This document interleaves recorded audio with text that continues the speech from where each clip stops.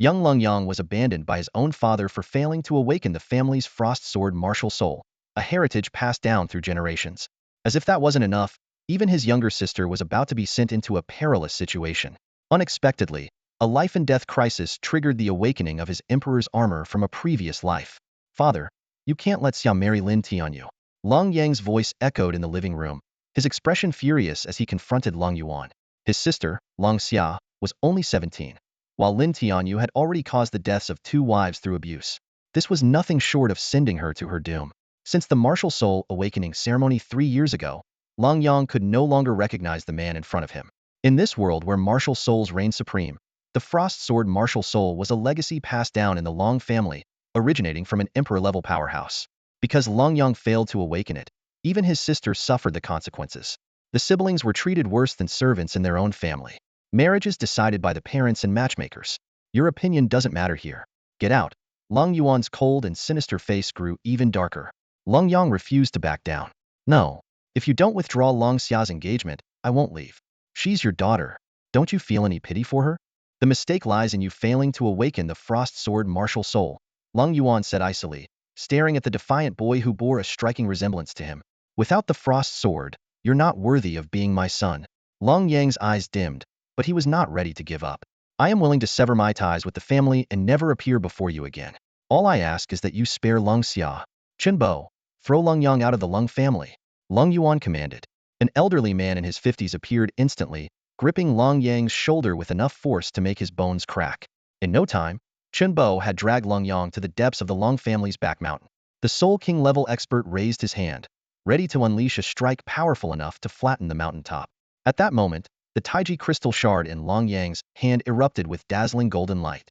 A crimson gold pillar of light shot into the sky, casting the entire North Sea into shadow. Chenbo's strike collided with the pillar, sending him flying hundreds of meters and crashing through a dozen trees.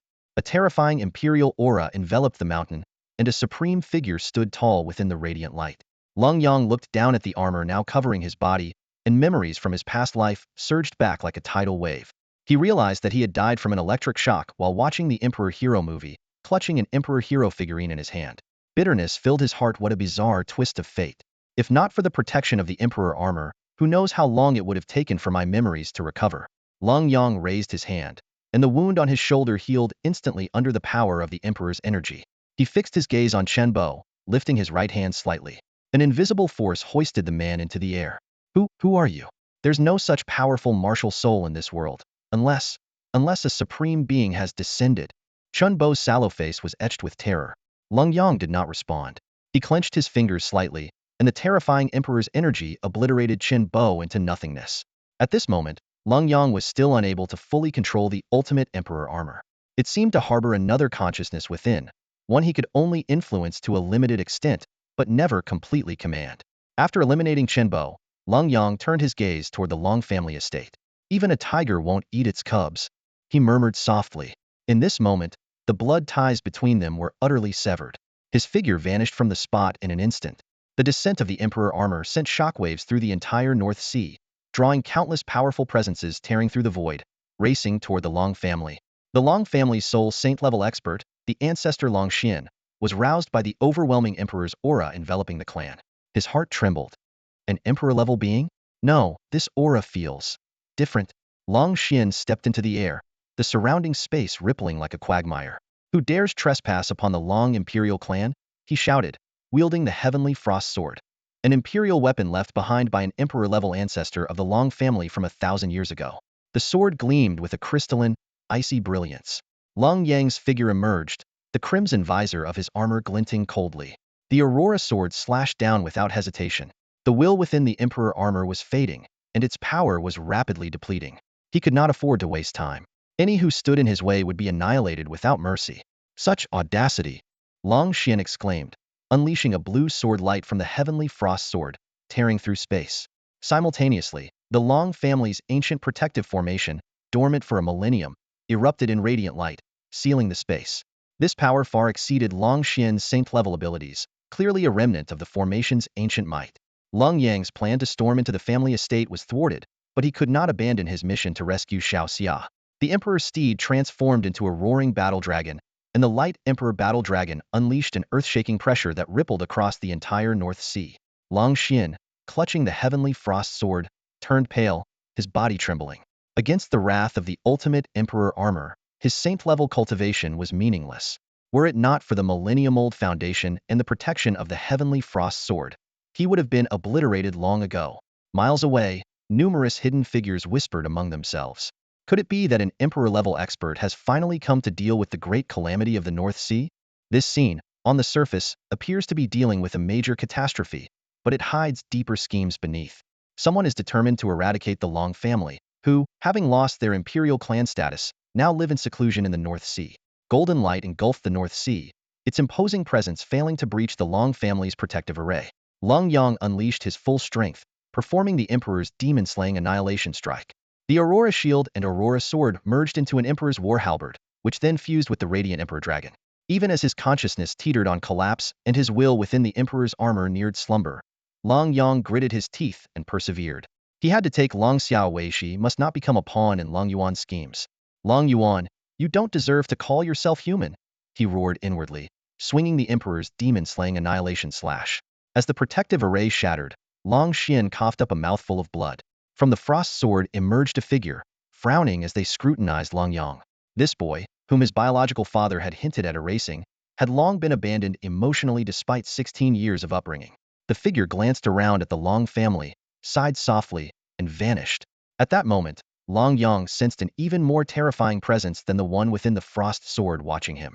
The Emperor's will gradually dimmed, but the frost sword remained before him. Preparing for another battle, he activated the Heaven and Earth transformation technique, only to lose control of the Emperor's armor.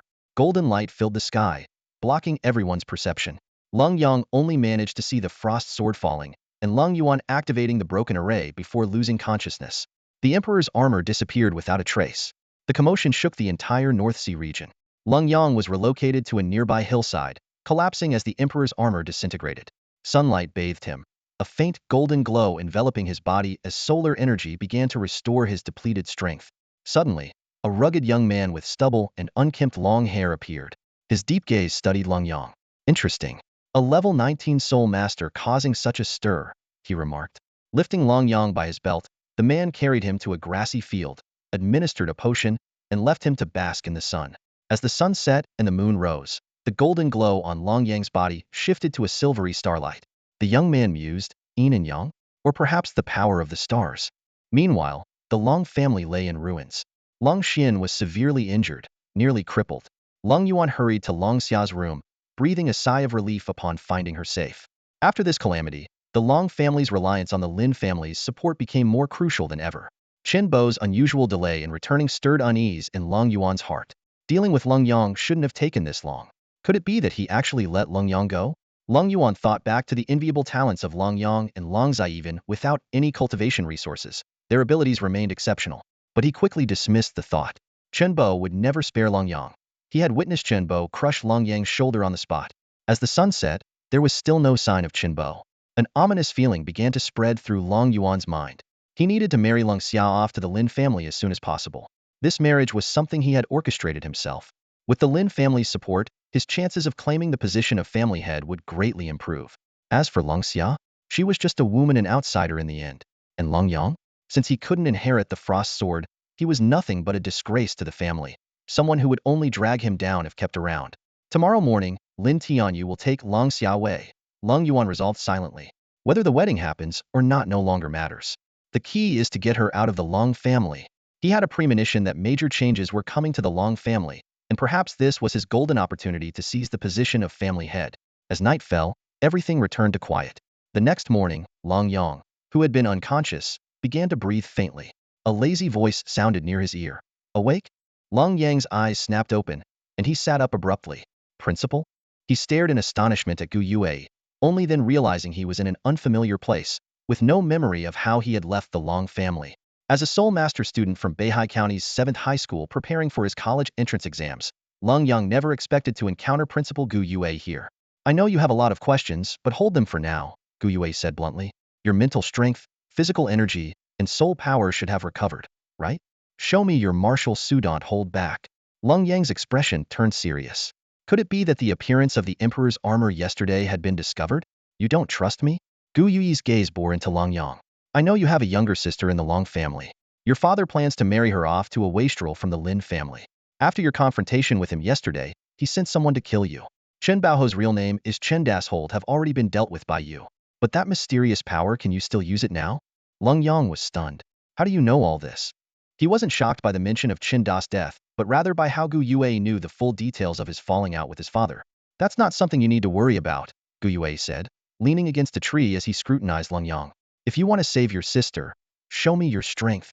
In Beihai County, it was already remarkable for Lenyang to reach level 19 soul power as a high school senior, especially considering his lack of resources. But after yesterday's events, Gu Yue knew that the Lenyang standing before him had undergone a complete transformation, becoming someone entirely different from who he was before. The sheer, overwhelming imperial aura emanating from it far surpassed the norm, reaching a level even unattainable by emperor-level experts specializing in the path of royalty. Gu Yue was well aware that Lenyang's martial soul was far from ordinary, though he had never witnessed the legendary Emperor Armor in its full glory. During the final battle of colossal proportions, only the Long family had the privilege of seeing its true form. Can you help me save my sister? Lenyang asked, a flicker of hope flashing in his eyes. He was no longer capable of handling the situation on his own, and the man before him, known as the unreliable headmaster, was rumored to have a formidable background. Gu Yue's lips curved into a faint smile. You should understand that, as someone within the official hierarchy, I can't interfere in disputes between soul master families without reason. Unless you can demonstrate significant value, enough to convince me that breaking this rule is worthwhile. Lenyang nodded solemnly. Actually, my martial soul isn't just the Taiji crystal chip. There's also a sword, though I couldn't summon it before. Now, I finally can. As he spoke with a thought, the weapon of the Emperor Armor, the Aurora sword, appeared out of thin air. This sword had been concealed within his dantian, only manifesting with the arrival of the Emperor Armor. Gu Yue carefully sensed the power contained within the Aurora sword but shook his head. Not enough. While this sword is extraordinary, imbued with the forces of yin-yang and the 5 elements, as well as a pure imperial aura, it is far from your true potential. With just this, you wouldn't even be able to kill a level 50 Soul King, let alone create such an impact.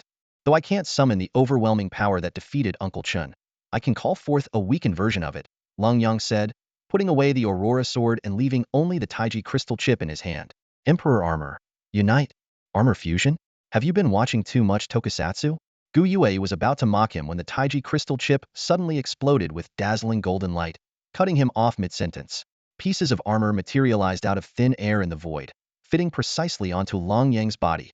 A dragon's head, eagle wings, tiger shoulders, mastiff back, and rhino legs, all exuding the majesty of an emperor.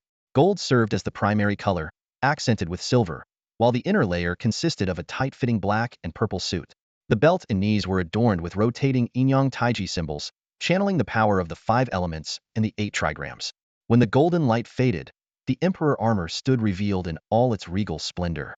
The dark red visor glimmered with an enigmatic glow. This armor was not only worthy of the titled Emperor in appearance, but also radiated an aura of pure and unmatched authority. Unfortunately, this is just the initial form, Lenyang said, his voice steady beneath the armor. The true Emperor Armor is far more powerful, but with my current abilities, I can't yet fully unleash its potential, Lenyang began to explain. Although he could summon the Emperor Armor, it was only its basic form. Gu Yuyi's sharp gaze immediately pinpointed the issue. This isn't just a downgrade, it's practically useless. Compared to yesterday, it's not even on the same level. You're too weak. With that, he made an important observation. A powerful armor must be wielded by a strong user. Your own strength is insufficient. The fact that you can summon such a formidable armor is already an extraordinary feat. Gu Yuyi's previously casual demeanor grew serious. His eyes were piercing as he examined the armor in front of him. After a moment of contemplation, he remarked, I was right. This armor is the manifestation of your martial spirit. But you didn't realize it before, did you? This time, your martial spirit awakened on its own. It seems your martial spirit is anything but ordinary. He began circling Lenyang slowly, occasionally tapping the Emperor Armor with his fingers. The metallic clangs grew louder and heavier until his final strike, which was so forceful that Lenyang's shoulder trembled, causing him to stagger back 2 steps. Incredible. Gu Yue inhaled sharply. That last strike was at the level of a soul elder, yet you only took 2 steps back. This means that while wearing this armor, your strength has reached at least the soul elder stage, gaining 10 levels of soul power? This armor is truly extraordinary. Gu Yuyi's excitement was palpable. With this, It's not impossible for you to be ranked as an Emperor Star during the college entrance exams. He began to calculate in his mind. The vast Xia Empire had an immense population, yet only a handful of individuals were awarded the title of Emperor Star each year. Each one was a rare prodigy, a genius among geniuses. If his own student were to become an Emperor Star, how satisfying that would be. Perhaps he could convince Lenyang to become his disciple before his true potential was fully realized. With this thought, Gu Yue raised his arms in a defensive stance. Come on, give it everything you've got. Yes, principal. Lenyang gathered Golden Emperor energy into his fist and launched a powerful punch. Boom. A deafening sound echoed as the ground beneath Gu Yue's feet caved in slightly, yet he himself remained unmoved. Not bad, not bad, Gu Yue remarked, his expression unchanged. With this level of power, taking the top spot in the North Sea District shouldn't be a problem. But if you want to claim first place in Qingzhou, you're still far from it. Before Gu Yue could finish his sentence, Lenyang suddenly summoned the Aurora Sword. Empowered by the armor, the sword radiated an even more imposing aura. Golden sword energy burst forth immediately. Damn it! Sneak attack! Gu Yue cursed, thrusting out his 8 trigrams mirror. Though the sword energy was blocked, the mirror shattered upon impact. Gu Yue's face twitched. Could you at least give me a heads up before attacking? Fighting without honor at such a young age? Principal, your strength is overwhelming. My attack couldn't possibly harm you, Lenyang said calmly, staring at Gu Yue through his dark red visor. Gu Yue coughed awkwardly. It's alright, I guess. With your level of attack power, you wouldn't even scratch me. Alright, kid. I like your style. Your strength is passable too. Become my disciple. But first, put away your martial spirit. A soul master who hadn't even reached level 20 could emit such a powerful aura of imperial dominance after activating their martial soul. Even Gu Yue, who had seen much in his years, couldn't help but feel a sense of pressure standing before Lenyang, clad in the Emperor's armor. Apprenticeship? Lenyang's expression turned skeptical as he dismissed the armor.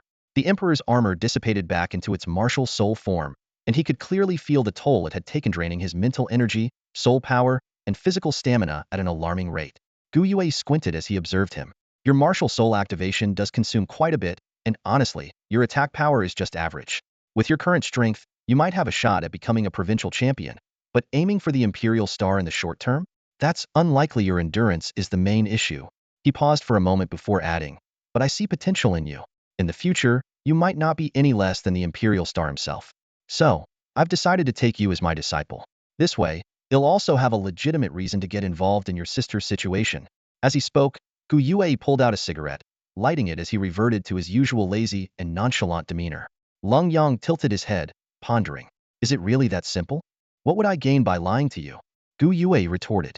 Faced with such a casual approach to becoming a disciple, Lenyang fell silent. He knew he had no other choice in his own. Rescuing Leng Xia in the short term was impossible. Seeing Lenyang hesitate, Gu Yue assumed it was because the boy doubted his abilities. He quickly straightened up and said seriously, Ahem, let me reintroduce myself. Gu Yue, 33 years old, a level 60 Soul King, and once a provincial champion myself. Taking a drag from his cigarette, he added, back then, I even exchanged hundreds of moves with the Imperial Star of my generation. Although I narrowly lost, it was a fight to remember. A 33-year-old Soul King? Lenyang frowned. Our Long family has a Soul Saint overseeing things. Can you really handle that? Even though the family's protective formation has been destroyed, Long Shinn is still alive. Gu Yue smirked disdainfully. A mere Soul Saint? Not even at level 80? That's hardly a challenge. Seeing Lenyang still skeptical, he added, I have an Imperial Realm expert backing me. Really? Lenyang's eyes lit up. Having someone at the Imperial Realm as support made this apprenticeship truly worthwhile. Of course, without that kind of backing, I wouldn't dare take on this task. Gu Yue patted his chest confidently. Lenyang no longer hesitated. Just as he prepared to kneel and formally bow to his new master, Gu Yue's expression suddenly changed. He quickly reached out to stop him. No kneeling. A bow and calling me teacher will suffice. I'm not one for these formalities. Once a teacher, always a father. The proper etiquette must be observed, Lenyang insisted. Just bow when I tell you to.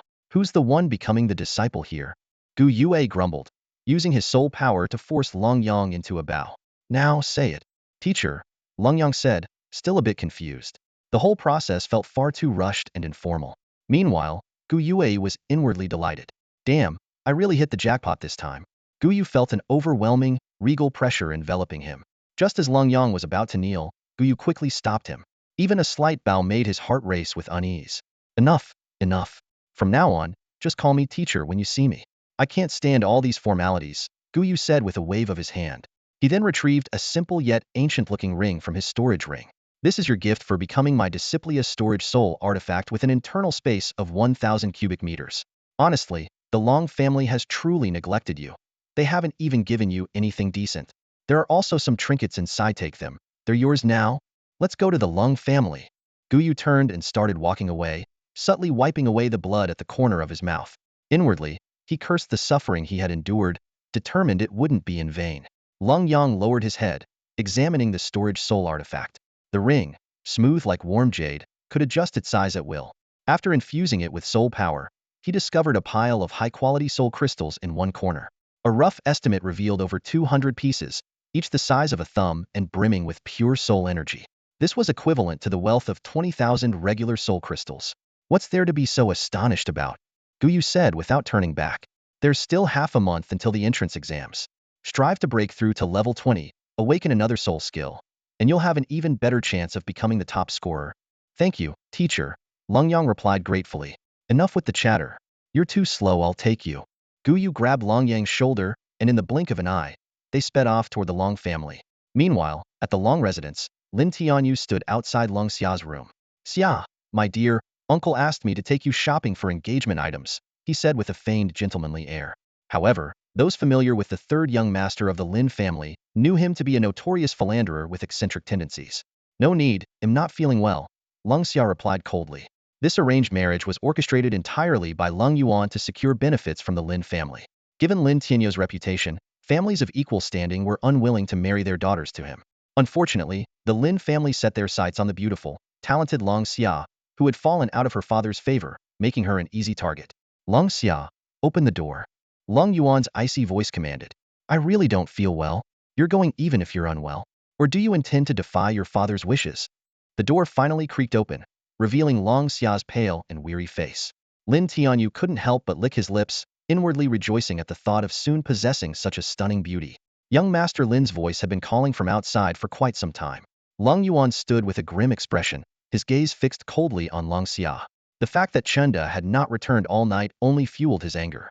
At this moment, his feelings toward Long Xia had gone beyond mere indifference to outright disgust. The fact that Long Yang had failed to inherit the Frost Sword was nothing short of a humiliating disgrace for Lung Yuan. Even though DNA tests had confirmed that Long Yang was his biological son, and despite their striking resemblance, it did nothing to quell his disdain for the siblings. A son who could not inherit the Frost Sword spirit would cost him significant support in his bid for the family headship. He would rather deny Long Yang's identity altogether, abandon these children entirely, and remarry. As long as Long Yang and Long Xia were alive, they would remain an indelible stain on his reputation. If these siblings disappeared, time would eventually erase all traces of them. Securing the Lin family's support now seemed like a way to mitigate his losses. I don't want to interact with him, and I certainly don't want to marry him. I'm only 17, Lung Xia said softly. Her words were met with a merciless slap from Lung Yuan, her delicate face instantly swelling red. Uncle Long, let Xia and I spend more time together. She won't resist the marriage so much then. There's no need to hit her, Lin Tianyu interjected. He wasn't moved by concern for Long Xia herself, but rather lamented that her stunning face had been marred. Ungrateful wretch. Tianyu is pleading on your behalf, and you can't even say thank you? Lung Yuan barked harshly. Long Xia stared at her father in disbelief, feeling as though he had become a stranger. Thank you, young Master Lin, she murmured. Her lips pressed tightly together, her gaze dim. We're going to be family soon, Xia. No need to be so formal. Why don't we go out for a walk? Staying cooped up in a room isn't good for the mood, Lin Tianyu said with a false smile. But Lung Xia lacked the strength to refuse. Fine. She walked past her father and Lin Tianyu, heading out of the courtyard alone. This small courtyard, her home within the Long family estate, had become increasingly suffocating. At this moment, she didn't even know where her brother had been sent after being cast out by their father. Why are you walking so fast? You're supposed to accompany Tianyu, not have him chase after you. Lung Yuan's reprimand rang out again. Lung Xia slowed her steps, her ears catching Lin Tianyu's hypocritical attempts to stand up for her, but she was beyond caring. All she wanted now was to escape. Even dying outside seemed preferable to staying in this house. Xia, let me know if there's anything you want later. I'll buy it all for you, Lin Tianyu said, quickening his pace to catch up. He reached out as if to take her hand, but Long Xia clenched her fists, a cold aura emanating from her. Xia, are you really going to defy your father's wishes? Lung Yuan's warning sent a shiver through her. Though she didn't turn back, The icy aura around her began to fade. Seeing this, Lin Tianyu bowed slightly toward Long Yuan. Thank you, Uncle Long. I promise to take good care of Xia. Smiling, he then reached out, this time intending to put his arm around her waist. At that moment, a voice filled with murderous intent suddenly cut through the air. Don't touch her or you'll die. The words made Lin Tianyu freeze in his tracks. Lung Xia looked toward the courtyard gate and saw Lung Yang standing there. Tears immediately welled up in her eyes and spilled over. Brother. She ran into his arms, unable to hold back her grievances any longer. Brother, let's leave together. I don't want to stay in this house anymore. Lung Yang. Lung Yuan's face was etched with shock. He could never have imagined that Lung Yang was still alive. Sorry to disappoint you, Lung Yuan. Lung Yang replied coldly, his eyes gleaming with a sharp light. He didn't even bother to address him as father, instead calling him directly by name. Gently patting his sister's back, he spoke softly. Xia, your brother is here to take you away. At that moment, Lung Xia raised her head and noticed Gu Yue. He gave her a slight smile before kneeling and bowing his head to the ground. I accept you as my disciple. Lung Xia was momentarily stunned, but quickly understood the purpose of Gu Yue's visit had come to save her and her brother. Without hesitation, she knelt down and bowed 3 times. Teacher. Ah, good disciple. Much more polite than your brother, Gu Yue said with a pleased smile as he accepted the formal gesture. He then took out a white storage ring.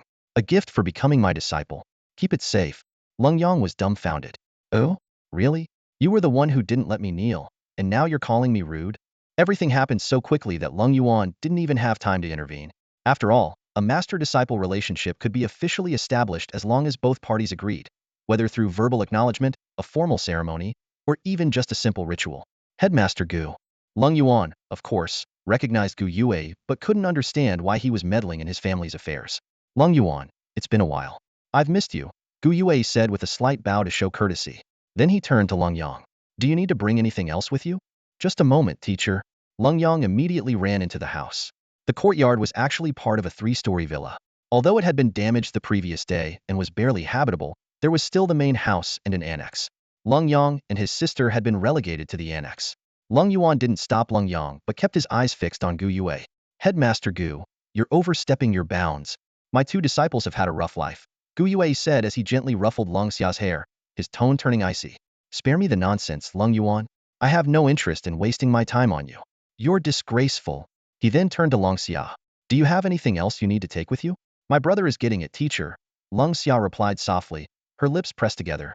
The only thing the siblings cared about in the Long family was their mother's memorial tablet, which was kept in her brother's room.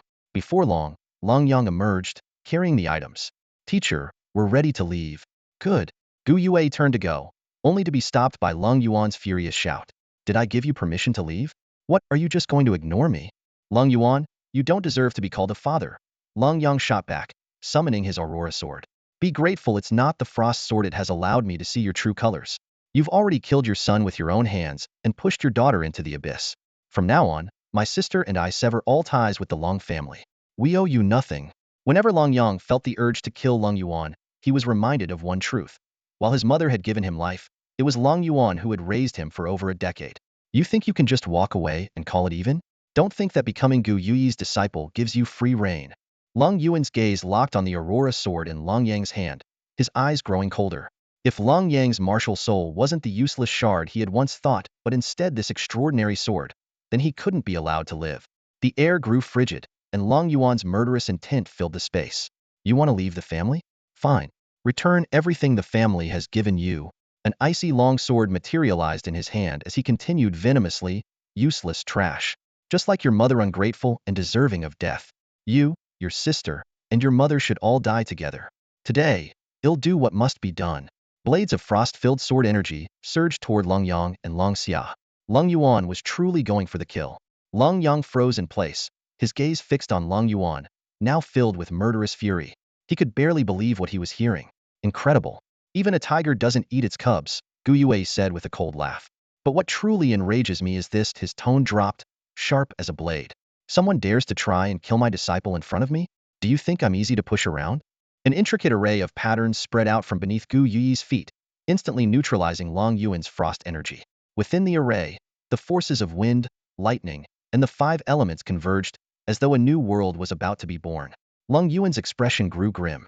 In the Northern Sea District, no one dared underestimate Gu Yue's power. This ruthless man, a direct descendant of the imperial clan from Yuzhou, was indeed intimidating. Once he lost control, no one could restrain him. Gu Yue maintained a calm demeanor, but his words carried a hint of warning. My disciple was bullied, and as his teacher, it's only natural for me to stand up for him. If anyone tries to suppress me with their cultivation, my teacher, who is at the imperial realm, will ensure justice is served for me as well. At that moment, an elderly man with gray hair appeared in the world shaped by the 8 trigrams. This was Long Shinn, the soul saint of the Long family. Though he stood with his hands behind his back, exuding a certain presence, his pale face betrayed the fact that he was severely injured. Lenyang was not unfamiliar with this elder. Gu Yue mocked him mercilessly. I'm 30 years old, and Leng Yuan is nearly 50. If your cultivation is lacking, how do you even have the face to speak? Long Shinn, do you even deserve to intervene? The Long family once had figures at the imperial realm, but now you've regressed so much. Just because the younger generation didn't inherit some frost sword martial soul, you decided to abandon and harm them? And now you show up to be humiliated? As he spoke, Gu Yue made his move. Wind, thunder, water, and fire intertwined to form a net, tightly binding Long Yuan. Under this net, Long Yuan was utterly powerless, his body instantly scorched with numerous burn marks. Long Xia can leave, but Long Yang must stay, Long Shinn said coldly, his eyes fixed on Leng Yang's martial soul with a chilling gaze. Gu Yue, however, smirked arrogantly. It's been a while since I've fought. Do you want to try me? His intention to challenge the soul saint was unmistakable. Long Shinn remained silent. He knew all too well that his severe injuries made it unlikely he could overpower Gu Yue. In the end, he resorted to invoking official regulations. As an official, interfering in the internal affairs of a soul master family is inappropriate. This is Beihai. Aren't you afraid of facing punishment for causing such trouble here? Do I look like someone who follows rules? Gu Yue sneered, dispersing the 8 trigrams illusion with a wave of his hand. Old man, let me give you some advice. Whoever I choose to protect, not even a crippled saint like you, nor a true great saint, could touch them in the slightest. We're leaving. As Lengyang and Lengxia followed Gu Yue away, Long Shinn hesitated. He knew Gu Yue's identity and was well aware that the man must have powerful backing, making it unwise to act rashly. Ancestor, we absolutely can't let those 2 brats go. Long Yuan struggled to his feet, a trace of regret in his heart. He regretted marrying the Lin family's daughter back then, a choice that had now cost him his children. They're your children. Handle it yourself, Long Shinn said, casting a disdainful glance at Long Yuan. If you can't manage this, don't even think about the position of family head. He was well aware of the truth whether Long Yang was truly Long Yuan's son. Anyone with eyes could see the answer. But just because he doesn't have the frost sword, he's unable to compete for the position of family head, Long Shinn said coldly, narrowing his eyes. Does Long Yang think I don't know how his mother died, even if others don't? Sacrificing his own daughter as a pawn, does he hope to have a son with his new wife? He turned to Long Yuan, his tone sharp. Great-grandfather, rest assured, Long Han's martial soul is the frost sword, and it will evolve into the celestial frost sword in the future, making him a soul emperor. First, clean up your own mess. Remember, keep it clean. Don't drag the Long family into it. He paused. If that lunatic Gu Yue comes after you, I want to save you. And make sure to kill Leng Yang. Before his words had fully settled, Long Shinn turned and walked away. Just then, a 16-year-old boy ran out from the villa. Father, are you all right? Long Han supported Long Yuan, his gaze dark and cold as he looked toward the doorway. Seeing his son, the gloom on Long Yuan's face immediately disappeared. Honor, you must grow stronger quickly and eliminate those 2 traitors of the Long family. He gave one last glance at the retreating figures of Long Yang and Long Xia, a ruthless glint flashing in his eyes. I won't leave any threats behind. Meanwhile, on the other side, Gu Yue had settled the siblings into a small villa near 7th High School. Although he had rescued his sister, Long Yang felt even more burdened. Teacher, will today's events cause trouble for you? Long Yang asked worriedly. Though Gu Yue had acted justifiably, defying official orders might lead to him losing his position as principal and his credentials. Gu Yue waved dismissively, unconcerned, and went into the bedroom to retrieve a few brand new combat suits. From today onward, you 2 are not to leave this villa. It's absolutely safe here. They'll come to pick you up on the day of the college entrance exams. They'll have someone deliver your daily necessities. With that, he turned to leave, ready to face the consequences of his actions. Would being recognized as an Imperial star exempt you from punishment? Leng Yang asked, looking at Gu Yue's retreating figure. Gu Yue turned back with a grin. If you become an Imperial star, who the hell would still want to stay here as the principal of this lousy school? But you've got a long way to go. Just do your best. I'm not too attached to this job anyway. With those words, his figure dissolved into nothingness, disappearing from the villa. Brother, How did you become the teacher's disciple? Leng Xia asked. Though she felt guilty for implicating Gu Yue, she was more excited about the future. Leng Yang raised his chin proudly. Your brother is a natural genius. Principal Gu begged me to be his disciple the moment he saw me. I reluctantly agreed. Leng Xia giggled, rubbing her swollen cheek. Brother, we must train hard to repay our teacher. At that moment, Gu Yue was grinning brightly elsewhere, holding a satellite phone as he exclaimed excitedly, Old man, we're about to make it big. On the other end of the line, near the mist-shrouded abyss of the Yu province plains, the usually sage-like Zhang Qingquan's tone changed immediately. Making it big, you say? You mean causing trouble at the Long family in Beihai? Who told you to take in a disciple without permission? Now you're about to get officially dismissed, and you've dragged me into guarding this restricted zone. Old man, don't be so bitter, Gu Yue said smugly. The disciple I took in today has the potential to become an imperial star. He's bound to succeed. When that happens, you'll be the master of an imperial star's master. Zhang Qingxian scoffed, unconvinced. You think the Long Familia garbage clan could produce an imperial star? Keep dreaming. Old man, how about a bet? Gu Yue raised his voice. Let's bet on whether my disciple can be recognized as an imperial star. If he succeeds, let me return to Yu Province's Tiance Academy. If not, he'll give up on the idea for good. After a moment of silence, Zhang Qingxian replied, Deal. If that kid becomes an imperial star, forget Tiancia can go back to the heavens themselves, and I'll personally send you there. The ultimate Emperor armor has strict requirements for its summoner. Gu Yue understood this well, knew the protagonist needed to undergo growth and a transformation of the mind and spirit before the ultimate Emperor armor would appear at the right moment. By chapter 40, the ultimate Emperor warrior will make his debut, Gu Yue said. As for the heavenly kingdom, forget it.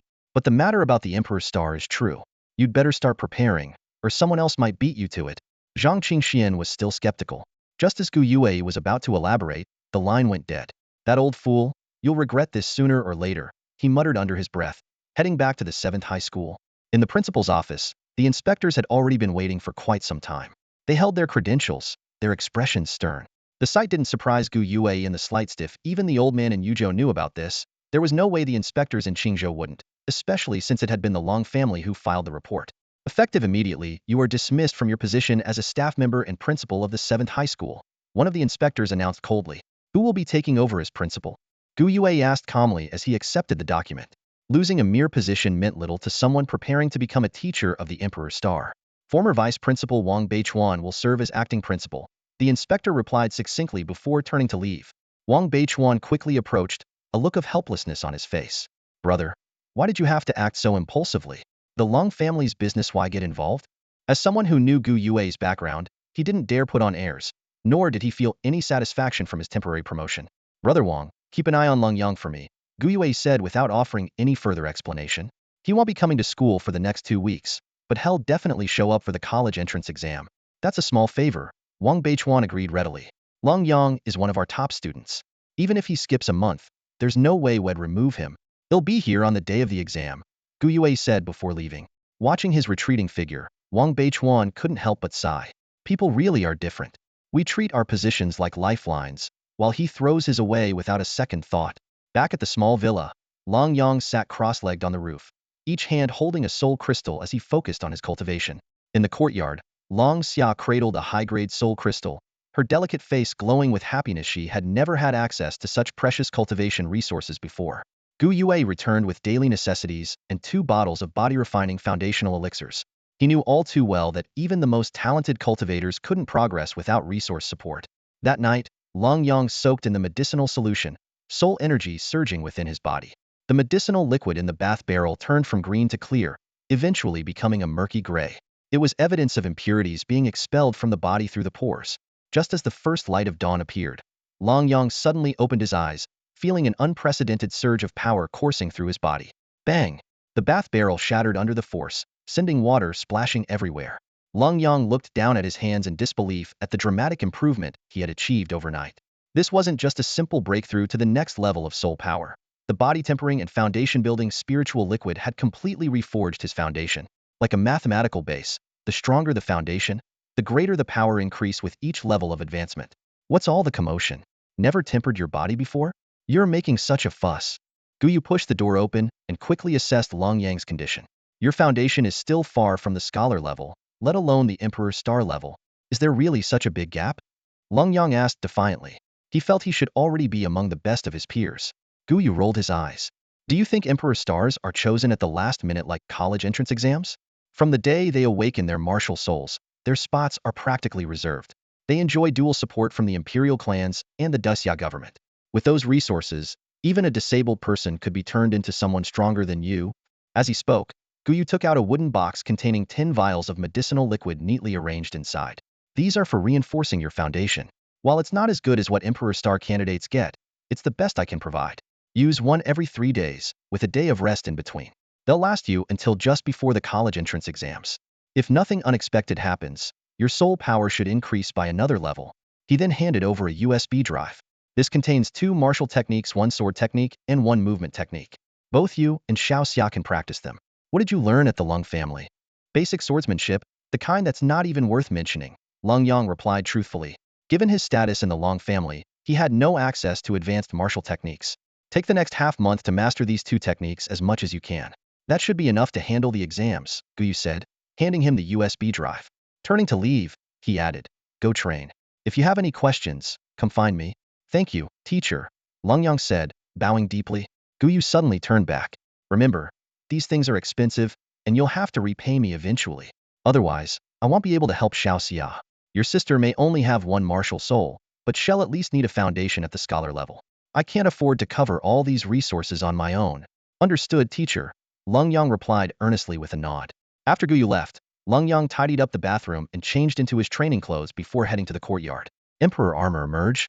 With his soul power now surpassing level 20, he felt as though the armor had unlocked new abilities. An imperial aura instantly enveloped the entire villa. Standing by the second-floor window, Guyu scowled. That brat, does he not let anyone sleep? Teacher, help me test this new ability, Lenyang called out, looking up. Guyu raised an eyebrow and flashed into the courtyard. Looks like you've made quite a breakthrough. With a wave of his hands, he conjured a mirror-like 8 trigrams shield in front of him. Let's see what you've got. Facing the 8 trigrams mirror, Lenyang moved his body slightly, the crisp sound of his armor clinking as he did. He started with a basic move, channeling light energy into his right hand and firing 3 energy blasts at the mirror in quick succession. With a series of sharp impacts, the mirror trembled faintly. This is a technique I could use even before my breakthrough energy blasts, Aurora Sword, and Sword Chi Blade, Lenyang explained. Guyu, resting one hand on the 8 trigrams mirror and casually placing the other behind his back, remarked, the power of this doesn't even compare to an ordinary punch. This is just a test, Lenyang replied, raising his hand and making a grasping motion toward Guyu from a distance. An invisible force field swept past the mirror, aiming for Guyu. Is this telekinetic control? How's the power, teacher? He asked. Guyu effortlessly dispersed the force field with a slight ripple of soul power. For you, it's a decent ability, he said, preparing to put away the mirror. Wait, these are just the basics. I haven't used my ultimate move yet, Lenyang hurriedly interjected. Basic moves? Guyu looked at Lenyang's armored martial spirit with surprise. Even if you're an Emperor Star, martial spirit soul skills are usually awakened every 10 levels. Sword Chi, energy blasts, telekinetic control, these are all basic moves? Of course, they're just normal attacks. Under the sun, I can almost use them infinitely. If my ultimate move were this weak, wouldn't that be ridiculous? Lenyang replied matter-of-factly. Guyu gestured for him to continue. Lenyang then rotated a dial on his waist with his left hand, and a golden light sticker emerged from his belt, bearing the words Emperor Seal. Accompanied by a resonant hum, the light transformed into golden particles, gathering between Lenyang's hands. He formed a seal with his hands and unleashed the Emperor Seal toward the 8 trigrams mirror. The golden mark, carrying immense pressure, struck the mirror's surface with tremendous force. The ground shook violently, and cracks appeared on the mirror's surface, which Guyu quickly repaired by infusing it with soul power. The mirror's 8 trigrams pattern spread outward, stabilizing the trembling ground. Impressive power, Guyu commented calmly, though inwardly he was deeply shocked. If you can unleash this attack 20 or 30 times in a row, you might truly have a shot at being recognized as an Emperor Star. 20 or 30 times. That's too much, it'd kill me. Lenyang shook his head. After breaking through to level 20, the Emperor Armor unlocked the Emperor Seal. It combines the powers of the Flame Fist, Earth-Shattering Palm, Wind Eagle Kick, Torrent Strike, and Thunder Punch. It can be released as a whole or split into individual attacks. Compared to the Zen Seal, 5 Gates Fatal Strike, and 5 Saints Fatal Strike, this is hardly a major move, Lenyang thought to himself. Even so, Casting the Emperor's seal 10 times in a row would drain all my strength. He stood still, refraining from summoning the Aurora sword, and deactivated his armor. Gu Yue remained expressionless, but inwardly, she let out a sigh of relief. If Lenyang had any more powerful moves, he would undoubtedly be a cultivation monster. Keep training diligently. Even if you can't become an Emperor Star, being a top scholar isn't bad either, Gu Yue said as she patted Lenyang on the shoulder before turning and walking back to the villa. Watching Gu Yue's departing figure, a glimmer of determination flashed in Lenyang's eyes. He had always thought himself to be a prodigy, yet he hadn't expected the world to harbor so many overwhelmingly talented individuals. Still, he firmly believed in the potential of the Emperor Armor, which he was certain would surpass the martial spirits of those Emperor Stars. His current weakness was not due to the armor or his bloodline, but rather his own insufficient strength. With that conviction, Lenyang leapt onto the villa's rooftop. The sunlight bathed his body, accelerating his cultivation speed and allowing the residual medicinal energy from his earlier herbal bath to be fully absorbed. He laid out a rigorous training plan for himself, absorbing soul power during the day and practicing martial techniques at night. Martial techniques are human-created skills that can be learned through effort, in contrast to soul skills, which are awakened naturally as soul masters level up. Soul skills cannot be taught, but martial techniques can. Even without a combat-oriented martial spirit, as long as one has soul power, mastering martial techniques can provide formidable combat abilities. Gu Yue had taught Lenyang 2 advanced-level martial techniques. Though his current cultivation level prevented him from unleashing their full potential, these techniques were powerful enough to support him through a long period of cultivation. Crimson Sun Shadow Sword. Lenyang began focusing on practicing this sword technique, which balanced agility and destructive power. The technique was divided into 2 aspects, skill and method. Skill involved infusing soul power into the sword for close combat, while method used the sword to channel soul power for ranged attacks.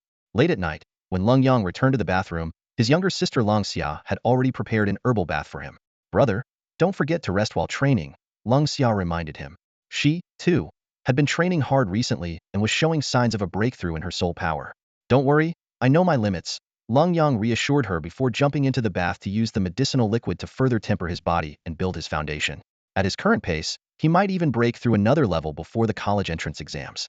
At dawn, Lenyang stepped into the courtyard and discovered a corpse lying on the ground.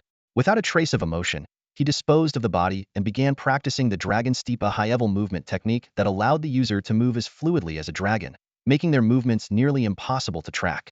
On the second floor, Gu Yue watched Lenyang in the courtyard, her gaze thoughtful. This poor young man reminded her of her younger self with his relentless determination. Unfortunately, she herself had fallen just short of the mark back then. Half a month passed in the blink of an eye.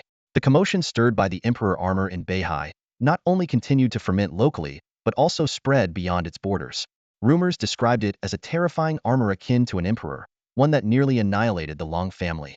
Lenyang, however, remained oblivious to these rumors, and Gu Yue, though aware, paid them no mind. When the Emperor Armor truly emerged and the Emperor Star returned to its place, who could possibly harm Lenyang in the slightest? During this fortnight, Gu Yue carefully protected Lenyang and his sister. At the same time, Lenyang quietly dealt with the 3 corpses. Now, under the sunlight on the villa rooftop, the aura surrounding Lenyang was fluctuating intensely. Brother broke through again, Longxia exclaimed with joy as she watched the scene unfold. On the eve of the college entrance exams, every increase in soul power meant a greater advantage. Even though Lenyang deliberately suppressed his cultivation, he still managed to break through before the exams. Gu Yue's lips curved into a faint smile. Lenyang's progress over the past 2 weeks had left him astonished. Whether it was his ability to wield the Emperor Armor or his martial arts comprehension, both were remarkable. Initially, Gu Yue thought it would be impressive if Lenyang could master 2 high-level Shin rank martial techniques within this time frame. Yet, to his surprise, Lenyang had already reached the minor achievement stage. Such proficiency directly impacted the power of the techniques, and if this still didn't earn him the title of Emperor Star, Gu Yue decided he would personally go to Tian's mansion to demand an explanation. You need to train hard too, little girl, Gu Yue said, lightly patting Longxia's head. I'll have your grandmaster get you some great resources. Next year, you must aim to be the top scorer. Do you think I can really do it? Longxia looked up, her eyes filled with a hint of doubt. Of course. Your talent is nothing to scoff at, Gu Yue reassured her. Although she wasn't quite as extraordinary as her brother, Longxia's aptitude was still highly commendable. When Lenyang's soul power fluctuations finally settled, he had reached level 21A level, considered the pinnacle for the Beihai College entrance exams. These past 2 weeks have been exhausting, but the gains were worth it, Lenyang remarked as he stood and stretched lazily. Even without the Emperor Armor, His strength had advanced to a whole new level, largely thanks to the body-refining elixirs provided by Gu Yue. From now on, stop training and relax for a bit. Tonight, we'll grab some skewers, and he'll go over some tips for the college entrance exams, Gu Yue said. By evening, the three of them were seated at a roadside food stall. Gu Yue was thoroughly enjoying himself, sipping beer and devouring grilled skewers with gusto. Teacher, you haven't shared the exam tips yet, Lenyang reminded him between bites. The skewers were made from the essence of demonic beasts outside the city, offering great benefits for cultivation. Back in the Long family, the siblings rarely had the chance to enjoy such delicacies not because of the cost, but for reasons too complicated to explain. Meanwhile, Long Xia had already polished off over 10 skewers, her cheeks bulging as she could only nod in agreement with her brother's words. No rush, eat first. Gu Yue called out to the owner, boss, 2 more skewers of fiend tiger kidneys and 100 skewers of green demon lamb. Got it. Coming right up, the sweat-soaked owner responded. Though the food stall appeared unremarkable, its ingredients were far superior to those used in lavish hotels. Gu Yue elegantly picked his teeth with a toothpick. His expression relaxed as he explained the details of the college entrance exam. There's not much to say about the exam. Any student in Beihai with a soul power level above 15 will be sent to the exam grounds outside the city. He set the toothpick down and continued. The exam terrain is complex, filled with various kinds of monsters. The candidate's task is to showcase their abilities as much as possible. The officials will provide standardized combat uniforms, equipment, and monitoring tools. Your job is to slay as many monsters as you can to demonstrate your strength. An intelligent monitoring system will give an initial score, and outstanding candidates will also receive manual evaluations. That's it? Lenyang asked, looking surprised. No insider tips or anything? Gu Yue's eyes brightened slightly. There's also a special test for top scorers and Emperor Star level candidates. Once you enter the exam grounds, each of you will be equipped with an intelligent wristband. It serves as both a monitoring device and a guidance tool. It will only point to one location, the core zone. His tone grew serious. The closer you get to the core zone, the stronger the monsters become. The most powerful creatures there are so formidable that even Emperor Star level candidates struggle to defeat them. To achieve a high score, you need to get as close to the core as possible while slaying as many monsters as you can. Nearly every Emperor Star in history has faced off against the strongest monsters. Without that level of strength, don't even think about earning the Emperor Star title. As he spoke, the waiter arrived with a fresh plate of skewers. Here you go, 20 skewers. Enjoy. The rest will be ready shortly. Bring another case of cold beer, Gu Yue said casually before turning back to Lenyang. One more crucial thing. There's a chance you'll encounter anomalies in the exam grounds. Compared to monsters, anomalies are much harder to deal with. Without specific countermeasures, they're almost impossible to eliminate. If you come across one, run immediately. Don't hesitate. Lenyang nodded slightly, silently contemplating the threats of this world. The monsters outside the city, the unpredictable anomalies, and the mountain spirits and wild creatures. These beings posed a constant danger to humanity.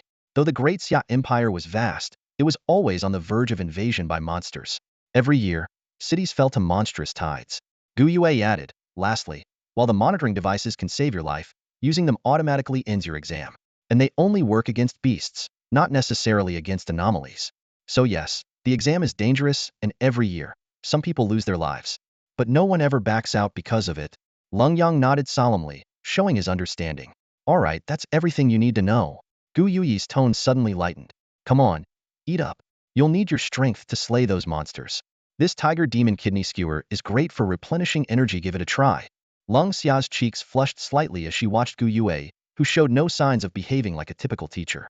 What kind of teacher eats skewers with their students? The night passed quickly. Considering the mental pressure of the past 2 weeks, Lenyang chose not to train that night. Instead, he rested well to conserve his energy for the next day's exam. The following morning, after a simple breakfast, Lenyang put on a casual outfit and headed to school with Gu Yue. Long Xia followed along, ready to assist Gu Yue as an on-site examiner. The gate of number 7 high school was already crowded with people. The scene of parents sending off their children was both lively and heartwarming. However, they could only accompany their children to the school gate. The actual exam site was outside the city. When the time came, the homeroom teachers organized the students to board buses without even calling roll. Gu Yue gave Lenyang a light pat on the shoulder and a thumbs up in encouragement. See you later, teacher, Lenyang replied before boarding the bus with his classmates, heading toward the exam grounds outside the city. The examination site was located in a special area outside the city, surrounded by a faint blue glow from an official protective formation. This formation not only prevented the intrusion of powerful demons, but also ensured the immediate evacuation of examinees in case of danger. Yet, Despite these precautions, candidates lost their lives in the examination every year. The deadliest threats were not the demons but the unpredictable and insidious entities lurking within. At exactly 10 o'clock, hundreds of examinees stood in orderly lines outside the examination grounds. Staff members distributed standardized equipment, weapons in customizable styles, 2 sets of gray combat uniforms, a small backpack containing emergency supplies, and an invigilator wristband capable of activating an electric shield for 10 minutes. Apart from their martial spirits, examinees were prohibited from bringing any personal belongings into the site. Lenyang had already handed over his storage ring to Gu Yue for safekeeping. He changed into the fitted combat uniform, selected a simple long sword from the weapon rack, and secured the invigilator wristband before waiting to board. 7th High, Class 33, Lenyang, board now. A middle-aged soul master in military uniform called out. As Lenyang approached the helicopter, he was handed a specially designed parachute. Just as he stepped into the cabin, 2 cold and hostile gazes immediately fixed on him. Looking up, he saw his cousin Long Chongfeng and Lin Rui of the Lin familia pair of childhood betrothed partners who had chosen to team up for the exam. Long Chongfeng made a throat-slitting gesture toward him, his killing intent blatant.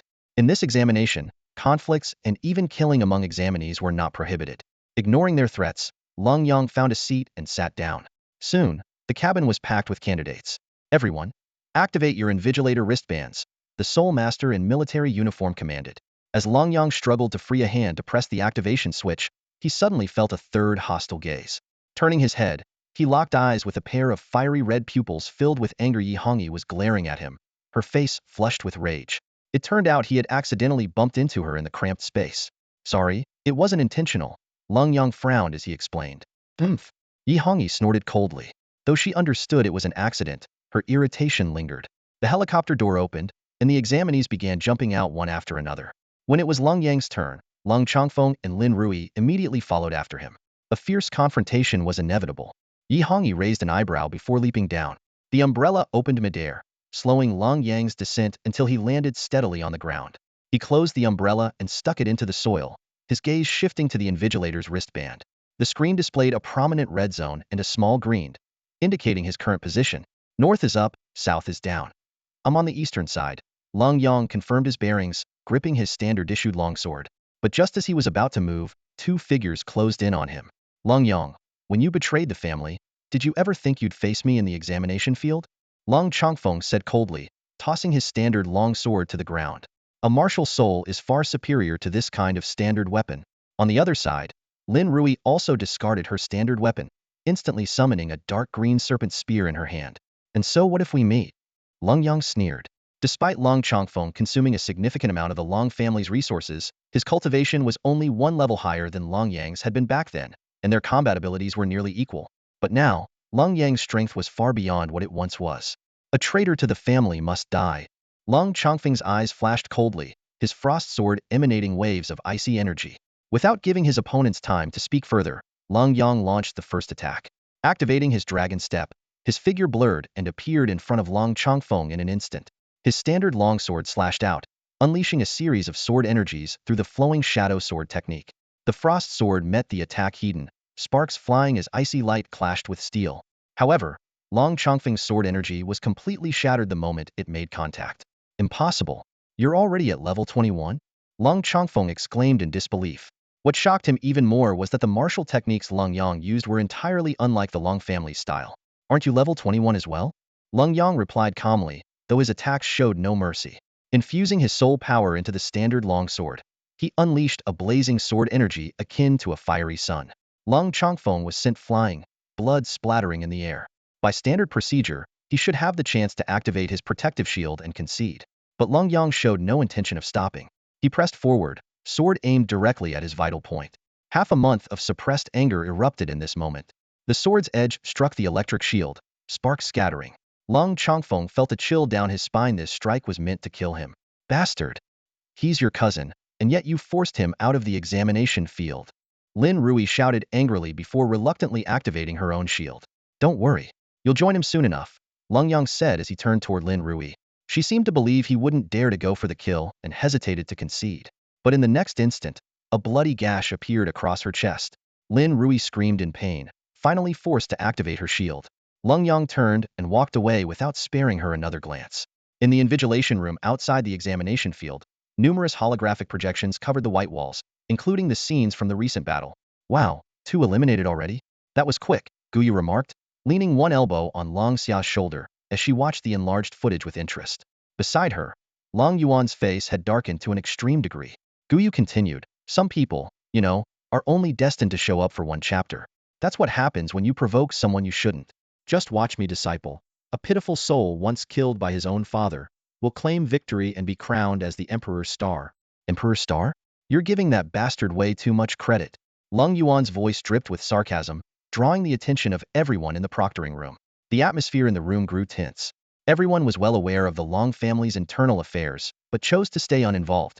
While they looked down on Long Yuan, they were more than happy to watch the drama unfold. Gu Yue, are you sure about this? Long Yang's martial soul isn't capable of combat, right? Emperor's star? That has to be a joke, someone questioned skeptically. Despite their doubts about Gu Yue's bold claims, no one dared to mock him outright. After all, this was the man who had challenged Emperor Star as the top scholar of his generation, losing by only one move. Beneath Emperor Star, he was considered invincible. In a fight to the death, many believed he could take Emperor Star down with him. In some ways, Gu Yue had become synonymous with Emperor Star himself. Who says my disciple's martial soul can't fight? Gu Yue chuckled softly. Just watch. From Beihai, an Emperor Star will rise.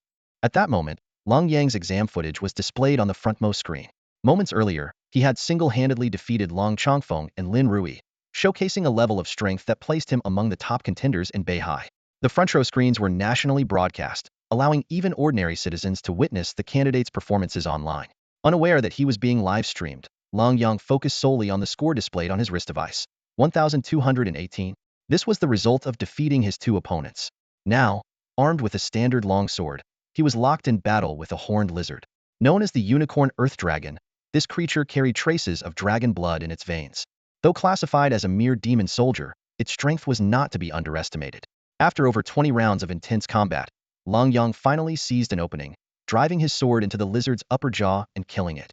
His score rose to 1,302, with the comprehensive tally increasing as he eliminated more opponents. Leaving the lizard's corpse behind, Long Yang pressed onward to the core of the examination field. This artificially designed arena was teeming with demons at an unusually high density. It wasn't long before he encountered his next opponent, a venomous fire bullfrog. Drawing on his extensive combat experience, he quickly identified the beast's weakness: its dynamic vision. The more you move, the sharper its vision becomes, Long Yang thought to himself. However, simply relying on staying still to evade it was futile. After all, these demonic beasts had long surpassed the abilities of ordinary animals. Even complete stillness wouldn't escape their heightened senses. Overwhelming strength is the key, Long Yang mused. He unleashed the power of the Crimson Sun Sword Qi, its blazing radiance cutting toward the venomous fire bullfrog like a searing sun. Poison spread everywhere, forcing him to dodge swiftly while relying on the sword's ranged attacks from afar. Before long, the fire bullfrog collapsed, leaving only a pool of toxic liquid on the battlefield. The score displayed on his wristband was 1429. Long Yang wondered if his performance was considered average, but he had no way of knowing the scoring criteria for the Imperial Star exams over the years. Shrugging off his doubts, he pressed onward to the east, slaying every demon he encountered along the way. As night fell, Long Yang found a cave and carried with him a fiery red rabbit about half a meter tall. He instructed the fire rabbit to ignite a campfire, then skillfully prepared the rabbit meat for roasting. The national exam lasted for 7 days and was conducted under unified regulations across the country. During this period, strict military management was enforced, with the Spirit Master Corps fully armed and ready. The Great Xia authorities had long issued a stern warning. Any forces attempting to disrupt the examination would face absolute annihilation. Even demons dared not act recklessly, to say nothing of other factions. For these 7 days, the students were the sole protagonists. As the aroma of roasted meat filled the air and grains of salt were sprinkled over it, his wristband suddenly emitted a notification sound. To Long Yang's surprise, his score had jumped from 1899 to 1990. He recalled Gu Yue's words. The purpose of the exam was to identify Spirit Master prodigies, not merely the strongest fighters. By demonstrating his abilities, his score increased. With this in mind, Long Yang summoned the Aurora Sword, and his score skyrocketed to 3320. So that's how it works, he realized, understanding that the additional points likely reflected the evaluation of the Aurora Sword itself, with further increases depending on how well he utilized it. He then attempted to summon water droplets to showcase his mastery of the 5 elements.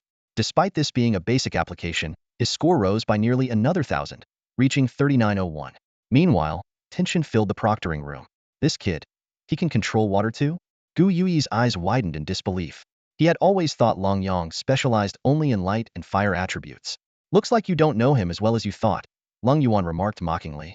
Gu Yue shot him a sharp glance. What I know is more than enough for him to become an imperial star. Why don't you quit barking like a dog? The night passed in silence. Leng Yang sat cross-legged, fully immersed in meditation. While restoring his depleted soul power, he remained vigilant of his surroundings.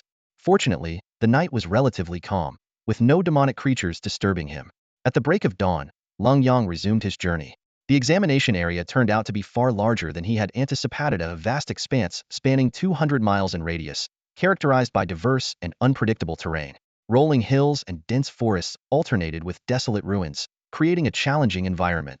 Tens of thousands of candidates from Beihai County and nearby towns were scattered across this perilous zone, undergoing their trials.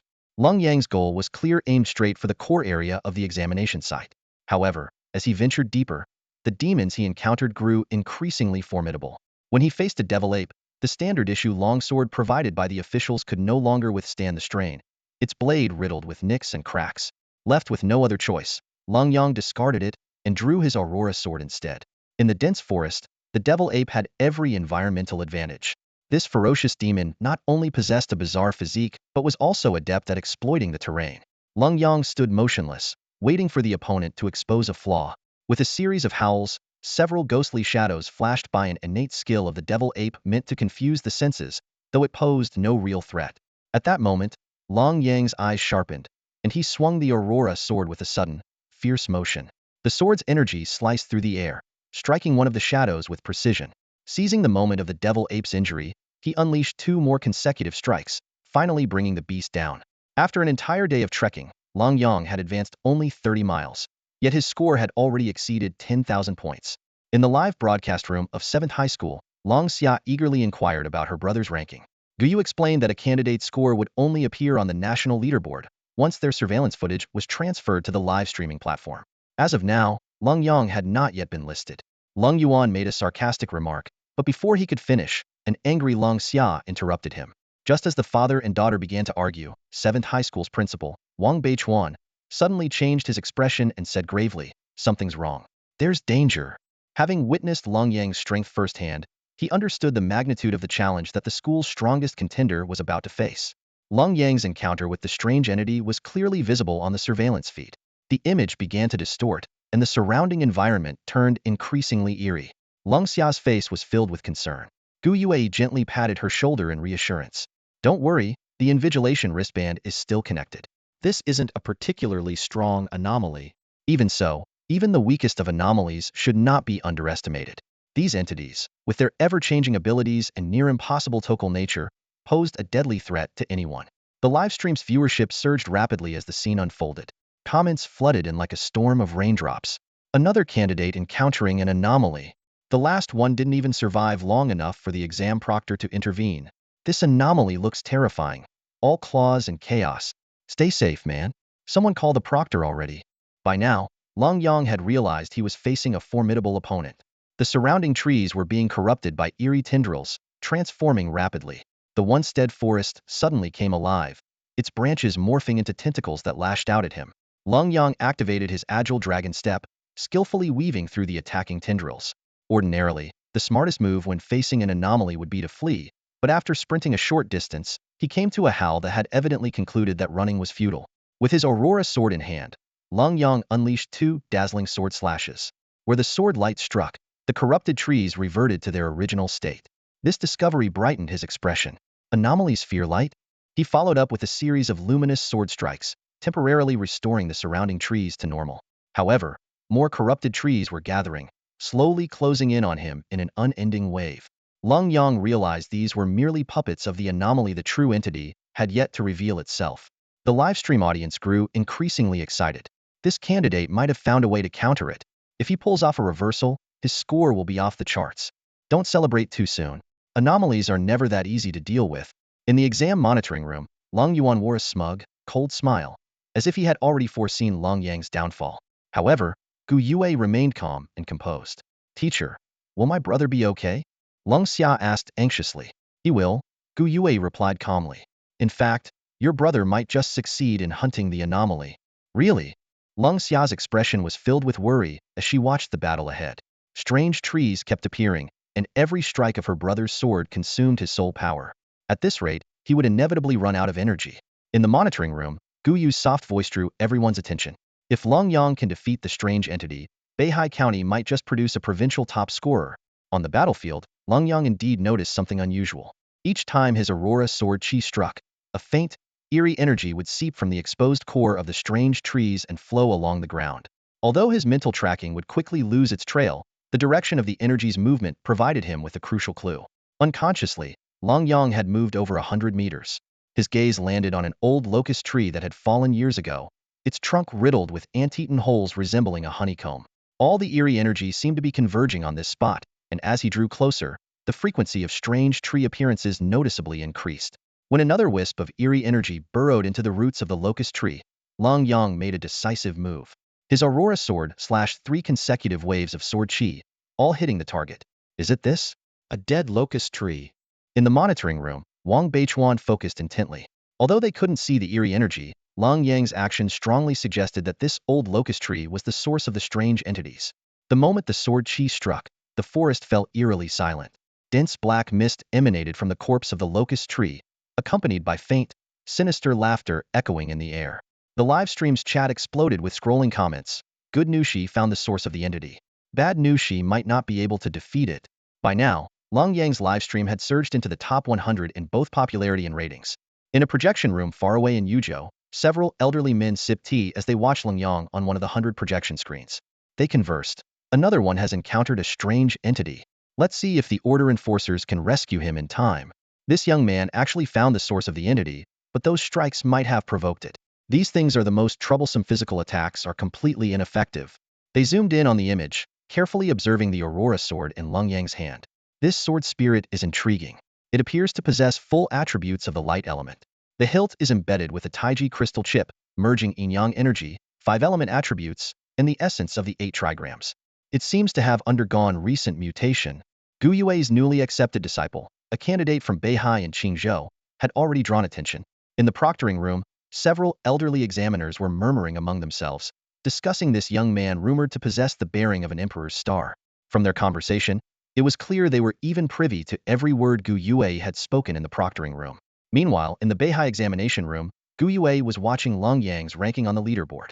A faint, enigmatic smile appeared on his lips. Already under scrutiny, are you? Well then, it's time to reveal your true trump card. In the examination field, the ominous locust tree finally revealed its true forma, Twentama turtle withered tree. Its branches were sharp and black, clawing at the air like talons. A grotesque face, lacking a nose, emerged on the trunk, its hollow eyes and gaping mouth glowing with an eerie green light, spewing out waves of black mist. Heh heh heh heh, a grating, sinister laugh echoed around Lenyang, making it impossible to distinguish if it was real or merely an illusion. Lenyang, gripping his Aurora sword, stared at the massive creature, feeling a chill run down his spine. But the locust tree gave him no time to think.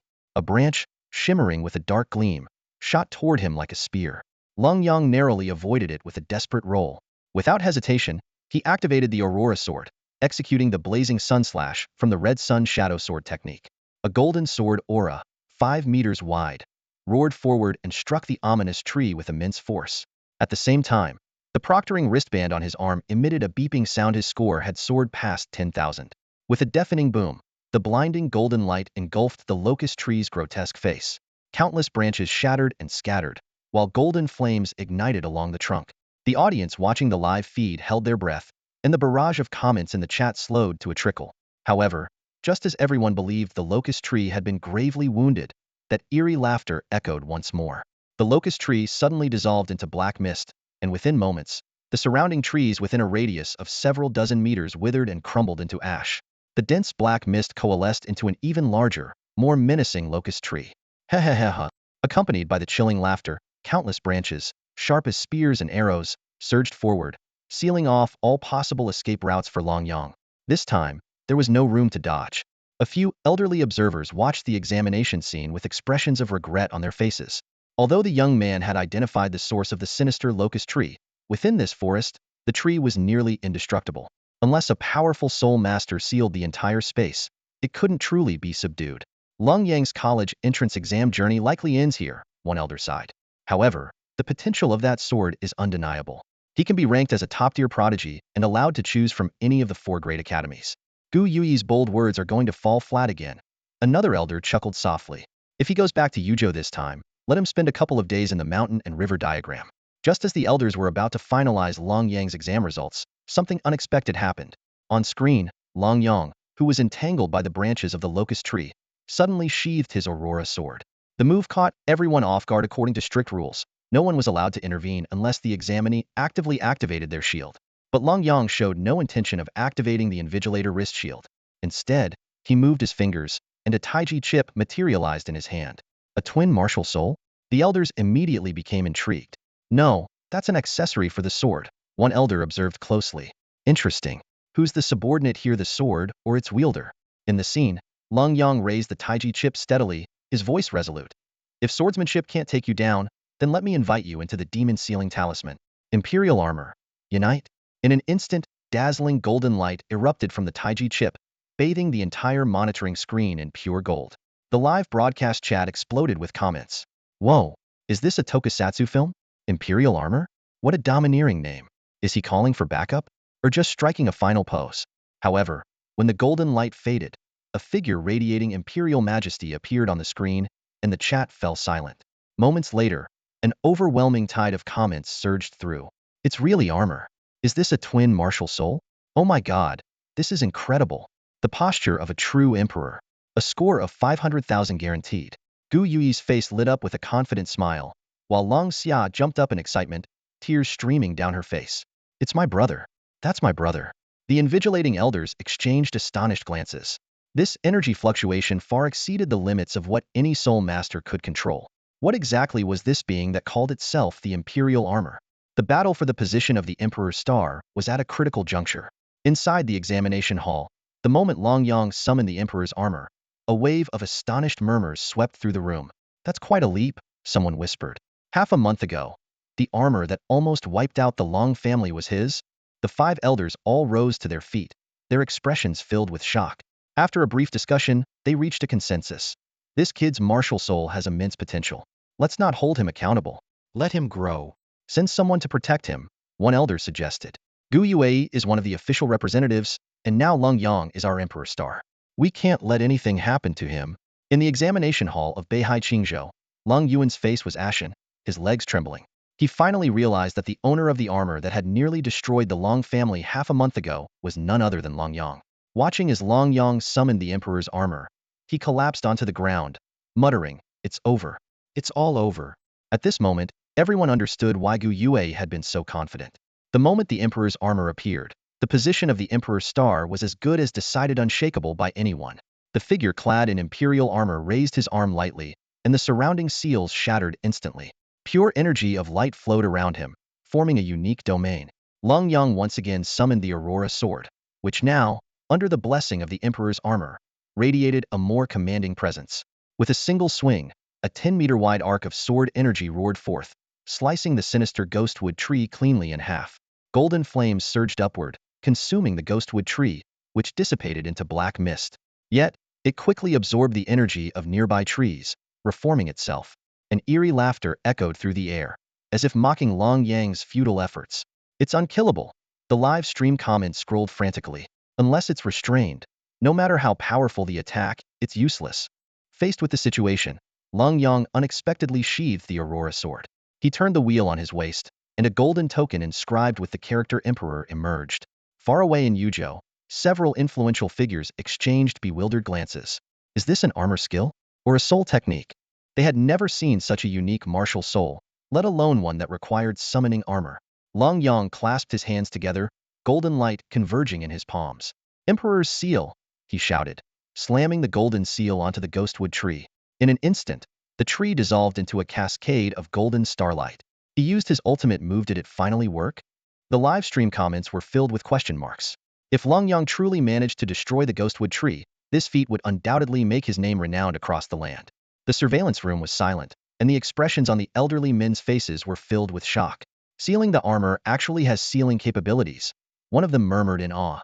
The ability to seal cursed entities, combined with the fact that he's an Emperor's Star, means this young man must be given special attention and training. Let Wang Xiao mentor him, another elder suggested.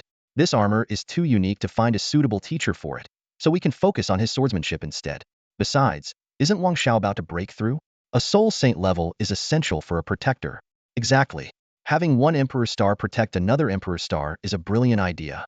Meanwhile, deep in the forest, Lenyang was unaware that a protector had already been arranged for him. His attention was entirely fixed on the scene before him. As the golden light gradually faded, a black card, slightly larger than an adult's palm, hovered in midair. The card was engraved with intricate golden patterns, and at its center was a lifelike depiction of a sinister, ghostly locust tree.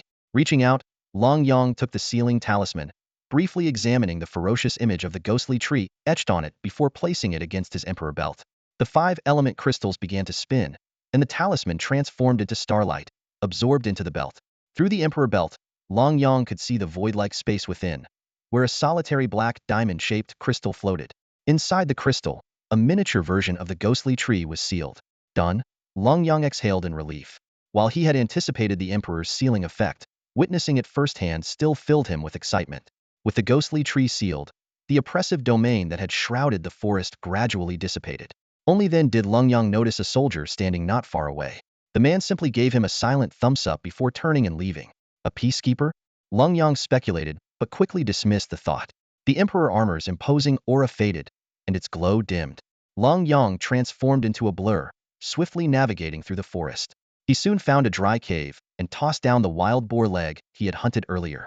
Channeling the Emperor's energy, he roasted the leg until it was golden and crispy. Once finished, Lenyang deactivated the armor and collapsed onto the ground, utterly drained. Damn, that was exhausting, he muttered, his face pale. The mere 10 minutes of using the armor had nearly depleted all his energy and vitality. Not to mention, he had already consumed a significant amount of soul power while searching for the ghostly tree's main body. Devouring the wild boar leg ravenously and conjuring clean water to quench his thirst, Lenyang finally let out a satisfied belch. Yet, he dared not fall asleep, knowing the wilderness was fraught with potential dangers. 80,000 points. My armor really is incredible, he muttered to himself. But 80,000 still might not be enough to qualify as an Emperor Star. Teacher said I need to take down the core demon to make the cut. His words immediately caused a stir in the livestream chat. 80,000 isn't enough? When did the Emperor Star standard get so high? Dude, the top prodigy in Yuzhou only has 40,000 points. On the leaderboard, Lenyang's name had already soared to the top. 800,000, double the score of the second-place contender with 400,000. Yet, this was far from the end. Lenyang's true goal was to challenge the demonic creatures at the very heart of the examination grounds. The creatures in the core region were typically of the demon general rank. While the Emperor Armor was immensely powerful and particularly effective at sealing malevolent entities, its effectiveness against demons was less certain. With Lenyang's current maximum level of 25, even with the explosive surge in power from fusing with his martial soul, he could only handle demon generals up to level 30 at best. However, those in the core region were generally around level 4 gap in strength that seemed insurmountable. In the livestream chat, messages scrolled by like a waterfall. Most viewers doubted Lenyang's ability to defeat the demons in the core region, but their skepticism did nothing to deter him. His resolve remained steadfast as he pushed onward. Along the way, Lenyang cut down every demon he encountered. With the Aurora sword in hand, he was unstoppable. Though the demons grew increasingly powerful as he advanced toward the core, none were yet formidable enough to force him to summon the Emperor Armor. 2 days passed in the blink of an eye. On the evening of the 4th day of the exam, Lenyang crouched behind a massive boulder, his gaze locked warily on a colossal figure atop a nearby hill. It was a ghost tiger, 7 meters in length, its body a strange shade of dark purple. Though its frame appeared somewhat lean, this in no way implied weakness. The ghost tiger was infamous for its ghost-like speed and devastating attack power. With no apparent weaknesses, it was the epitome of a perfect predator. My score has plateaued, Lenyang thought to himself. Hopefully, taking down this ghost tiger will push me past 1 million. As someone who had never cared about the Emperor Star rankings, he could only rely on his instincts. Since he had already defeated a malevolent entity earlier, taking down this core region demon beast might just be enough. Having feasted on roasted meat earlier that day, Lenyang wasn't hungry. He decided to keep his distance from the ghost tiger for now and rest for the night. The area was relatively safe, with no other demons in sight, allowing him to lower his guard slightly. The next morning, refreshed and full of energy, Lenyang stretched under the rising sun in the east. The golden sunlight bathed him, filling him with a renewed sense of vitality. There's nothing quite like basking in the sunlight, he mused, spreading his arms wide as the Tai Chi crystal chip materialized between his fingers. The livestream chat erupted instantly at this sight. Here we go. It's starting. Emperor Armor. Fusion time. This is so epic. When his identity is revealed, I'm marrying him. Hands off. Emperor Armor hubby is mine. Can we just focus on the fight? He's the first examinee to dare challenge the core region demons. Who on earth is his teacher? I'll feel better if there's a guardian watching over him. Meanwhile, in the monitoring room, a group of elderly observers watched with anticipation. This kid's ability to fight above his level is truly incredible. A level 40 demon lord has the power to flatten a small mountain. He might not be able to withstand that. Let's wait and see. Perhaps he'll surprise us yet. The moment Lenyang stepped out, the ghost tiger's gaze locked onto this human challenger.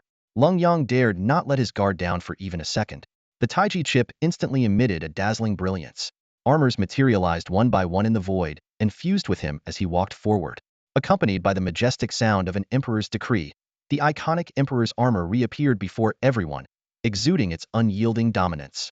The ghost tiger, crouched on a small hill, froze in astonishment at the sudden transformation. How did this human suddenly change his appearance? It wondered. Meanwhile, the livestream chat exploded with comments. New to the sovereign realm? Are you kidding me? Viewers began criticizing Gu Yue, saying, every year, the demons and monsters in the final exam are at least level 40. This is just setting students up for failure. Some even joked, I'm an 80-level great sage. Want me to take you as my disciple? However, Lenyang couldn't see these comments. At this moment, he was facing off against the massive creature. The ghost tiger was a towering 10 meters long, with a height of 5 meters, making it more than twice as tall as Lenyang, who stood under 2 meters in his armored form. The battle erupted in an instant. Lenyang executed the flowing dragon step, his figure turning into a blur as he flashed to the ghost tiger's side. The beast casually raised a front paw and swiped at him. With a loud clang, the sound of metal clashing echoed as Lenyang managed to block with his left arm. Yet, the rock beneath his feet cracked under the force. Even this seemingly effortless strike was far stronger than anything he had encountered before. Shaking his numbed left arm, Lenyang was secretly startled. Compared to the monsters he had defeated in the core regions, this ghost tiger was not only massive in size but also possessed terrifying strength. He recalled Gu Yue's warning this creature was a foe even Emperor Stars struggled to defeat. Its overwhelming power now made perfect sense. With a spin of the wheel, the Aurora sword appeared in his hand. Without hesitation, Lenyang slashed out a wave of sword energy. The ghost tiger dodged with ease, but Lenyang was already closing in. Empowered by the Emperor's armor, his flowing shadow sword technique exhibited unparalleled might. Sword light danced like shadows, his flowing dragon step was ethereal and elusive, and every clash between the Aurora sword and the tiger's claws sparked dazzling flares. After a dozen exchanges, Lenyang had fully grasped his opponent's rhythm. He no longer held back, unleashing his full strength. The Aurora sword struck relentlessly, interspersed with sweeping waves of sword energy.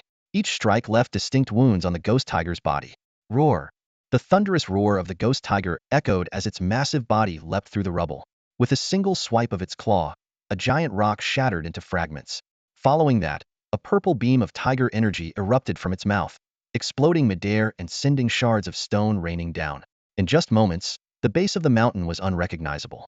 Sword marks carved deep trenches a full meter deep, and the ghost tiger's energy blast left a crater dozens of meters in diameter. Even the small mountain where the ghost tiger resided had a chunk blown off. The intense battle began to drain Lenyang's energy and stamina. The movements of his emperor armor grew sluggish, and the light on his chest flickered erratically. Gritting his teeth, Lenyang fixed his gaze on the scarred ghost tiger and leapt onto its neck. The emperor's energy gathered in his fists as he pounded relentlessly on the tiger's head. The ghost tiger thrashed wildly, its anguished roars filled with pain as blood seeped from its head. Lenyang held on tightly, refusing to let go, even as the tiger staggered and crashed into the mountainside, dislodging chunks of rock. Roar! With one final, deafening roar, Lenyang was flung to the ground. Struggling to his feet in front of the now unsteady ghost tiger, he turned the wheel on the left side of his armor. In midair, a glowing talisman with the character Wood appeared. Lenyang leapt up and, passing through the talisman, delivered a powerful kick downward. With a resounding crash, the ghost tiger collapsed to the ground, transforming into a sealing talisman that fell into Lenyang's hand. Stowing the talisman at his belt, the Emperor armor disassembled. Activating the protective shield on his monitoring wristband, Lenyang fainted with a single thought in his mind. Killing the final demon, this has to earn me the title of Emperor Star. The livestream chat fell into stunned silence. No one could believe someone had managed to kill the final demon during the high-stakes exam. Just then, a rift in space opened, and a young man in white robes, carrying a sword, stepped out. Hovering in midair, he glanced down at Lenyang. With a wave of his hand, he shattered the protective shield and carried Lenyang into the rift before vanishing. In the Northern Sea examination room, Gu Yue grinned smugly. Xiaoxia, let's go. From now on, call me the Emperor's teacher. Ha ha ha, I may not be an Emperor's star, but my disciple is.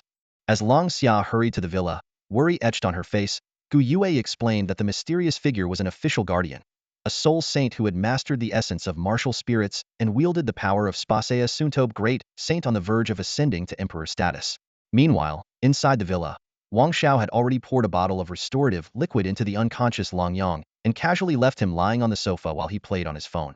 By the time Gu Yue and Long Xia arrived, Wang Zhao's phone screen displayed a game with 3 consecutive losses. Long time no see, Xiao Yue, Wang Xiao said, putting away his phone and giving Gu Yue a meaningful look. You really lucked out this time. To stumble upon a prodigy like this, what are the odds? Gu Yue ignored the jealous expression on Wang Zhao's face. So what if I got lucky? How does it concern you? He said nonchalantly, then shifted the topic. I'm actually surprised those old geezers were willing to send you out.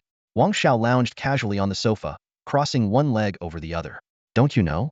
I'm a genuine Imperial star, and I was on the verge of breaking into the Emperor realm decades ago. Yet here I am, sent to play bodyguard, he said, casting a meaningful glance at Gu Yue. And why? Because you're too weak to protect the human clan's prodigies. I heard you fought Gu Tianyi to a draw, Wang Xiao suddenly brought up. Not bad. At the mention of Gu Tianyi, Gu Yue's expression darkened instantly. The two were cousins, with Gu Tianyi being 3 days older and possessing twin martial souls, making him an Imperial star-level prodigy. In contrast, Gu Yue had only 1 martial soul, ranking at scholar level. What should have been the twin pride of the Gu Imperial clan turned into a bitter rivalry, culminating in an earth-shattering battle for reasons unknown. Gu Yue suffered a crushing defeat at first, but he never gave up and kept challenging Gu Tianyi. It wasn't until 2 years ago that he narrowly lost by just 1 move in a fierce battle.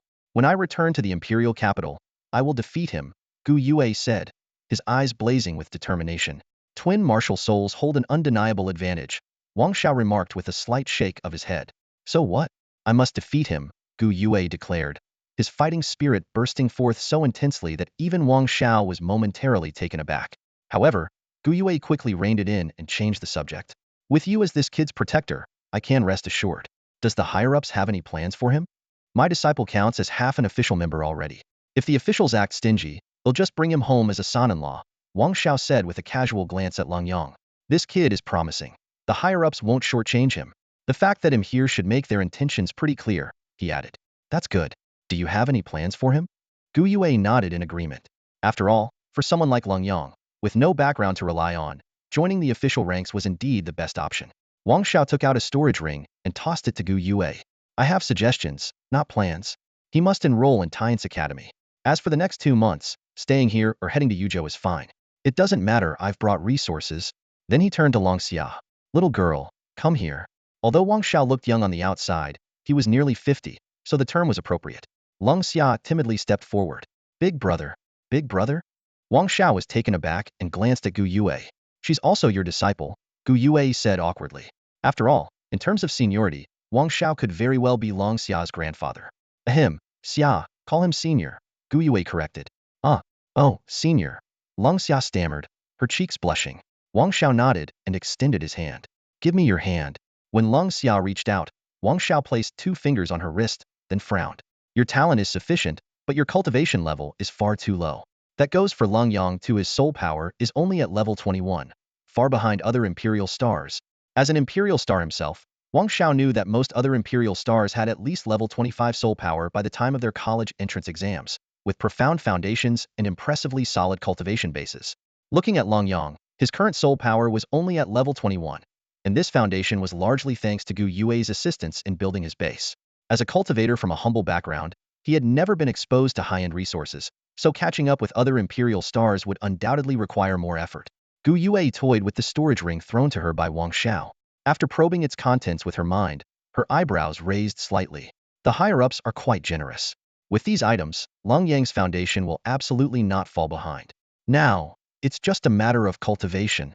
She took out some rare treasures, preparing them for the girl. If her martial soul, the frost sword, can evolve into the heavenly frost sword in the future.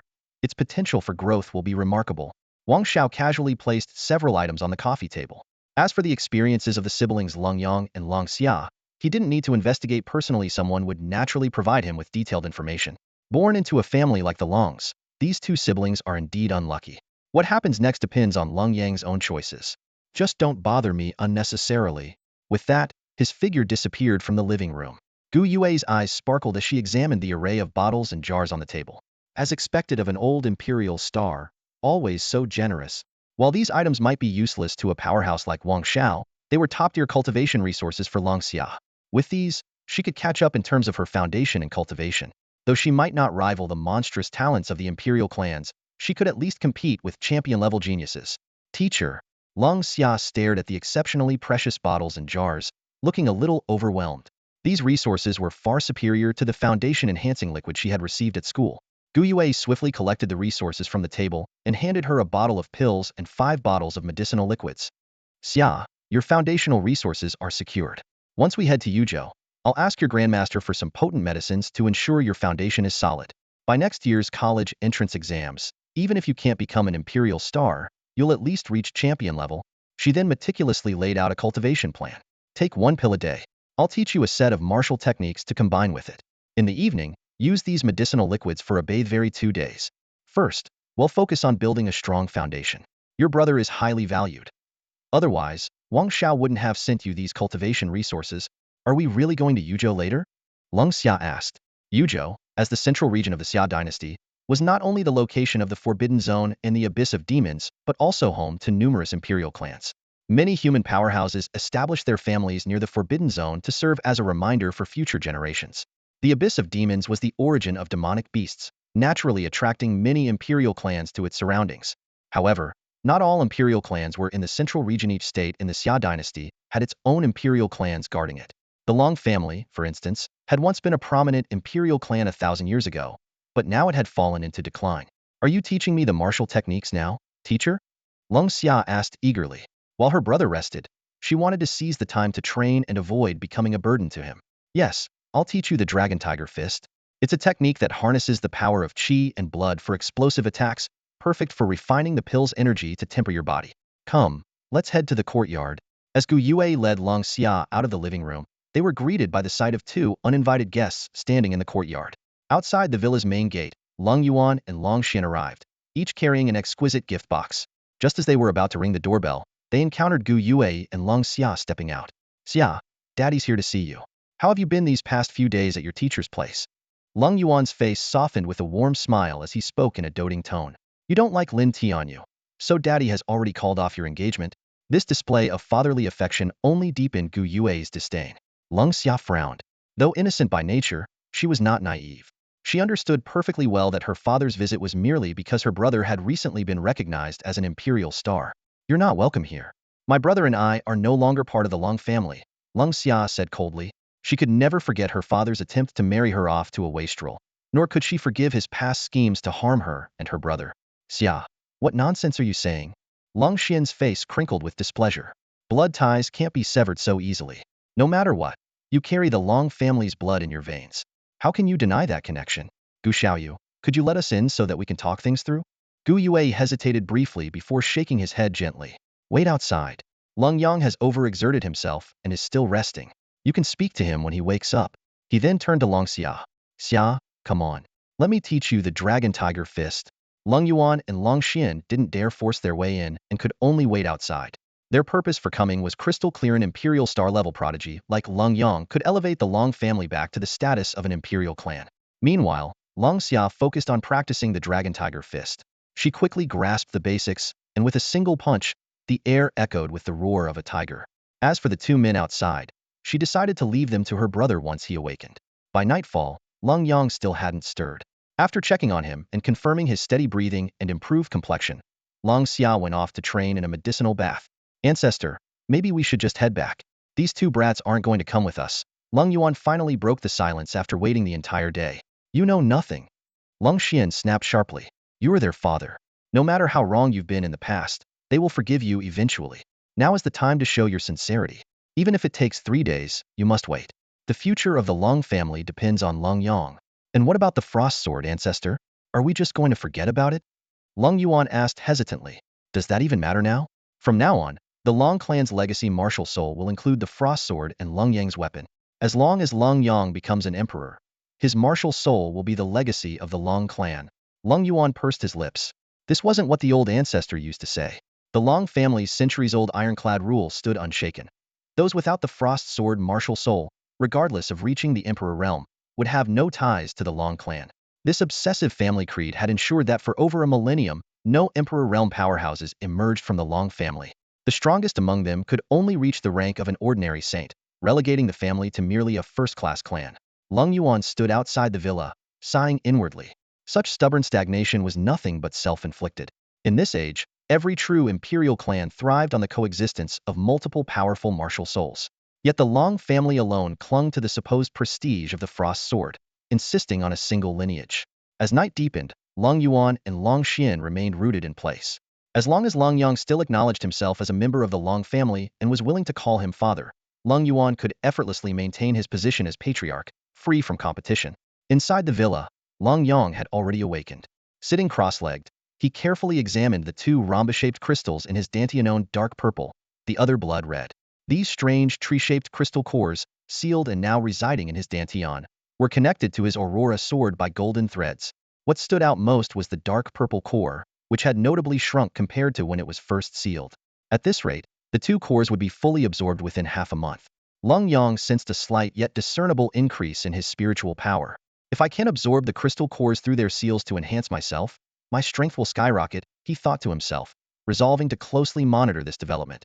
After withdrawing his consciousness from his dantian, Lung Yang casually picked up his phone. On the trending page of the music video app, 8 out of 10 popular topics were related to the Imperial Star, with 2 specifically about him, the Imperial Star who had slain the final boss, the unprecedented summoner of Imperial Armor. The battle at the North Sea half a month ago, where the suspected Emperor Armor had appeared and nearly led to the Long family's annihilation, was still the talk of the town. From the Long family's outcast to the awe-inspiring Imperial Star prodigy, it all comes down to the recovery of my memories and the Emperor Armor, Lung Yang reflected. Without them, I'd likely have perished long ago. Of course, he also owed a debt of gratitude to Gu Yue, who, despite having ulterior motives, had extended a helping hand in his time of need. As he pondered, a flash of light filled the room, and a young man in white sword robes appeared out of thin air. Awake? Your father and great-grandfather are waiting for you outside, Wang Xiao said indifferently, leaning against the wall. Greetings, senior, Lung Yang said, rising and bowing respectfully. Spare me the formalities. Handle your own affairs, and don't waste time on cultivation. I've left a mark on you, and call for me unless it's necessary, Wang Xiao replied before disappearing without a trace. Lung Yang felt a distinct energy settle in his chest, understanding that by activating it, he could summon Wang Xiao. Though he had many questions, the man's apparent aversion to trouble led Lung Yang to decide to seek guidance from his teacher later. As for Lung Yuan, Lung Yang woke up late in the morning, feeling refreshed as he finished his morning routine and stepped out the door. Outside the villa, Lung Yuan and Long Shinn were already waiting. Xiao Yang, you're awake. Your father came to see you. How are you feeling? Lung Yuan asked eagerly. While stretching his limbs, Lung Yang cast a cold glance at the two men standing outside. You've got the wrong person. I don't have a father. Xiao Yang, why would you say such a thing? I am your biological father. Just look at us, we share at least a 70% resemblance, Lung Yuan said anxiously. Hearing 70% resemblance, Lung Yang froze for a moment. He carefully examined Lung Yuan's face. Despite being a despicable man, Lung Yuan's features were undeniably striking, which explained the good looks he and Xiao Xia shared. Yet, this resemblance was no bond of affection. Instead, it was a thorn lodged deep in his heart. You're aware we share 70% resemblance, Lung Yang said coldly. Yet when you wanted to kill me, did that ever cross your mind? Lung Yuan hastily tried to explain. Xiao Yang, your father was just momentarily confused. Spare me your disgusting excuses. Lung Yang suddenly roared. Lung Yuan, you were the one who caused my mother's death. I will destroy you all with my own hands. The words struck like a bolt of lightning.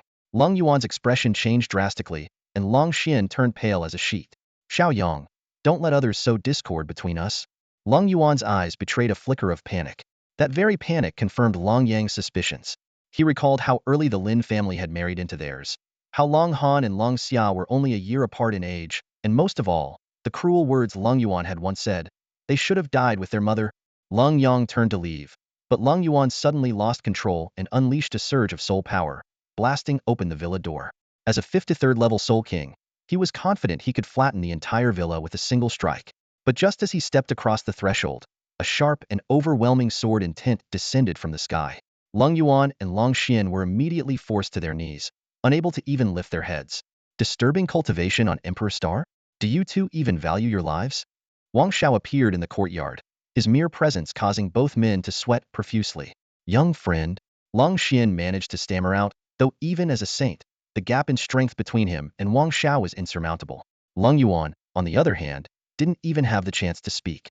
Young friend? Wang Zhao's lips curled into a mocking smile. Are you addressing me, Long Xian?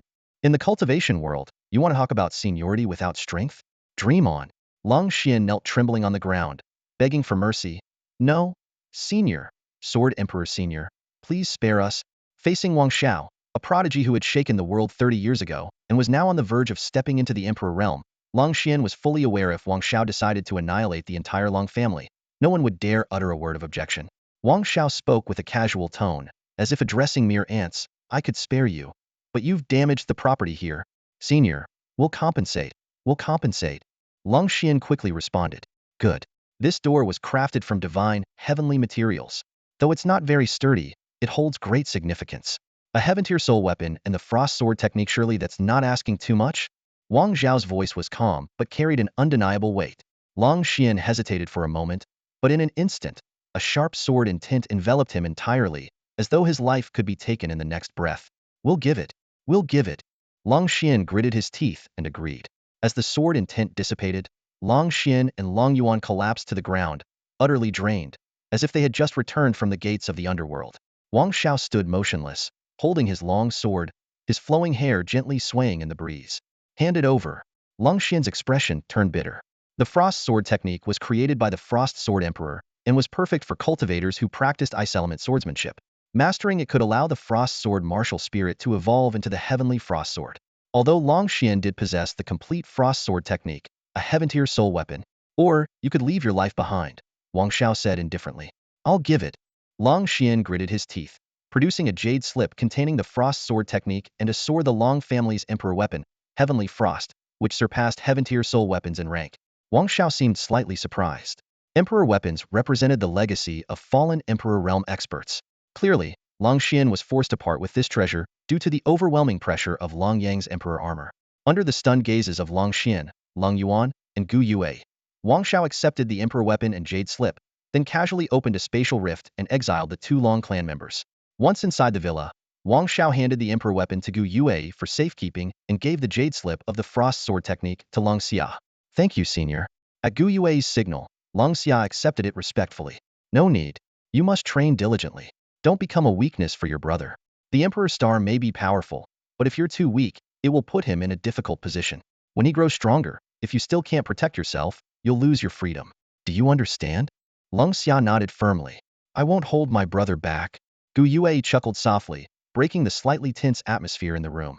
You, giving someone a gift, why make it so serious? Xiao Xia has great potential. If nothing unexpected happens, she might even have the chance to reach the Emperor realm. She won't become a weak link for Lung Yang, Gu Yue said. Lung Yang reached out and ruffled Lung Xia's hair. Xiao Xia, just do your best. Even if you're weak, I will protect you. If I can't even protect my only family, then I don't deserve to be an Emperor's star. I want to fight alongside you, brother.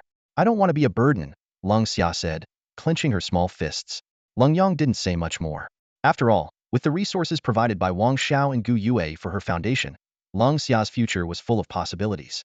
That night, Gu Yue walked into Long Yang's room and found him sitting on the edge of the bed, hugging his knees, his gaze hollow. If you ask, Wang Xiao can eliminate all your enemies for you.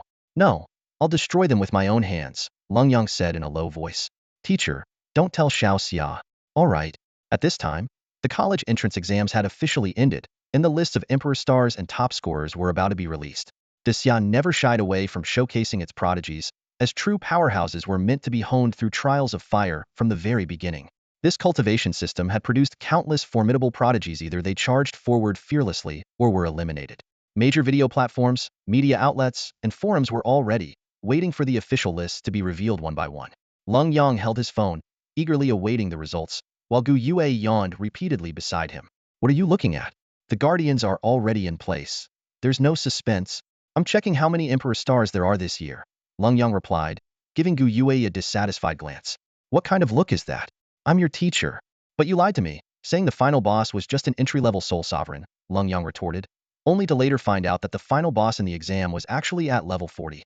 You're the one who didn't check properly. How's that my fault? Gu Yue said indifferently. After all, this information was readily available online.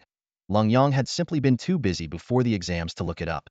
When the list of top scorer level candidates was updated, Lenyang asked in confusion, why are there so many? Xia has 18 state-level regions, so there should only be 18 top scorers. How are there over 100 people on the list? That's top scorer level, not top scorers, Gu Yue explained. The people on this list have overall scores that aren't inferior to the lowest scoring top scorer. In some states, where the competition among prodigies is particularly fierce, even those who didn't secure the top scorer title have scores much higher than the top scorers of other states. That's why they're listed as top scorer level. In other words, the person at the bottom of this list is the equivalent of an actual top scorer. Jakob Goro from the Western regions ranked last on the top scholar list, possessing a 26th level soul power and the Death Scythe martial spirit. This meant that there were 97 individuals stronger than the top scholar from the Western regions. In reality, the number of true prodigies far exceeded this. The Imperial stars were not included in the top scholar rankings. Some descendants of the Imperial clans enjoyed special privileges of direct admission, and certain exceptionally talented individuals were too proud to even participate in the exams. None of these people appeared on the list. A rough estimate suggested that the actual number of true prodigies was around 120. Are there any Imperial stars among those directly admitted? Gu Yue asked. There are, and all Imperial stars are publicly announced. Through Longyang's observations, the Yu province alone had over 30 top scholar-level prodigies, whereas Qing province only had 6, 2 of whom he personally knew. As he pondered the disparity in strength, Gu Yue reminded him, the Imperial star rankings are about to be announced. Each year, there's one person at the top, and the rest are unranked. Could I be the one at the top? I did defeat the boss, Lenyang said excitedly. Hard to say. This year, there are some real monsters from the Central Plains, and dark horses might emerge from other provinces. But yes, you're the only one who successfully defeated the boss, Gu Yue replied with a shake of her head. At that moment, the Imperial star rankings began to unfold. The gilded list, accompanied by misty effects, was slowly revealed. When the words total Imperial stars for this world, 9, appeared, the entire Grand Xia erupted in celebration. Countless fireworks lit up the sky, and cheers echoed everywhere. This was an unprecedented golden generation, far surpassing the historical record of 6. Lights in the cities brightened suddenly, and waves of cheers surged like a tide. Even the demons outside the city paused in confusion, bewildered by the humans' overwhelming excitement. Wang Xiao revealed his figure, staring at the list in disbelief. 9? This is going to change everything. As a powerhouse just a step away from the Imperial realm, he understood the implications all too well. When the names of the 8 Imperial stars appeared simultaneously, both Wang Xiao and Gu Yue's expressions turned grave. They exchanged a meaningful glance, and then looked at Lenyang. Kid, those old monsters are planning something. You're in big trouble. Lenyang stood frozen, sensing the looming crisis, but not fully grasping its severity yet. Lenyang felt a stir in his heart and thought to himself, Guardians have arrived. I must be the Emperor's star. However, when his name didn't appear among the 8 listed on the banner, he immediately realized that his name might be on the next page. Sure enough, after a long 30-second display, the 8 names vanished, replaced by a single, striking name Lenyang. What was even more shocking was the title written boldly to the right of his name. Chief, Lenyang of Qingzhou Province, chief of this year's Emperor Star Selection. These simple words brought a brief silence to the entire living room. Wang Xiao was the first to break it, giving a light chuckle while patting Lenyang on the shoulder. However, what seemed like a casual tap carried immense force, collapsing the sofa beneath Lenyang. Lenyang looked at Wang Xiao in confusion, only to see him let out a cold snort before turning and walking away. Next to him, Gu Yue glanced at the now deformed sofa and remarked meaningfully, he's not the chief. So, he doesn't like you, huh? Lenyang was baffled. He's 50 years old. How can he still be this childish? Just make sure you don't get knocked off your chief position, Gu Yue said as he too gave Lenyang a heavy pat on the shoulder, the force of which cracked the floor beneath them. The only one genuinely happy for him was Xia, his sister. However, she might not yet fully understand what being the chief Emperor Star entailed. In Xia, this title was not just an honor, but also a symbol of responsibility and challenges. A true chief needed to earn respect through sheer strength. Wang Xiao quickly announced the next steps. You'll train here for the next 2 months. No need to head to Yuzhou for now. Gu Yue added. The environment at Tian's Academy is conducive to improving cultivation. Wang Su chimed in. 2 months focus on building your foundation. Neither of the guardians sought Lenyang's opinion before making the decision. Before leaving, Leng Xia said, "Brother, am going back to train too?" Seeing her brother's exceptional achievement, she also felt the pressure to improve. Lying on the broken sofa, Lenyang began searching for information on the other Emperor stars. He soon discovered that Yuzhou alone had produced 3 Emperor stars: Yi Bufan, who possessed the black gold dragon pattern spear and golden-eyed black dragon as his martial souls, with a soul power of level 26, Mu Qing Shinn, who wielded 3 martial souls: the Ice Phoenix, Ice God Bao, and Taiyan Physique with a soul power of level 28, and Wang Jinbao, who had the lucky copper coin and divine weapon chest as his martial souls, with a soul power of level 27. This is insane. Lenyang gasped, especially at the appearance of triple martial souls, which left him utterly stunned. He also realized why he had known so little about these prodigies before. Ever since his martial soul awakened, he had been fighting to survive. His level 19 soul power had been painstakingly cultivated through relentless effort without resources, friends, or anyone to discuss these matters with. 9 Emperor stars, and I'm the only one with a single martial soul? Lenyang stared at his phone screen, his eyes fixed on the list of Emperor star-level prodigies. Apart from him, the lowest among them had at least level 25 soul power and twin martial souls. This realization left him completely stunned. Everyone else had a full setup, some even with extra advantages, while he seemed like the bare-bones version. No wonder Senior Wang Xiao had insisted he train in Beihai for 2 months, first probably to avoid him getting challenged. However, thinking about his Emperor armor reignited Lenyang's confidence. Could 2-foot soldiers really take down a general? Training was clearly the top priority now. As for the champion-level candidates outside the Emperor Star rankings, Lenyang didn't even bother looking. For a dignified Emperor Star top ranker to pay attention to champion-level individuals would not only be self-defeating but also disrespectful to the Emperor Star class. Gu Yue had once said that even the weakest Emperor Star could single-handedly overwhelm the strongest champion except for his own year, of course. He had missed the Emperor Star title solely because he only possessed 1 martial soul. Meanwhile, videos about Lenyang had already taken over the Notes platform. Online authors had even begun writing novels inspired by him. Titles like 18 Years of Obscurity, 1 Day of Glory, When the Armor Assembles, The World Takes Notice, and The Emperor of Slaying Demons Emerges. Remember My Name as the top ranker were popping up everywhere. These stories typically followed a protagonist who suffered heartbreak before college entrance exams, awakened the Emperor Armor, and embarked on an epic journey of showing off and silencing doubters. Although these authors only had a vague understanding of the Emperor Armor's abilities, reducing it to a mere defensive enhancement, the stories were undeniably satisfying to read. In just 3 or 4 days, from the moment Lenyang summoned the Emperor Armor to the appearance of the Protectors, 3 novels had already reached 120,000 words. 3 chapters a day? Is the author a soul master too? An octopus martial soul with a soul skill called typewriter mode? Lenyang chuckled at his own joke and finally set his phone aside. Training was the real task at hand. With the resources provided by Wang Xiao, he had 2 months to solidify his foundation. While a 5-level soul power gap wasn't easy to close, Lenyang wasn't worried about his combat ability.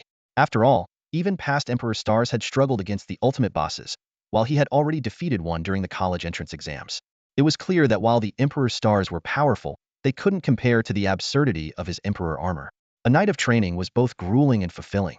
The resources Wang Xiao provided were specifically designed for foundational development. Although Lenyang had missed the optimal period for building his foundation, enduring some hardship was necessary to strengthen it. By the next morning, as he climbed out of the medicinal pool, he could feel a noticeable improvement in both his physical body and soul power. The tangible progress left him eager for more. By this time, the news of Lenyang being named the top Emperor Star had already caused an uproar in Qingzhou, with various factions beginning to stir. After finishing a morning practice routine of martial arts, the sky suddenly split open, revealing a spatial rift. From within, a figure stepped out. The Penglai Kong clan of Qingzhou, on behalf of the imperial family, congratulates Emperor Star Lenyang. A clear and resonant voice echoed from above, and then a figure slowly descended in front of the villa's gate. The visitor was a middle-aged man with shoulder-length hair, an air of elegance, and a scholarly demeanor that radiated intellectual refinement. Wang Xiao and Gu Yue stood silently behind Lenyang, observing the unexpected guest. The middle-aged man glanced at the shattered villa gate, his brows furrowing slightly before quickly returning to a calm expression. He stepped into the courtyard and respectfully cupped his hands toward Wang Xiao. Kong Wenxing, here on behalf of the Kong clan, brings a congratulatory gift for Lenyang. May your path to the imperial throne be smooth, and may you bring glory to our Daxia people. As he spoke, he produced an exquisite jade box and handed it to Lenyang. Accept it. Gu Yue's voice transmitted telepathically in time.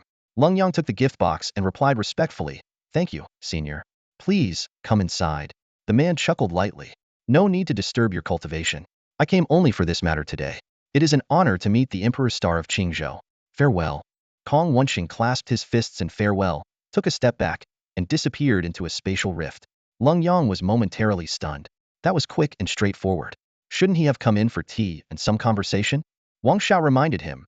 The Kong clan has a top scholar heading to Yuzhou. If there's an opportunity, lend a hand. If not, it's fine. Put the gift away. There are more visitors on the way. As expected, another spatial rift appeared shortly after. The next visitor announced themselves. Chon Songhai of the Penglai Chen clan, representing the imperial family, congratulates Emperor Star. May Long Yang's path to the throne be smooth and his power shake the 8 desolations. The meeting was as brief as the first, and Chon Songhai quickly departed. Immediately following, a third visitor arrived. Wu Xuanjin of the Penglai Wu clan, representing the imperial family, congratulates Emperor Star. May Long Yang's path to the throne be smooth, and may he bring prosperity to Daxia's mountains and rivers. This time, Wu Xuanjin was accompanied by a young woman. She was tall, dressed in a black leather outfit that accentuated her perfect curves. Her skin was as fair as snow, her slender waist was captivating, and her well-defined abs added to her striking appearance. Her beauty was truly remarkable. Wu Xuanjin introduced her. "This is my clan's eldest daughter, Wu Anyang. She wished to meet Lenyang and accompanied me here. I hope this won't disrupt your cultivation." Wu Anyang stepped forward, respectfully bowing to Wang Xiao and Gu Yue. Wu Anyang greets the two seniors. "No need for formalities," Wang Xiao said with a slight nod. Afterward, Wu Anyang's bright eyes fixed directly on Lenyang. Although Lenyang had no shortage of admirers at school, being stared at so intently by such a stunning beauty was a first for him, leaving him feeling a bit flustered. Hello." Lenyang felt a bit uneasy under Wu Anyang's direct gaze. As someone who had been single and socially awkward in his past life, he really wasn't good at handling situations like this. "Can I take a look at your Emperor armor? I think it looks so cool." Wu Anyang rubbed her hands together unconsciously, her eyes sparkling with anticipation. "How about we spar a little? I'm the champion of Qingzhou, and fighting me won't affect your ranking. My apprentice doesn't know how to hold back. If she hurts you, don't come crying," Gu Yu teased from the side. Wu Anyang tossed her high ponytail with a flick, a hint of stubbornness flashing in her eyes. "I've never known how to cry since I was a kid, Uncle Gu. Don't underestimate me." With that, she suddenly grabbed Lenyang's arm and started shaking it. "Hey, Emperor Star, can we?" Lenyang instinctively pulled his arm back, only to meet Wu Anyang's surprised expression. This was something he had never encountered before. Even after 2 lifetimes, he was still completely at a loss when dealing with pretty girls. "Well, fight or not? Just a friendly spar?" Wu Anyang asked eagerly, blinking at him. Lenyang nodded. "All right." Hearing his agreement, Wu Anyang's face lit up with joy, but she quickly shifted to a serious expression. Wu Anyang, level 25, martial spirit, god of war. Even before her words faded, a surge of energy surrounded her, and a shadow of the god of war appeared behind her, merging into her body. Her entire presence suddenly exuded a divine majesty. Gu Yu, Wang Xiao, and Wu Xuanjin instinctively stepped back, while Leng Xia hurried out of the villa and hid behind Gu Yu, curiously asking, "Is my brother going to spar with that sister?" "It's hardly a spar. Anyang still has a long way to go," Wu Xuanjin said with a shake of his head.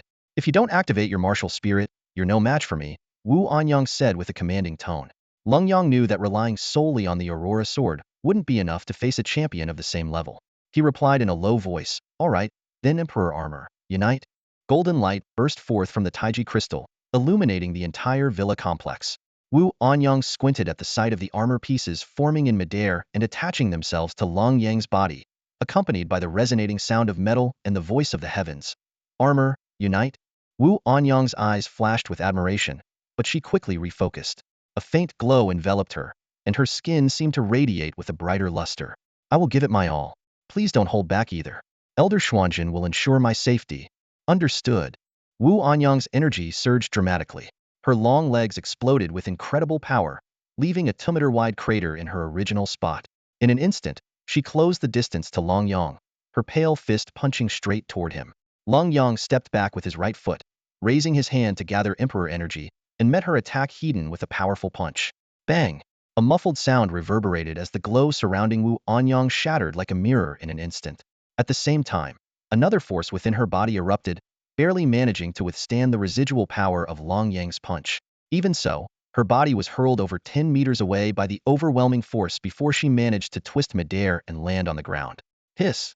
As the shockwave dissipated, Wu Anyang immediately clutched her arm, her face twisted in pain. Just one clash of fists had clearly exposed the disparity in strength between them. If not for the protective measure left behind by Wu Xuanjun, that punch would have been enough to fracture her arm.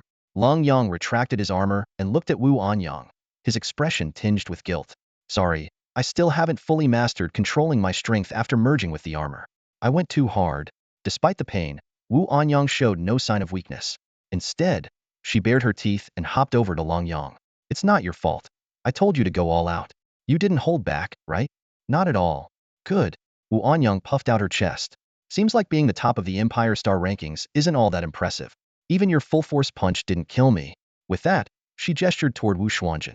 Wu Xuanjun immediately caught on and coughed lightly. Well then, my friends, I'll take my leave. He opened a spatial rift, and just before stepping through, Wu Anyang turned back to wave at Lenyang. See you in Yuzhou. All right. Lenyang nodded, watching the two vanish. Gu Yue then turned to Lenyang and said, they'll handle the people coming later. You go focus on your training. With a wave of his hand, he conjured a table and a grand armchair at the villa's entrance. At that moment, Wang Xiao addressed Lenyang. Your Aurora sword is already quite powerful, even without relying on your armor. My advice is to avoid depending on the armor for now. Instead, aim to reach your teacher's level capable of rivaling Empire Star ranks with just a single martial soul. It won't be easy, but your teacher achieved it. I will make it happen. Lenyang replied with determination, then added, and not just that, I'll surpass my teacher. Dream on. Gu Yue instantly retorted. How embarrassing would it be if you surpassed me? My brother will definitely surpass our teacher. Leng Xia playfully stuck out her tongue, earning a glare from Gu Yue. Just then, two figures approached swiftly from the distance, arriving at the table outside the villa in the blink of an eye. They were members of the Lin family from Beihai, and the family head stepped forward, saying, congratulations to Lenyang for claiming the top spot on the Empire Star rankings. Though Gu Yue raised a hand to bar him from entering, the Lin family head showed no anger. Instead, he smiled warmly and said, Brother Gu Yue, congratulations on your future role as the Imperial Mentor. This is a small token of appreciation from the Lin family. He then abruptly turned and glared at Lin Tianyu. You ungrateful brat. Kneel. With a loud thud, Lin Tianyu dropped to his knees, his face bruised and battered, evidence of a harsh punishment from the family head. Lin Tianyu was ignorant and arrogant in the past, repeatedly offending Brother Long and Miss Long Xia. I humbly ask for your forgiveness. Leng Yang's expression remained stoic as he replied, consider this matter closed. However, deep down, he knew he still needed to thoroughly investigate whether the Lin family had any involvement in his mother's death. If there's a connection, Cold Sun, my young friend, is willing to let it go. Aren't you going to thank him for his forgiveness? Lin Tianyu's father's voice carried a clear tone of reproach. From now on, you're staying home to reflect on your actions. If you dare go out and cause trouble again, I'll break your legs. Thank you, Brother Long. Lin Tianyu murmured quietly. Leng Yang gave a slight nod, acknowledging the gratitude. Gu Yu waved his hand gently and asked with a kind expression, would you like to stay for a cup of tea? No, I wouldn't want to disturb the Emperor Star's cultivation. I'll take my leave now, the Lin family patriarch responded, first bowing to Wang Xiao and Gu Yu, then clasping his fists toward Leng Yang in respect. He promptly grabbed the still kneeling Lin Tianyu and left in haste. Teacher, I'll leave this matter to you, Gu Yu said, making it clear he didn't want to be bothered by any potential visitors. Go on. Gu Yu gestured dismissively. With that, Leng Yang returned to the villa. At this moment, Leng Yang was immersed in an unprecedented cultivation state. High-grade soul crystals were scattered around him, and he could distinctly sense the two crystalline cores in his dantian shrinking further. Simultaneously, a mysterious energy flowed from the Aurora sword into his body. Suddenly, Wang Xiao appeared in the room and placed a jade slip in front of Leng Yang. This is a technique created 2,000 years ago by the ancestral Dragon Emperor. It should be highly compatible with your martial spirit. Your Emperor's armor possesses the powers of Yin, Yang, and the 5 elements, along with the aura of the Radiant Emperor. This technique suits you perfectly. Emperor's technique? Leng Yang looked at the jade slip with curiosity. How did you know my armor embodies the Yin Yang and 5 elements? It's evident from the belt of your armor and the Aurora sword, Wang Xiao explained. This is the conclusion drawn by several senior experts in Yuzhou. You can deduce that from just these clues? Leng Yang asked, surprised. Everything in existence has its reasons, Wang Xiao replied with a nod. Then, as abruptly as he had arrived, he disappeared, leaving only these parting words. If you don't understand something, come and ask me. Leng Yang picked up the precious jade slip, which was used to record techniques above the earth grade, and pressed it against his forehead. As his spiritual power guided it, a surge of complex information flooded his mind. It took him a full hour to absorb the vast knowledge. In his mind, the image of a towering figure emerged presence, clad in a dark imperial robe adorned with dragon motifs, wearing a 12-beaded imperial crown. Even from behind, the figure exuded an aura that inspired reverence. 2,000 years ago, demons and monsters began to wreak havoc, nearly obliterating humanity's technological civilization and leaving the land fractured. In that dire moment, the first emperor, Qin, rose to prominence as the first emperor-level powerhouse of the Great Xia dynasty.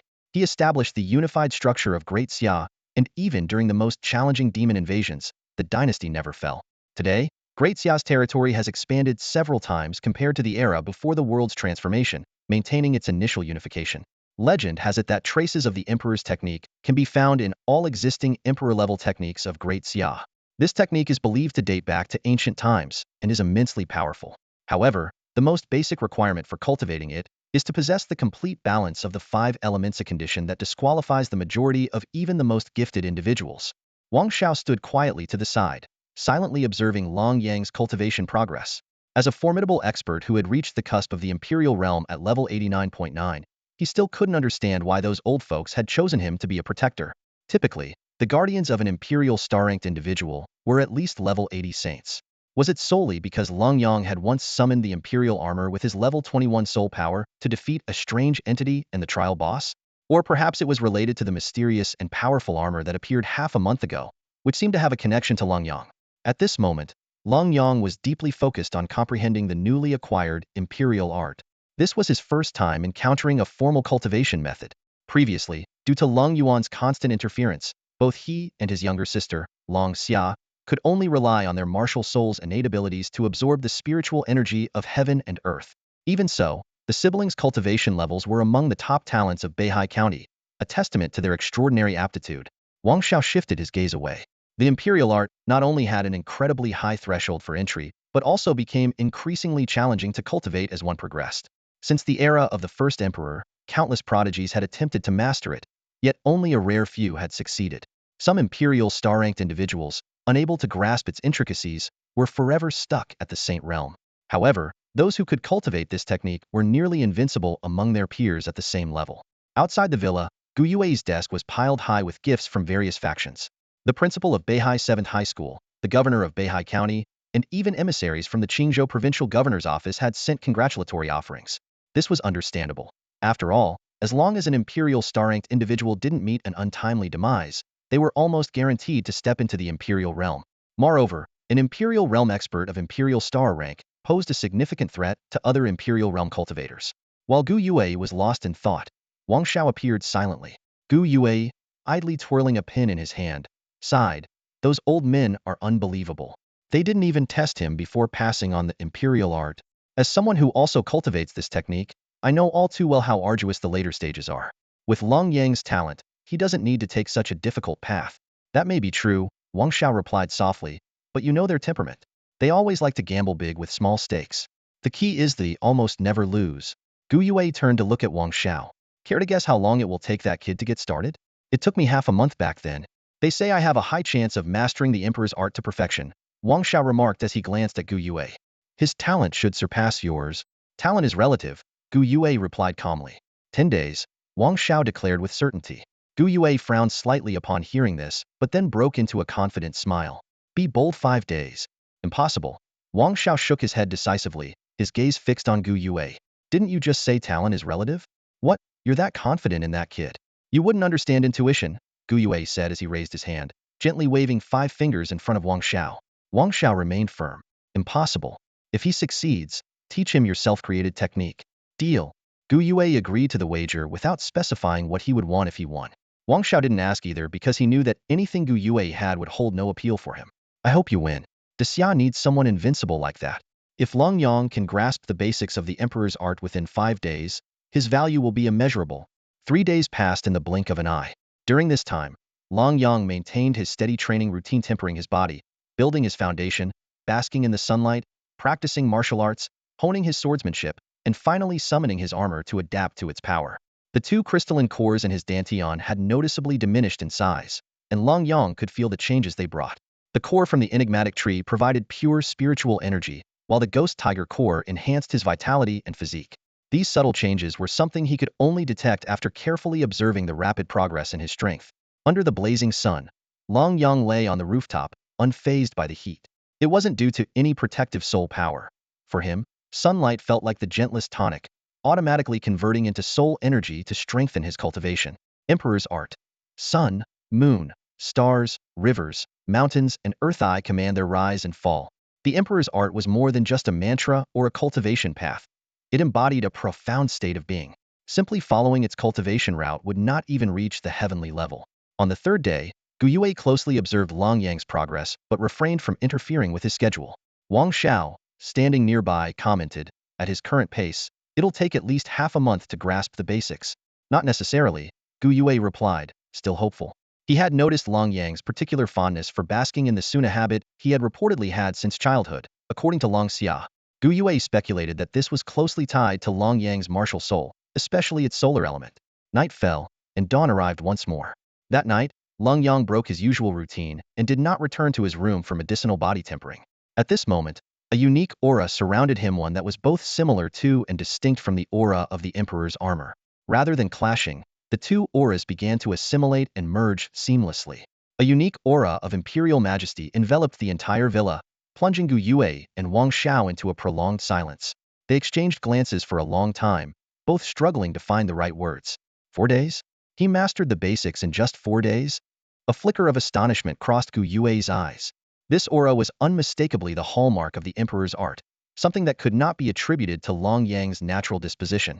A faint smile tugged at the corners of his lips as he thought to himself, "This lucky disciple of mine truly has an all-encompassing talent, even surpassing expectations."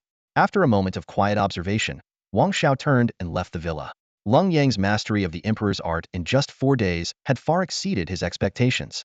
Taking out his phone, he dialed a number.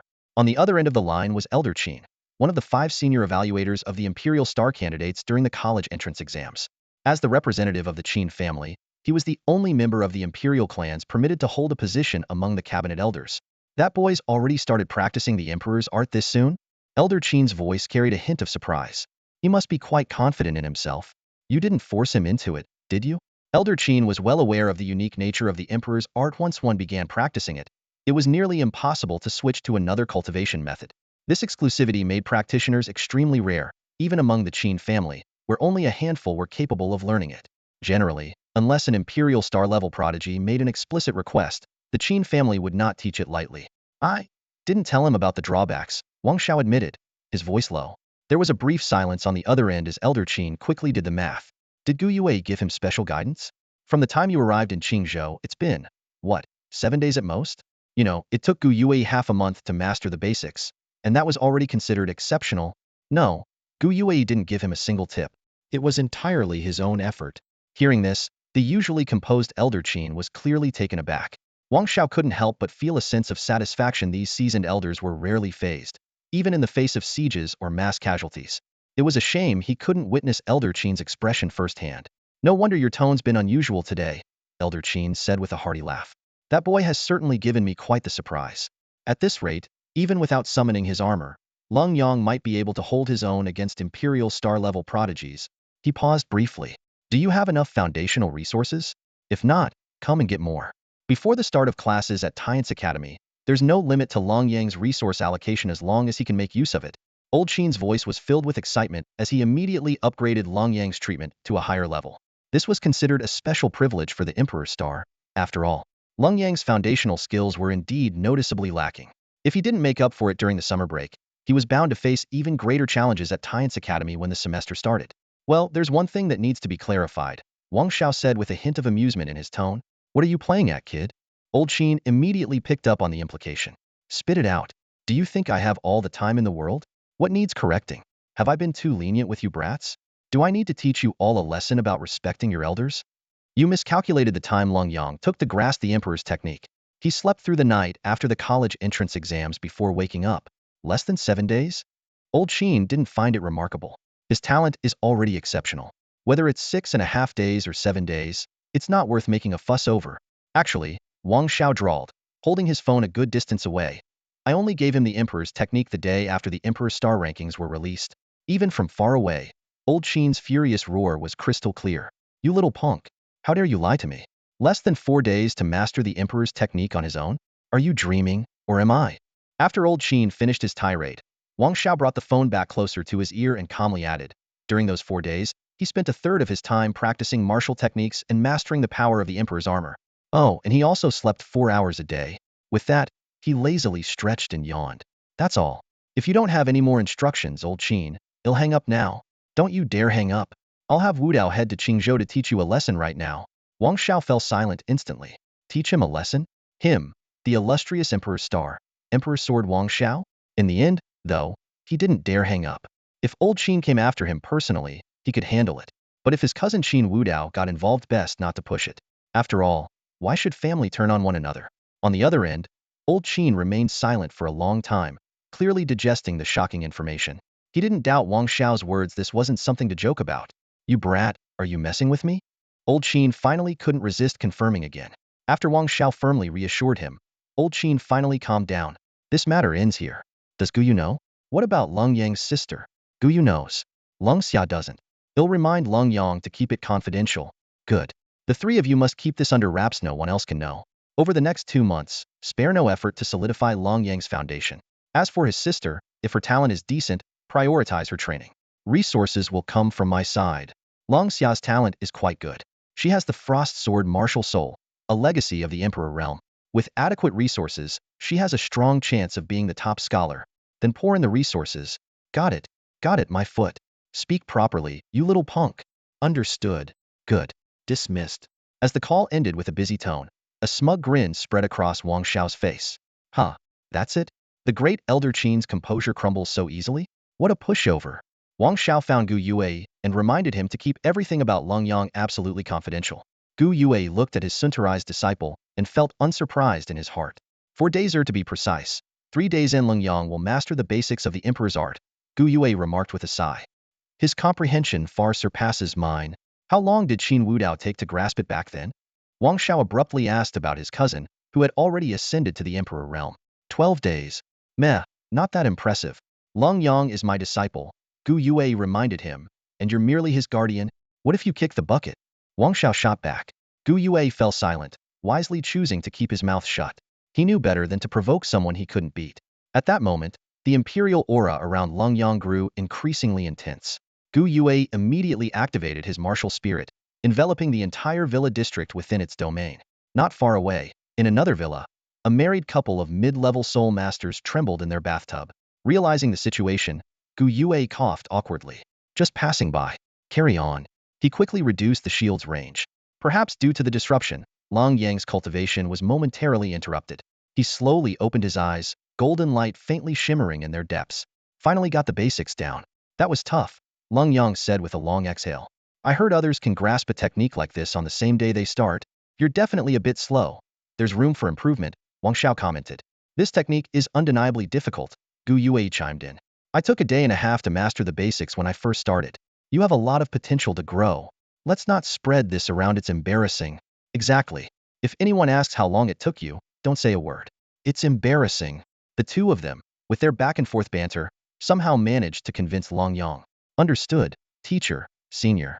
This technique may be obscure, but I'll do my best to reach the first stage before the semester starts. Gu Yue nodded lightly, glancing at Wang Xiao with a wry smile. Don't push yourself too hard, Wang Xiao said. Your teacher was at level 29 when he started cultivating the Emperor's art, and he reached the first stage in a month and a half. If you can achieve it in 2 months, that's still commendable. Watching Wang Xiao's smug expression, Gu Yue inwardly rolled his eyes. We'll just have to work harder, Lenyang said seriously. I must reach that goal within a month and a half. Otherwise, I won't live up to the title of Emperor's Star. With that, he raised his hand, and 5 flames of gold, brown, green, blue, and red appeared between his fingers, the power of the 5 elements. After mastering the basics of the Emperor's art, his control over the elemental forces became more fluid, allowing him to freely transform the attributes of his soul power. However, he had yet to comprehend the powers of time and space contained within the Emperor's armor. Teacher, may I borrow a mirror? Lenyang suddenly asked, clenching his fist as flames instantly engulfed it. Gu Yue raised his hand and summoned a Bagua mirror. Flame fist. Lenyang unleashed a punch, sending flames surging forward, but the Bagua mirror remained completely unscathed. Gu Yue was already accustomed to the power of the 8 trigrams mirror. This seemingly ordinary mirror was capable of withstanding the full-force attack of a level 50 Soul King. Lenyang launched consecutive attacks. First came a fiery punch, followed by a thunderquake fist. The two attacks, with completely different elemental attributes, displayed contrasting destructive powers. Notably, the thunderquake fist contained a surge of thunder energy. A flicker of surprise crossed Gu Yue's eyes. While the metallic attribute of the thunderquake fist was particularly pure, it seamlessly fused with the thunder energy. This phenomenon was rare, although soul masters who possessed the 5 elemental attributes could potentially develop thunder energy. Lenyang's speed in achieving this was extraordinary. Compared to Wu Anyang's heavy strike, the thunderquake fist was more powerful but still fell short in some aspects. Following that, the wind eagle kick and earth-splitting palm came in succession. Though slightly less potent than the fiery punch, each technique had its own strengths in terms of elemental advantage. This is a weakened version of the Emperor's Seal, Lenyang explained after stepping back 2 paces. The ultimate skill is stronger when used with the summoned armor, but now I can use it in my normal state. The Emperor's Seal. As the majestic imprint with Imperial might descended, Gu Yue nodded in approval. This move indeed rivals Wu Anyang's strike in power. But he can unleash such attacks repeatedly. What about you? 3 times, Lenyang said with a wry smile. After this combination, my soul power is almost depleted. Gu Yue was unsurprised by this outcome, given the 4-level soul power gap between them. For the final move, the water attribute Black Rhino charge, Lenyang cautiously used his elbow instead of his head to strike the 8 trigrams mirror. Though the move was decent in strength, it still had room for improvement. After offering a brief critique, Gu Yue turned and returned to the villa. Wang Xiao, meanwhile, silently disappeared, leaving behind only a warning. Do not speak of the Emperor's art to anyone. Over the next month and a half, Lenyang's training became increasingly rigorous. In addition to the daily basics of body tempering, foundation building, and cultivation, he also had to engage in live combat on the demon plains outside the city. Wang Xiao would lure demons to chase him, forbidding him from summoning the Emperor's armor. From initial panicked escapes to eventually managing to counterattack and defeat his foes, Lenyang's progress was remarkable. By the time he collected the last Demon Sealing Talisman outside Beihai County City, his understanding of the Emperor's art had reached a new level. At this point, even without the Emperor's armor, Lenyang exuded an undeniable regal aura. He resembled a young heir apparent, exuding composure and elegance in every gesture, yet radiating a natural authority that demanded respect. In just 2 months, the once unremarkable boy, aside from his striking appearance, had begun to show the bearing of a young emperor. In the shadows, Wang Xiao observed Lenyang, who had restrained all his energy and suppressed the shock in his heart. He then initiated a video communication. Hey, old Shinn, I've got some good news for you. Lenyang has achieved a minor mastery of the 1st volume of the Emperor's art. Wang Xiao's voice came through the video call. On the screen, old Shinn's sharp gaze locked onto Wang Xiao, trying to suppress his emotions. But ultimately, he couldn't hide the delight that flickered across his face. Not many people can make old Shinn show so much expression, Wang Xiao thought to himself. What's the harm in losing composure? This truly is a pleasant surprise, worthy of the chief's position, old Shinn admitted with a smile, then shifted the topic. But don't let him get too full of himself. Gu Yue mentioned he still has a long way to go compared to the past. School's starting soon, isn't it? The Mu clan's heavenly pool seems to be opening up, old Shinn remarked suddenly. Wang Xiao raised an eyebrow. In terms of foundation, Lenyang is no weaker than an imperial star of the same level, but it seems there's still room for improvement. Excellent. Old Shinn nodded in approval. I'll reach out to the Mu clan. Make sure to remind him Xia doesn't need cowards. If anyone dares to challenge him, just fight back. Injure them. Kill them if necessary. The cabinet will back him up. After the call ended, Wang Xiao's gaze toward Lenyang turned more meaningful. It was clear the cabinet had decided to focus on grooming this young man. Lenyang looked down at the blood-red crystal core reappearing in his dantian, a satisfied expression on his face. These cores not only enhanced his physical body but also boosted his mental strength when they came from those eerie creatures. Although all his attempts to seal demons below level 40 using the Emperor's armor had failed, he wasn't in a rush to share this discovery with anyone. Wang Xiao approached Lenyang. Though he had witnessed the process of sealing the beasts, he refrained from asking about it. Everyone had the right to their secrets, as long as they stayed on the right path. Congratulations on achieving a minor mastery of the 1st volume of the Emperor's art, Wang Xiao said. Over the next 2 days, I'll teach you a sword technique. In 3 days, we'll head to Yuzhou. Before the words had fully settled, Wang Xiao gripped Lenyang's shoulder and tore open a spatial rift. In the blink of an eye, they appeared at Gu Yue's villa. In the courtyard, where Long Xia was practicing martial techniques, Her face lit up with a smile when she saw her brother return. Brother. Xia. Lenyang responded softly. Lenyang wore a gentle smile on his face. Recently, both he and his younger sister had been working tirelessly on their cultivation. Yet, this fulfilling exhaustion brought them an unusual sense of happiness. Over the past 2 months, they had consumed an immeasurable amount of cultivation resource. If converted into soul crystals, the number would surely be astronomical. Even more remarkable was that a significant portion of these resources were rare treasures scarcely found on the market. Little girl, why don't you join us too? Wang Xiao lightly tapped Leng Xia on the forehead. After spending over a month with the siblings, he had developed a special fondness for them. He admired Lenyang for his extraordinary talent, destined to become a pillar of the nation. As for Leng Xia, aside from her exceptional gifts, he cherished her for her sweet and sensible nature, as well as her endearing manner of speaking. Senior, what are we going to do? Leng Xia asked curiously as she followed behind Wang Xiao. They'll teach you a bit of swordsmanship. Can I sit in? A sudden voice interrupted as Gu Yue appeared out of nowhere. Wang Xiao turned his head, his gaze instantly turning icy. Get lost. As if I care. Gu Yue turned to leave, but quickly produced a jade slip and handed it to Wang Xiao. Wang Xiao glanced at it briefly before sneering. Consider yourself lucky. Heh heh heh. Gu Yue chuckled awkwardly, rubbing his hands as he trailed behind the group. As an 89th level great saint and a quasi-emperor realm expert, Wang Xiao was known for slaying emperor-level demonic creatures in the abyss. Any guidance from such a swordmaster would undoubtedly be invaluable. Especially the sword techniques he planned to impart to Lenyang, they were bound to be extraordinary. However, Gu Yue had guessed wrong. What Wang Xiao shared wasn't sword techniques but rather insights into the path of sword cultivation. For someone like Gu Yue, who didn't practice swordsmanship, this knowledge was entirely useless. Yet, having paid the tuition, he had no choice but to continue listening. All right, release your martial spirits, Wang Xiao instructed. Lenyang and Leng Xia immediately complied. The frost sword emanated a chilling aura, glistening like ancient ice essence, while the aurora sword exuded an overwhelming imperial majesty. Wang Xiao nodded in approval.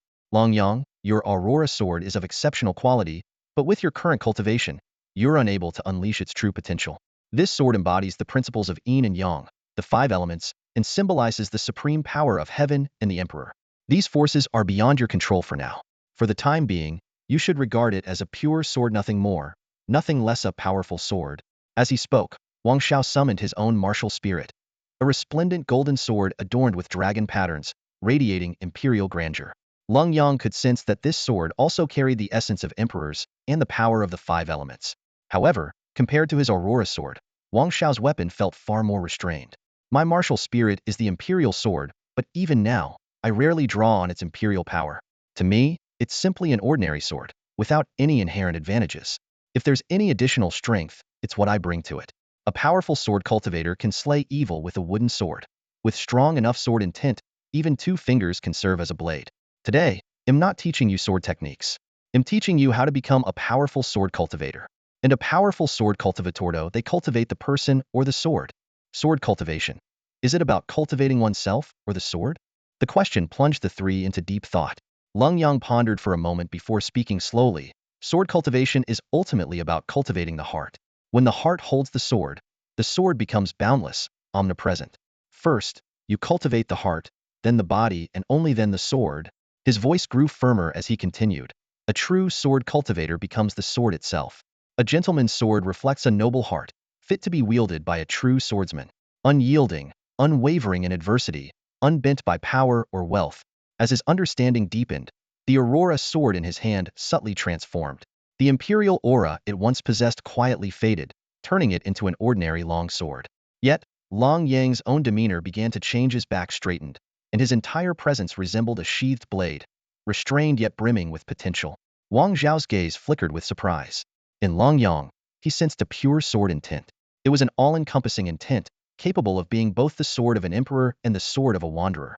It could symbolize justice or transform into a weapon of destruction. Most importantly, this sword was free, driven by its own will. Guyu shot Wang Xiao a glance and transmitted a message to him. Is this normal? What do you think? Meanwhile, Leng Xia was still lost in confusion, but witnessed her brother's enlightenment firsthand. Though she, too, gained some insight from Lenyang's words, her understanding of the sword was destined to differ from her brother's, as she approached it from a woman's perspective. She began to realize that her frost sword was not just about ice and frost. More crucially, it was about the essence of the sword itself. The frost merely added a unique touch to it. Wang Xiao shook his head and sighed. Forget it, I give up. There's no sense of accomplishment in teaching him. He tossed a jade slip to Longyang and turned to Long Xia. Come on, little girl, follow me. We're not training with your brother. The jade slip contained Wang Zhao's insights into swordsmanship and a technique he had created called slash. This technique was an ultimate move, using soul power as its foundation, guided by the spirit, and infused with an indomitable sword intent. Mastering it required unwavering conviction and an invincible mindset. Though there were only 2 or 3 days left, it was possible to grasp the basics of the technique, even if achieving mastery was unlikely. By the 3rd day, 2 distinct bursts of energy erupted from the villa. One was the sword intent condensed by Long Xia, and the other was the soul power breakthrough achieved by Long Yang. After nearly 2 months of intense training, progress had finally been made. Long Yang murmured softly, I can't hold it back anymore. Long Yang exhaled deeply, feeling the steady flow of soul power within him. Though he had just achieved a breakthrough, his soul power had already stabilized at level 22 without the slightest turbulence. This was the result of long-term suppression and meticulous foundation building. Following Wang Zhao's guidance, he had continuously suppressed the opportunity for a breakthrough until it happened naturally and effortlessly. This solid foundation greatly boosted Long Yang's confidence. Is there anything else you need to prepare? If not, let's head to Yuzhou. Wang Xiao appeared and said, with Gu Yue and Leng Xia stepping out after him. Nothing special to prepare, Leng Yang replied. His storage ring was already stocked with clothing and essentials.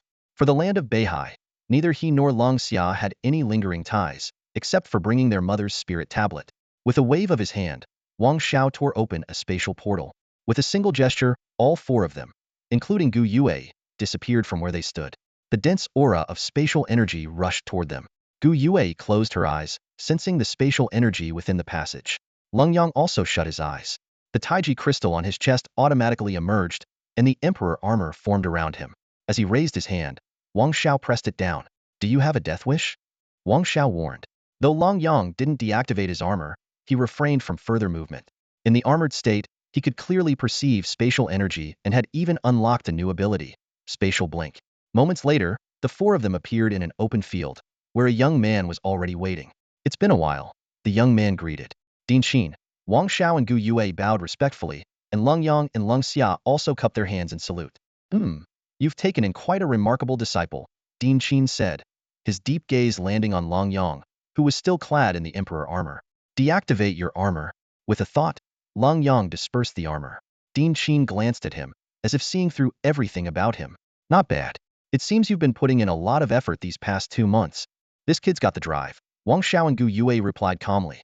At Tian's Academy, you must continue to work hard and avoid arrogance, Din Xin said, handing Long Yang an identity badge.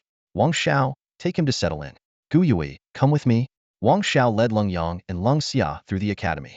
As the foremost of the 4 great academies in Daxia, Tian's Academy spanned an area of 100 miles, encompassing 18 hills, 9 lakes, and 9 intersecting rivers.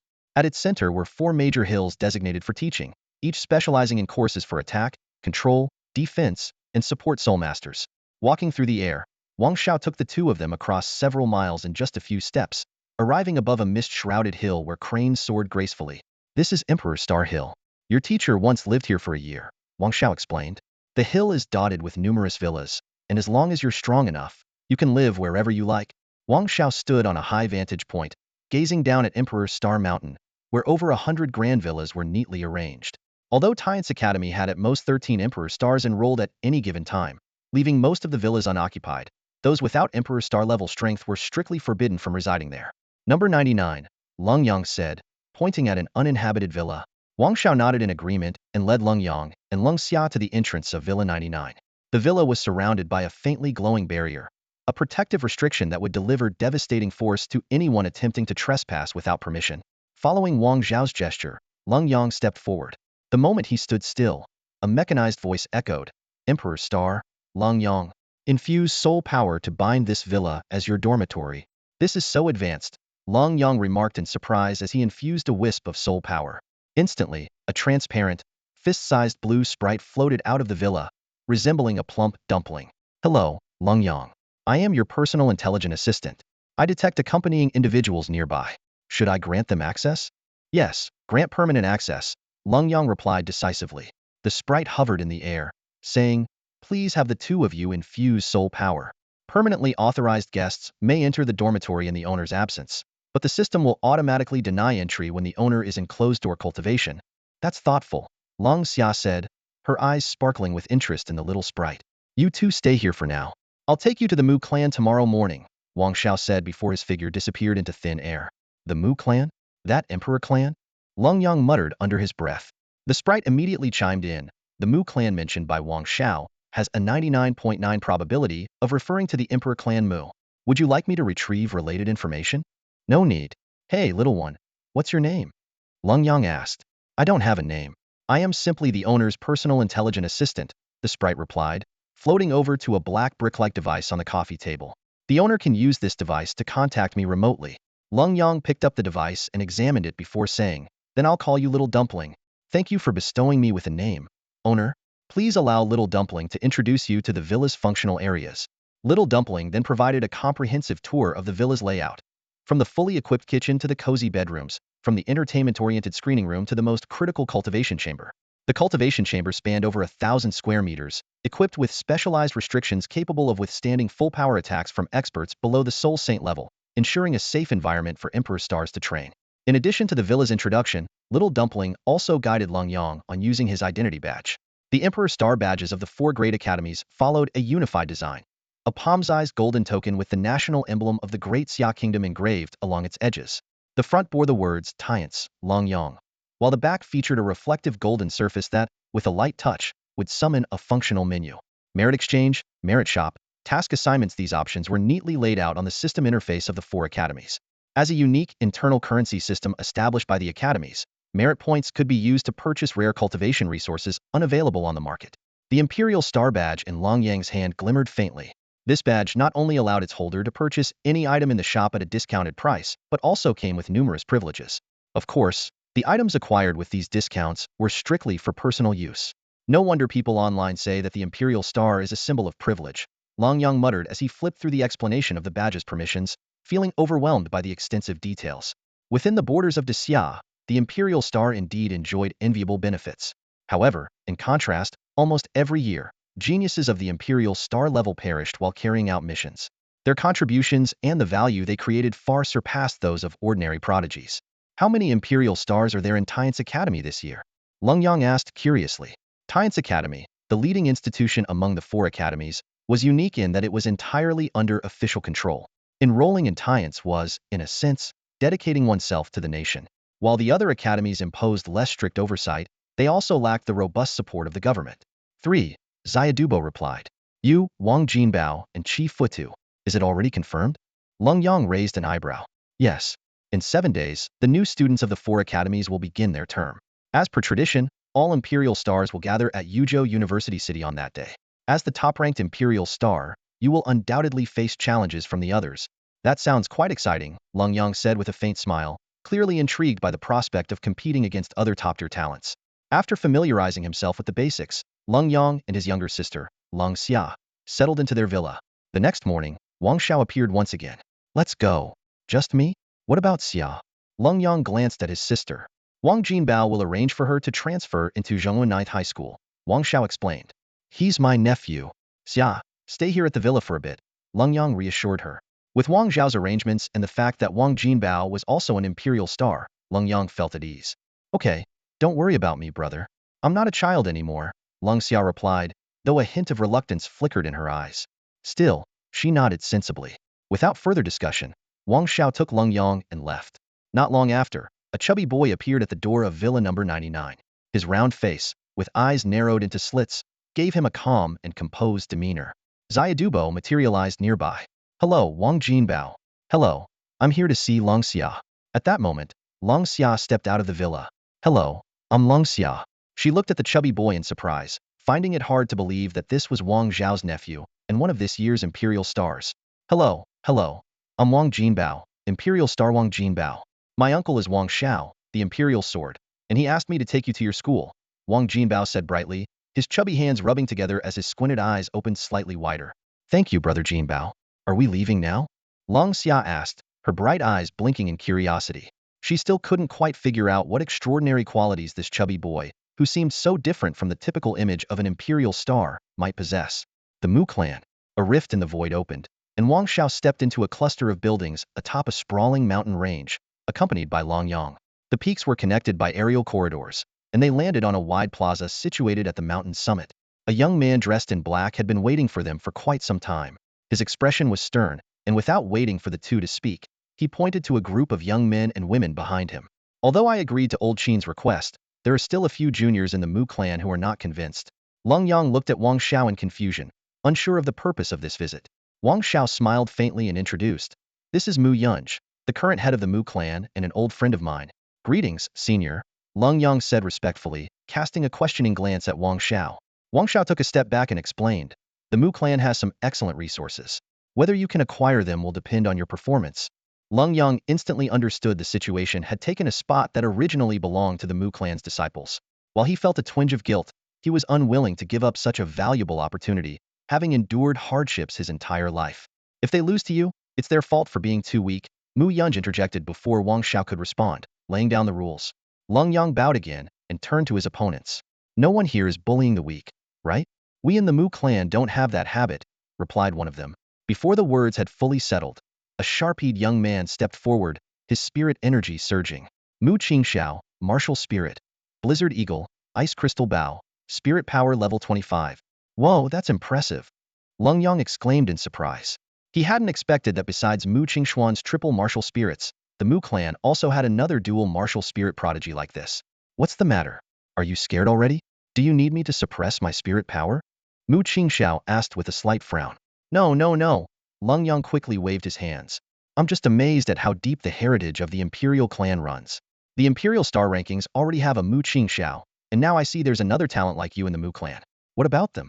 Are they all from my generation too? The other three stepped forward and introduced themselves. Mu Xuexiao, martial spirit. Ice crystal bow, spirit power level 23. Mu Xiefeng, martial spirit. Blizzard eagle, spirit power level 23. Mu Qingyu, martial spirit. Ice Phoenix, spirit power level 24. Although they harbored some resentment toward Lenyang for taking a key resource of their clan, these Mu clan prodigies did not underestimate him. They trusted the judgment of the clan's 5 elders, and were here today merely to personally test the strength of this top-ranked individual. If you don't dare to fight, then you might as well leave now. Mu Qingxiao's gaze fell on Lenyang.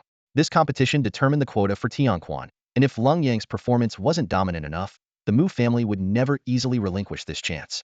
Alright, enough dawdling. Don't waste your time on these people, Wang Xiao said dismissively. To him, among the few people Mu Yunj had brought, only Mu Qingxiao barely caught his attention. The others paled in comparison to the monstrous talents of the Imperial star level. Fine. All of you can come at me together. Lenyang's face still carried a calm smile, but his bold declaration left Mu Qingxiao and the others momentarily stunned.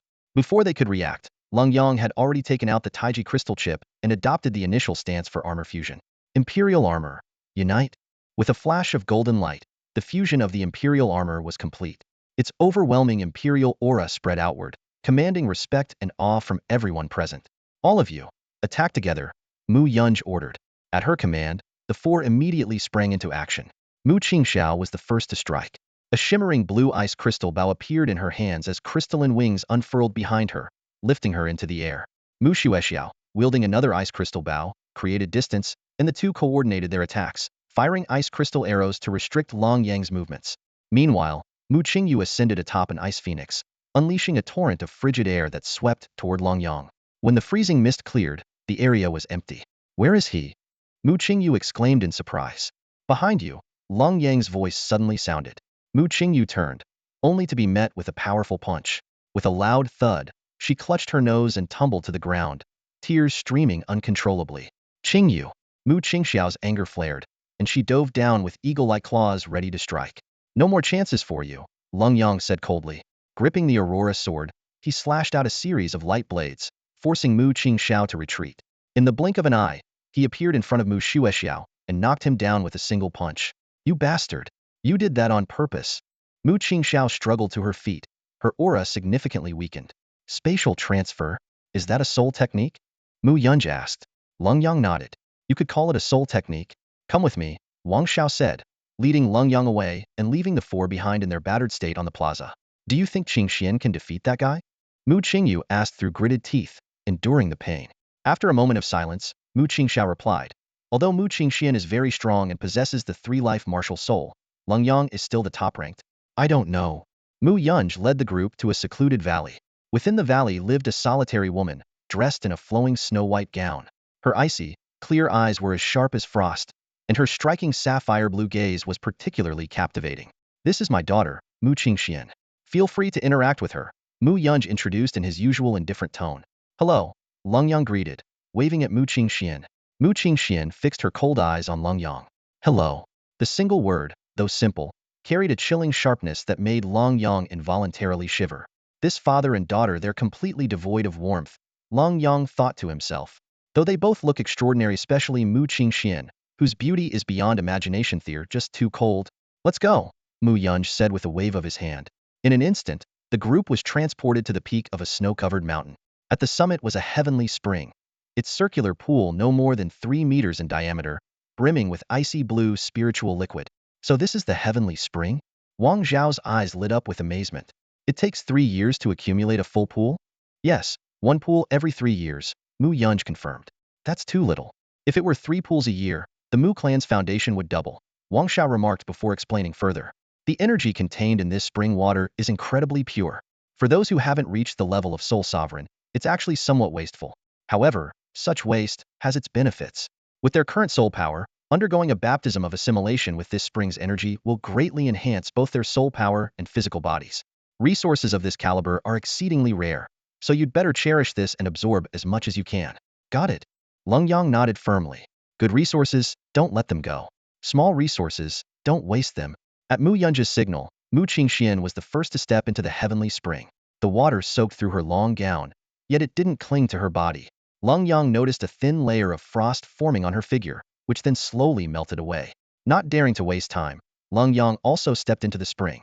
The moment his foot touched the water, he lost all sensation in it, but he gritted his teeth and sat down, allowing the frigid energy to penetrate his body. Despite the cold, the energy was incomparably pure. He immediately activated the Imperial technique, fervently absorbing and refining the energy. The Imperial technique, Mu Yunj murmured, looking at Lenyang with a hint of surprise. Yes, it was taught to him by Elder Qin, and he's already made decent progress with it, Wang Zhao said with a small smile.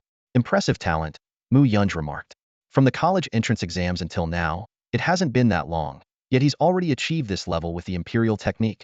Wang Zhao glanced at the two in the spring. They actually look quite compatible sitting together. He continued, with the cultivation of the Imperial technique, Lenyang's demeanor has undergone significant changes. Unless he deliberately suppresses it, combined with that handsome face of his, he'll naturally draw attention wherever he goes. He has the charisma, the looks, and the talent. What more does a star-level prodigy need in terms of background?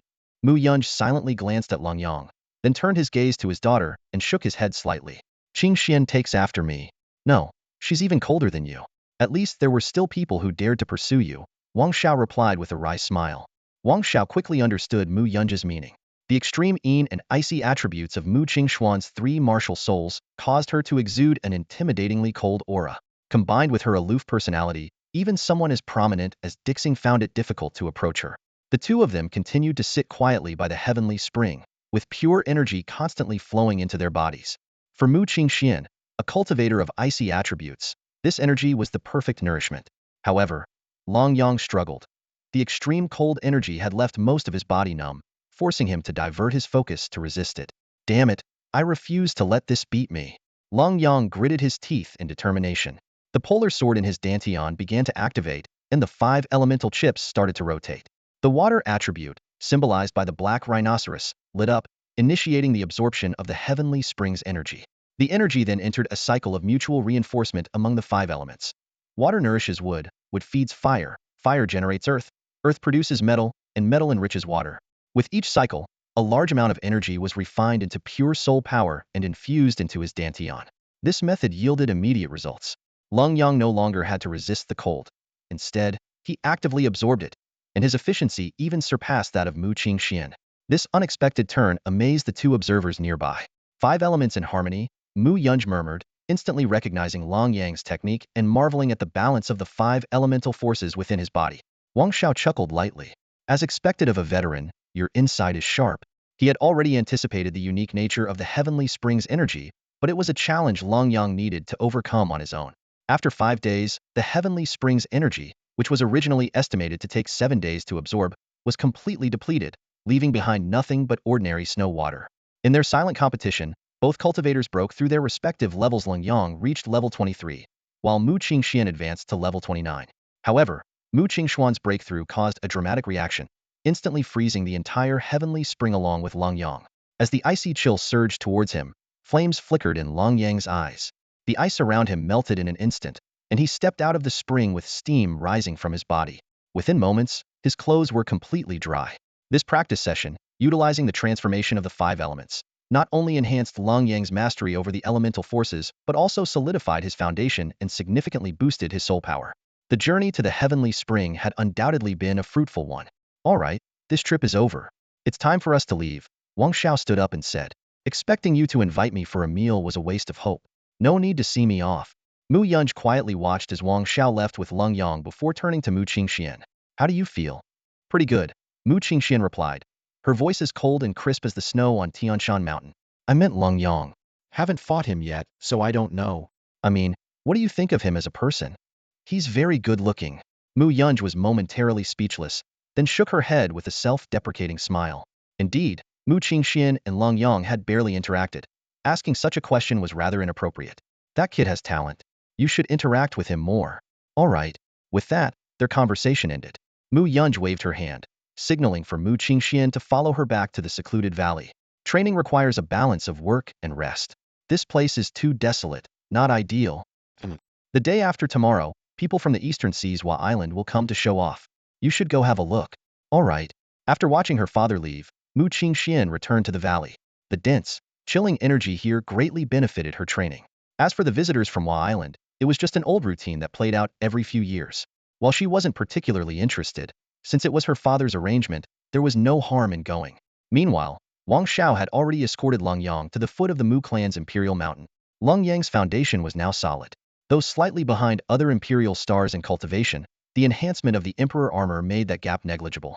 Senior, I don't have any money, Lenyang said with a troubled expression, taking a high-grade soul crystal from his storage ring. I can't possibly use this to pay for the ride, can I? Seeing Wang Xiao remain silent, Lenyang had no choice but to take out his communicator and contact Xiao Doubao. Master, what are your instructions? I want to head back, but I don't have any money. Location detected. The foot of the Mu clan's Imperial Mountain. Suggestion. Master can either reveal your identity to the Mu clan and request assistance, or leave the area and take a taxi aircar back to Tian's Academy. 1 high-grade soul crystal will suffice. A single taxi ride costs that much? Lenyang complained. Though still within Yuzhou's borders, your current location is several thousand miles from Tian's Academy. A taxi aircar can reach the destination within an hour. Transactions among soul masters often use soul crystals, with low-grade soul crystals being the most basic currency. I see, Lenyang muttered, realizing he had unknowingly traveled such a great distance. Then again, considering the Mu clan's imperial core structures spanned several mountain peaks, the distance wasn't all that surprising. All right, Xiao Doubao, guide me. Summoning his Emperor Armor, Lenyang followed the directions and flew off. As he sped through the air, he thought to himself, once I unlock the Emperor's steed, he'll definitely try some light-speed travel. Meanwhile, his soul power was rapidly depleting. The current Emperor Armor has unlocked the ability of spatial teleportation, allowing Lenyang to advance instantly. However, this high-intensity ability also causes his soul power to deplete rapidly. The Emperor Armor itself has no upper limit, but Lenyang, as the summoner, lacks the strength to sustain prolonged high-intensity output. When his soul power was reduced by half, Lenyang finally saw the outline of the city ahead. He immediately contacted Doubao. How far am I from the 9th High School of Zhong? Not far, about 800 li, and it's in the same direction as Tian's Academy, Doubao's voice responded. With the help of this intelligent assistant, Lenyang felt relieved that he didn't have to wander aimlessly like a headless fly. Otherwise, he might have gotten lost in some remote mountain forest. Inside the city, a taxi shuttle was parked by the roadside. This flying vehicle resembled more of a sleek space pod than a car.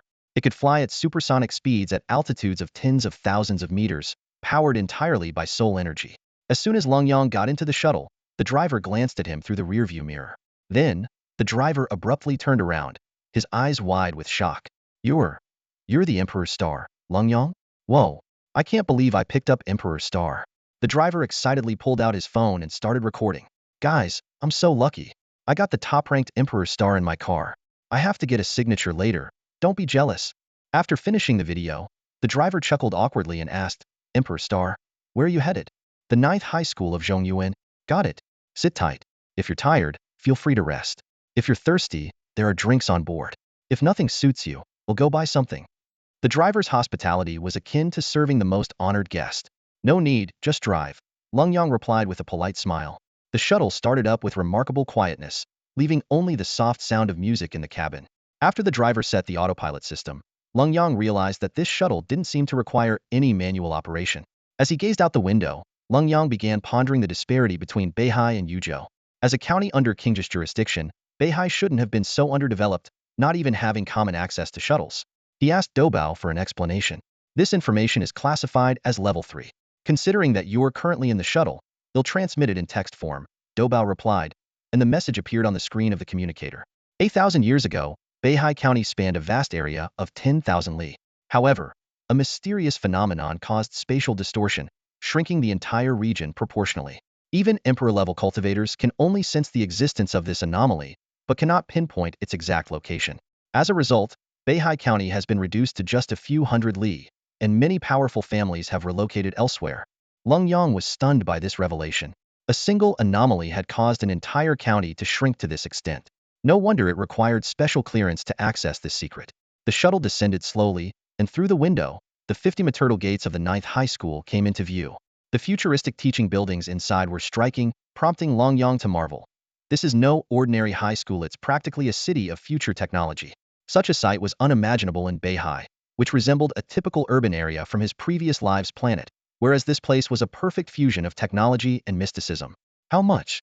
Lenyang took out a high-grade soul crystal, only to see the driver wave his hands repeatedly. No need for money, could I get an autograph instead? The driver's eyes sparkled with anticipation. Seeing the eager look in the driver's eyes, Lenyang felt a bit embarrassed. Since when had he become such a big star? Sure, I can give you an autograph, but I still need to pay. After some back and forth, the driver finally accepted just 10 low-grade soul crystals and excitedly took the autograph to post on social media. Lenyang arrived at the security booth at the entrance of number 9 high school. Are you the Empire Star, Lenyang? The guard recognized him instantly. Am I really that famous? Lenyang asked, slightly surprised. Top of the Empire Star rankings, it's hard not to be famous. Is there something I can help you with? The guard asked respectfully. My younger sister was sent here a few days ago by Wang Jinbao as a transfer student. I'm here to check on her. The guard quickly looked up the records. Yes, 5 days ago, Wang Jinbao brought in a student named Long Xia. She's in class 1 of the 3rd year. Would you like me to guide you there? No need, just let me in. Erase an aerial map of the school. I suggest you wear a mask to avoid being surrounded by students, the guard said, handing him the map and a mask. Lenyang put on the mask and entered the campus. He soon found the 3rd year teaching area. The classrooms were almost empty, as 3rd year students primarily focused on independent cultivation with minimal theoretical classes. He dialed Long Xia's number, and a burst of noise erupted from the other end. Brother. It was Long Xia's voice. Get the Empire Star brother over here. I want to meet the top Empire Star. He's my future husband. Ugh, stop fighting over him. Voices of excited girls rose in a chaotic chorus. Xia, I'm near your classroom, Lenyang said. I'm on my way from the cafeteria. Be there soon. Long Xia replied, then added a reminder to her companions. Calm down. Don't draw too much attention. Not long after, 5 graceful figures approached from a distance. Brother. Long Xia rushed into Lenyang's arms. How have you been these past few days? Are you adjusting well? Has anyone been bullying you? Lenyang asked, his primary concern being whether his sister had been mistreated in this unfamiliar environment. After all, Long Xia's cultivation level was still quite weak compared to the local prodigies of Yuzhou, making the gap between them rather noticeable. When Lenyang asked her about school, Long Xia smiled and said, Jinbeijij personally brought me here. Even the headmaster came out to greet us. He specially arranged for Qin Ro to look after me, so no one dares to bully me. She stuck out her tongue playfully as she spoke. Exactly, exactly. A young girl trailing behind Long Xia immediately chimed in. My cousin is amazing. His commanding presence intimidates everyone at number 9 high school. Whoever dares to bully Xia is basically going against the Emperor's star. If Wang Jinbao were to hear this, he would probably be both amused and exasperated. Seeing that his sister was well taken care of at school, Lenyang finally felt relieved. His gaze shifted to the group of young girls standing around Long Xia. Brother, this is Qin Ro, Long Xia said, pulling over the girl who had just spoken. She's really impressive. Her soul power is already at level 22. A member of the Qin Imperial clan? Lenyang immediately guessed her identity. Qin Ro nodded in confirmation, her large eyes curiously studying Lenyang. The other three girls were also staring at him intently, though they seemed more reserved than usual, at least refraining from casually blurting out terms like husband. Lung Xia continued the introductions. Brother, these are my roommates. They're all super talented. This is Wang Xiaoxiao, Yi Ziyu, and Mu Qingning. After hearing the introductions, Lung Yang silently counted his blessings. These girls were all prodigies of the imperial clans, and each had the potential to become top achievers in the future. It seemed he owed Wang Jinbao a significant favor for ensuring his sister's inclusion in such a prestigious circle. Thank you all for taking care of Xia these past few days, Lung Yang said, holding his sister's hand. Her cultivation is still relatively weak, so I hope you can guide her when you can. By the way, is there a good restaurant nearby? I'd like to treat you all to a meal. There is. Wang Xiaoxiao's eyes lit up as she quickly replied. Qin Rujiji often takes us to the best places, great at picking spots where we can splurge on the rich. Through their conversation, Lung Yang learned that Wang Xiaoxiao was actually Wang Jinbao's younger sister, and Qin Ro was their cousin. Without the Emperor Star's top-ranking status, along with Gu Yue as an equally prestigious mentor and a mysterious imperial-level ancestor, it would have been nearly impossible for the Long siblings to gain entry into this elite group. Why don't we ask Xiaoxiao to contact Wang Jinbao, Lung Yang suggested, and see if he can join us for a meal? Though one meal wouldn't fully repay the favor, it was at least a gesture of thanks. Plus, with Wang Xiao providing him with an abundance of high-grade soul crystals and Tianza Academy covering his cultivation expenses, these crystals were meant to be spent. That little chubby guy will definitely come if there's good food, Wang Xiaoxiao quipped as she dialed her phone. Sure enough, Wang Jinbao's voice came through immediately. Half an hour. Send me the address.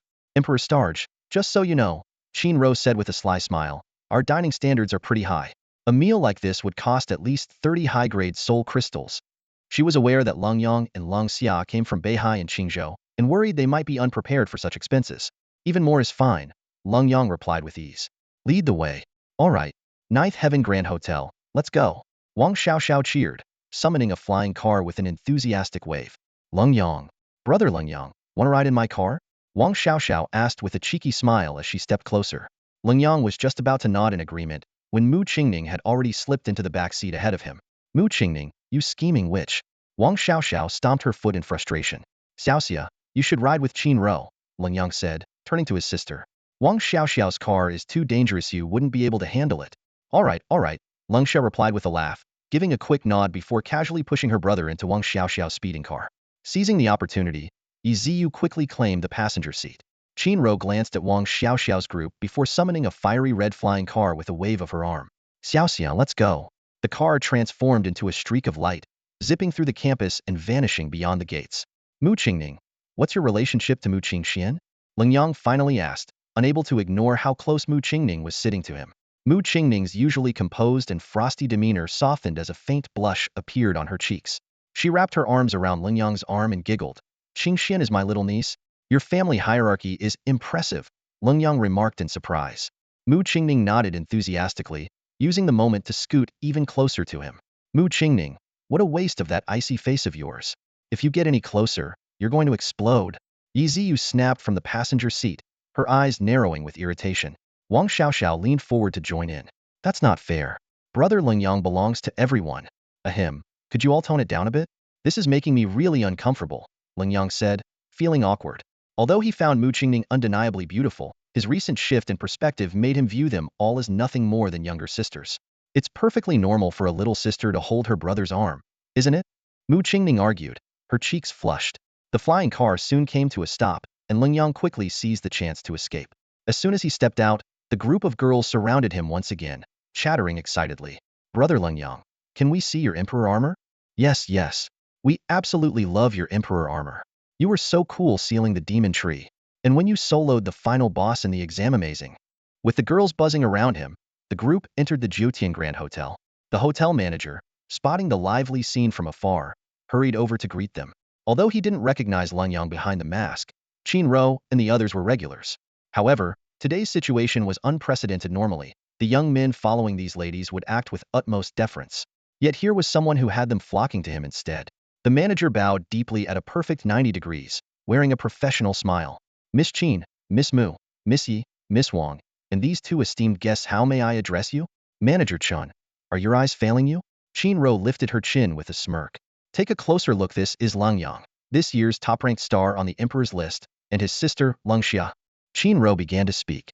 She had known manager Chen for quite some time, frequently bringing wealthy clients here to dine and often earning a commission in return. Manager Chen, surprised, handed her a business card and said, "Ah, so it's the distinguished representative of Di Xing. What an honor for our humble establishment. Young Master Long, Miss Long, if you need anything, just let us know. We're here to treat a few friends to dinner. Please arrange a quiet private room," Lung Yang said with a slight nod. Manager Chen immediately responded, "Of course, young Master Long. He'll make sure you have an enjoyable dining experience." The Jutian Grand Hotel stood 21 stories tall, spanning over 1,000 acres. The moment they entered, a strong sense of modern technology greeted them. Manager Chen led the group directly to the 18th floor and stopped in front of a private room named Di Xing Pavilion. "This private room happens to be available today. Dining here truly befits your status," Manager Chen said as he opened the door. The luxurious interior came into view. Spanning over 300 square meters, the space included not only a dining area, but also a living room, sofas, a karaoke room, a screening room, and even a bedroom and bathroom. Most impressively, the entire space exuded a uniquely rich and vibrant energy. "Manager Chen, you can go about your duties. We'll call you if we need anything," Chinro said. Manager Chen bowed slightly and left. Wang Xiaoxiao picked up the tablet menu and eagerly browsed through the high-definition images of the dishes. "Lenyang, I'm going to start ordering. Do you have any preferences or dietary restrictions?" "I'm fine with anything, and so is Long Xia. Just nothing too spicy," Lung Yang replied. "This must be your first time at one of Yuzhou's luxury hotels, right? They've got a ton of delicious options. They'll start with some affordable dishes," Wang Xiaoxiao said, her fingers quickly swiping across the screen. In no time, she had selected 18 dishes. But when she noticed the total price 50 advanced soul crystals, she hesitated, considering whether to remove some items. Lung Yang stepped forward and stopped her. "No need to cut back. You've been helping me take care of Long Xia, and am very grateful. Besides, I'm with Di Xing now. I may not have come from wealth, but things are different now." He gently patted Wang Xiaoxiao's head and added, "As long as we don't waste food, order some of the signature dishes too. Let Long Xia and me try something new." In the end, the meal, including drinks, totaled 70 advanced soul crystals. Just 2 months ago, Lung Yang couldn't even afford a single low-level soul crystal. Such an expense was unthinkable for him back then. "The dishes are made fresh, so it'll take about half an hour," Wang Xiaoxiao informed them. The other girls all looked at Lung Yang with eager anticipation. "Lung Yang, show us the Emperor's armor." The spoiled young ladies began to plead and pout. Under their relentless persuasion, Lung Yang gave in and said with a resigned smile, all right, I'll show you the Emperor's armor." Click, click. The sound of camera shutters filled the air. Yiziyu excitedly clung to Lung Yang's arm, now clad in his Emperor armor, snapping photos non-stop and even recording a short video to post online. Qin Ro was even bolder, climbing onto Lung Yang's back, her long legs wrapped around his waist. As she clicked away, she declared loudly to the other girls, "Ladies, with the Emperor armor himself protecting me, who would dare mess with Qin Ro? Think twice before you try." The photo session lasted a full 10 minutes until the girls had taken enough pictures to post on their social media for the next 10 days. Only Lung Xia stayed out of the commotion. Her phone was already filled with photos of Lung Yang training daily. After deactivating his transformation, Lung Yang was dragged off to a karaoke session. In the private room, he finally removed his mask, allowing Yi Ziyu and the others to sneak candid pictures while he jokingly warned, "Don't leak any embarrassing photos of me, or I'll spank you all. Don't worry, we'll only post handsome shots of you, Brother Long." The girls giggled in response. After about half an hour of fun, the doorbell rang. Wang Xiaoxiao rushed to open it, only to find her brother, Wang Jinbao, standing there. "Brother? Why are you here?" she asked, her tone tinged with disappointment. "Didn't you ask me to come? Where's Brother Yang? Let me hug his thigh real quick." Wang Jinbao said cheerfully. Short and chubby, he looked like a jovial little Buddha. Seeing him in person for the first time, Lung Yang found him even rounder than he appeared in video clips, confirming that official media had indeed polished the image of this star-level powerhouse. "Hello, Brother Jinbao." Lung Yang extended a hand, but Wang Jinbao jogged forward and clasped it enthusiastically with both hands. "No need to be so formal. Just call me Fatty. From now on, I'm your loyal follower, Brother Yang." Lung Yang was taken aback by this declaration. He recalled Guyu once mentioning that star-level powerhouses were notoriously proud and competitive. He had been prepared for a challenge, but Wang Jinbao's attitude was completely unexpected. "Brother, have some dignity. You're a star-level warrior, for crying out loud." Wang Xiaoxiao couldn't help but complain. "You don't get it." Wang Jinbao plopped down at the table without a care. "Brother Yang is the top dog. He could take down a level 40 boss during the college entrance exams. Among the 9 star-level warriors, only Mu Qingxian, that ice queen, could possibly pull that off. And with Brother Yang's rapid progress in the last 2 months, he's probably already surpassed her. He glanced around. So, where's the food? All you think about is eating. You're faster than the dishes. Wang Xiaoxiao pouted in frustration. Ignoring his sister's grumbling, Wang Jinbao turned to Lenyang and asked, "What's life about if not eating, drinking, and sleeping? Don't you think so, Brother Yang?" "Everyone has different ideals and aspirations," Lenyang replied calmly. "As long as you're doing what you want, there's no need to worry about what others think." Lenyang spoke, and upon hearing his words, Wang Jinbao's eyes flickered slightly. "Brother Yang, you're a smart man," the chubby guy said lazily. "My dream is just to eat and sleep every day. That way, if I accidentally kick the bucket someday, I won't feel like I missed out." "Brother Jinbao, you can't fool my brother like that. If all you do is eat and sleep every day, how could you possibly become an emperor star?" Leng Xia immediately retorted. However, Wang Jinbao's reply left everyone present wide-eyed. The Wang family has no shortage of resources, especially heavenly treasures and earthly riches. Many of the resource sites, even controlled by the Dixia government, were originally discovered by our family. If you use heavenly treasures as ingredients, bathe in the essence blood of powerful beasts, and do this for 18 years straight, even you, Xia, could become an emperor's star. Leng Yang fell silent. This kind of blow was harder to take than losing a fight. It was like Wang Jinbao had delivered a killer move that left him speechless. As a prodigy with twin martial spirits, Wang Jinbao's abilities were indeed enviable. His first martial spirit, the lucky coin, granted him incredible fortune and protection from misfortune as its passive trait. Each awakening increased the number of coins, with a lucky awakening yielding 2 at once. Each coin provided a soul skill of any type, and he currently had 6 coins, more than double the usual number for a soul master of his level. His second martial spirit, the divine weapon chest, was equally astonishing. It could produce divine weapons with each soul skill awakening, granting the user the corresponding elemental power. For instance, acquiring a flame blade would awaken fire attributes. This combination of versatile martial spirits ensured that as long as his soul skills weren't subpar, Wang Jinbao's future accomplishments would be extraordinary. Coupled with his prestigious family background, he indeed had the luxury of lying down and still becoming an emperor's star. Of course, despite his seemingly laid-back demeanor, he must have put in considerable effort. Resources alone wouldn't be enough to reach such heights. If martial spirits and family backgrounds could be stolen, I think I'd have a hard time holding back. Leng Yang sighed softly. "To be honest, I'm envious of your Imperial Armor, Brother Yang. It's just so cool," Wang Jinbao said with his ever-bright smile. Soon, a variety of delicious dishes were served. The Wang siblings and the Long siblings enjoyed the meal to their heart's content, and the atmosphere grew increasingly harmonious. "Next time, I'll bring my niece along. That way, we'll have 3 emperor stars at the table," Mu Qingning, slightly tipsy, suddenly said. She had always been someone with a cold exterior but a fiery heart, and the alcohol only made her more uninhibited. "No, no, no." Wang Jinbao shook his head frantically while sipping on the tiger bone soup. "If she comes, we won't be able to enjoy the food properly. Meals are best when they're hot." "I can bring her," Mu Qingning insisted. Sure, you can," Wang Jinbao relented, putting down his soup bowl and picking up his chopsticks. He turned to Leng Yang and said, "Brother Yang, the semester starts the day after tomorrow. At that time, the central plaza of University City will gather many of Dixia's prodigies. This year, the embarrassment troupe from Wa Island will also be performing their so-called talents. According to tradition, we're expected to attend. You don't have to personally deal with the troupe, but some of the other Emperor stars might challenge you." The challenge of the Imperial Star was bound to come sooner or later, but at this moment, Leng Yang was more curious about the origin of the Wado Island clown troupe. In his understanding, Wado Island was located beyond the East Sea of Qingzhou, separated by an endless ocean.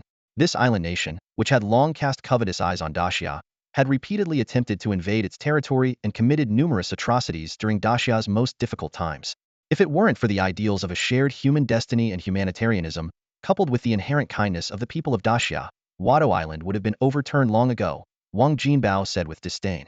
"Let alone the entire nation's power, even just our Yuzhou alone would be enough to ensure they'd never recover." Wang Jinbao explained that every few years, so-called monsters from Wado Island would come to the mainland to show off their might, only to be thoroughly defeated by the Imperial Star of Yuzhou. Each time, they ended up making fools of themselves, resembling a troupe of clowns, which led to the mocking nickname Wado Island Clown Troupe. After hearing this explanation, a cold glint flashed in Long Yang's eyes. Whether in his past or present life, he harbored a deep hostility toward that island. Now that he had the chance to confront the so-called monsters from Wado Island, he certainly wouldn't let it slip by. As Wang Jinbao continued to devour the dishes in front of him, he added, "On the day school starts, the central square of the University City will be bustling. There will be numerous arenas, renowned talents presiding, generous reward bounties, and even imperial stars from previous years making appearances. Seeing that there were only a few dishes left on the table, Lenyang was about to call the waiter to order more, but Wang Jinbao quickly waved his hand. No need, I'm already full. I just don't want to waste anything. He patted his round belly and even asked Qin Ro and the others to vouch for him. Qin Ro smiled and explained, Brother Jinbao has always been like Tishi, strictly adheres to the clean plate campaign and never wastes food. This gesture took Lenyang by surprise, completely overturning his impression of the so-called elite prodigies of the imperial clan.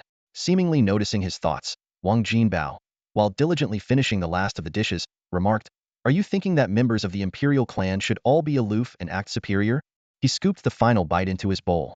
Some people do act like that, but only toward the weak. Honestly, if it weren't for the fact that you're also an imperial star, I wouldn't have come to welcome a transfer student, even if my uncle ordered me to. Likewise, if you didn't have the strength to match, I wouldn't have bothered to share this meal with you. Lenyang nodded in agreement. Prodigies weren't truly arrogant. It was just that very few people could meet their standards. Only those on the same level could see their truest selves. Wang Jinbao exclaimed as he leaned back contentedly in his chair, eating until full and then lying down for a while. Life's greatest pleasure. Wang Jinbao casually wiped his mouth with a wet towel and sprawled onto the sofa without caring about his image. The group chatted in the private room for a while, during which Wang Jinbao deliberately shared some inside stories about the 4 great academies, things Lenyang had never heard of before. When Wang Jinbao had had enough of lying around, Lenyang suggested, Let's call it a day for now. We'll get together again next time. The group dispersed, with Leng Xia returning to school alongside Qin Ro and the others, while Lenyang hopped into Wang Jinbao's flying car, heading toward Tian's Academy. Although the official start of the semester was still 2 days away, students from the 4 great academies were already arriving in droves. Wang Jinbao's luxurious gold-edged flying shuttle passed directly through the gates of Tian's Academy and sped toward Emperor Star Mountain. Along the roadside lawns, scattered booths were set up to welcome new students, with a steady stream of students checking in. Suddenly, Wang Jinbao slammed on the brakes. Lenyang immediately tensed up, bracing himself with his legs to avoid crashing into the windshield. What's going on? Lenyang asked in confusion, considering the car had been going at 200 kilometers per hour. Something interesting is happening, let's go. Wang Jinbao exclaimed excitedly as he jumped out of the car. Lenyang followed closely behind. The sudden appearance of the opulent gold-trimmed vehicle drew plenty of attention. When the onlookers recognized it was Emperor Star Lenyang and Wang Jinbao, the atmosphere grew tense, but no one dared to approach them recklessly. Lenyang soon spotted the so-called interesting event, 2 individuals locked in an intense battle. Though both were under level 30 soul masters, their aura was incredibly imposing. Qi Futua. Who's the other guy?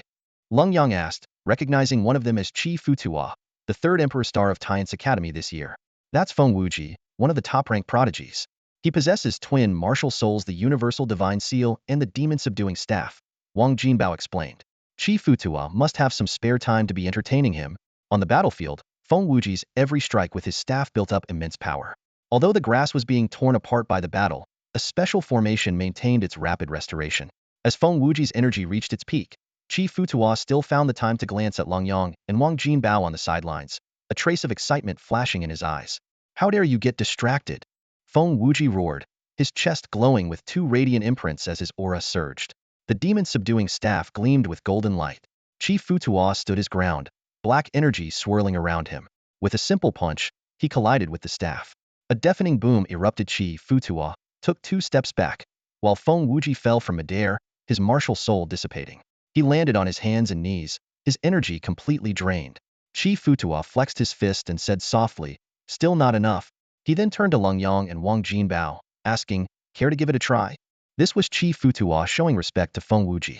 Although both possessed twin martial souls, Qi Futuo's soul power was only 1 level higher than Feng Wuji's. Yet, the gap in their true strength was far beyond what mere levels could measure. Feng Wuji's most powerful strike required charging up, while Qi Futuo's punches could explode with power at will. Even so, Qi Futua was defeated. That was the might of an imperial star, capable of suppressing a top-tier genius with one hand. Throughout the battle, Qi Futua used only one fist. Under his piercing gaze, Wang Jinbao tactfully stepped back, tossing a golden coin into the air. The coin landed in his palm, displaying the character Heal on its surface. A golden light then surged into Feng Wuji's chest. His aura quickly recovered, and he stood up slowly, expressing his gratitude. Wang Jinbao squinted, his usual smile unwavering as he addressed Qi Futua. I'm just support, I don't fight. I'm not here for you, Qi Futua replied. his eyes blazing as they locked onto Lenyang. Chi Futua, soul power level 27. Faced with the challenge, Lenyang hesitated only briefly before stepping forward. Lenyang, soul power level 23. A 4-level difference in soul power was negligible among Imperial stars. The fact that they were in the same cohort meant their abilities were evenly matched. The impending duel quickly drew a crowd. Current students rushed to watch, and even alumni showed up upon hearing the news. Shall we begin? Chi Futuo's demeanor shifted entirely compared to his fight with Feng Wuji. Black energy surged around him, and his imposing figure stood like a demonic god. Anytime, Lenyang replied. The Tai Chi crystal chip between his fingers glowed with golden light, and the Emperor's armor instantly enveloped him. The ground beneath Chi Futuo's feet shattered as he launched himself forward, appearing before Lenyang in a flash. His heavy punch struck the armor's chest plate with a resounding metallic clash, sparks flying on impact. Lenyang staggered back 2 steps before regaining his footing. Pain radiated from his chest, but it was far from enough to take him down. Lenyang advanced, his fists glowing with golden energy as he exchanged blows with Chi Futuo.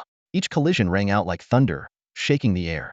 Chi Futuo's expression grew serious. His Wushan body martial soul, inherited from the bloodline of Chiyu, was renowned for its physical toughness. Yet, for the first time, it faltered against this armor. His knuckles split, and his arm went numb. Him going all out now. Chi Futuo growled, black energy concentrating around his fist as he threw a powerful punch. Lenyang countered with his own. The ensuing explosion of force sent both of them staggering back several steps. Impressive, Lenyang said sincerely. He was fully aware that in his armored state, his strength rivaled that of a level 40 demon. At this moment, Chi Futu displayed astonishing combat prowess, fiercely clashing with Lenyang's armor. Though his fists were bleeding, he persisted. To pit flesh and blood against armor to such an extent was already beyond the capabilities of ordinary people. Come on. Chi Futu growled lowly, as black light surged around him. His body instantly grew over 20 centimeters taller. His shirt tore apart, revealing muscles that resembled golden, chiseled stone. Behind him, a pair of menacing black demonic wings materialized, each scale-like feather gleaming with a metallic sheen. Bone spurs jutted out, exuding an intimidating aura. With a wave of his arm, he summoned his second martial spirit, a pitch-black demonic halberd over 3 meters long. His aura rose rapidly as his wings spread wide, lifting him into the air like a demon god gazing down upon the mortal world. Lenyang's eyes sharpened. Gripping his aurora sword, he met the descending strike of the demonic halberd Hedon. The terrifying force transmitted through the blade made his stance falter slightly. This was the strength of an Emperor star-level warrior, capable of slaying a level 40 demon. 2 months ago, even with his Imperial armor, Lenyang would have struggled against Chi Futu. But now, he could hold his ground evenly. Despite having the advantage of flight, Chi Futu chose to engage directly in combat. On the sidelines, Feng Wuji watched in stunned silence. The gap between a champion level and an Emperor star level fighter was staggering. His all-out strike hadn't even forced his opponent to reveal their true strength. Wang Jinbao shook his head repeatedly, saying, "No chance. These two are both combat specialists, berserkers through and through. Someone like me, who's more versatile, is no match for them. Then who do you think will win?" Feng Wuji asked, keeping his eyes on the battlefield. "Why do you think the top rank belongs to the top rank?" Wang Jinbao replied cryptically, "Just watch. When Brother Yang gets serious, the outcome will be clear." Sure enough, the battle soon reached its climax. Chi Futu forced Lenyang back with a heavy strike and soared into the air. Behind him, a shadowy figure of a shaman deity emerged as he raised the demonic halberd for his ultimate attack. Lenyang, instead of retreating, advanced. Raising the aurora sword, he uttered a single word, slash. Golden sword energy streaked across the sky, colliding with the demonic halberd. Black and gold light exploded upon impact. When the brilliance faded, Lenyang's figure was nowhere to be seen. Where is he? Chi Futu frowned deeply. Right here. Windhawk kick. Lenyang suddenly appeared behind him, delivering a flying kick that sent Chi Futu crashing into the ground. The fight was over. Both combatants released their battle states. Climbing out of the crater, Chi Futu donned a fresh set of clothes to cover his muscular frame. "I lost," he admitted. "But I want to know, how much were you holding back?" Lenyang smiled faintly and extended just one hand. The gesture was ambiguous. Was he keeping one hand free, or holding something back? Chi Futua stared at the outstretched hand for a moment, seemingly deep in thought, then nodded slightly before falling silent. "Let's go, Brother Yang. Join us." Wang Jinbao bounced on his toes like a mischievous child and gave Chi Futua a playful slap on the shoulder. His antics drew laughter from those nearby. "All right," Chi Futua replied, following along. To him, apart from Lenyang and Wang Jinbao, The others were simply not on the same level, leaving little room for meaningful interaction. After the three left, the crowd erupted into animated discussions. The chief truly lives up to the title.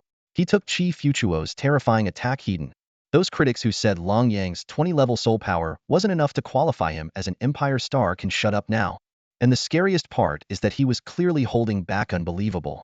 Even the senior students of the academy were left in shock. When the video of the confrontation spread online, the negative comments about Long Yang instantly crumbled.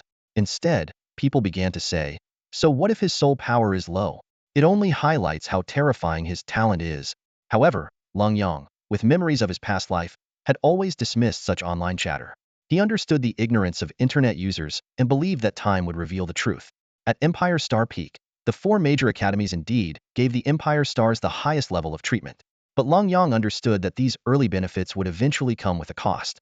No matter how gifted someone was, no one would nurture them unconditionally.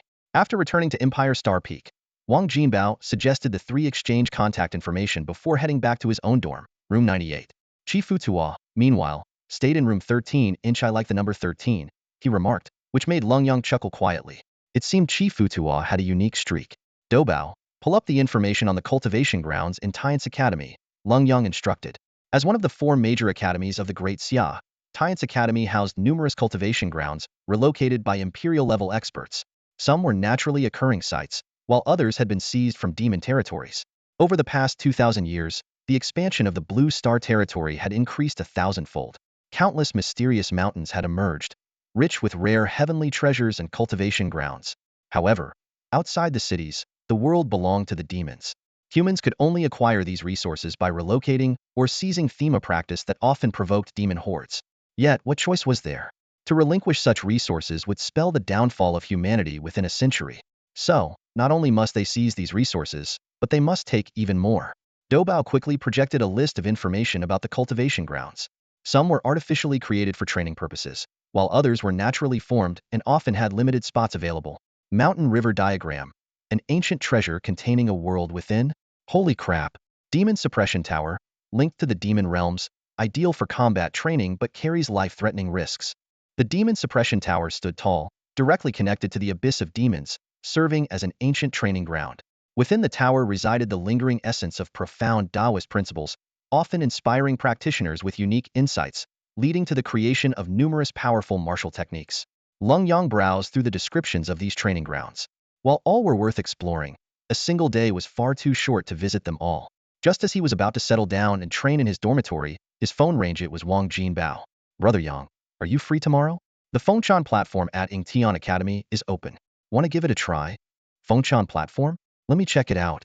Long Yang quickly looked up information on the Fengshan platform of Ingtian Academy. The Fengshan platform was a section of ancient Mount Tai, transported with great fanfare. Ingtian Academy had enlisted 5 Emperor-level experts to carry it, with 3 others clearing the way, moving it all the way from Qingzhou to Yuzhou. The platform had 999 steps, and as one ascended, the imperial pressure grew exponentially stronger. Only Emperor-level experts had ever reached the top. The pressure not only tested strength but also willpower. Even the most powerful could falter if their resolve was weak. Alright, let's go tomorrow. Long Yang was quite intrigued by this ancient imperial Fengshan platform. The next morning, the 3 of them met at the base of Emperor Star Mountain. After a hearty breakfast, they boarded a flying car and headed to Ingtian Academy. Although the Fengshan platform was located at Ingtian Academy, as students of Tiansu Academy, they were also allowed to utilize this training resource. 10 minutes later, Wang Jinbao's flashy, gold-trimmed flying car came to a stop at the foot of Fengshan Mountain. By then, a crowd had already gathered, with some practitioners beginning their ascent. Their arrival immediately drew attention. There was no hiding the fact that they were from Emperor Star Academy. Yi Bufan has already reached the 180th step, someone in the crowd remarked. His soul power might be the lowest among the Emperor Star students, but strength isn't determined by soul power alone. Don't forget he became the top student with just 21 levels of soul power back then. Hearing the murmurs, Chi Futu said in a deep voice, Yi Bufan is already climbing? Looks like it's time for a little competition. With that, he strode forward, stepping onto the stairs. At his towering height of 1.9 meters, he easily ascended to the 4th step and soon reached the 30th. Wow, that's insane! Wang Jinbao exclaimed, cautiously placing his foot on the 1st step. Long Yang followed closely behind, stepping onto the 1st stair as well. A faint imperial pressure enveloped him, but it was so negligible that it hardly affected him. Lenyang stepped onto the stairs with steady and composed strides. Wang Jinbao followed closely behind, the two working in seamless harmony as they ascended the towering staircase. For these prodigies, the first 100 steps were merely a warm-up. However, as they climbed higher, the oppressive force emanating from each step grew increasingly intense. Even so, Lenyang maintained a steady rhythm. By the time they reached the 150th step, the crowd behind them had begun to show signs of fatigue. One by one, the new students were forced to summon their martial spirits, relying on their amplified abilities to continue upward. Wang Jinbao silently calculated in his mind, that guy Chi Futu must already be past the 200th step by now. His speed hasn't slowed down one bit. At that moment, Lenyang suddenly turned around, a faint smile playing on his lips. Keep up, fatty. Yanga, slow down a bit. Wang Jinbao protested helplessly as he quickened his pace. In stark contrast to the others, Lenyang only seemed to move faster and faster. Behind them, the other soul master prodigies erupted in groans and exclamations. Are you kidding me? This is inhuman. The Imperial Star Academy is going to kill us. Activate your martial spirit. I can't keep up anymore. I need to buff myself. Does anyone have an enhancement skill? Help me out here. By the time they reached the 150th step, the vast majority of the new students had already activated their martial spirits. It was worth noting that the 4 great academies only accepted 2,000 to 3,000 students annually across the entire vast Ya Empire. On average, each county would send only about a dozen prodigies, including top scorers and elite members of imperial clans. These new students were considered exceptional in their respective regions, but within the 4 great academies, they appeared rather ordinary. Still, their abilities were far from mediocre. 99 of them had reached at least level 22 in soul power. Considering that level 90 soul power was required to reach the summit, a level 22 soul master would need to climb at least 250 steps to meet the baseline. Otherwise, they'd be labeled as connections-only entrants. As Lenyang pulled further ahead, the new students frantically tried to catch up but could only watch his back grow smaller in the distance. By the time most of them reached the 200th step, panting heavily, Lenyang was already standing on the 250th step. Remarkably, he still hadn't activated his martial spirit. At the 230th step, Xiao Huahua, a top scorer with a level 25 soul power and the Imperial Flame martial spirit, was drenched in sweat. He knew he hadn't yet reached his limit, but every step forward was a grueling challenge. Gritting his teeth, he pressed on, each movement more arduous than the last. At this point, only a handful of new students remained on the heavenly ascension staircase. Those who could persist were all top-notch talents, akin to champions. Chi Futua stood firmly on the 270th step. Though his steps were heavy and arduous, he continued to climb with sheer physical strength, never once activating his martial soul. Wang Jinbao and Lenyang stood side by side, their clothes soaked with sweat. Lenyang took each step with extreme caution, pausing momentarily to adjust to the increasing pressure. Brother Yang, you must have activated your martial soul, right? Wang Jinbao asked, panting heavily. Should I activate mine now? Fatty, this is a rare chance to challenge yourself. Don't give up out of laziness, Lenyang replied, glancing back at the others. Xiao Huahua and a few other champion-level prodigies were still pressing on. If they catch up to you, I'll be embarrassing. All right, they'll climb 2 more steps, Wang Jinbao sighed in resignation. Can't disgrace the honor of Emperor Star. With that, he resumed his steady pace. Standing on the 277th step, Wang Jinbao suddenly asked, Brother Yang, you're not seriously planning to compete with Chi Futua without activating your martial soul, are you? Lenyang shook his head. I'm not that reckless. His physical strength is overwhelming. Probably no one from Emperor Star can match him without using their martial soul. On the 248th step, Xiao Huahua, overhearing their conversation, couldn't help but shout. How many more steps are you planning to climb before activating your martial souls? We haven't reached our limits yet. Keep going, Lenyang replied. You guys are unbelievable. Xiao Huahua gritted his teeth and climbed another step. Beside him, Lenyang and Mai were also pushing themselves, unwilling to be the first to activate their martial souls. Standing on the 290th step, Lenyang was well aware that the heavenly ascension staircase tested not only physical endurance, but also the strength of one's will. Brother Yang, you're only at level 23. Wang Jinbao exclaimed. I'm at level 27, and am barely holding on. Historically, Emperor Realm powerhouses climbing the heavenly ascension staircase wouldn't activate their martial souls, Lenyang explained as he continued his ascent. Activating your martial soul is a shortcut, but true climbing is done without it. Even champion-level talents could likely reach the top before entering the Emperor Realm if they used their martial souls. Let's see how far we can go without relying on them. No way. Wang Jinbao wailed, while Lenyang pressed on with determination. Though he was nearing his limit, he remained resolute, fully aware that his soul power level was indeed on the lower side. At the forefront, Chief Futu still refrained from activating his martial soul, relying solely on his soul power and physical strength to resist the imperial pressure of Fengshan platform. Lenyang was well aware that the strength of his body and the level of his soul power were far inferior to Chief Futa's, but today, he was determined to challenge his own limits. By the time he reached the 300th step, each of Lenyang's movements felt unbearably heavy, and his clothes were already soaked with sweat. Behind him, Wang Jinbao had fallen silent, his labored breathing the only sound as he struggled to move his feet forward. After stepping onto the 310th step, the pressure suddenly intensified. Lenyang's body began to tremble visibly, a reaction that had not been seen in Chief Futu earlier.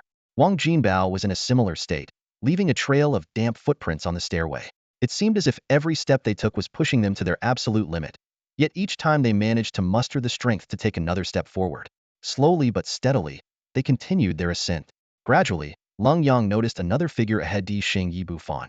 Chief Futu had already surpassed Yibufan but was only 5 steps ahead, indicating that even he was beginning to reach his limit. When Lenyang reached the 320th step, a powerful tremor coursed through his entire body. The imperial pressure surged once again, and his already exhausted will began to waver. In a daze, he seemed to see a supreme figure atop Fengshan platform gazing down at him, commanding him to stop there. As his physical strength was depleted, his willpower grew increasingly faint, and the imperial pressure's effect on his mind doubled. This moment of trial was not targeted at Lenyang alone. Down below, the crowd watched the 4 Di Xing intently, hoping they could climb even higher. Reaching the 320th step without activating their martial souls was already an achievement surpassing many top contenders who had activated theirs. None of the 4 Di Xing had activated their martial souls at this point, and Lenyang, in particular, was keeping pace with Yi Bufan despite being 4 levels lower in soul power. Rumor had it that he had even defeated Chi Futu the day before, making him a worthy contender for the top position. At the foot of the mountain, over 100 people had gathered, including 2 newly arrived Di Xing Fengqiu from Yingtian Academy and Xining from Qingtian Academy. They did not rush to ascend, but instead observed quietly. "They've all reached their limits," said Fengqiu, dressed in white, his voice as gentle as jade. Xining, hidden beneath a black hood, revealed glimpses of her stunning face as she pondered his words. Apart from Chief Futu, Wang Jinbao's will is the weakest, followed by Yi Bufan, she remarked in a clear, melodious voice that made the surrounding onlookers perk up their ears to listen. Fengqiu was visibly surprised upon hearing this. "You think so highly of him? I can't figure him out. But as of now, he's lost his footing entirely." At this moment, Lenyang was indeed caught in a dilemma, like a subject afraid to defy the emperor's command, treading cautiously with every step. Suddenly, the sound of 2 coins clinking to the ground broke the tension, and Wang Jinbao's gaze sharpened with resolve. He wiped the sweat off his body, strode quickly to the foot of the mountain, and sat cross-legged. Yi Bufan took a difficult step forward, his foot landing heavily on the ground. Though he was 2 steps ahead of Lenyang, his body lost balance and began to fall backward uncontrollably. Just then, a faint dragon's roar echoed, and his falling form suddenly froze mid-motion. When he opened his eyes, a pair of golden vertical pupils locked onto the mountain's peak. Eventually, he too retreated back to the foot of the mountain. "You could have gone further." "There's no such thing as could have," Wang Jinbao shrugged. "1 step short is still my result. If this is as far as I get, then this is where I stop." Lenyang, on the verge of collapse, slowly raised 1 foot but hesitated to take the next step. This moment of indecision was something Yi Bufan and Wang Jinbao had both experienced before. It was the manifestation of one's will battling against the imperial pressure emanating from the summit. Level 23, making it this far, is not unworthy of the title of chief, Yi Bufan admitted reluctantly. He had initially harbored doubts about Lenyang, given that the latter's soul power was 4 levels lower than his own. How could someone like that deserve the title of chief? But today, Lenyang's performance had far exceeded his expectations. Unexpected, but it seems he's still trying to push forward, Wang Jinbao remarked, noticing a shift in Lenyang's aura. Where he had been entirely suppressed by the imperial pressure before, he now seemed to be resisting. As Wang Jinbao and Yi Bufan activated their martial spirits, all eyes turned to Lenyang, the final challenger. Fengqiu and Xining were no exceptions. "It seems something's changing." "Indeed, there's a shift. This chief of ours is full of surprises," Xining observed keenly. At that moment, Lenyang suddenly took a step forward, steady and composed. A surge of imperial energy erupted from within him, matching the oppressive force of the mountain's imperial aura. His golden eyes glimmered with a regal presence. As the emperor's art flowed more smoothly in his body, the pressure from the Fengshan platform weakened significantly. Though his body was still under immense strain, he pressed forward, taking 5 consecutive steps.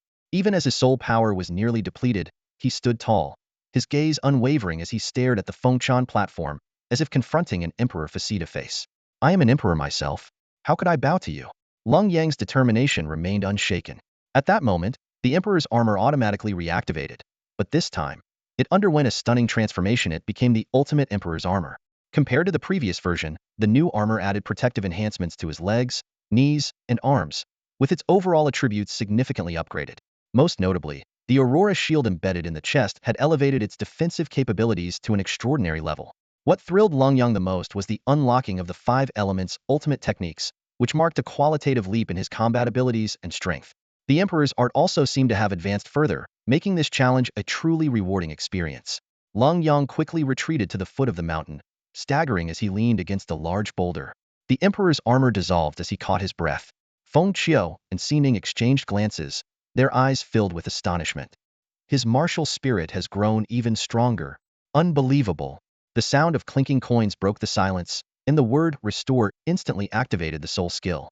Emerald green light rained down, falling on the heads of Lenyang, Yi Bufan, and Wang Jinbao.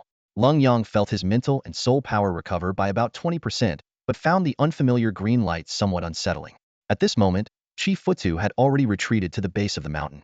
Although he had climbed 10 steps more than the others, his expression turned slightly unnatural in the face of the sudden green light. Wang Jinbao, however, seemed to treat it like a new toy, repeatedly letting the green light envelop him, dazzling onlookers. His soul power was recovering at an astonishing speed, and in no time, it had returned to 80%. Isn't this soul skill of yours a bit too overpowered? Chi Futu asked with a frown. If it weren't a bit overpowered, how could I be an imperial star?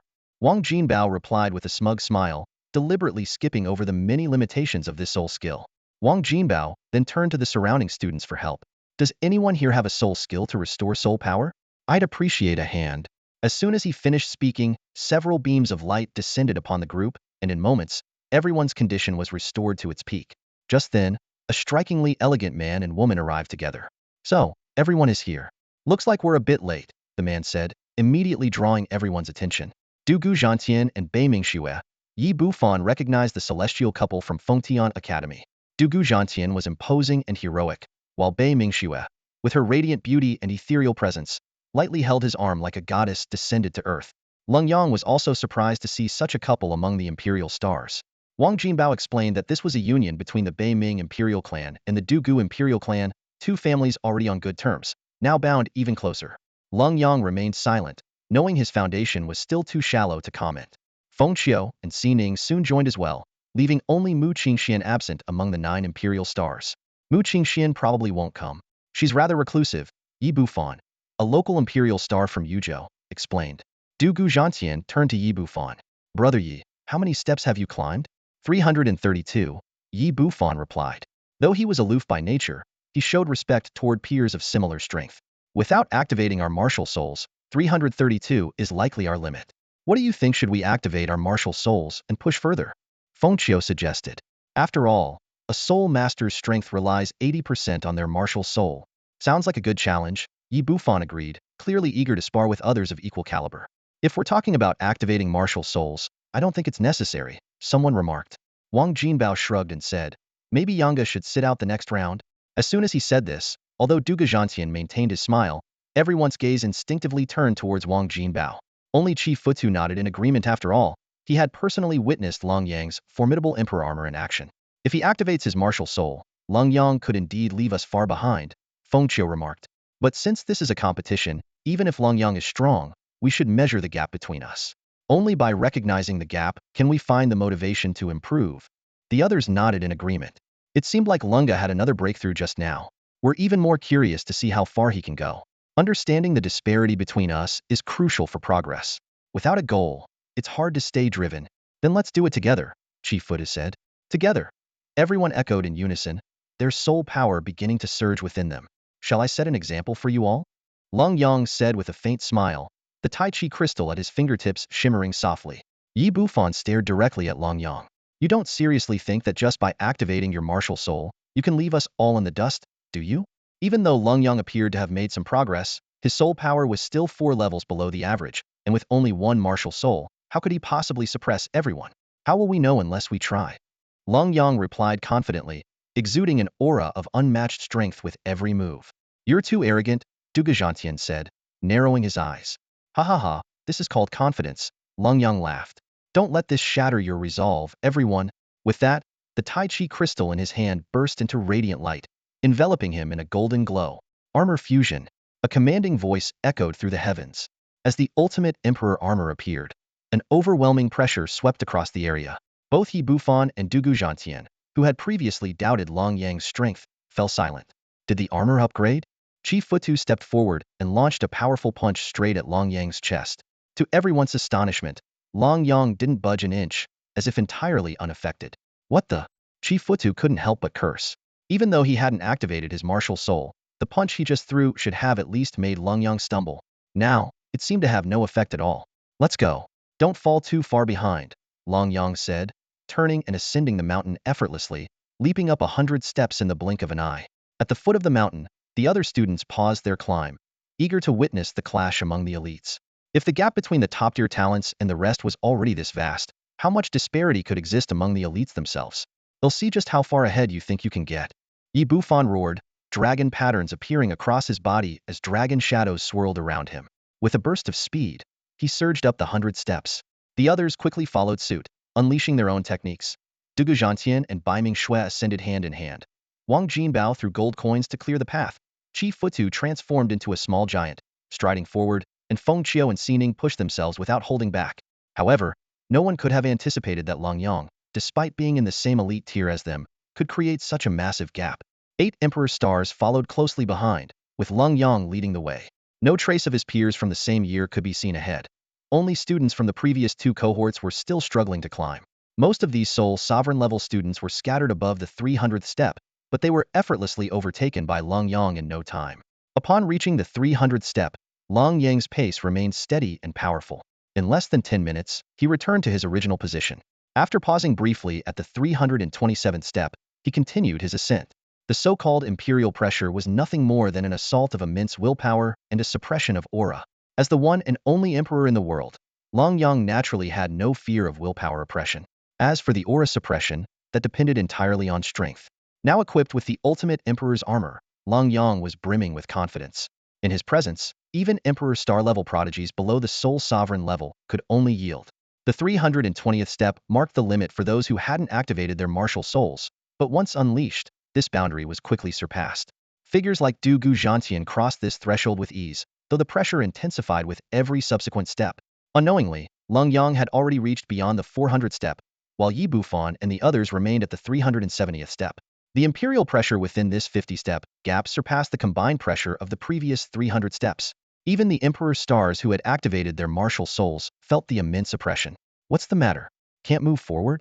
Yi Bufan straightened his back, surrounded by the shadow of a black dragon, exuding an imposing aura. Lenyang glanced back at the 7 below. Wait for you. Keep up and don't fall behind. He deliberately called out, Fatty, as an Emperor star, are you slacking? Fighting isn't Fatty's strong suit. Wang Jinbao replied with a shake of his head, though his pace didn't falter, keeping level with Yi Bufan and the others. At this moment, everyone had revealed their martial souls. Yi Bufan's golden-eyed black dragon, Du Gu Zhanshan's golden thunderlight tiger, Bai Ming Shui's nine-tailed snow fox, Xuelinglong, Xining's starry staff, and Feng Qiu's 8 trigrams formation diagram. Each one was a top-tier martial soul, and they all possessed at least 2 martial souls of the same level. With such a formidable lineup, how could they resign themselves to being left behind? Yi Bufan brandished a newly manifested dragon-patterned spear, taking several strides forward in an attempt to surpass Lenyang.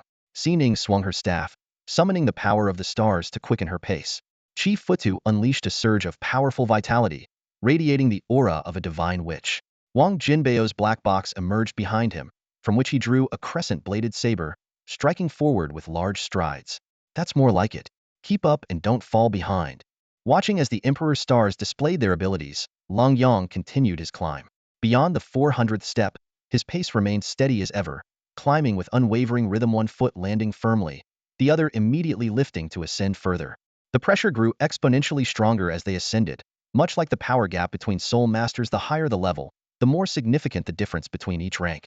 On the steps beyond the 400th level, every 30 steps caused the pressure to double. Lenyang's pace faltered at the 440th step. He could clearly feel the mountain-like force rapidly depleting his soul energy. Meanwhile, Yi Bufan and the others had begun an even fiercer offensive, each of them radiating an astonishing aura that directly clashed with the imperial might of the Fengshan platform. Seeing this, Lenyang no longer held back. With the Aurora sword in hand, he unleashed the Emperor's Thunder Slash, tearing through the invisible pressure in an instant and leaping directly to the 460th step. Chi Futua, wielding the demon god halberd, surged with overwhelming energy, forcibly dispersing the terrifying imperial pressure. However, when he saw Lenyang cross 20 levels with a single strike, he couldn't help but curse, "Damn it, freak. Fine, I'm going all out." Wang Jinbao, stunned, threw out 4 golden coins, launching a sharp attack that barely fended off the pressure. He managed to take 5 steps forward. At this point, everyone began unleashing their full power better to make a decisive charge upward than to waste their strength slowly. A mysterious energy surged from Si Ning's black robe as her figure suddenly vanished. When she reappeared, she was already at the 440th step. However, the abrupt leap of over 20 levels left her momentarily unable to adapt to the drastic increase in pressure, forcing her to kneel on one knee. She quickly regained her composure, her star power shining even brighter. At the foot of the mountain, a large crowd had gathered, including 2 former Imperial stars from past years. They whispered among themselves, marveling at how this year's Imperial stars not only numbered 9 in total, but also displayed strength far surpassing previous years. Lenyang's assault became increasingly fierce. The Aurora sword slashed relentlessly as he advanced to the 470th step. Then, he infused the sealing demon slash technique into the Aurora sword and unleashed another devastating strike. Following that, he executed the earth-splitting cleave and torrential surge, causing thunderous echoes on the ascension steps. At last, he broke through to the 500th step. Though he had reached his limit, Lenyang persisted. Holding the Aurora shield, he struggled to withstand the terrifying pressure that could inflict severe injuries. This was his breaking point, but as he had always believed, limits are meant to be shattered. Lenyang struggled to steady himself, his Imperial armor radiating a dazzling golden light that even dimmed the sun in the sky. Raising his left hand, a sphere of golden energy gathered in his palm as he unleashed the golden purge, channeling solar energy entirely into the Imperial armor. The Jinlei slash attachment automatically ejected and seamlessly merged with the Aurora sword. Lenyang then unleashed the Imperial Jinlei slash as a golden sword descended from the sky. The powerful attack disrupted the oppressive Imperial aura. Step by step, he ascended until he finally reached the 520th step. However, by this point, the power of the Jinlei slash was completely depleted. Lenyang felt as though 10 mountains were pressing down on his shoulders, making it nearly impossible to stand. His soul power was drained, and the terrifying Imperial aura bore down on him, flinging him away like a cannonball. For a cultivator at only level 23, the 520th step was far too formidable. Just then, an invisible energy formed into a massive hand, catching Lenyang and gently placing him on the ground. The Imperial armor dissolved, and with a pale face, he sat cross-legged, taking out an advanced soul crystal to begin restoring his soul power. From the crowd emerged a young woman dressed in green, holding a scripture in her hands. As she opened it, mysterious inscriptions flew out and infused into Lenyang's body. His soul power quickly recovered to about 30%. With more inscriptions entering, his condition improved to 40 or 50%. "Thank you," Lenyang said, curiously examining the unfamiliar woman in green. She exuded a faint herbal fragrance, her every movement elegant and composed. "My name is Jang Qingqing, a new student at Tian's Academy," she introduced herself, closing the scripture. Lenyang caught a glimpse of its title, the Shinnong Herbal Codex. The effect of her martial soul seemed even more powerful than Wang Jinbao's money-based martial soul abilities. Not far away, 2 senior Imperial stars approached, praising her. "Junior Qingqing, if you don't make it onto the Imperial star rankings this year, it would truly be a loss for the great Xia. Please don't flatter me, seniors. I am not skilled in combat. If I were to become an Imperial star, I might attract unnecessary attention." Jiang Qingqing responded with a gentle smile. Lenyang suddenly recalled that Guyu had mentioned her before. Though not an Imperial star, her cultivation strength was not weak. She had voluntarily given up the title due to her support-oriented martial soul, but still retained the privilege of living on Imperial Star Mountain. "Brother Long, you and your 2 companions came to the Fengshan platform without inviting me. How inconsiderate," Jiang Qingqing said with a playful smile as she looked at Lenyang. "Blame that chubby Wang Jinbao for not telling me there was such a beautiful lady living on Imperial Star Mountain," Lenyang replied with an awkward laugh. "But next time, traveling with Miss Qingqing will surely be much more enjoyable than with him." As Lenyang's soul power gradually recovered, his complexion improved, and Jiang Qingqing's smile became even more radiant. Junior Lenyang might have just broken the record for Imperial Star Ascensions throughout history. I imagine the higher-ups will reward you with plenty of good things. The conversation shifted to Lenyang, immediately drawing the attention of the two senior students. Scoring 520 at his level was indeed unprecedented among non-Zhuanjing Empire stars in recent years, breaking previous records. Faced with their admiration, Lenyang seemed somewhat unfamiliar with the situation. He looked at the two distinguished seniors and politely inquired about their names. His unfamiliarity took everyone by surprise. Jiang Qingqing promptly explained, "Our junior comes from Beihai in Qingzhou, a rather unique place. Plus, his family has been quite strict with him, so it's understandable that he's not very informed." She then introduced them. "This is Senior Lei Qi from the 17th cohort, and Senior Xiao Xian from the 18th. Hearing this, Lenyang immediately clasped his hands in apology, assuring them he would quickly catch up on relevant information. Xiao Xian, however, waved it off with a smile. "No need to waste your time on that," he said. His gaze shifted to the heavenly ascension steps, watching the struggling candidates, and he remarked, "Their performance is about the same as mine back then, but compared to you, they're still far behind." Lei Qi teased. "The waves of the Yangtze River push forward the ones before them. We older waves haven't even aged yet, and we're already being outdone by junior Lenyang." Before he could finish speaking, several figures were seen flying off the heavenly ascension steps. The two seniors quickly stepped in to catch the falling candidates, while Jiang Qingqing used the Shinnong herbal scripture to activate mysterious runes, helping everyone recover. Xiao Xian reminded them, "Tomorrow, we'll be facing challenges from Hua Island, which might involve Empire star-level confrontations. Those with healing abilities should assist, so everyone can recover quickly."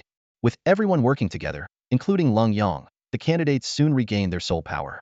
Though the exhaustion from pushing their limits lingered, all eyes instinctively turned to Lenyang. Seeing their expectant gazes, Lenyang looked puzzled. "Why are you all staring at me? Do you want me to treat you? You're the top student, after all," Jiang Qingqing said with a playful wink. Resigned, Lenyang waved his hand in agreement, eliciting cheers from the group. Wang Jinbao immediately suggested they head to Yuhuang Xiaozhu, a centuries-old establishment. Just as the group was about to set off, Xiaohuahua shouted from behind, "Big brother, take me with you?" Xiao Xin turned and replied, "I'll cover this one. Just make sure you teach those clowns from Hua Island a good lesson tomorrow." "Xiaohua, come along." "Wait, Xiaohuahua, you can't go alone. Cousin, take me too," others chimed in. "No, I can't afford it." Not surprising, it's always the case with distant relatives. Laughter and chatter filled the air. "These guys are really unreliable," Lenyang thought to himself. "I never expected the so-called Imperial stars to be like this in private." At this moment, Lenyang was being carried over Jiang Qingqing's shoulder as she headed toward Villa number 99. Meanwhile, the equally drunk Wang Jinbao was being taken back to the dormitory by Chi Futu. During the gathering, Lenyang had demonstrated a level of strength that surpassed the other Imperial stars by a striking 40 levels, leaving his peers feeling somewhat uneasy. Jiang Qingqing struggled to place Lenyang on the sofa. Fortunately, he still retained a sliver of consciousness and managed to grant her access to the villa. "Don't move around," Jiang Qingqing said, holding down the restless Lenyang before turning to leave. But just as she stepped out, a loud thud sounded behind her. Lenyang had rolled off the sofa. "Ugh." Jiang Qingqing sighed in exasperation and turned back to reposition him on the couch. "Mom." Lenyang suddenly grabbed her hand with surprising strength, making it impossible for her to pull away. "What?" Jiang Qingqing looked at him in shock, her cheeks flushing. "Be good. I'll go make a sobering pill for you." "Let go first." Once Lenyang released her hand, Jiang Qingqing quickly hurried off, almost as though fleeing. Meanwhile, on the opposite sofa, Wang Xiao quietly appeared, his expression complex as he gazed at the sleeping Lenyang. He vividly remembered that the first thing Lenyang did upon arriving at Tian's academy was to find a resting place for his mother's memorial tablet. The top Imperial star, drunk and mistaking someone for his mom. Wang Xiao sighed, shaking his head. "If this gets out, it'll trend on social media for days." With that, his figure silently vanished. Not long after, Jiang Qingqing returned with the sobering pill and placed it into Lenyang's mouth. "Mom," Lenyang murmured again. "Ha ha ha." Jiang Qingqing couldn't help but laugh. "I recorded that. This recording is priceless." She called out for Senior Wang Xiao but received no response. Lightly brushing away Lenyang's wandering hand once more, Jiang Qingqing cast a calming spell, surrounding him with a soothing glow. Once his breathing steadied, she finally left. At 3 in the morning, Lenyang woke up, surprisingly free of a headache but still feeling slightly groggy. After freshening up, he sat down to meditate. Once his energy and focus returned to their peak, he stepped into the courtyard to practice his martial arts. By the time the sun rose, Lenyang was drenched in sweat. He summoned his ultimate Imperial Armor, a version far more powerful than the previous, stripped-down model. However, it came with significantly greater energy consumption. After weighing his options, Lenyang decided to deactivate the Aurora Shield and the additional plating. With my current soul power, it's better to stick with the basic armor, he concluded. Returning to the villa, he took a shower, changed into a casual outfit, and stepped out feeling refreshed. At that moment, Jang Qingqing approached lightly. Seeing that he was already sober, she walked directly into the villa. Qingqing, thank you for bringing me back. Lenyang stood at the door, his memory of last night still relatively clear. After all, the effects of alcohol tend to unfold gradually. Jang Qingqing, dressed in a simple long dress, had a delicate face tinged with a faint blush. Her lively eyes blinked softly as she said, "You're welcome, but you weren't exactly well behaved last night." This remark left Lenyang momentarily stunned. As he tried to recall, he only remembered giving Jiang Qingqing access to his villa and then stubbornly holding onto her hand, refusing to let her leave. Seeing the slightly shy expression on her face now, his heart sank. I'm sorry. I drank too much last night." His simple apology felt hollow, and Lenyang deeply regretted that brushing it off like this seemed disrespectful to her. "I know you drank too much." Jiang Qingqing pressed her lips together, thinking to herself, so he didn't completely black out.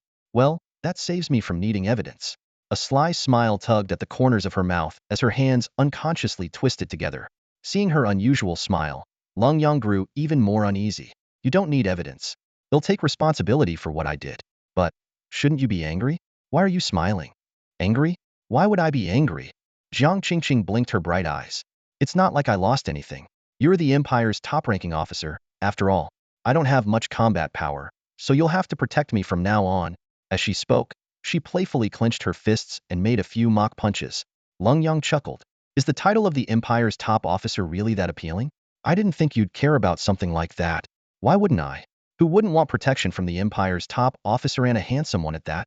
Jiang Qingqing, feeling that her plan to negotiate was progressing smoothly, relaxed and said, "Besides, I'm not just a pretty face. You protect me, and I'll support you. It's a win-win." Lenyang looked at her seriously. "Protecting you is my responsibility. Is there anything else you want?" "I'll agree to it." Jiang Qingqing's eyes lit up. "I can ask for more?" But she quickly shook her head. "I'll come to you if I need something in the future. But don't worry, I'll pay you back, and the evidence won't go public. Just tell me if you need anything." "Forget about payment." Lenyang asked with concern. "Are you feeling okay? I might have been out of line last night." Actually, you grabbed me so hard it hurt." Jiang Qingqing nodded. "But it's fine. I made you a sobering pill afterward, and you settled down." Looking at Jiang Qingqing, Lenyang's gaze softened even more. Meanwhile, from the shadows, Wang Xiao struggled to suppress his laughter. Watching the two of them carry on this conversation, each misunderstanding the other, Qingqing as their guardian was more than happy to let the show continue. Wang Xiao stood to the side, a hint of amusement flashing in his eyes. He was already imagining the scene when Lenyang and Jiang Qingqing were exposed in the future. But to enjoy the show, he needed to stick close and ensure their protection. In the demonic abyss, Zhang Qingxian was still seated cross-legged on a massive boulder. Opposite him, Gu Yui spoke up, "Old man, I have to go. My precious disciple starts school today, so I need to check on him." After an entire day of conversation, Gu Yui's relentless persuasion had completely drained Zhang Qingxian.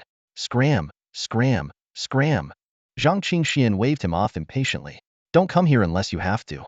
And don't forget to visit your father. No matter how rebellious you are, he's always been there to back you up." Truth be told, Zhang Qingxian felt a headache every time he saw Gu Yue. This kid had the audacity to pick up an Emperor Star in by unbelievable luck. However, with an Emperor Star disciple and Gu Yue's own Emperor Star level talent, there might be a chance to turn things around regarding that matter. But only if this brat went back home first. "With you around, isn't that enough? Besides, the Gu family isn't easy to meddle with." Gu Yue replied with a sly grin. "The Gu family isn't easy to meddle with, but I am? Go find your father. Otherwise, don't bother coming to me." Zhang Qingxian retorted irritably. Though he was an Emperor Realm expert, the matter Gu Yue had dragged him into was no trivial affair. It involved two great Imperial clans and two Emperor Star-level figures, something even an Emperor Realm expert couldn't easily navigate. Gu Yue could only agree repeatedly before transforming into a streak of light and vanishing into the black mist. Within the demonic abyss, the eerie demonic energy churned, occasionally flashing with glowing eyes. Zhang Qingxian let out a cold snort. "Behave yourselves. I'm in a bad mood today." The abyss immediately quieted, but his brows remained furrowed. This place was becoming restless again. Yuzhou University City was a gathering ground for prodigies. Besides the four major academies, there were also the militarized War God Academy, Zhongzhou Academy, and the rising Emperor Star Academy, all of which were among the top Soul Master institutions in Xia. Many geniuses who could have dominated elsewhere chose to be ordinary students here. On the opening day, the central plaza of the university city was bustling with activity. Recruitment events for various clubs were in full swing, and numerous stages stood tall. Victors not only gained recognition but also earned valuable cultivation resources. The most anticipated event was the arrival of the challenge team from Wa Island, a rumor that had spread days earlier. Among the crowd, a young man with peach blossom-shaped eyes pushed a small cart through the plaza. The sign on his cart read "Sausage Specialty" in bold letters. With a slightly roguish grin, he shouted loudly, "Get your sausages here. Soul power-stirring sausages for just 2 low-grade soul crystals." He pushed his cart with one hand while leisurely munching on a sausage with the other, weaving through the arena area with ease. Though his cart seemed to move slowly, it always managed to appear precisely in front of every defeated soul master. Big sausages for just 2 low-grade soul crystals. They may be simple, but they'll fill you up. The enhanced version is only half a high-grade soul crystal guaranteed satisfaction, he called out skillfully, showcasing the variety of sausages on display. Mini sausages, pink sausages, detoxifying ones, boosting ones, restorative ones, you name it. We've got it. Before long, he successfully made 2 sales, earning himself a high-grade soul crystal. Just then, a golden flying car roared into the square and came to a stop in the center. Jiang Qingqing and Lenyang stepped out first, followed closely by Wang Jinbao and Qi Futu. "I'm starving," Qi Futu said, rubbing his stomach. "I skipped breakfast." His gaze immediately locked onto the lone sausage stand in the square. As if telepathically connected, the sausage cart appeared in front of Qi Futu in an instant. "Hey there, want some big sausages? Just 2 low-grade soul crystals each, guaranteed to fill you up," the vendor said with a cheerful grin. Without hesitation, Qi Futu pulled out a high-grade soul crystal. "Give me 4.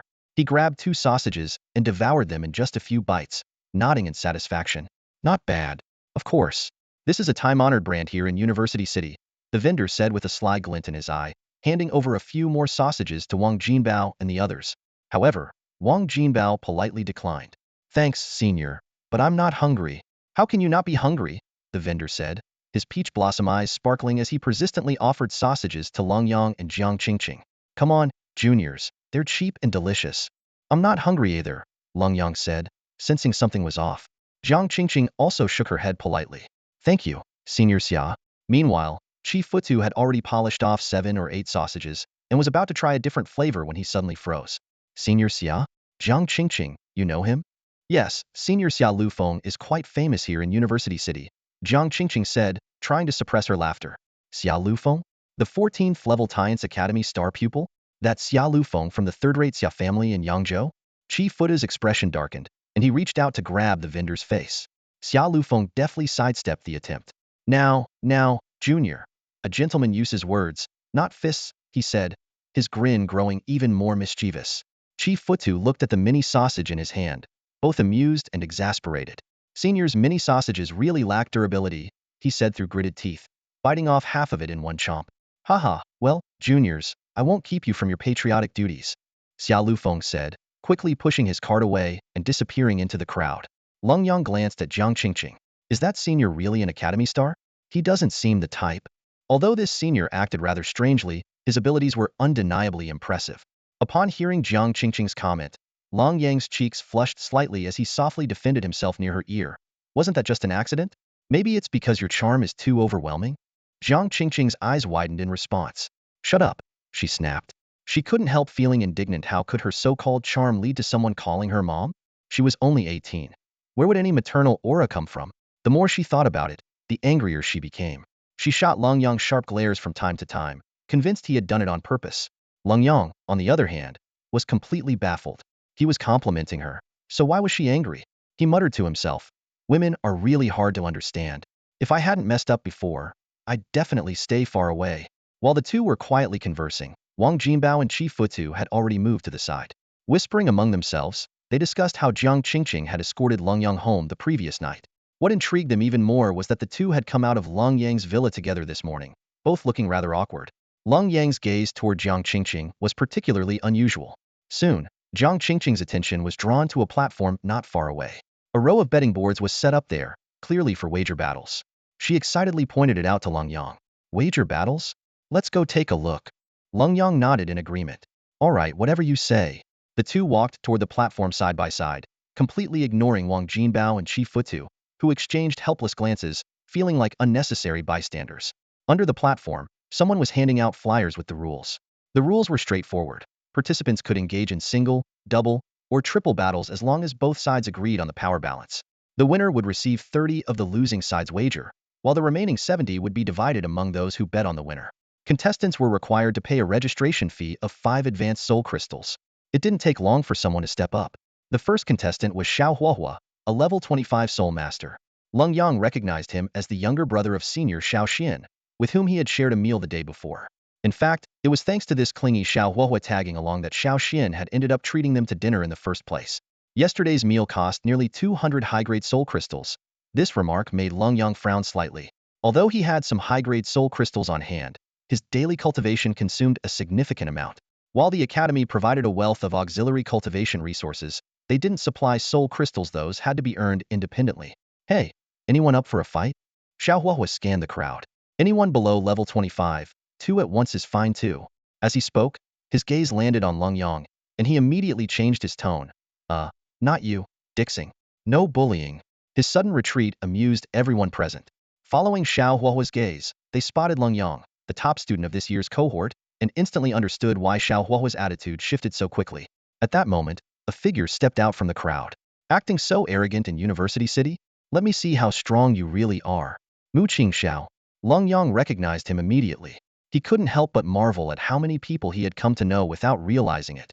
You know him? Jiang Qingqing asked in surprise. Based on her understanding of Lenyang, he wasn't the type to know someone like that.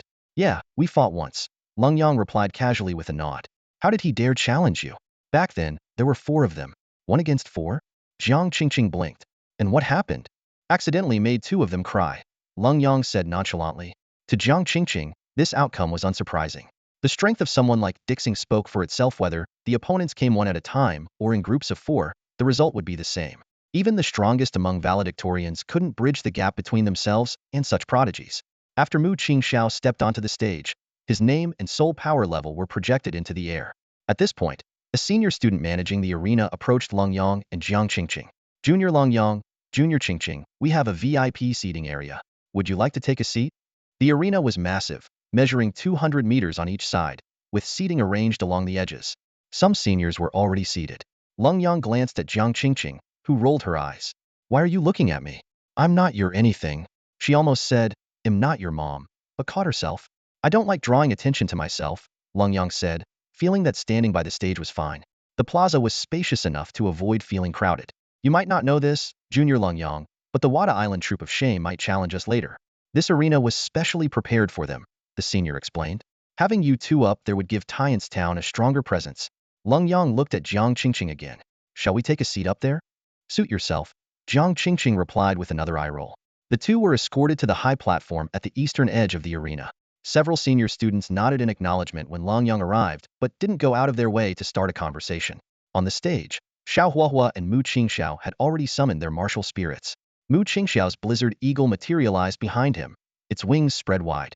Xiao Huahua, on the other hand, was enveloped in golden flames, the legendary emperor flame of the Xiao family. Who do you think will win? Jiang Qingqing asked, observing the 2 on stage. Both seem evenly matched in terms of presence. Probably Mu Qingxiao, Lenyang analyzed. The advantage of having twin martial spirits, combined with his flight capability, gives him the edge. Qingqing, tell me more about this Wada Island Troop of Shame. I noticed there are multiple arenas of this size, Lenyang said, glancing around. The vast central plaza spanned thousands of acres, with the Tian's arena situated in the east. Looking further, he could see similarly grand arenas in the other 3 directions. The battle between Xiao Huahua and Mu Qingxiao, though only a clash between 2 level 25 soul masters, was extraordinarily spectacular. Fiery flames and silvery frost collided repeatedly in the air, with heat and cold intertwining. The 2 figures darted and clashed rapidly amidst the extreme temperature contrasts. This arena is quite sturdy, Lenyang observed. Despite the powerful soul skills of the level 25 soul masters, the solid platform remained unscathed. If it had been an ordinary stone stage, it would have long been reduced to rubble. Jiang Qingqing rested her chin on her hand, quietly watching the fight. The residual shockwaves from the battle stirred fierce winds, but Lenyang casually waved his hand, blocking them entirely. On the platform, both sides unleashed their ultimate techniques. Xiao Huahua conjured a fiery lotus, which collided Hedon with Mu Qingxiao's blizzard arrows. Even against the advantage of twin martial souls, Xiao Huahua, with his precise control over flames and the martial skills executed through his Emperor Flame martial soul, managed to hold his ground. However, as the battle continued, the inherent advantage of twin martial souls in terms of soul power intensity and reserves began to show. Sensing the tide turning against him, Xiao Huahua decisively called out, "I give up. I admit defeat." Lenyang had anticipated this outcome, but his attention was drawn to a few suspicious figures in the audience below. "What's wrong?" Jiang Qingqing asked. "I spotted a few unpleasant faces. Probably clowns from Hua Island," Lenyang replied. At that moment, Wang Jinbao and Qi Futu also arrived at the high platform.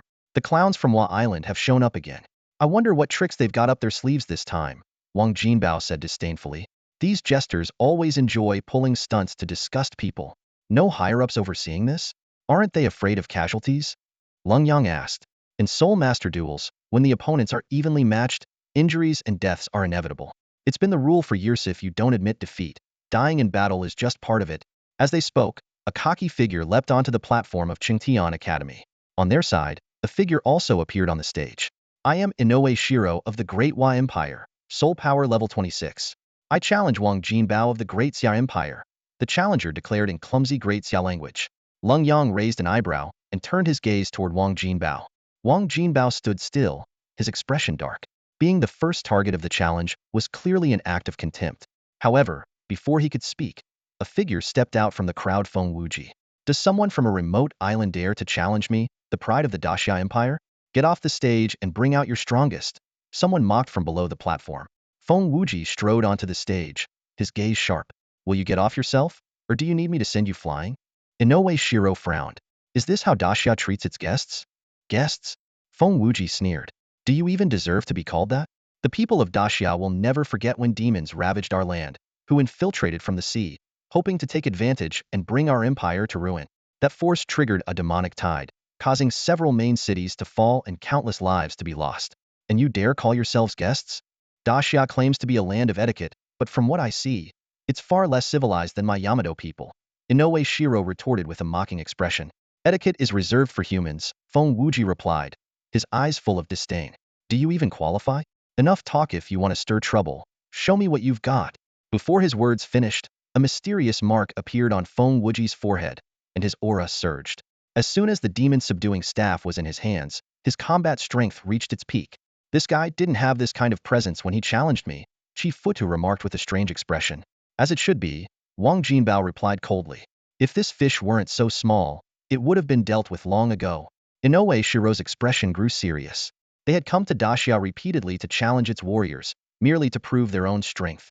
Yet every time, they were suppressed by Daxia's prodigies. On this vast and resourceful land, whether an imperial star or a top scholar, they had all emerged victorious through countless battles against peers of their level.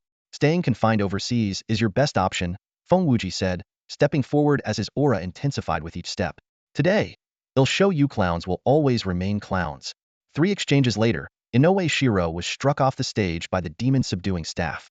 Feng Wuji retracted his aura and turned to grin at Chief Futu.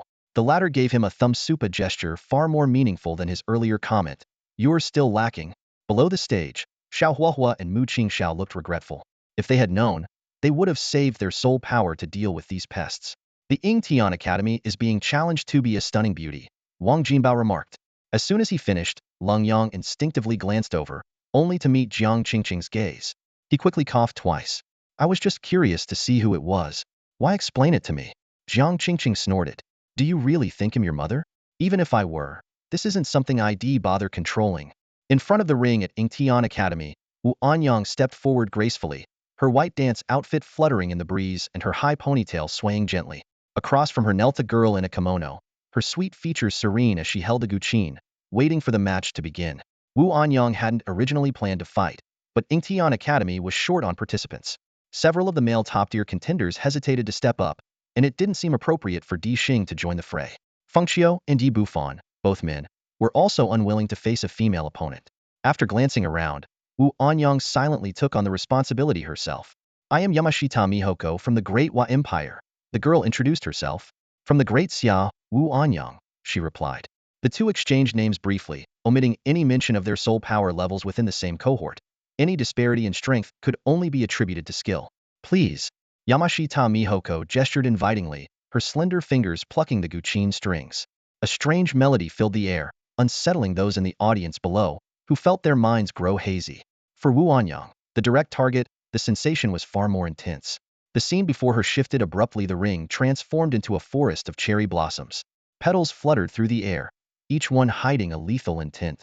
Testing the waters, Wu Anyang threw a punch, shattering an oncoming petal, but a sharp pain shot through her fist as if it had struck something solid. Alert, she scanned her surroundings as more razor-sharp petals swirled toward her. This time, Wu Anyang didn't meet them heeding. Instead, she dodged swiftly, suddenly striking at a nearby cherry blossom tree. Her palm passed straight through its trunk. Just then, the guqin's melody shifted, and she instinctively flipped backward, narrowly avoiding a sharp blade of sound. Just mental interference? Seems I overthought this, Wu Anyang remarked with a light laugh.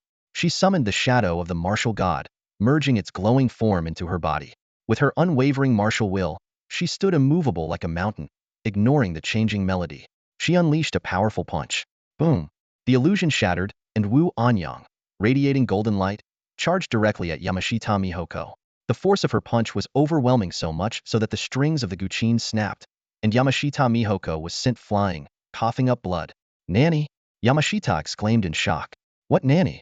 Such petty tricks, and you dare embarrass yourself here in Great Xia? Wu Anyang said, amused. She had anticipated a tough fight, but found her opponent's illusions powerless before her indomitable martial god will. Well done. Fengqiu cheered. Wu Anyang flicked her ponytail coolly as she stepped off the ring, her gaze drifting toward the Tiance Academy. In the distance, Long Yang waved at her in acknowledgement. You two know each other? Jiang Qingqing asked in surprise. In her mind, Long Yang was just a newcomer, a wild card of sorts. How could he be acquainted with this valiant female warrior? When I was recognized as the Dishing, the Wu Imperial clan came to congratulate me. She even challenged me then, Long Yang explained. Oh, right, the Wu Imperial clan is based in Qingzhou, Jiang Qingqing recalled, her attention soon shifting to the Chengtian ring, where the situation seemed dire. They're about to lose, Chief Futu muttered grimly. Sure enough, the battle ended shortly after, with a black-clad figure falling to the ground in defeat. That's Mu Xiefeng. His strength is barely at the top-tier level, Wang Jinbao remarked. Long Yang recognized the name might belong to someone he had once defeated with a single punch. On the ring, the triangular-eyed soul master's gaze darkened with malice. Is that all they've got? Jiang Qingqing rose to her feet, her azure robes billowing in the wind. What are you doing? Long Yang asked, puzzled. The poison of the eight-headed serpent isn't something ordinary people can withstand. At this moment, Mu Xiefeng was still unable to stand on the arena, an unusual situation that aroused suspicion. As Wang Jinbao and Feng Wuji had mentioned, it seemed excessive to go to such lengths against someone of his level. The warriors from Hua Island always had ulterior motives when they came, and their true targets were never individuals of Mu Xiefeng's rank. In their eyes, only the lives of Emperor Star-level prodigies held the highest value. Each time an Emperor Star fell or was crippled, it was a significant victory for Hua Island. Over the years, they had succeeded a few times, which is why the more the prodigies understood the relations between the two nations, the harsher their attitude toward the warriors of Hua Island. That said, Hua Island had suffered heavier casualties overall. I'll go take a look too, Long Yang said as he stood up, heading toward Chengtian Academy's arena alongside Jiang Qingqing. The 1,000-meter distance was covered in an instant.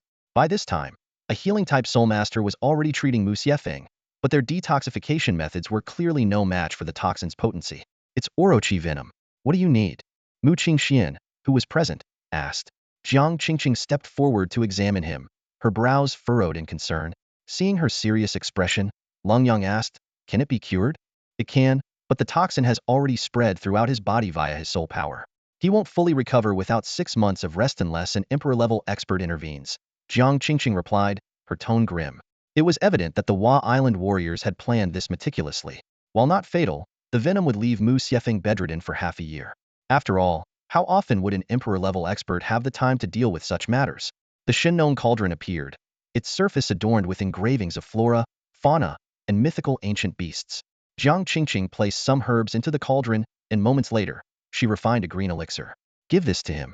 I'll assist him in absorbing its power. The medicine acted swiftly, and Mu Xiefeng's complexion improved rapidly. Finally, he regained consciousness.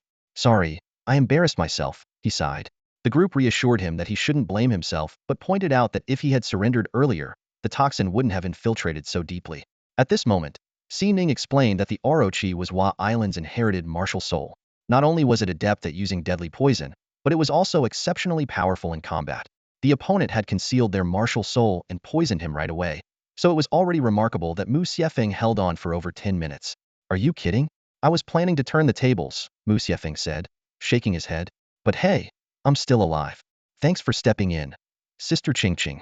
Once the matter was resolved, Jiang Qingqing and Lenyang returned to the Tiance arena. The Hua Island prodigies were challenging all 4 arenas. While the Daxia side generally had the upper hand, the unfamiliarity between the two sides led to some unexpected losses. The Hua Island warriors employed ruthless tactics, poisonous insects gnawing through flesh or venom blinding eyes. Though not fatal, their methods were deeply detestable. The real highlight came when a former Emperor star-level figure stepped into the challenge. On the Tiance arena, a man dressed in a black floral robe, wearing wooden clogs, and blindfolded with a black cloth suddenly appeared. His aura was overpowering, clearly not that of a newcomer. It's him, Watanabe Yushing. An older student on the high platform recognized him. Defeated 3 years ago. Is he here to redeem himself? Watanabe Yushing ignored the murmurs, simply tying up his long hair and declaring loudly, Xia Lufengsen, I will wait for you here. Xia Lufeng? Lenyang asked in surprise. Wang Jinbao explained, 3 years ago, Watanabe Yushing challenged senior Xia Lufeng and was soundly defeated. Looks like he's here to settle the score. Just then, a voice called out from a corner of the high platform, Xia Fenglu, your defeated rival is here to stir up trouble. Who? Who's craving my sausages now? Came a reply. A food cart rolled to a stop below the arena. First, let me clarify, a gaming name is Xia Lufeng, not Xia Fenglu, and definitely not Xia Lu. Secondly, Watanabe-san, are you here to eat my sausages? Xia Lufeng, I admit defeat. Watanabe Yushing swiftly tied his hair back with a rubber band and bowed deeply to Xia Lufeng. 3 years ago, I lost to you. Xia Lufeng, chewing the last piece of sausage, narrowed his peach blossom eyes, which glinted coldly. Admit defeat? It was clearly a cheap trick.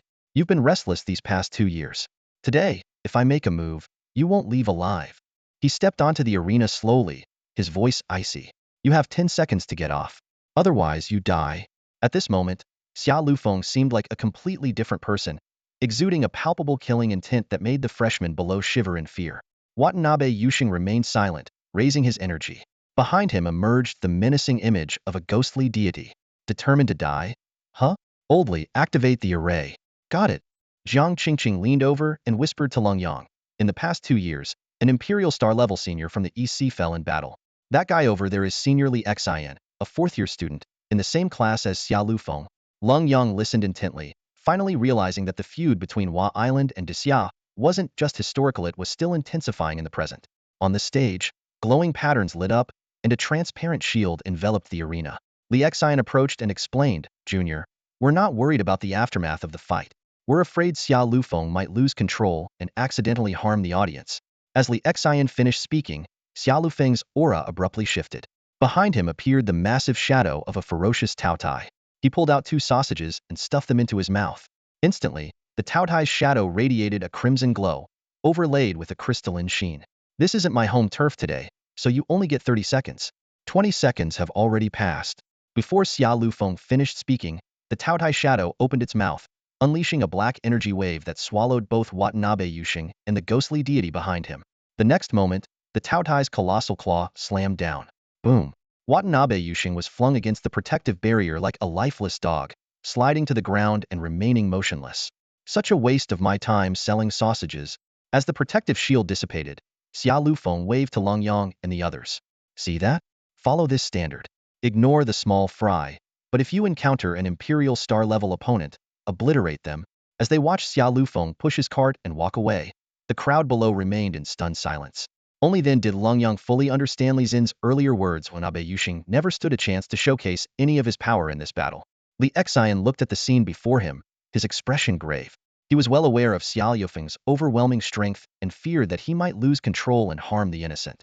Although Watanabe Yushing, an Emperor star-level powerhouse, had managed to survive his clash with Xia Lufeng 3 years ago, today, faced with Xia Lufeng's monstrous Taotai martial soul, his fate seemed sealed. The result would be the same for me if I faced him, Li Xian said with a bitter smile. Despite being an Emperor star himself, Xia Lufeng's dominance left him feeling inadequate. The news of an Emperor star's demise sent shockwaves across the square. Yet, instead of retreating, the challengers from Hua Island grew even more aggressive, with some even sacrificing their lives. At this moment, a shadowy figure silently appeared. Cloaked in black, The mysterious individual carried away Watanabe Yushing's lifeless body. But moments later, the figure returned to the arena, pulling down their hood to reveal a pale face. Another Emperor Star, someone gasped softly. Lenyang rose slowly, fully aware of the inevitable the death of a Wa Island Emperor Star would demand retribution. Sure enough, two more figures emerged from the crowd, aligning themselves with the pale-faced youth. 3 against 3, the pale-faced youth declared, setting the terms. Fall off the stage, and you're out. Life and death on the platform are left to fate. Do you dare to accept? The entire square will be the battlefield. No retreat, no mercy. Lenyang responded boldly, expanding the scope of the fight and escalating the animosity to its peak. Dugu Zhantian and Baiming Shui appeared shortly after, while Feng Qiu and Yi Bufan arrived as spectators. The situation became clear this was destined to be a relentless battle among Emperor Stars.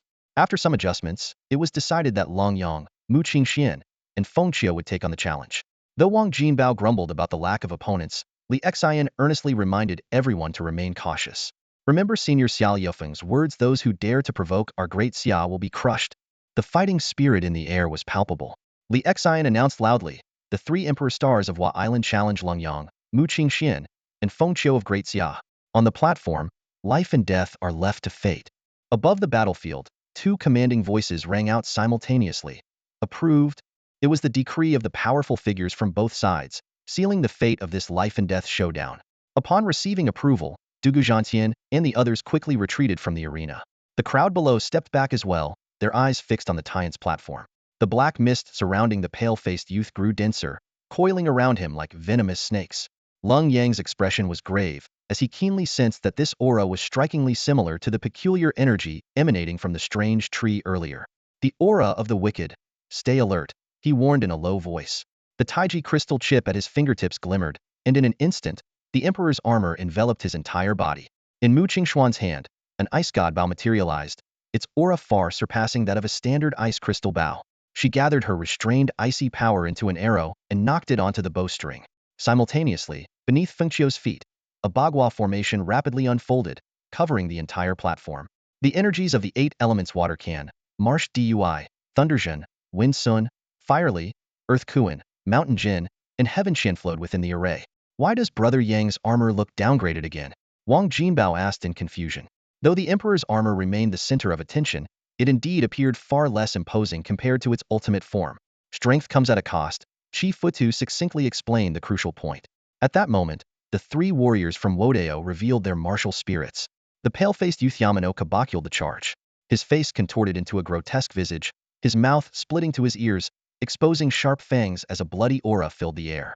Come on, before you die, let them know who's killing them, he sneered. His 2 companions behind him promptly announced their identities. Miyamoto Aiken, Martial Spirit. Yachi Great God, Heaven Reflecting Mirror.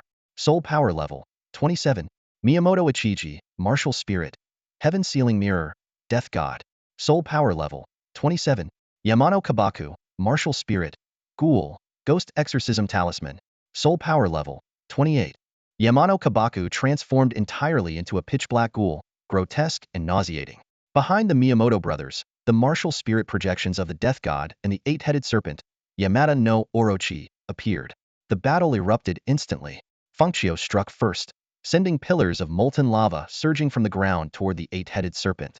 Mu Qingxian followed with a burst of icy light, her frost arrow shooting straight at the Death God.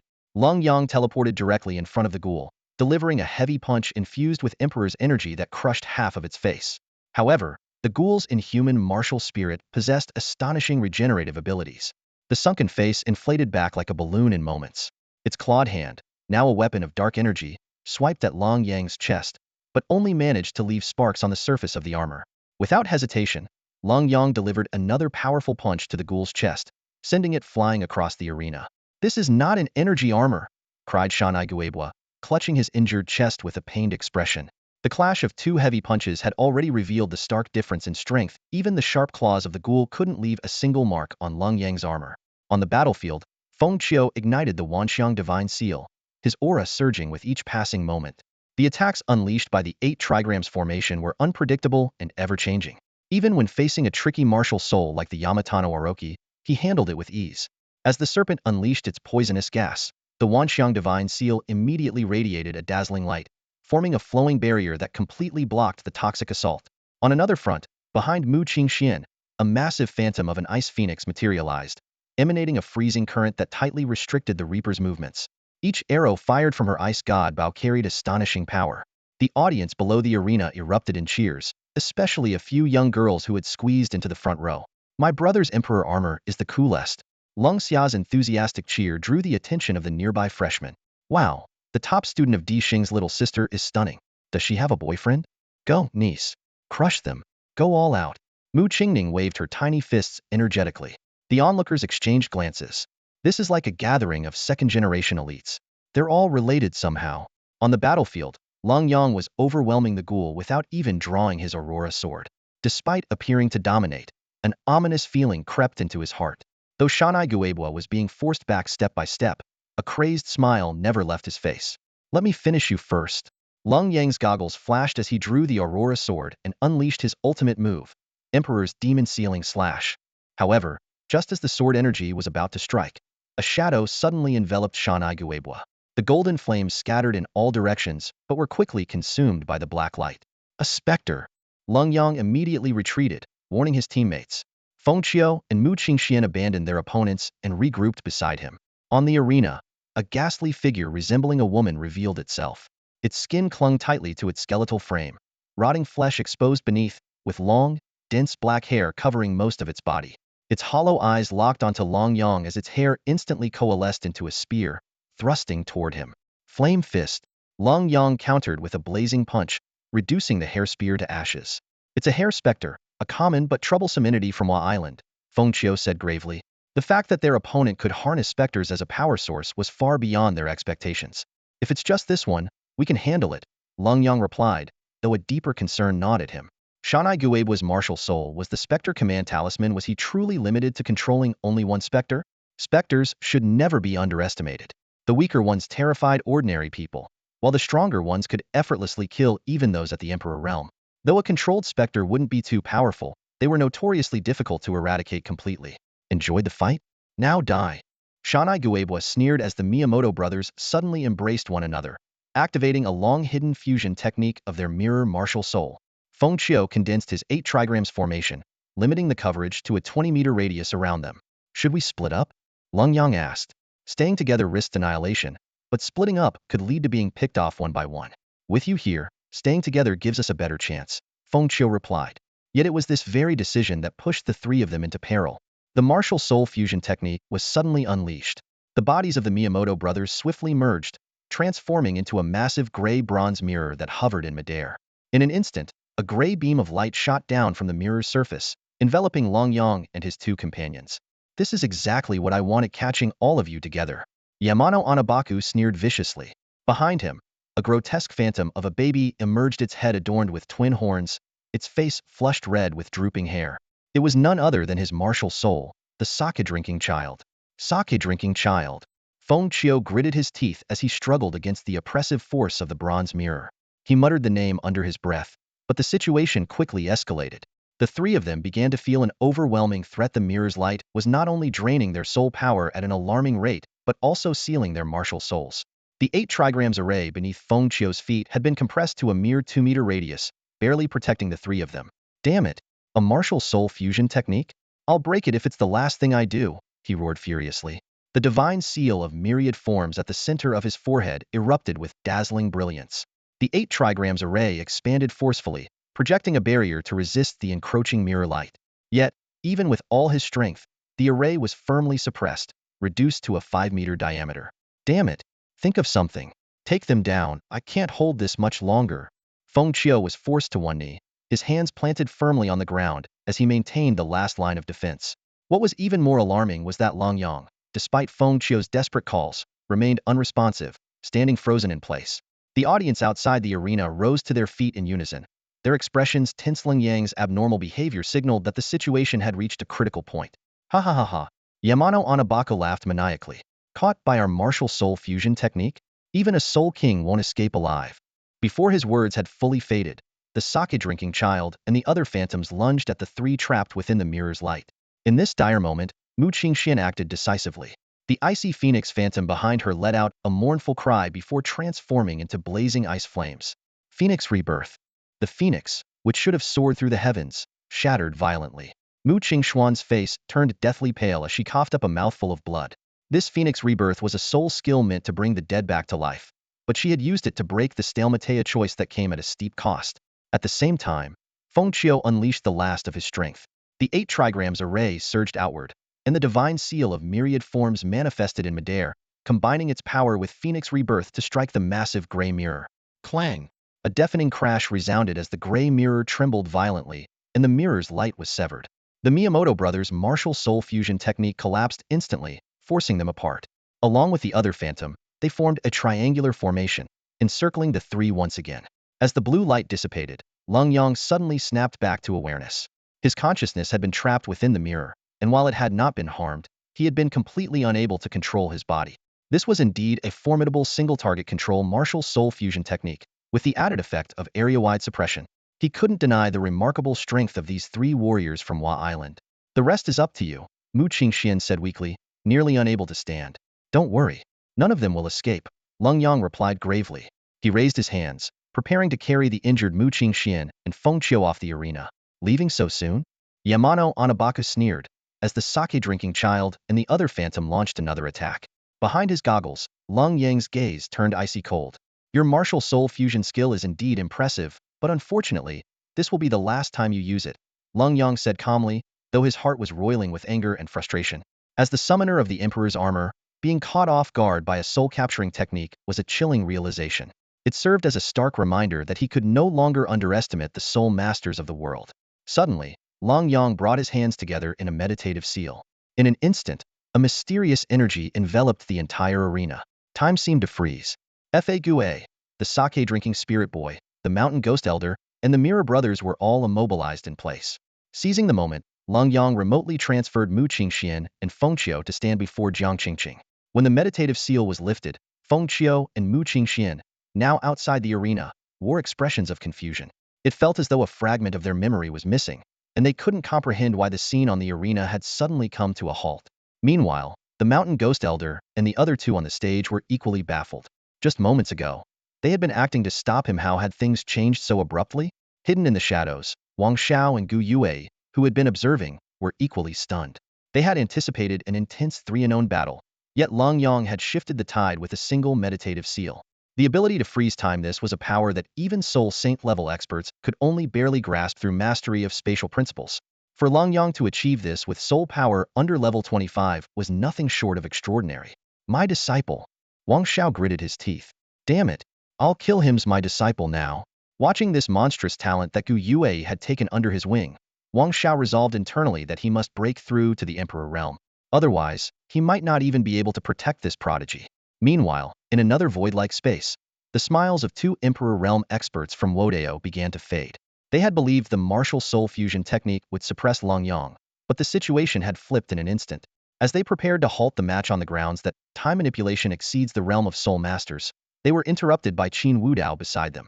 My side has not violated any rules. Stop joking. You won't let 3 Emperor stars die. Oh, I will. Qin Wudao sneered. Even if Wodeo plays tricks, using the uncanny is still within your abilities. So, I won't interfere. But if you break the rules, then all of you can stay here. Qin Wudao stood there, his calm yet commanding words immediately deterring the 2 Imperial Realm powerhouses from Hua Island from making any reckless moves. His tone was unyielding, carrying an undeniable authority. Watch carefully, follow the rules, and no one will trouble you. The 2 Imperial Realm experts remained silent. They were fully aware that this was the heartland of Daxia, not their Hua Island. The forces present in the square alone were sufficient to overpower the 2 of them. Above the arena, Lenyang hovered in midair. The 5 elemental crystals at his waist glowed brilliantly, sending out 5 massive talismans that landed in the positions of the 5 elements, enveloping the entire arena. 5 elements annihilation. Such theatrics. Do you really think you alone can kill the 3 of us? Miyamoto Aiken's 8-headed serpent lashed out violently, its 8 heads and tails sealing off the airspace. The death scythe unleashed waves of black energy blades, while 2 bronze mirrors emitted dazzling beams of light. Meanwhile, Yama Ghost Earl's 2 spirits charged skyward. Hair like a cascading waterfall surged forward as the sake-drinking spirit slid along the strands, lunging toward Lenyang. Though these 2 spirits weren't individually powerful, they were notoriously difficult to deal with for their level. But today, They faced Lenyang, who had activated the 5 elements annihilation. Lenyang descended onto the talisman of the wood element, Imperial Wood Suppression. The stretch and bend of wood. The sound of heavenly law resonated as massive tree trunks erupted, engulfing the entire arena and locking down all 3 enemies' attacks. Impossible. Retreat. The Miyamoto brothers attempted to flee, but it was too late. The arena was entirely sealed, and breaking out would take time Lenyang would never grant them, especially after Feng Qiu and Mu Qingxian had suffered severe injuries to save him. If these 3 were not eliminated, how could he repay that debt? Lenyang moved to the water element talisman and plunged the Aurora sword into it. The concealment of water. Countless shards of ice fell, the extreme cold freezing the 3 enemies in place. In the void, the 2 Imperial Realm spectators felt despair, clinging to the faint hope that Yama Ghost Earl's semi-spiritual nature might save him, or that Lenyang would be unable to launch further attacks. But such hopes were futile. The fire and earth element talismans fused as Lenyang stepped onto them. The fiery rock of fire and earth. With a deafening roar, flames consumed the center of the arena. 2 figures were incinerated within the inferno, leaving only Yama Ghost Earl and his 2 spirits, the hair spirit and the sake-drinking spirit. They attempted a desperate counterattack, only to see Lenyang already standing atop the final metal element talisman. The light of heaven and earth converged in Lenyang's hands, his imperial armor glowing ever more brilliantly. The reform of metal. The Aurora sword descended, a golden arc of light slicing through the air. In an instant, the hair spirit and the sake-drinking spirit shattered into nothingness. Thunderous light engulfed the arena as Shan Yigue's bow disintegrated into starlight under the devastating attack. The arena's surface was crisscrossed with fractures, and Lenyang landed steadily, casually retrieving 2 sealing talismans. The Emperor's belt radiated a 5-colored glow, absorbing the remnants of power. The 3 Taikoka-class warriors from Wa Island were completely obliterated, leaving not even a trace behind. A tidal wave of cheers erupted from the crowd. Lenyang turned to look at Mu Qingxian and Feng Qiu, a faint smile playing on his lips. Mission accomplished. The Emperor's armor disassembled, and though his face was pale, he stood tall and unwavering at the center of the arena. My brother is the coolest. Leng Xia cheered from below. Lenyang glanced back with a light chuckle. Almost got caught off guard. If it weren't for Feng Qiu and Qingxuan's help, their martial soul fusion technique, soul captivation, might have succeeded. The freshmen in the audience instinctively raised their hands, channeling their soul techniques to help the trio recover. Glimmers of light converged, quickly restoring most of Lenyang's soul power and bringing a healthy flush back to his face. However, Feng Qiu and Mu Qingxian were clearly in worse condition, especially Qingxian, who had used her Phoenix Nirvana power, originally meant for self-recovery, to break the enemy's fusion technique. Her state was the most dire. Zhang Qingqing spoke up. They'll take Feng Qiu back. Xining added. They'll look after Qingxian. No rush. Zhang Qingqing waved them off. They'll definitely send some elixirs down. After all, the 3 of you just took out 4 Taikoka-class warriors from Wa Island. That kind of contribution won't go unnoticed. As she spoke, she helped Mu Qingxian regulate her breathing. Feng Qiu, having regained a bit of strength, fixed Lenyang with a fiery gaze. Monster. Why are you insulting me? Lenyang rolled his eyes. Mu Qingxian, however, softly agreed. He's not wrong. You're a monster. Your mastery of temporal power has probably caught the attention of some bigwigs in the shadows. But I have to admit, that Zen seal technique of yours was impressive, and the 5 elements annihilation was awesome too. Xining's eyes sparkled under her oversized hood. Don't fall for me. I'm just a legend. Lenyang pretended to suavely flip his hair, eliciting laughter from everyone around. At that moment, 3 Azure Dragon creation pills materialized in front of them. Zhang Qingqing's eyes sparkled with envy. If I'd known, I would have jumped in to lend a hand. These are treasures my dad takes 3 months to craft just one of, and even Taikoka-class warriors have to pay a hefty price to get one. Qingqing, stop trying to steal the spotlight. The group teased. For someone like you, aren't these pills just like candy? Are you kidding? I've only ever had 3 in my life. Damn, filthy rich kids. Everyone groaned in unison. Each of the trio received an Azure Dragon creation pill. Zhang Qingqing specifically reminded Lenyang. This pill doesn't just restore energy quickly. It also stabilizes your foundation. My foundation is already solid. Lenyang replied as he tucked the pill away, leaving everyone exchanging incredulous looks. Dugu Zhantian leaned in. Bro, selling it? They'll give you 1 billion high-grade soul crystals. Wang Jinbao shoved him aside. 5 billion. You greedy fatty, driving up the price. Yi Bufan, who was about to make an offer, reluctantly held back. Wang Jinbao rolled his eyes. If I can get it for 5 billion, they'll be laughing. Naturally, Lenyang wasn't going to sell. I don't need soul crystals for now. Lenyang said as he strode quickly toward Lung Xia at the edge of the arena. Without giving him a chance to refuse, he stuffed the Azure Dragon Creation Pill into his brother's mouth. 5 million. What a brother! Xining exclaimed enviously as she watched the scene unfold. I wish I had a brother like that. Gu Yue appeared at the edge of the arena as well. Glancing briefly at Lenyang, he took Lung Xia, who needed help refining the pill, away. Around them, Qin Ro and the others were stunned at first, then their eyes reddened with emotion. The Azure Dragon Creation Pill was a divine medicine even emperors would covet. Among the Jiang clan, only one person was capable of crafting it. Even so, due to material limitations, producing one per year was already the maximum limit. Yet Lenyang had casually handed it to his brother without a second thought.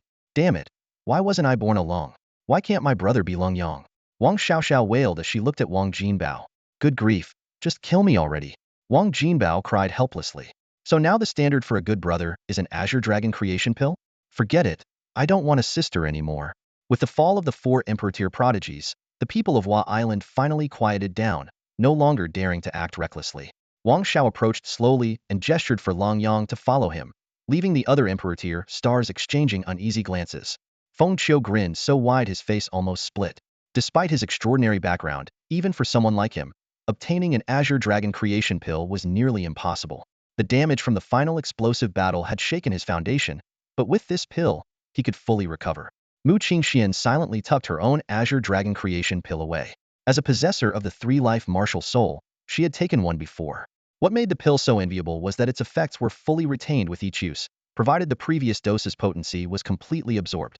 It was said that Jiang Qingqing had consumed 3 of them. Upon hearing this, a few sharp intakes of breath echoed around. Are we really that far behind? Someone murmured in awe. While Mu Qingxian and Feng Qiu's combined efforts to break their opponent's martial soul fusion were impressive, it still paled in comparison to Lenyang's staggering 5 elements fatal strike.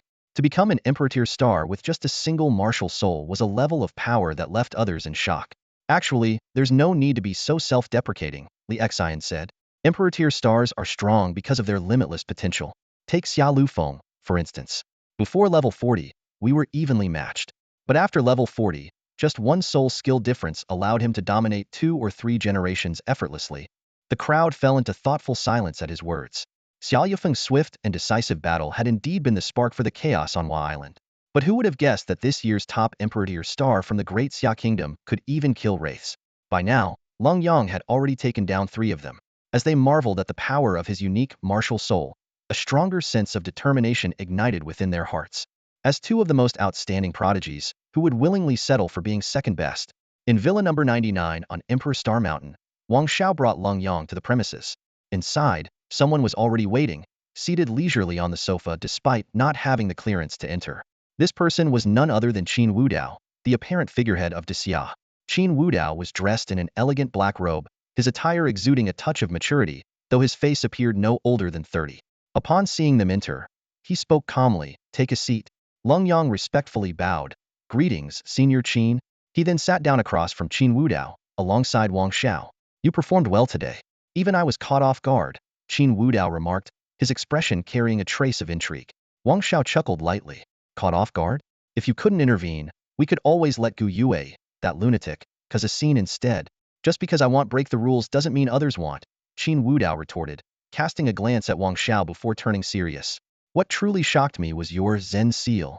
A level 23 spirit master, yet you managed to unleash a soul skill involving the laws of time.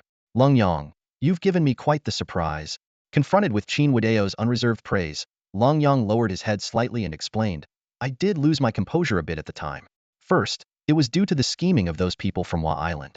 Not only did they prepare a martial soul fusion skill, but they also brought 2 undying spirits. Second, I regretted not going all out from the start. Had I done so, even their martial soul fusion skill would have been useless."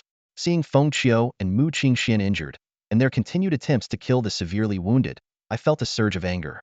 That's what prompted the emergence of the Zen Seal. "So, does that mean you're currently unable to use the Zen Seal again?" Qin Wudao quickly grasped the critical point. "At the moment, I can't," Lenyang admitted, explaining that the Zen Seal consumed an immense amount of energy. Even in that brief moment, it had drained nearly half of his spirit power.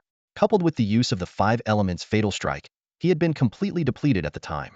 Qin Wudao fixed his gaze on Lenyang. "What about the 5 elements fatal strike? And you've sealed 3 spirits so far, haven't you?" Are the spirits you've sealed safe?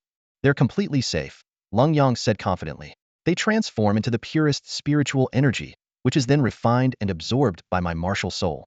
However, the absorption efficiency is relatively low. Similarly, when I kill demons, their energy converts into life force, which I use to temper my body. Both methods help accelerate my cultivation. So, your Emperor Armor's attacks inherently carry a sealing effect? Qin Wadeo's eyes gleamed with growing excitement. Lenyang nodded affirmatively. All of my attacks carry a sealing effect. Any target killed by my Emperor energy will be sealed through dimensional reduction. At the mention of dimensional reduction, Qin Wudao straightened abruptly, his eyes brimming with fervor. Rising to his feet, he commanded, "Follow me." A spatial portal opened, and the figures of three individuals emerged within a pitch-black cave. Ghostly blue flames flickered along the cave walls, providing just enough light to illuminate their surroundings. Qin Wudao led the way. Wang Xiao guarded the rear, and Lenyang was positioned in the middle for protection. As they moved forward, the cave gradually widened, eventually opening up into a spacious plaza. At the far end of the plaza, a tunnel led deeper into the cave. Surrounding the plaza, 18 gates, each inscribed with intricate magical formations, stood in an orderly arrangement. Behind each gate, a strange and eerie figure was sealed, while blue-purple flames burned quietly in front of the gates, specifically designed to incinerate malevolent energy. Some of these entities can be defeated with sheer strength, Qin Wudao explained, but most of them are more like concepts impossible to truly destroy, so they're sealed here instead. This cave holds over 300 of these entities, and the 18 here are considered the least dangerous. As he spoke, Qin Wudao waved his hand, opening one of the cages. From within the empty cell, a pair of crimson eyes suddenly lit up, and a foul wind rushed out. The moment the eerie entity lunged from its cage, Qin Wudao subdued it with a single hand. This one possesses others. Whether it's a soul master or an ordinary person, they all end up as its prey. Initially, it could only attach itself to weak soul masters, but within half a year, it could devour even a soul king. The most troublesome part is that it seems to be nothing more than a shadow impossible to strike or kill, Qin Wudao said, turning to Lenyang. See if you can seal it. Lenyang nodded and immediately summoned the full version of his Emperor armor, no longer in its basic form. Looks like you've learned your lesson, Wang Xiao remarked with a chuckle. But that armor consumes a lot of energy. Lenyang said nothing in reply. Golden Imperial energy gathered in his palm, and with a simple energy-charged punch, he struck. The crimson eyes shattered upon contact with the golden light, and a sealing talisman materialized out of thin air. As Lenyang prepared to place the sealing talisman into his belt, Qin Wudao called out urgently, "Wait, let me see your card." But it was too late. The 5 elemental energies in the belt had already absorbed the talisman, transforming it into starlight. Seeing this, Qin Wudao immediately opened another cage. This time, a little girl in a red dress, clutching a matchbox, was curled up inside, trembling. Is she one of the entities? She doesn't look like it, Lenyang said, puzzled. Her matches, once lit, can ignite everything within a 30-mile radius, Wang Xiao explained. Although she herself isn't destructive, the danger she poses is endless unless she's killed. I used spatial power to bring her here for sealing. Otherwise, who knows how much destruction she would have caused along the way. The little girl trembled as she struck a match. On the surface, nothing seemed to happen, but when Qin Wudao lightly pointed his finger, a crack immediately tore through the calm space. From within, scorching flames erupted, roaring to life. It's a spatial seal, a vacuum domain, Wang Xiao stated, revealing the nature of the cage. Lenyang nodded in acknowledgement and swiftly conjured golden flames in his hands, hurling them forcefully toward the interior of the cage. At the same time, Qin Wudao opened a spatial rift to precisely guide Lenyang's fiery punch directly in front of the little girl. With a thunderous roar, the golden flames engulfed the girl completely. Her confused eyes first turned to Lenyang, then lowered to examine her own body. In the next moment, the golden light exploded, and a sealing talisman bearing her image gently floated down in midair. Qin Wudao reached out to grab the talisman, but as soon as he touched it, the little girl from the talisman suddenly emerged. Though the flames immediately surged toward her, Qin Wudao was quick to shield against them. Am I not able to touch it? Qin Wudao asked, puzzled. Lenyang shook his head. I don't know either. This time, you hold it and let me see. After a second attempt, the sealing talisman finally landed in Lenyang's hand. Qin Wudao observed and concluded, this is linked to your ability. It seems only you can handle this card. Lenyang then placed the talisman near his belt, where it was absorbed by the 5-element energy. When Qin Wudao asked how he felt, Lenyang removed his Emperor armor and discovered that 4 crystals in his dantian were orbiting the Aurora sword, connected by golden threads. A refreshing mental energy continuously nourished his mind. During the subsequent sealing process, they encountered a bizarre black dog that could transform matter into excrement. Though their first attempt failed, Lenyang managed to seal it, using his Emperor Wind-piercing strike. As the number of sealed entities grew, the crystal cores in Lenyang's dantian reached 10, causing him discomfort. No more sealing for now. I need time to process this expanding mental energy, he said. Qin Wudao nodded in understanding, but proposed one final challenge. I plan to take you to seal a more powerful entity. Do you think you can handle it? You might need to use the 5-element ultimate attack like you did earlier today. The execution of the 5-element strike left Lenyang feeling an unprecedented level of exhaustion. Although his mental and soul energy remained relatively abundant, his physical body had become a clear weakness. After dispelling the Emperor armor, even as his spiritual strength steadily grew, the wave of fatigue inevitably set in. No need to push yourself. Let Wang Xiao take you to rest. I'll help your sister neutralize the effects of the Azure Dragon creation pill, Guyu offered, noticing his poor condition. Qin Wudao chimed in. You're a treasure to Disya now. You might not realize this, but the damage caused by the sinister entities has already rivaled that of the demonic disasters and beast tides. This cave still seals a large number of these sinister beings, which have been tying down many powerful individuals. If you can eliminate them, not only will it free these experts, but it will also help eradicate the lurking threats of demons and monsters within Disya's borders. He patted Lenyang on the shoulder, and the latter nodded solemnly. I will, senior. Turning to Wang Xiao, Qin Wudao continued, you should also focus on breaking through. Without reaching the Emperor realm, you're still lacking that final touch. Let Mu Yunj take over for you for a few months, so you can concentrate on advancing. Wang Xiao had no objections, but he couldn't help asking, Mu Yungi's he up to the task? Don't worry, he can handle it.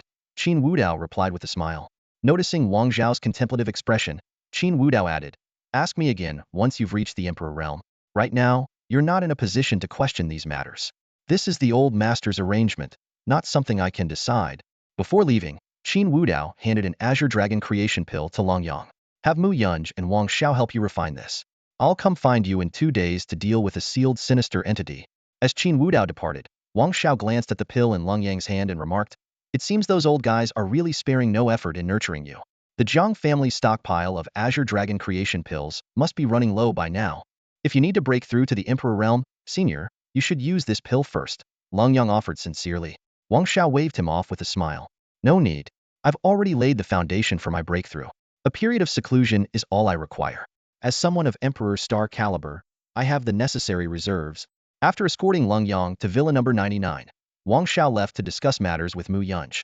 Lenyang, meanwhile, freshened up briefly before falling into a deep sleep, knowing that rest was what he needed most at the moment. As he drifted into slumber, Wang Xiao stepped into the grand hall of the Mu Imperial clan. When he found Mu Yunj, a faint, enigmatic smile lingered on his face. Cold-faced ghost, what are you scheming? Need me to lend you a hand? Mu Yunj cast him a blank look, her expression devoid of emotion, and got straight to the point. How has Lenyang been performing? Some people still claim they have no ulterior motives, Wang Xiao sneered. Clan leader Mu. Oh, clan leader Mu. You're quite the contradiction, aren't you? Standing atop the summit of the clouds, Mu Yunj gazed down at the shifting winds. A chilling aura instantly enveloped Wang Xiao. I suggest you watch your words, her voice was icy. You haven't even reached the Imperial realm yet. Funny you should say that half a year ago. I accidentally took another step forward, Wang Xiao replied, his tone laced with mockery, but Mu Yunj's cold stare made him falter. Wang Xiao coughed awkwardly and quickly changed the subject. What exactly does Senior want to know about Lenyang's performance? That kid is as disciplined as they come. In over 2 months, he hasn't sought any rewards or interacted with any women. Atop the mountain peak, the air suddenly turned bone-chilling. Wang Xiao shivered involuntarily. Mu Yunj spoke coldly, you kill one old demon in the Imperial realm, and now you think the Imperial realm is nothing to fear? Before he realized it, frost had already encased Wang Xiao's feet. All right, senior, I was just talking nonsense. He hastily corrected himself. Lenyang's performance has been exceptional. His Emperor's armor is practically a nemesis to cursed entities. Sealing them actually benefits him. As the ice melted away, Wang Xiao exhaled in relief, only to hear Mu Yunj's next words. Yu Shu wants to arrange a marriage for Qing Shinn. Wang Xiao froze for a moment before responding seriously. Mu Hiking's situation hasn't been resolved yet. Aren't you worried Qing Shinn might face the same fate? What situation with Haqing? Gu Yue, of course. Back then, the marriage arranged by Mu Hiking's father, Mu Yunj clarified, that was just a misunderstanding. The engagement was agreed upon by the previous generation but never communicated to them. Gu Yue and Mu Huqing developed feelings for each other, and neither family opposed it. Gu Yue overthought things. The Mu clan never barred him from visiting, and the Gu clan never exiled him. Gu Tianyi even went easy on him during every challenge. Last time, the two were almost evenly matched. How much clearer does it need to be? Wang Xiao looked utterly confused. So Mu Huqing doesn't have to marry into an Imperial Star-level alliance? Do we, the Mu clan, lack an Imperial Star? Gu Yue is a fool with no sense, and now you're acting the same way? Mu Yunji's voice was sharp. That idiot Gu Yue, stranded in the North Sea. Wang Xiao furrowed his brows, carefully pondering over the information he had just learned. Gu Shi not killing Gu Yue outright is already merciful, he sneered inwardly. Does this guy not realize that Gu Tianyi was an unwitting victim in all of this? And the funniest part, what makes him think he can stand on equal footing with Dixing? The truth of the matter struck Wang Xiao as absurd. What should have been a simple, mutually agreed upon annulment of an engagement had spiraled out of control.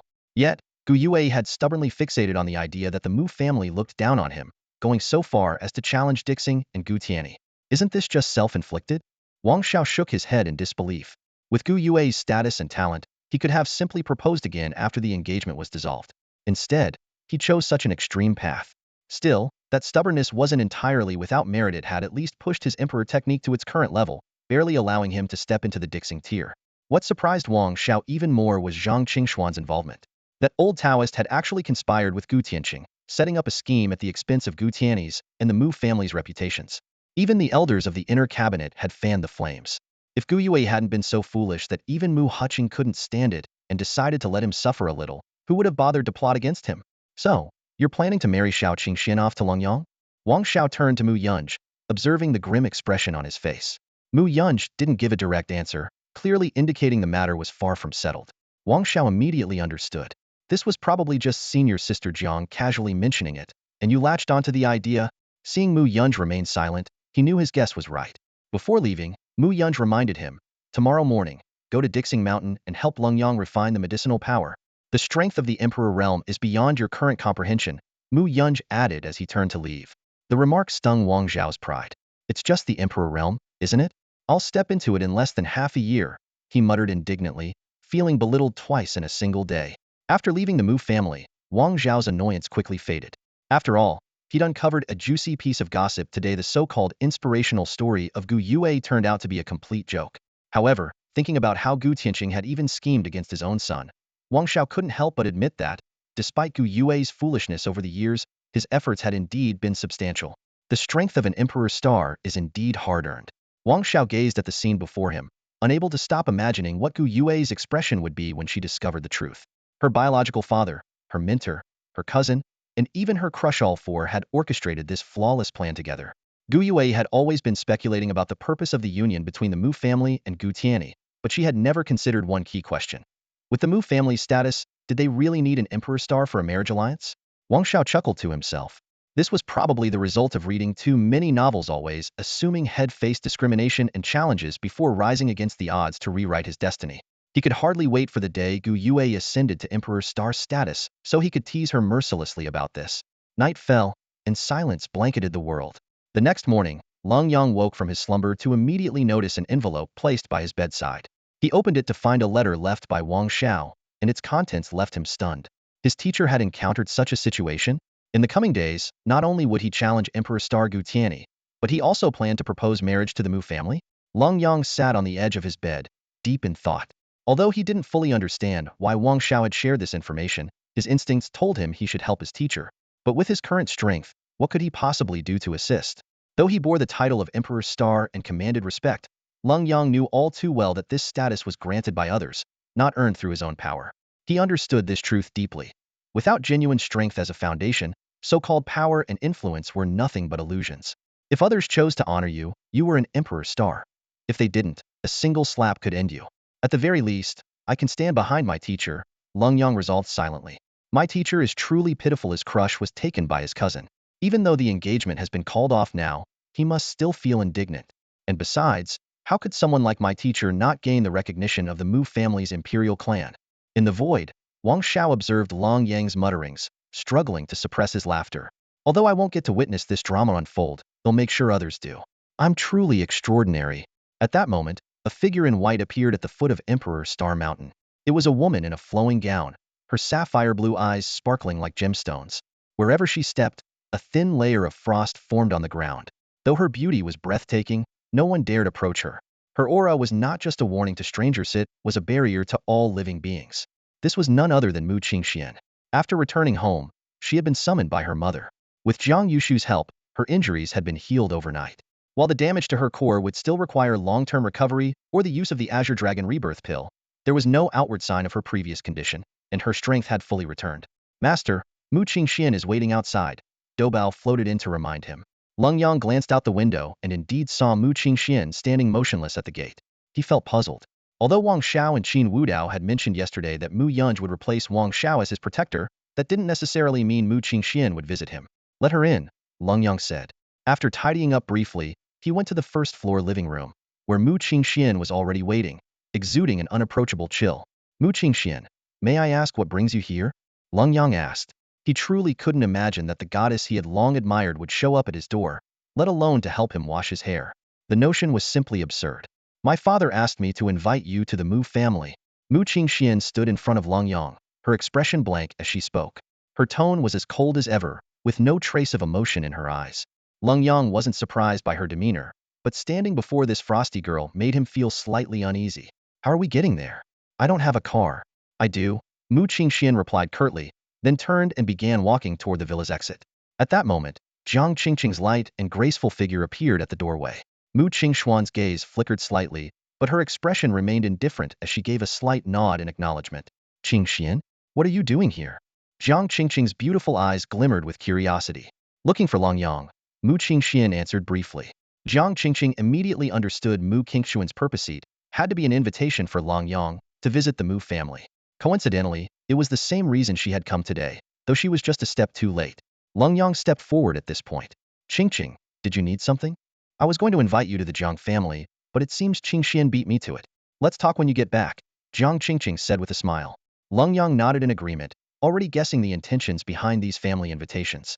He suspected that other imperial clans in Yuzhou would soon follow suit. All right, they'll head to the Mu family with Mu Qingxian first. I probably won't be back today, but I'll call you when I return, Lenyang said to Jiang Qingqing, feeling a slight twinge of guilt. Okay, then I'll leave for now. Qingxian, make sure to visit me when you have time. Jiang Qingqing waved goodbye to the two of them. Mu Qingxian nodded in response and retrieved her ice blue hovercar.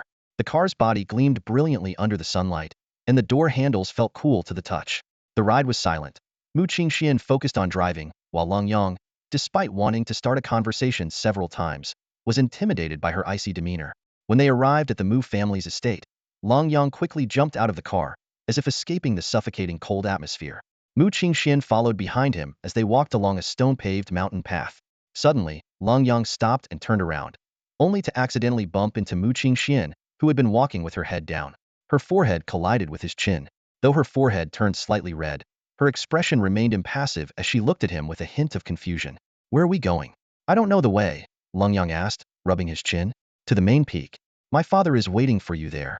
Mu Qingxian stepped past him and continued leading the way with a steady, graceful stride. Watching her light movements along the mountain path, Lenyang couldn't help but think. She's undeniably beautiful, but just a bit too cold. A bit silly, too, Lenyang muttered under his breath, not noticing that Mu Qingxian had suddenly stopped in her tracks. When he looked up and met Mu Qingxuan's clear, unwavering gaze, his heart skipped a beat. She heard that. Just as he was scrambling for an explanation to smooth over the awkwardness of badmouthing someone behind their back, he realized her intense stare was making him increasingly uneasy. Why does this girl love staring into people's eyes so much? Doesn't she know that prolonged eye contact between a man and a woman can lead to complications?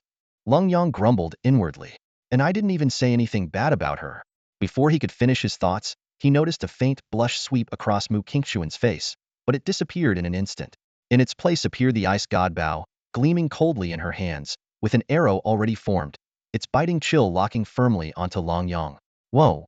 A frigid gust roared forth, transforming into an icy phoenix that charged at Lenyang. Though caught off guard, his reflexes were sharp, and a blazing punch shattered the ice phoenix with precision. But this was only the beginning. Mu Qingxuan's second arrow was even more ferocious, signaling she wasn't holding back. Lenyang immediately summoned his Aurora sword, unleashing a demon sealing slash to collide with the icy arrow. A deafening explosion followed, and the shattered ice crystals turned into countless sharp icicles, raining down on him. In just a single exchange, Lenyang found himself at a disadvantage. Mu Qingxian, however, showed no intention of letting up. She drew her bow again, and the spectral ice phoenix behind her spread its wings, releasing a beam of bone-chilling light. Hey, I wasn't bad-mouthing you. I was complimenting you. Lenyang called out in desperation, but Mu Qingxian didn't seem to hear him. Instead, she activated a secret technique, plunging the area within a 100-meter radius into darkness. The spiritual energy in the air turned piercingly cold. Seriously? You're going all out over being called a bit silly? Lenyang shouted in frustration. But Mu Qingxian's lunar body, combined with the ice god Bao and her ice phoenix spirit, had transformed the battlefield into a frozen wasteland. You're the silly one, Mu Qingxian retorted, her voice rare in its sharpness as her domain solidified around her. The battle grew fiercer until, in a sudden twist, Lenyang appeared behind her. With his Emperor armor disintegrating, his large hand shot forward. Smack! Smack! With a crisp sound, the forming shadow of the ice phoenix instantly dissipated. Mu Qingxuan's delicate body stiffened abruptly as she slowly turned her head. Her clear eyes, filled with astonishment, looked at Lenyang. It was the first time he had seen such an expression from her, not anger, not embarrassment, but pure shock and bewilderment. Lenyang's strike had thrown Mu Qingxian into a complete daze. She remained in her original posture, falling straight toward the ground. Although he regretted his action the moment he made it, Lenyang had to admit the sensation was oddly satisfying. To avoid injuring her, he deliberately dismissed his Imperial armor. Seeing that Mu Qingxian was about to hit the ground, Lenyang quickly summoned his armor and teleported to catch her. Even in his arms, Mu Qingxian remained in a stunned state, clearly overwhelmed by the impact of that strike. Just as Lenyang found himself in a dilemma, Mu Qingxian finally regained her senses. She glared at him sharply, her delicate hand enveloped in the power of the lunar deity, aiming directly for his forehead. At this moment, Lenyang had already dismissed his armor. With a 6-level difference in soul power between them, even though he barely qualified as an Imperial star, the gap was insurmountable. The lunar divine palm stopped just half an inch from his forehead. Put me down, Mu Qingxian demanded coldly. Lenyang immediately complied. I acted impulsively, it was an accident. Do you believe me? Lenyang tried to explain. However, Mu Qingxian ignored him, silently adjusting her dress before continuing up the mountain. The territory of the Mu Imperial clan spanned several mountain peaks. After traversing 2 or 3 summits, they finally arrived at a grand main peak. Although there were few buildings on the mountain, each exuded an imposing aura and ancient charm. Paired with the surrounding ethereal mist, the place resembled a celestial paradise. Midway up the mountain, in a hall with green stone tiles, Mu Yunji was playing a game of chess with a stunningly beautiful woman. From their intimate demeanor, it was clear they were husband and wife. Junior Lenyang greets the 2 seniors, Lenyang said respectfully, bowing. Mu Yunji gave a slight nod, while the woman, named Jiang Yushu, smiled warmly. At last, you're here. Your Uncle Mu and I have been waiting anxiously. Please, have a seat. As she spoke, she scrutinized Lenyang closely. Truly worthy of being this generation's most outstanding young talent, the top of the Imperial star rankings. Even Qingxian was outshone by you. What an exceptional young man. Under Jiang Yushu's meaningful gaze, Lenyang could only offer an awkward smile. Senior flatters me. Flattery? Hardly. I watched your battle with Qingxian, Jiang Yushu said with a faint smile. Her soul power is 6 levels higher than yours, yet she couldn't gain the upper hand. Hearing this, Lenyang felt a chill in his heart. She had seen it all. At the same time, Mu Yunji's expression darkened, his gaze turning increasingly unfriendly. The moment he first saw it, he was already annoyed. But Jiang Yushu managed to suppress his anger. Now, as the topic came up again, Mu Yunji's gaze toward Lenyang was clearly filled with displeasure. However, as an elder, he couldn't bring himself to trouble a junior over such a trivial matter. Mu Qingxuan's face flushed silently but quickly returned to calm. Lenyang scratched his head awkwardly and said with a forced smile, it's all a misunderstanding, really. Internally, he was praying he wouldn't end up dying in the Mu family's hands. Jiang Yushu's sharp eyes locked onto Lenyang. What misunderstanding? Back in your younger days, I'm sure you were all running after your Uncle Mu. It's understandable at that age when feelings first bloom. But once you've done something, you need to take responsibility for it. Lenyang felt like he had walked into a trap. Responsibility? Just like that? What worried him more was that he hadn't yet explained things to Jiang Qingqing. As he opened his mouth to explain, Jiang Yushu's tone suddenly softened. All right. Kids will be kids. A little teasing and squabbling is inevitable. Auntie is quite fond of you, so don't feel pressured. She continued, today, there are 3 reasons why Qingxian invited you over. First, I wanted to meet the top-ranked Emperor star of this generation. Second, The Mu Imperial clan has a favor to ask of you. And third, since Wang Xiao is in seclusion, your Uncle Mu will temporarily be responsible for your safety. In the next couple of days, he'll be helping Qingxian refine the Azure Dragon Creation Pill, and he'll help you refine yours as well. I just hope he doesn't accidentally refine me out of existence, Lenyang thought to himself while catching the disapproving look Mu Yun shot him, which only added to his unease. Nonetheless, he maintained his politeness and said, "Thank you, both of you. If the Mu family needs my assistance, I will do my utmost to help."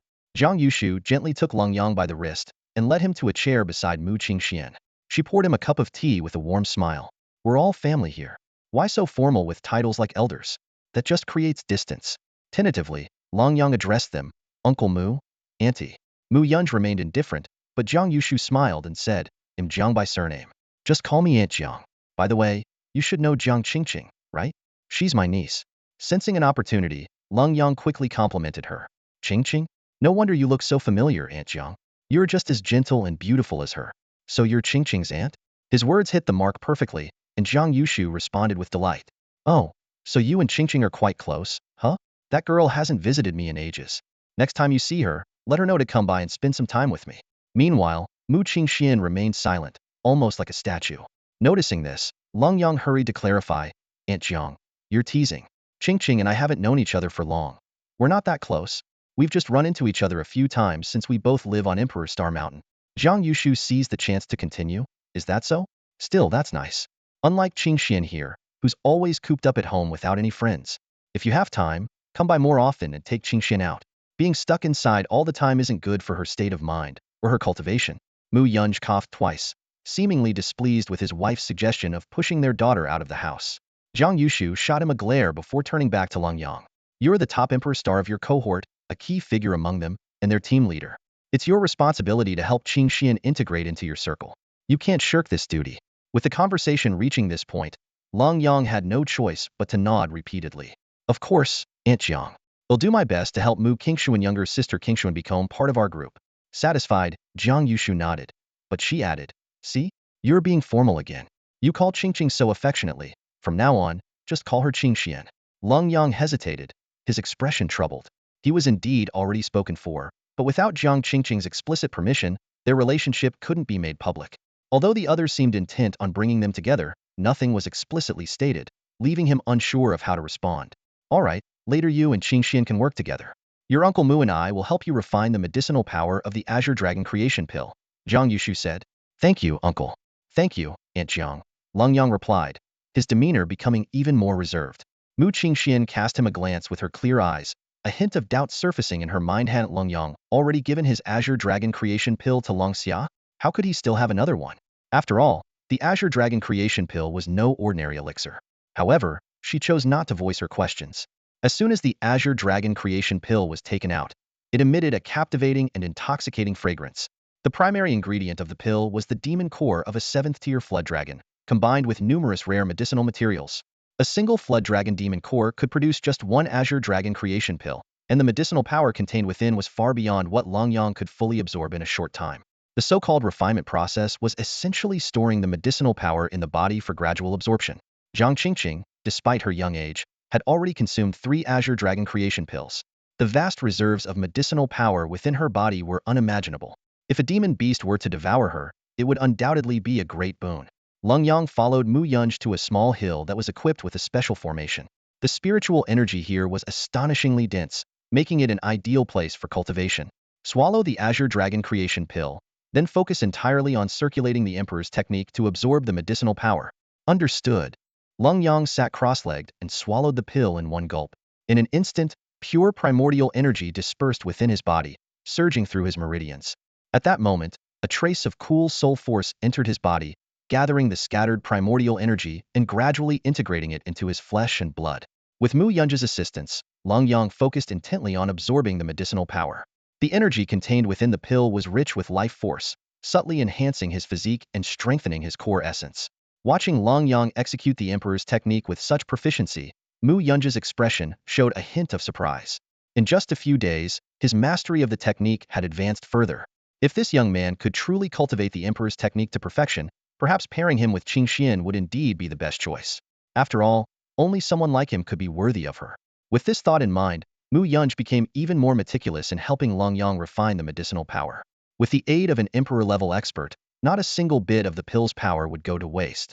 Nearby, Zhang Yushu was also assisting Mu Qingxian in refining the Azure Dragon Creation Pill's energy.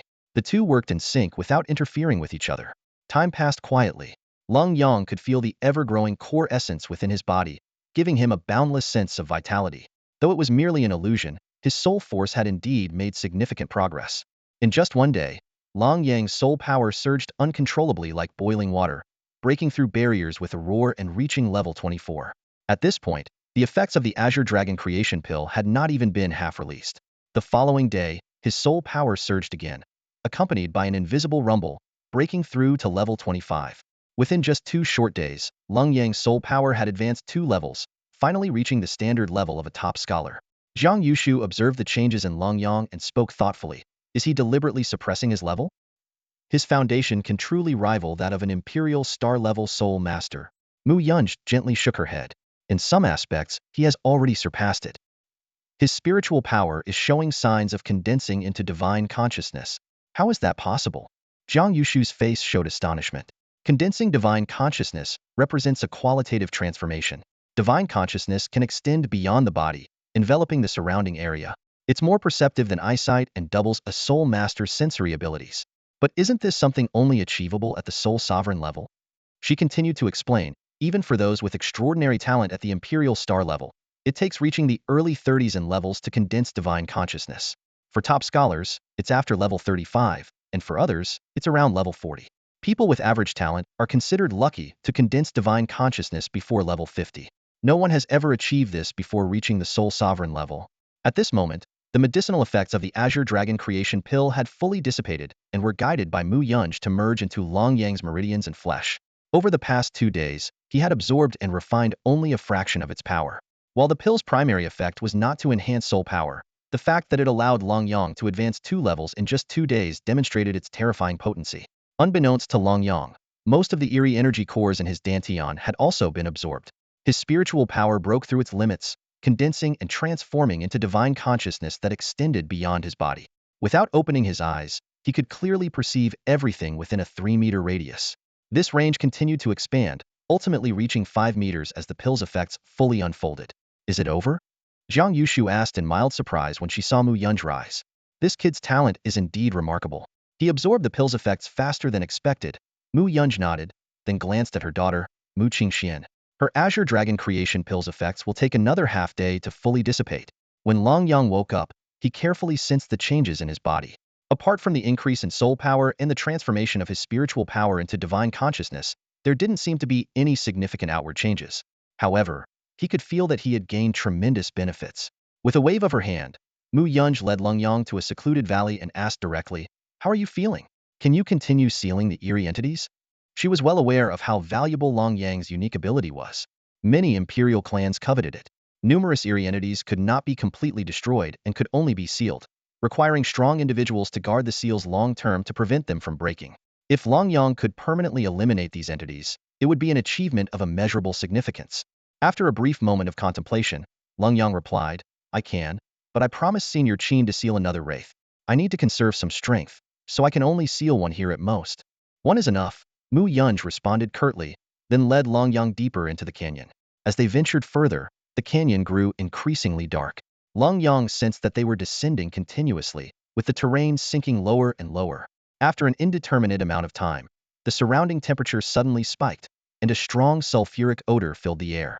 Mu Yunj guided him into a cave, where the path continued downward, leading straight into the earth's depths. In this unique canyon, even Mu Yunj couldn't use spatial teleportation techniques and was forced to proceed on foot. After walking a bit further, the path opened up into a vast space. The dim red light gradually intensified into a dazzling fiery glow. In front of Lenyang appeared a churning pool of magma, radiating waves of scorching heat. Mu Yunj exuded a cold aura to counteract the oppressive heat. On the stone steps encircling the magma field sat an elderly man with snow-white hair. Mu Kanglan, an Imperial-level figure of the Mu clan. "Yunj, what brings you here?"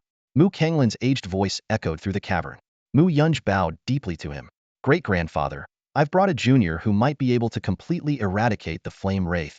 "Great-grandfather?" Lenyang glanced at Mu Kanglan and quickly followed suit with a respectful bow. Junior Longyang greets you, senior. In an instant, Mu Kanglin moved to stand before Longyang, his deep gaze scrutinizing the 25th level soul master. A look of disappointment crossed his gaunt face. Yunj, are you joking? I see nothing special about him. Is this truly the top talent of this generation's Imperial Stars? He is indeed this generation's Imperial Star leader, Mu Yunj replied. Mu Kanglin furrowed his brows. I've been away from the world for too long. Has talent in Daxia already declined to such a degree? Longyang pressed his lips together in silence, though he felt a flicker of displeasure. Mu Yunj quickly explained. It's not a decline in talent, in the contrary. This is a golden generation. 9 Imperial Stars have emerged, and their leader is a ancient millennium prodigy. These words eased Longyang's mood somewhat, but Mu Kanglin remained unimpressed. This kid is the leader of the Imperial Stars? It seems the standards for the Imperial Stars have dropped significantly. You'll see soon enough, Mu Yunj said, offering no further explanation. I asked that great-grandfather bring out the Flame Wraith. What are you up to now? Though skeptical, Mu Kanglin relented. The Flame Wraith is incredibly destructive. If it escapes, it could trigger a chain of volcanic eruptions. I've kept it suppressed for a long time, and its temper is already dangerously volatile. Despite his reservations, Mu Kanglin raised his hand and cast a spell. Several icy chains pierced into the magma, pulling a wraith-like entity formed of molten lava into the air. Instantly, the entire cavern trembled violently, and the magma in the pool churned furiously. Mu Kanglin quickly froze the ground beneath him, suppressing the agitated magma. This creature isn't particularly powerful on its own, but it can manipulate magma. If you destroy it, it will regenerate in the underground magma within a 500-mile radius in half a month, potentially causing another eruption. Longyang observed intently and remarked, the concern is whether this is its true body. If it isn't, even Imperial energy won't be able to seal it. It should be the main body. If we bind it here, there won't be any more Yin Gui appearing elsewhere. Mu Yunj's voice echoed in the cavern. Let's give it a try. Even if we fail, it'll just be a bit troublesome. He turned to Longyang, his eyes filled with encouragement. Mu Kanglin frowned as he looked at Mu Yunj. The trouble won't be yours. Don't go causing problems for me, kid. This old man still wants to live a few more years. After today, great-grandfather might even be able to take a stroll outside, Mu Yunj said confidently, clearly trusting Longyang's abilities. Seeing this, Mu Kanglin sighed. You're the clan leader, so your word is final. This kid does seem to be a bit special. Though he was an elder, having already stepped down, he could only respect the decisions of the current clan leader. In Daxia, as long as the younger generation was moving in the right direction, the older generation typically refrained from interference. Go ahead. This Yin Gui only relies on magma as its means of attack. Mu Yunj gestured for Longyang to take action. Longyang nodded and stepped forward. The Taiji crystal chip emitted a dazzling light, and the ultimate Emperor armor instantly enveloped his body. What is this? Mu Kanglin raised an eyebrow. This kid's martial soul is quite unusual. Such a strong Imperial aura, could it be that he's cultivated the Emperor's art? With just one glance at the armor's transformation, he discerned many subtleties, though he still doubted that a young man at level 25 could resolve a problem that had plagued Daxia for 2,000 years. He's not just all show, great-grandfather. Watch closely, Mu Yunj said, secretly adjusting his own energy, prepared for any unexpected situations. Longyang walked forward, seemingly defying gravity, a sight that left Mu Kanglin astonished. Facing the Yin Gui, Longyang first tested it with a fiery punch, but it had little effect. Its power isn't inherently strong, but for you, it's a tough challenge, Mu Yunj reminded him in time. Longyang almost stumbled. Couldn't you have said that earlier? Fine, I'll go all out. Leaping above the Yin Gui's head, he stared into its fierce eyes, which seemed to burn with endless flames, showing no fear. He unleashed the Emperor Cascade and Emperor Seal in succession. The water element's natural advantage, combined with the sealing properties of the Emperor's energy, shattered the Yin Gui into pieces. Amid the crimson light, a sealing talisman floated down into Longyang's hand. He quickly teleported back to the steps and stored the talisman in the Emperor's belt. Is it done? Yes, it's done. Mu Kanglin walked to the edge of the magma and closed his eyes to sense the surroundings. It's really gone. But we can't be certain yet, it might reappear in half a month. Mu Kanglin fixed his gaze on Lenyang, his expression serious as he asked, Kid, can you really seal the Gui? And where do those sealed Gui go? They're gradually obliterated. Lenyang replied succinctly, offering no further explanation. Mu Kanglin nodded. Yunj brought you here for a reason. I hope you truly have the ability to eradicate these creatures completely. However, we can't yet confirm that the Yin Gui won't reappear. If, in half a month, I find no trace of it, then consider this old man owing you a favor. You're too kind, senior. I've received much care from Uncle Mu, so lending a hand is the least I can do. Lenyang responded respectfully. Mu Kanglin smiled. I underestimated you before, that was my mistake. Don't take it to heart. Well, having a half-month break isn't bad. I'll go find some old friends for tea. Before his words had fully settled, his figure had already vanished. Mu Yunj then led Lenyang out of the cave. The cave remained intact, sustained by the special formation within. If the Yin Guai reappeared within half a month, the location would still be useful. Of course, they both hoped it had been eradicated for good. What are your plans next? Mu Yunj asked. Wang Xiao has gone into seclusion to break through, and for the next 6 months, I will guard your path. As he spoke, he extended a finger to touch the center of Long Yang's forehead. A cool sensation seeped in, forming a suspended ice crystal within Long Yang's spiritual sea. This is a divine sense seed. You can use it to contact me if needed. Thank you, Uncle Mu, Lenyang said solemnly, nodding. He couldn't deny that the protection provided by the Great Xia authorities for an emperor star like him was extraordinary. Having guardians ranging from quasi-emperor to emperor-level cultivators was unprecedented, highlighting the immense value placed on Lenyang. Mu Yunj said, stay for dinner before you leave. Qin Wudao will come to pick you up afterward. All right. Lenyang followed Mu Yunj to the large hall halfway up the main peak.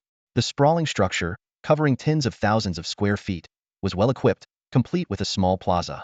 On the plaza, Mu Yunj asked, your emperor armor is incredibly powerful, but without summoning it, how strong are you?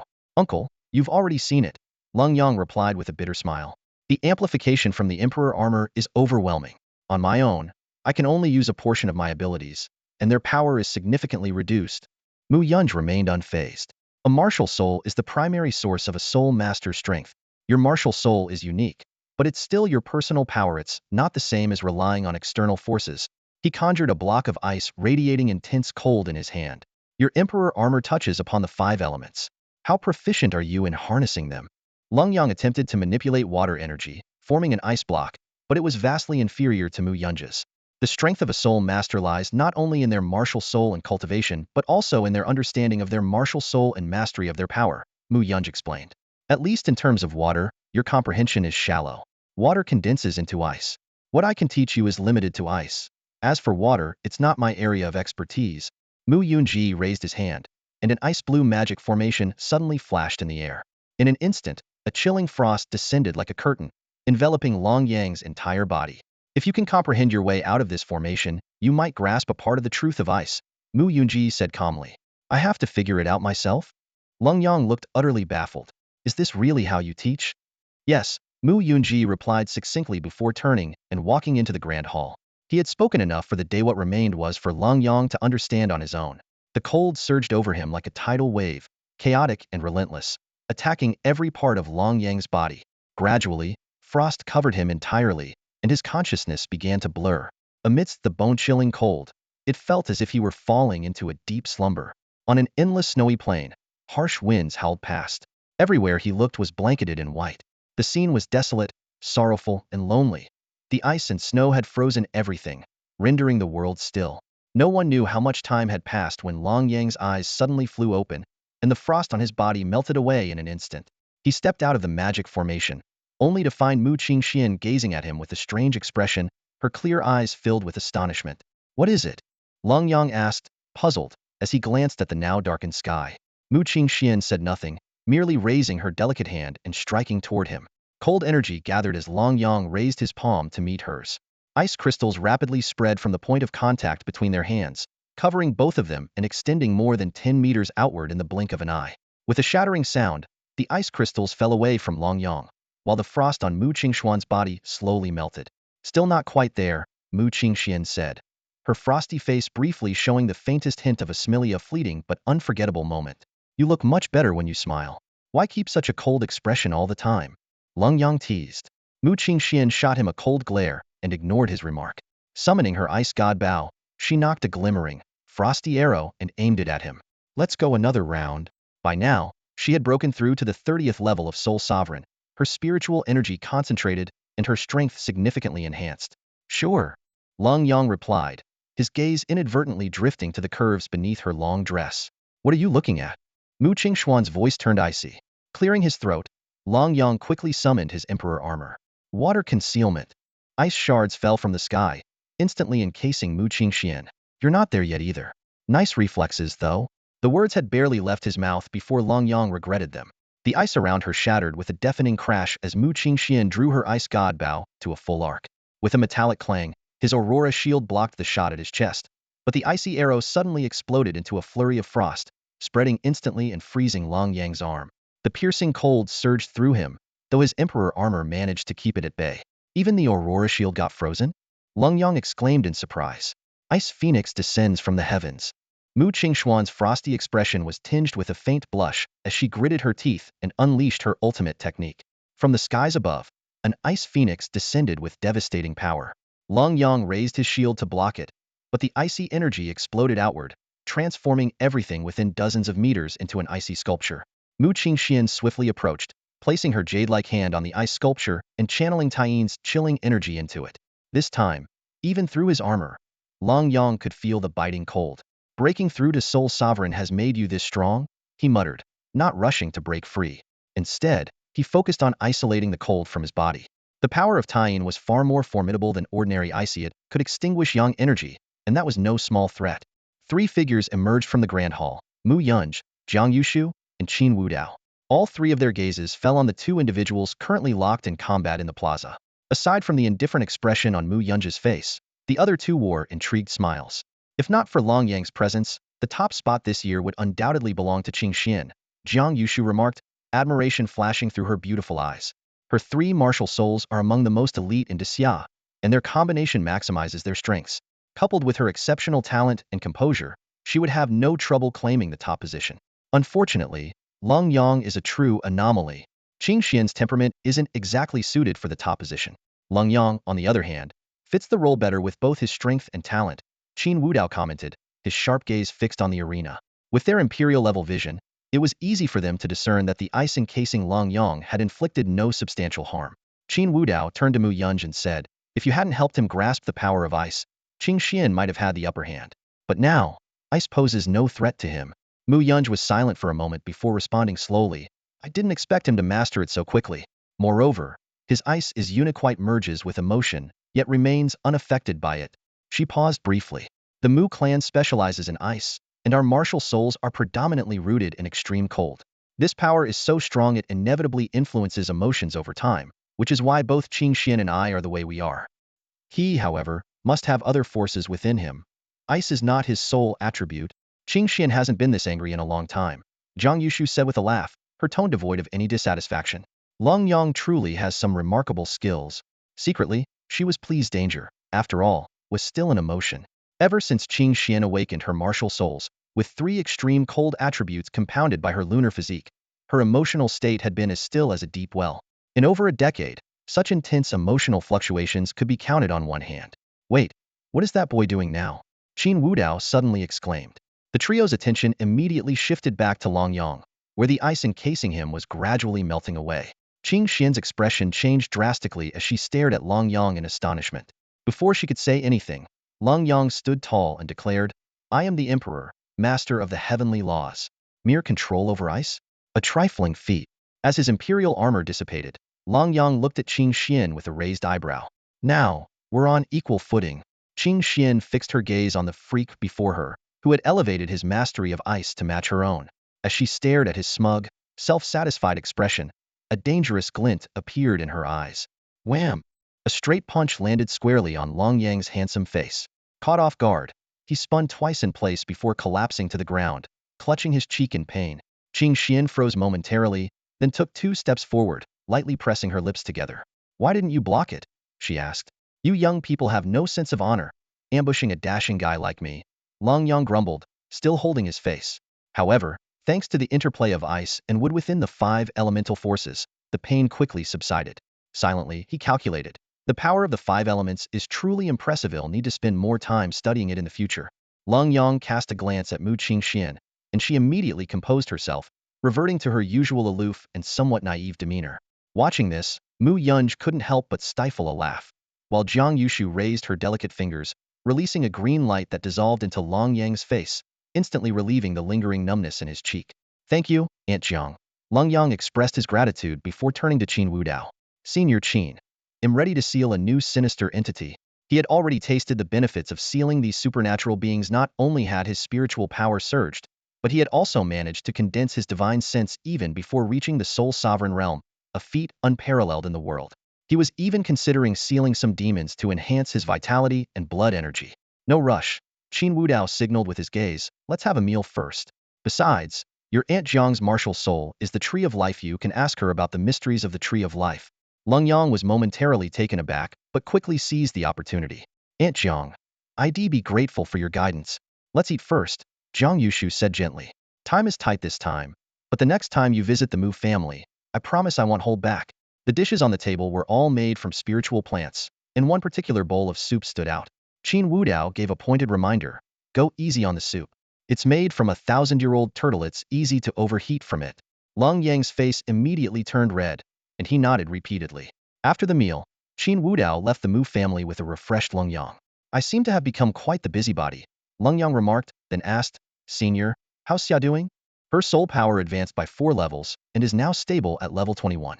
Her foundation has been restored, and her martial soul has evolved into the Frost Sword, Qin Wudao explained. Your sister has remarkable talent. If she had access to Imperial clan resources from a young age, even if she wasn't at the level of an Imperial star, her cultivation wouldn't lag behind. However, having only one martial soul puts her at a disadvantage. While the Frost Sword is barely considered top tier, it's still inferior to the Ice Phoenix and only on par with the Ice God Bow. As they conversed, the two arrived at an area shrouded in gray mist.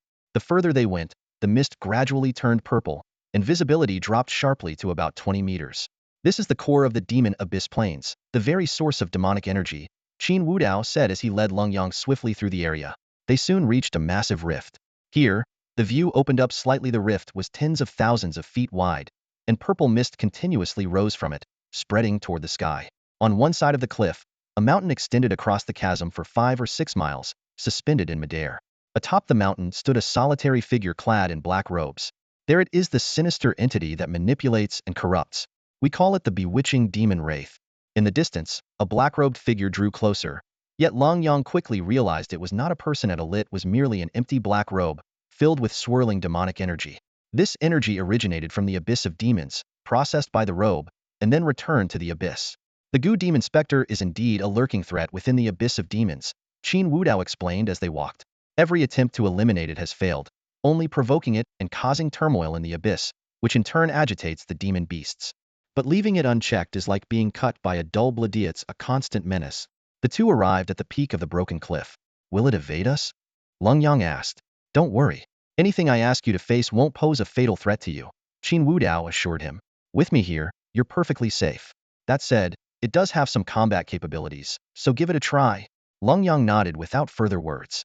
He swiftly summoned his ultimate Emperor Armor, dashed forward, and swung his Aurora sword, releasing a sharp sword light.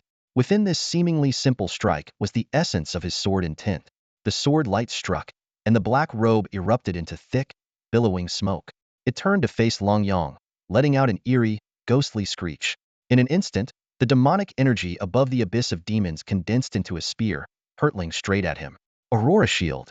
Lenyang raised his defenses, using the opportunity to gauge the opponent's strength. It was slightly stronger than Mu Qingxuan's Lunar Divine Arrow. Confirming its power, he immediately unleashed a fire talisman. Emperor's Seal. Demon Slaying Slash. Golden flames surged forth, and the Gu Demon Spectre let out a piercing wail.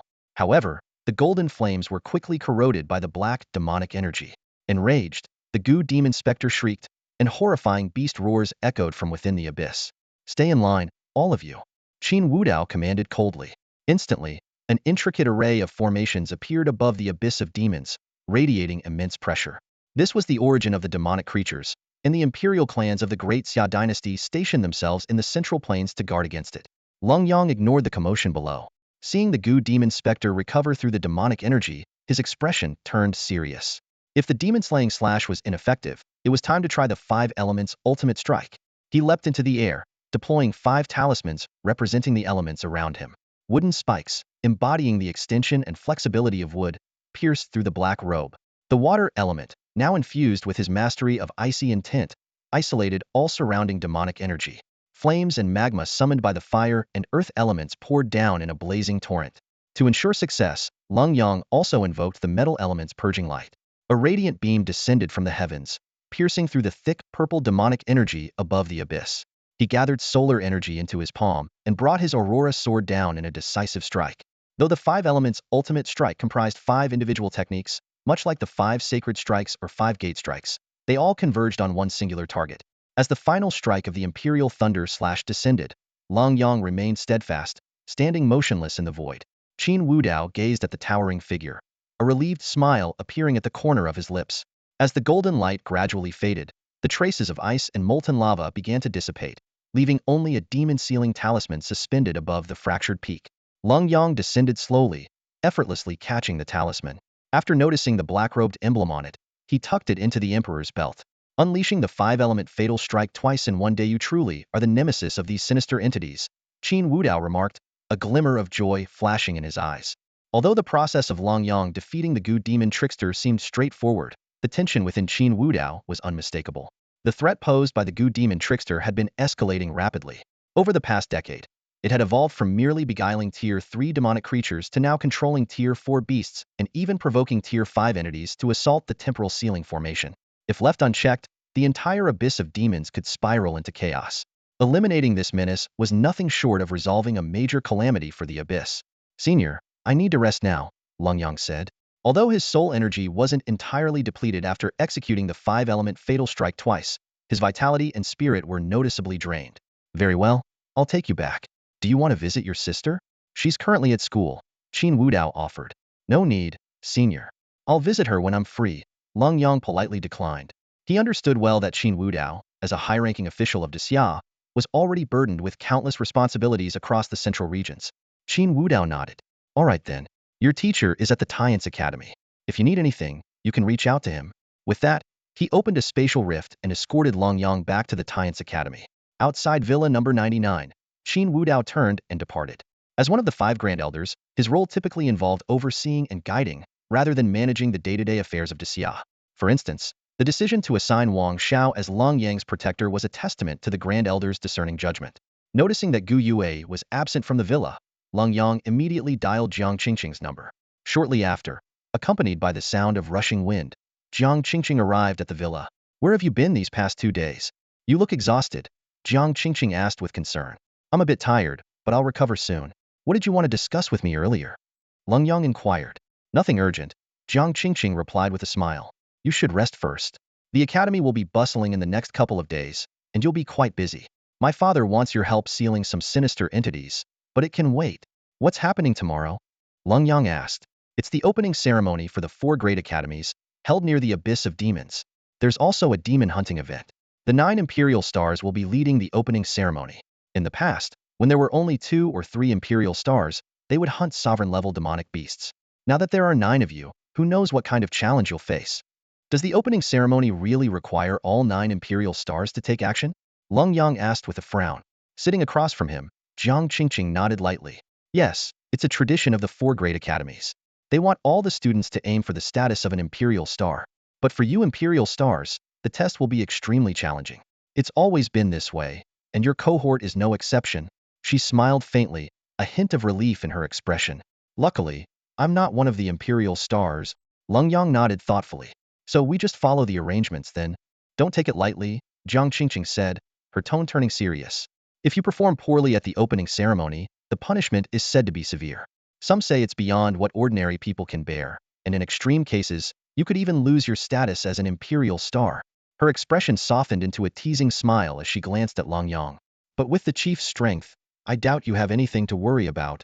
Lenyang leaned back on the sofa, his gaze unconsciously lingering on Jiang Qingqing's lively features. Noticing his stare, Jiang Qingqing's cheeks flushed, and she playfully asked, Why are you looking at me like that? Do you think I'm pretty? You are, Lenyang replied earnestly. Before coming to Yuzhou, I had never seen a girl as beautiful as you. Jiang Qingqing's face turned crimson at his straightforward compliment. Though she was used to being praised, the sincerity in Lenyang's eyes and voice made her heart skip a beat. She bit her lip and puffed out her cheeks slightly. The chief Imperial Star is so smooth with his words. Are you trying to get something out of me? Maybe, Lenyang said as he stood up, meeting her eyes directly. Qingqing, they'll take responsibility for you. Huh? Jiang Qingqing's eyes widened in shock, her confusion evident. What are you talking about? Are you possessed by something? She waved her hand, summoning a golden light to test him. When the golden light entered him without issue, Jiang Qingqing grew even more perplexed. Are you running a fever? Did something happen between us that I don't know about? Lenyang was about to explain what happened the night he got drunk, but Jiang Qingqing suddenly pieced things together. Her face turned scarlet as she stomped her foot. Wait, nothing happened that night? No, I can't just pretend nothing happened. Lenyang firmly shook his head, watching Jiang Qingqing take out her phone from her back. The image on the screen made Lenyang freeze instantly. His drunken self was holding a fair, delicate hand and shouting, "Mom, this is what you meant by not behaving?" Lenyang felt his face burning, wishing he could find a hole to crawl into. Thinking back to that day's conversation, he suddenly realized he had completely misunderstood. Jiang Qingqing holding onto the video to bargain made perfect sense, and the girl's blush and shyness when being called "Mom" was entirely normal. Damn! Lenyang slapped his forehead sharply. Jiang Qingqing couldn't help but laugh at his reaction. No wonder you've been acting so weird lately, following me everywhere and calling me Qingqing so affectionately. So that's what this was about. She fanned herself to cool her flushed face. Well, now I've got another piece of leverage over you. I misunderstood, Lenyang admitted awkwardly, only to hear Jiang Qingqing teasing him. Misunderstood pretty badly. Don't tell me you were actually planning to make a move on me? That made Lenyang even more mortified. Seeing his reaction, Jiang Qingqing poured herself a glass of cold water. As she sipped, she said, "Good thing the misunderstanding is cleared up. Otherwise, wouldn't you have felt guilty to death?" "Yeah, pretty guilty. It's been weighing on me for days." Ha ha ha. Jiang Qingqing laughed openly and then changed the subject. "Now that the misunderstanding is cleared, will you still help the Jiang family seal the cursed objects?" "That's no big deal. Sealing cursed objects benefits me too." Lenyang finally felt relieved. "After the freshman ceremony in a couple of days, I'll go with you to visit the Jiang family. I'll also stop by the Shin clan better to have access to their medicine in case I get hurt in the future." "Stop teasing me." Lenyang still felt embarrassed, but Jiang Qingqing said directly, "Are you dumb? What could drunk you possibly do to me? I may not be good at combat, but even the top-tier fighters would have trouble against me in a fight." When Lenyang said, "What if you didn't resist?" Jiang Qingqing immediately shot back, "Dream on. I'm one of the best looking in this class. Even if I'm not an Empire star, I'm pretty close. Who just gives themselves away after one day of knowing someone?" "Another piece of dirt on the Empire star," Jiang Qingqing said smugly. "When you reach the Empire realm, I'll blackmail you into working for me." Their conversation grew increasingly casual, and Lenyang waved his hands dismissively. All right, as long as there's no real issue. My damn sense of morality had me feeling guilty for nothing all these days." "Hey, watch your attitude." Jiang Qingqing pretended to threaten him. "I'm part of the Empire Star operations team in logistics. You'll rely on me for your missions in the future." When Lenyang joked, "This villa has good soundproofing," Jiang Qingqing immediately bolted. While having dirt on Lenyang was a win, she had no intention of getting herself involved further. Sure, Lenyang was handsome, talented, strong, and full of potential, but things like this needed to take time. After sending Jiang Qingqing off, Lenyang slumped onto the sofa, frustration evident on his face as he furrowed his brows. "What kind of mess is this?" he muttered to himself. Suddenly, his eyes sharpened. "Senior Wang Xiao must know about this." With that thought, Lenyang's expression darkened. These older generation powerhouses, always meddling in others' business and digging up dirt, were truly a headache. On second thought, if that was the case, he needed to be prepared. He couldn't let himself be the only one with secrets that could be used against him. A sly smile played on Lenyang's lips as his gaze slowly shifted to the other imperial stars of his generation. It seemed there was no choice but to start with them. The next morning, Gu Yue appeared at Lenyang's villa, holding a carefully prepared breakfast in hand. "You've been doing pretty well for yourself lately," Gu Yue remarked, setting the breakfast on the table with a tone laced with jealousy. "Qin Wudao, Mu Yunj, and now the Jiang family. I bet the Yi family will come knocking soon too." Clearly, he was bitter about never receiving such attention himself. "It's all thanks to your guidance, teacher," Lenyang replied sincerely. If it hadn't been for Gu Yue rescuing Leng Xia from the Leng family back then, Lenyang might not have even taken the college entrance exam. After all, there was no way he'd stand by and watch Leng Xia be harmed by Lin Tianyu. Even if his strength was limited, and he could only summon the Emperor Armor, he would still have stood up for her. "With your meager talent, you'd be nowhere without my teaching," Gu Yue shamelessly boasted, taking credit for Lenyang's success. Watching his teacher's antics, Lenyang couldn't help but wonder if he should start learning from him. After all, Jiang Qingqing would inevitably expose his secrets one day, and he'd need some leverage of his own to counterbalance it. After breakfast, Gu Yue lit a cigarette.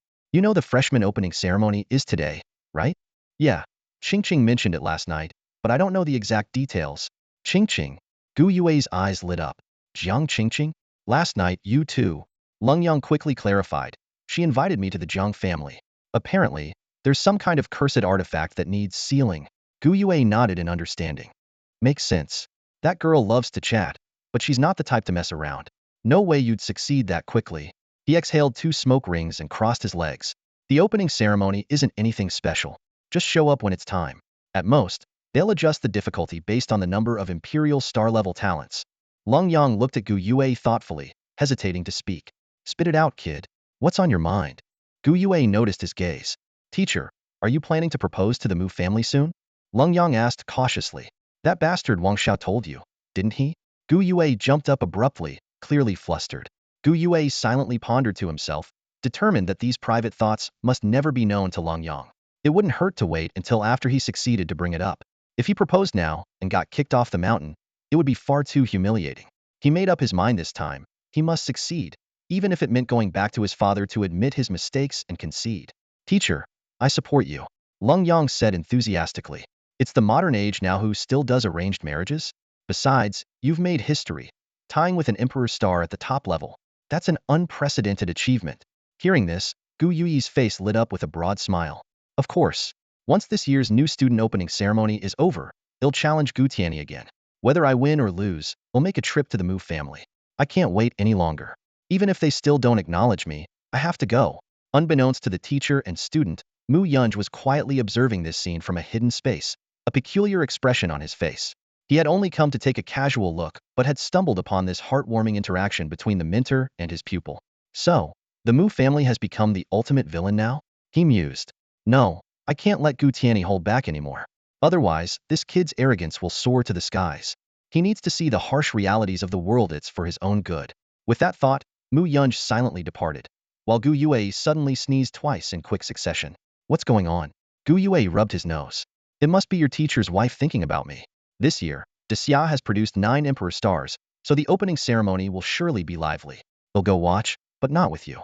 He walked to the living room door, then turned back to remind Lenyang, your Emperor Armor's ultimate move can be categorized as a soul technique, but it's not something that can be mastered overnight. Spend more time studying books on the transformation of the 5 elements, you might find some insights. With that, he vanished into a blur. Just as Lenyang was about to contact Wang Jinbao and Chi Tua, a flashy gold hovercar pulled up outside the door. The window rolled down, revealing Jiang Qingqing's face. Stop calling them. You're the last one we're waiting for. Get in, old buddy. Wang Jinbao chimed in from the car as well. What's so special about this year's opening ceremony? Lenyang asked curiously as he got in. As the hovercar slowly started moving, Wang Jinbao explained, in past years, the Emperor stars would debut by slaying sovereign-level magical beasts. But with 9 Emperor stars this year, there might be some new twists. The teaching style of the 4 academies has always been unpredictable. There's no fixed format. One year, they even had senior Emperor stars from the previous batch hunt down the new ones. It was a bloodbath. Hunt them down? For real? Lenyang exclaimed in surprise. They wouldn't actually kill anyone, but it was brutal enough. Wang Jinbao nodded. We're heading straight to Magic Zone number 1 now. On the way, Du Gu Zhantian called to inquire about the opening ceremony, but the answers remained vague. Traditionally, the academy would give the Emperor stars a heads-up beforehand, but this year seemed different. Something feels off about this year, Jiang Qingqing said thoughtfully. Who cares? Chi Tua said nonchalantly. If trouble comes, we'll deal with it. We didn't buy our Emperor star titles, they were earned. What's there to be afraid of? The Abyss of Demons is located at the heart of Yuzhou, surrounded by 4 major academies and numerous buildings belonging to Imperial clans. The area extending from the Abyss is known as the Demon Zone. In Demon Zone 1, the most powerful demonic beasts only reach the Sovereign Realm, making it relatively safe for ordinary freshmen. However, for genius freshmen of the Emperor's star level or top-ranking champions, the beasts here seem far too weak. Yet, the 4 academies chose this place to hold the opening ceremony, clearly with a deeper purpose in mind. At this moment, the area outside Demon Zone 1 was already bustling with activity. Thousands of freshmen from the 4 academies were lined up neatly. Freshmen from other academies in the university cities were absent. As Wang Jinbao had said, they're not on the same level, and coming here wouldn't give them much of an experience. Suddenly, 9 massive screens appeared in midair, arranged in a grid of 9. 2 screens in the top row, and the middle screen in the second row were focused on Lenyang and his 2 companions. It seems like this is directed at us, Lenyang muttered, frowning as he saw himself in the center screen. The 4 academies must be up to something, Wang Jinbao said grimly. Meanwhile, Jiang Qingqing had quietly put some distance between herself and the group. Hey goddess, aren't you an Emperor star too? No, I'm not, Jiang Qingqing denied quickly, fearing she might also be included in the grid. The remaining 6 screens soon lit up as well. Mu Qingxian and Xining were in the 3rd and 6th slots, while Du Guzhantian and Baiming Shui occupied the 8th and 9th. Feng Qiu and Yi Bufan appeared in the 4th and 7th slots. Seeing this arrangement, Long Yang's instincts immediately sounded an alarm. If this was targeting all Emperor stars, it might be manageable, but if it was aimed solely at him, that would spell trouble. At that moment, Dean Sheen of Tian's Academy spoke up. The 9 Emperor stars stepped forward. From different directions, the 9 gathered in front of the Demon Zone 1 notice board. Dean Sheen's voice carried words of praise. It is an honor that this year, our great Xia has produced 9 Emperor star-level prodigies. You are full of potential and, just days ago on the opening day, managed to slay 3 Emperor star-level geniuses from Hua Island. Truly commendable. Despite the seemingly laudatory words, the 9 Emperor stars each wore different expressions, their hearts heavy with unease. A foreboding sense grew among them. It seemed that the situation was far from simple. Dean Sheen's face twisted into a chilling smile as he glanced at the time displayed on his phone. 9:57 a.m.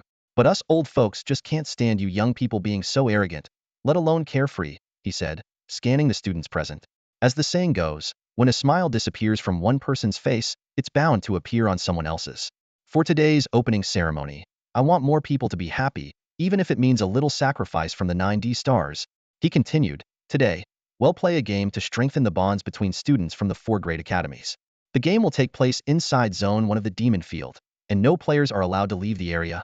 He paused, his smile growing even more sinister. Cat and mouse? No, more like mice chasing the cat. The 9D stars will be the cats, and all the freshmen from the 4 great academies will be the mice. They'll personally oversee the random placements. The game starts at 9 a.m. and lasts for 3 days. If all the cats are eliminated, the mice win. The losing side? They'll perform a seductive dances, the kind where you clean windows while dancing. His words sent the freshmen into a state of panic. Long Yang and the others exchanged uneasy glances, and even Mu Qingxian, who was usually as composed as an iceberg, revealed a rare expression of fear. We absolutely cannot lose. Even if we have to hide in a hole, we must not lose. Xining clenched her fists tightly. If we lose, I'd rather die. Du Guzhantian remained calm and analyzed the situation. Zone 1 spans 300 miles with plenty of hiding spots.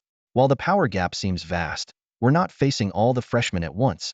At that moment, Dean Sheen added, oh, one more thing, if the 9D stars fail to live up to their reputation, even if they win, it will count as a loss. You have 1 minute to strategize. The tension in the air became palpable. Over 2,000 freshmen's nervous laughter shifted to the amused faces of the observing teachers. Meanwhile, the 9D stars and other top students wore grim expressions. What's the plan? Should we regroup after entering? Everyone instinctively turned to Long Yang. What the hell are you all looking at me for? Long Yang asked, his scalp tingling. You're the top student. Regroup. We have to regroup. If we're scattered, we'll be worn down too easily. Working together, we can cover each other. Should we signal after entering? Xining shook her head. I feel like no strategy will hold up. Once we're inside, we'll have to adapt. We don't even know where we'll be dropped. Guys, 20 seconds left.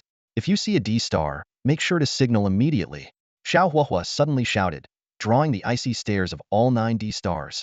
Xiao Huahua, I remember you, your senior Xiao Shin's younger brother. Long Yang said through gritted teeth. No need to remember me. Xiao Huahua shuddered, already regretting his outburst. As the final seconds ticked down, Long Yang addressed the group. Xining's right, adapt to the situation. If they signal, we'll find a way to regroup, but we can't all cluster together as 9. That'll just make us an easy target. Time's up. Dean Sheen's command rang out, and the powerful figures immediately sprang into action, sending Long Yang and the others into Magic Zone number 1. A vast plain shrouded in purple demonic mist stretched out before them, with visibility limited to just 200 meters. The 9 individuals were scattered across different locations, and Long Yang landed on a flat, grassy area. Soon, over 2,000 new students were successively dropped into the zone. At that moment, a familiar figure entered Long Yang's line of sight. Wu Anyang. This old acquaintance, a prodigy of the highest caliber and a champion-level talent, possessed the martial god martial soul. She was dressed in a black martial arts uniform, with a black silk belt around her waist. Her high ponytail accentuated her sharp and decisive demeanor. Wu Anyang immediately recognized Long Yang. Her delicate face darkened in an instant. What rotten luck! She muttered under her breath before acting decisively. She unleashed a soul-powered punch skyward, producing a loud explosion. The crimson glow it created stood out vividly against the purple mist, and the sound reverberated for miles. She adopted a defensive stance, her spirited gaze locked onto Long Yang. Her strategy was straightforward: stall for time until her teammates arrived. However, Lenyang wasn't about to give her the chance. He activated his dragon step technique, his form darting forward like a dragon. Old friend, it seems your luck isn't great today. And that little stunt you just pulled makes our friendship seem awfully cheap. Don't you think? Huh. I'd rather die than dance provocatively or worse. Clean windows with my moves. Wu Anyang sneered. Besides, do you really think you'd have let me go if I hadn't signaled for backup? The two clashed instantly. Lenyang attacked without summoning his martial soul, his dragon step leaving behind a faint, dragon-like shadow as he threw a direct punch.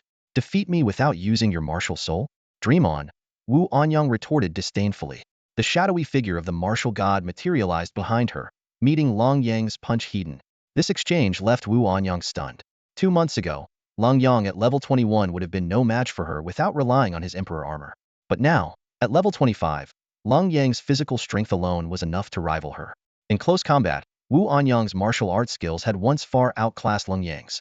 She countered with a knee strike, only for Lenyang to deflect it with a sharp elbow. He followed through with a fiery punch, accompanied by the phantom of a dragon's head, aimed straight at her chest. You want to defeat me without your martial soul? Wu Anyang exclaimed, her fighting spirit surging as the martial god's shadow merged with her. Each punch she threw carried immense power. Facing such relentless attacks, Lenyang chose to continue fighting with just his physical strength, using the battle as an opportunity to sharpen his combat techniques. If it weren't for his powerful techniques like the Flame Fist, Lenyang would have already been defeated. However, just 2 minutes later, his combat rhythm noticeably shifted, and the frequency of his soul techniques dropped significantly, clearly indicating that he was using the opportunity to observe his opponent's combat skills. How dare you use me as your sharpening stone? Wu Anyang realized his opponent's intention, and his anger surged.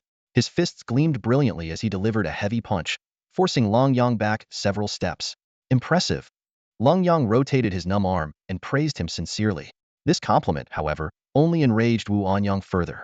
Like a phantom, he launched a series of relentless attacks, each punch carrying a sharp, icy glow, driving Lenyang into a continuous retreat. Without using a martial soul, even an Imperial star couldn't suppress a champion-level prodigy. The primary gap in their abilities lay in their martial souls. At that moment, the battle was interrupted by a loud exclamation. What the heck? Lenyang! Lenyang's expression darkened. He lifted his leg and executed a wind eagle kick, forcing Wu Anyang back, then turned to face the newcomer. Who are you? Lenyang charged toward the intruder. Before the newcomer could answer with, my name is... Lenyang cut him off sharply. Shut up. Stop using filler words when you talk next time. Before the words even settled, his beginner-level Emperor armor instantly enveloped him, and with one punch, he sent the newcomer flying 20 meters. You finally used your martial soul. Wu Anyang's fighting spirit soared as he rushed forward. However, Lenyang immediately dispelled the armor and continued engaging in hand-to-hand combat. Your combat skills are impressive. Lenyang's compliment only made Wu Anyang angrier. You jerk. I want you to use your martial soul, she roared furiously. No rush, there aren't enough people here yet, Lenyang replied while parrying her attacks. Although his fighting spirit had been ignited and his punches grew stronger, it was nearly impossible for him to suppress Wu Anyang without using his martial soul. Meanwhile, the student who had been sent flying earlier, a county-level prodigy with 24 levels of soul power, named Tang, struggled to his feet. Blood trickled from the corner of his mouth, and his face was filled with unwillingness. Damn, that hurt. The gap is this big? Tang activated his soul technique, and emerald golden emperor vines burst from the ground, encircling the two fighters.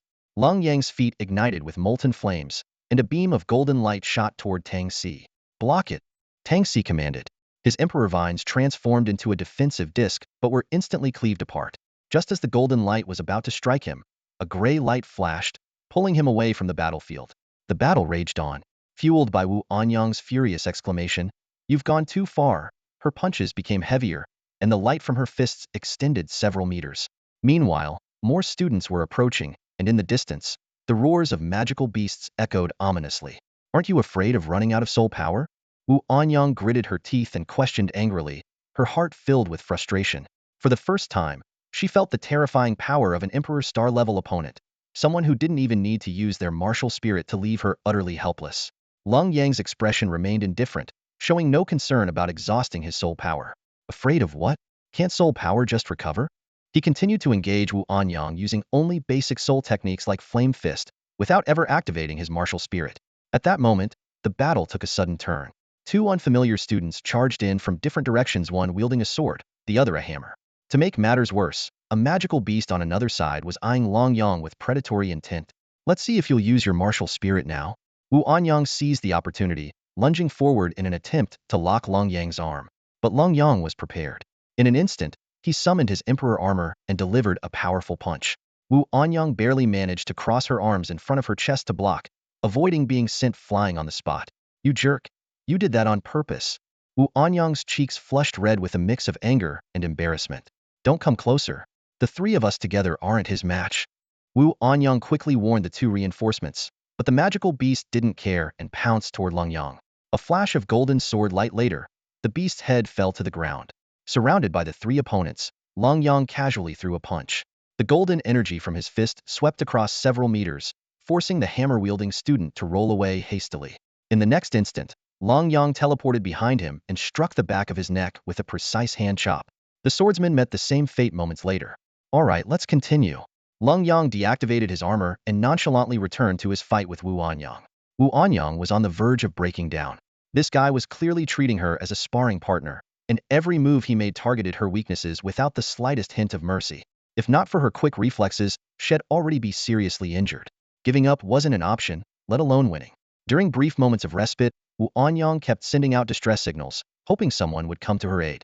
Meanwhile, outside the demon zone, a crowd closely monitored the battles of the 9 Emperor stars through a projected void screen.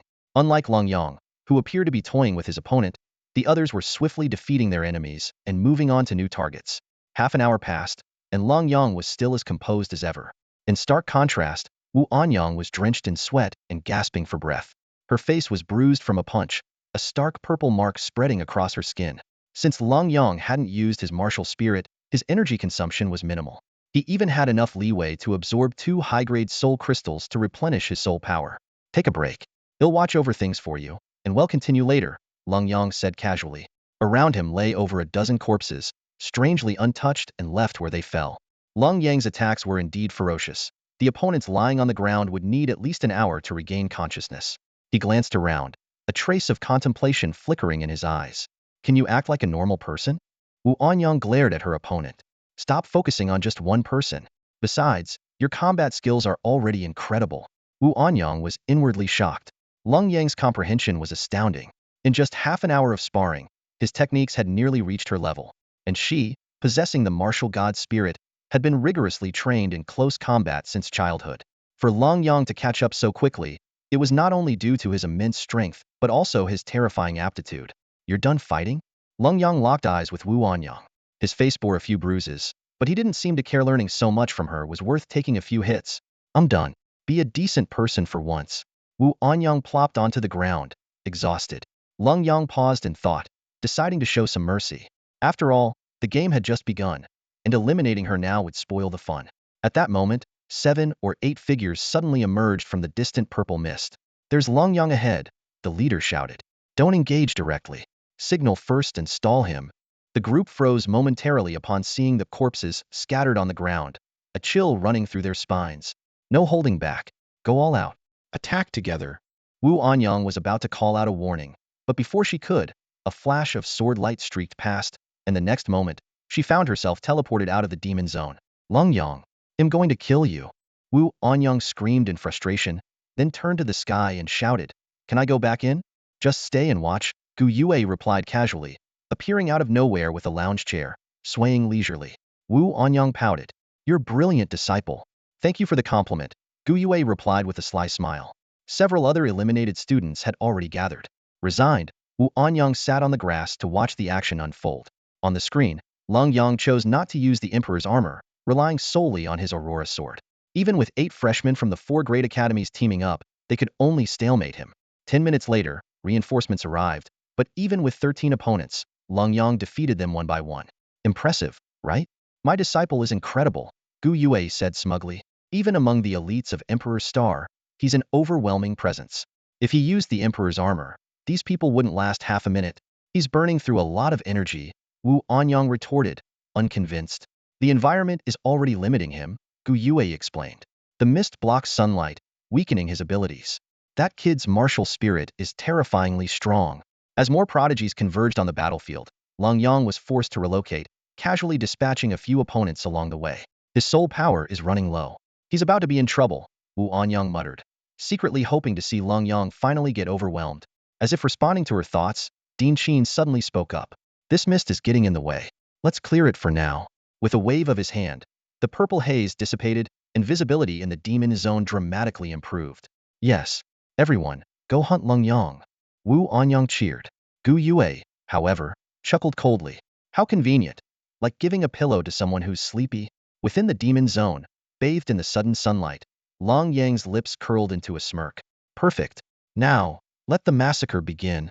The purple mist dissipated completely, and Long Yang felt an unprecedented sense of refreshment.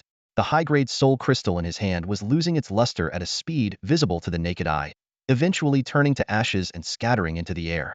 To his delight, he discovered that with the improvement of his cultivation, the benefits brought by sunlight became even more pronounced at this moment. Basking in the sunlight, his soul power recovery speed had at least doubled. Although this rate was still insufficient to achieve a perfect balance of soul power, it significantly enhanced his endurance in prolonged combat. His field of vision expanded considerably, and even distant figures moving across the horizon became clearly visible. Ahead lay a dense forest, but Long Yang deliberately avoided if treetops would block the sunlight, diminishing his advantage. Besides, the current number of opponents was not yet a threat. Among the more than 2,000 new participants, only about 100 had been eliminated so far. The competition had only just begun. No one naively believed that fighting alone could pose a threat to an Imperial star-level genius. Gradually, more and more participants began to form groups, and team strategies became the mainstream. As the sun dipped lower in the sky, Long Yang's tally of defeated opponents had reached nearly 50. Lone wanderers fled at the sight of him, while groups were unable to catch up. The signals from above were almost constant, showing from a bird's eye view that over 2,000 competitors were steadily converging toward the central area. The real battle was about to begin. As night fell, Long Yang's soul power had fully recovered. He began targeting isolated individuals and small teams selectively. Although the three-day competition seemed ample in duration, even an Imperial star would face mental exhaustion from continuous combat. Taking advantage of his current energy to eliminate more opponents was a wise decision. However, this kind of high-intensity fighting inevitably resulted in soul power depletion, creating a challenging cycle. While the 9 Imperial stars were currently in control, the situation would undoubtedly shift in 2 days. Each would need to eliminate nearly 300 opponents on average, and those opponents wouldn't simply surrender in order. After nightfall, noticing that the encirclement around him was gradually forming, Long Yang chose to hide in the forest. In a lush, verdant area, he manipulated vines to conceal himself perfectly and entered a state of light, vigilant rest. About half an hour later, faint sounds echoed through the forest. A level 40 sovereigntier winged demon bull lumbered past beneath the trees, letting out a low, rumbling growl. Long Yang's sharp gaze shifted to another direction there. A team was approaching. It seemed they had a skilled tracker leading the way, following subtle traces. He carefully observed them and identified a 12-member team, led by none other than Feng Wujith's powerful figure who had once crossed swords with Chief Futu at Tian's Academy and later made a name for himself in the challenge arena on Hua Island. Impressive strength, as expected from someone with twin martial spirit, stands out even among the top-ranked talents, Long Yang thought to himself. A team led by Feng Wuji would indeed be tough to handle. His gaze fell on the twin-winged demon bull swaying away in the distance. The massive beast, towering at 6 to 7 meters tall, moved through the forest like a small mountain, crushing dense underbrush with a deafening presence. The Taiji crystal suddenly burst into dazzling light, and without hesitation, Long Yang made his move. Imperial Thunder Slash. A golden sword light slashed toward the back of the demon bull's head. The beast dissolved into black light instantly, leaving only a sealing talisman floating in the air. Over there. Everyone, attack together. Activate your martial spirits. Feng Wuji commanded, and the formation patterns quickly spread outward. Seeing this, Long Yang immediately expanded a Taiji light circle under his feet, bringing the area under his control. As the Imperial Armor disassembled, Long Yang swiftly withdrew. Feng Wuji was the first to pursue him, wielding a demon-subduing staff. The radiant divine seal on his brow illuminated the entire forest. It's Long Yang. Stay on high alert, better to achieve nothing than to get eliminated. Feng Wuji warned his team, maintaining a 30-meter standoff with Long Yang. Seeing the sealing talisman floating in midair, Feng Wuji frowned deeply. This is your doing, isn't it? I recall you used this to seal a specter before. He gestured for his team to keep their distance from the talisman. Careful, aren't you? But does it matter? Long Yang raised his hand, firing a beam of soul energy at the sealing talisman. Instantly, dark energy erupted, and the twin-winged demon bull roared as it charged toward Feng Wuji's group, a rank 4 sovereign-level demon beast. With your dozen or so people, you should be able to handle it, right? When the scene was transmitted back, Dean Sheen and the others exchanged bewildered looks. Even Mu Yunj appeared to observe, exclaiming in surprise, "This Kai's capable of that?" Dean Sheen shook his head. "This boy has always been under Wang Zhao's guidance. Both Qin Wudao, and you have interacted with him." "Don't ask me. I've only met him less than 3 times." Arriving through a void fissure, Qin Wudao reviewed the replay with an odd expression. "I know something about this. That was originally a specter, not a demon beast. His sealing talisman works on demon beasts too, but I didn't expect it could release them. Although what's released is a lifeless entity and won't last long, it's terrifying when used effectively. Making a fuss over nothing," Qin Wudao remarked before leaving Mu Yunj utterly confused. "Oh?" Long Yang carefully observed the state of the demon bull, his brows furrowed. The creature's life force was rapidly depleting, and under normal circumstances, it would only survive for another 10 minutes at most. However, the intense battle was drastically shortening that time. The demon bull's ferocity was terrifying. Even with one of its wings severed, it showed no sign of pain. It was like a killing machine, eliminating 2 opponents in just half a minute. Long Yang maintained his stance, intently observing, determined to understand the demon bull's limits. Feng Wuji, though powerful, was forced to retreat step by step under the bull's relentless assault. Fortunately, with the support of his teammates, they barely managed to stabilize the situation. As the fight dragged on, the injuries on the demon bull worsened, and after just 5 minutes, it finally collapsed with a thunderous crash, dissipating into a cloud of demonic energy. As soon as the demon bull fell, Long Yang activated his ultimate Emperor Armor and unleashed a powerful strike aimed at Feng Wuji. Despite being bolstered by 2 supportive auras, Feng Wuji couldn't withstand the overwhelming power of the attack, which was akin to a finishing move. He spat out blood and was sent flying like a cannonball, crashing into a tree that shattered into splinters upon impact. To Long Yang's surprise, Feng Wuji wasn't eliminated. As one of the prodigies of the 4 great academies, it was indeed remarkable that he could endure such a blow. But Long Yang didn't stop there. He followed up with a flurry of sword energy, and in the blink of an eye, eliminated all of his remaining opponents, including Feng Wuji. After disengaging his armor, Long Yang inspected the demon bull's corpse. Unfortunately, most of its essence had already dissipated, but the technique he had used would undoubtedly prove invaluable in the future. Aware that the commotion from the battle had likely drawn attention, he knew he had to relocate quickly to recover his soul energy. Just then, a massive net suddenly descended, and a golden bear charged out with a deafening roar that struck directly at Long Yang's spirit.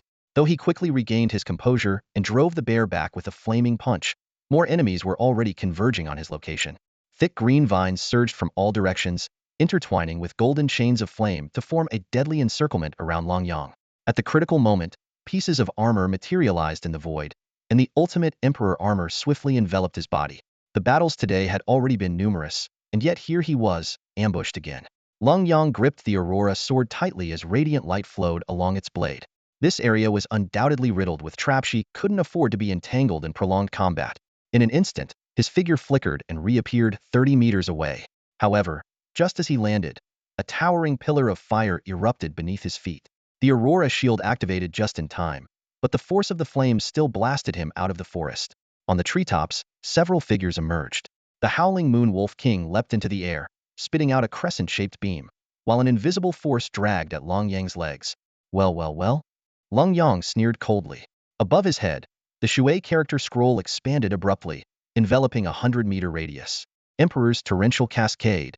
A massive surge of energy crashed down like a tidal wave, instantly obliterating every trap in the area. As frost swept through, frozen sculptures shattered and were teleported out of the battlefield. Damn it, that consumed way too much. Though the Emperor's Torrential Cascade was immensely powerful, it drained half of Long Yang's soul power in an instant. Yet, with a rapidly approaching group in the distance, he had no other choice. Dismissing the Emperor Armor and clutching a high-grade soul crystal, Long Yang turned and fled. Just then, a streak of light shot out from a section untouched by the Emperor's Torrential Cascade, attaching itself to Long Yang and emitting a blinding crimson glow. Damn it! This marking-type soul technique made him feel a constant, unnerving pressure. Neither his soul power nor the Emperor Armor could dispel this mark. In the distance, Du Gu Zhantian and Bei Mingxue had already regrouped, following the glowing trail toward him. Meanwhile, Mu Qingxian moved alone, leveraging her unique aura to hunt down stragglers. All of them were converging toward the conspicuous mark. Long Yang sprinted through the terrain, avoiding straight paths to evade potential ambushes. Though he consumed another high-grade soul crystal to replenish his energy, the encircling forces only grew in number. How the hell do I extinguish this cursed mark? He muttered under his breath, continuing his desperate flight in this perilous chase. At the edge of the dark forest, Lenyang was finally forced out of hiding. In the distance, the silhouettes of soul masters sprinting at full speed resembled scattered fireflies, rapidly closing in under the cover of night. The soul power coursing through their bodies faintly glimmered in the darkness, making Lenyang stand out within a 10-mile radius like a bright moon in the night sky. Quickly assessing the situation, Lenyang decided to break through in the direction where the fewest pursuers were present. He cursed inwardly. If only he could summon the light shadow steed, these pursuers would be nothing to him. Although he had already mastered the ability to summon the ultimate Emperor Armor, for some reason, the light shadow steed remained beyond his reach. It's Lenyang, the top of the Imperial Star Academy. A gasp of recognition erupted from the crowd. Xiao Huahua immediately launched a towering flame into the sky as a signal, drawing even more pursuers to the scene. At that moment, Lenyang sensed danger closing in. Without hesitation, he activated the ultimate Emperor Armor. With a metallic clang, a cold arrow struck his lower back but was deflected by the armor. Staggering slightly, Lenyang turned to pinpoint the attacker lurking in the grass. A second arrow whistled through the air, but it was of no use. Lenyang effortlessly shattered the projectile and closed the distance to his opponent in a flash. Deactivating his armor, he struck the assailant's face with swift, precise punches. How dare you ambush me? Lenyang sneered, watching as his opponent winced in pain, tears streaming down his face. However, he deliberately refrained from finishing him off. This brief pause, however, allowed more than a dozen pursuers to surround him. Xiao Huahua shouted triumphantly, Lenyang, give up, let us beat you up, and we'll let you go afterward.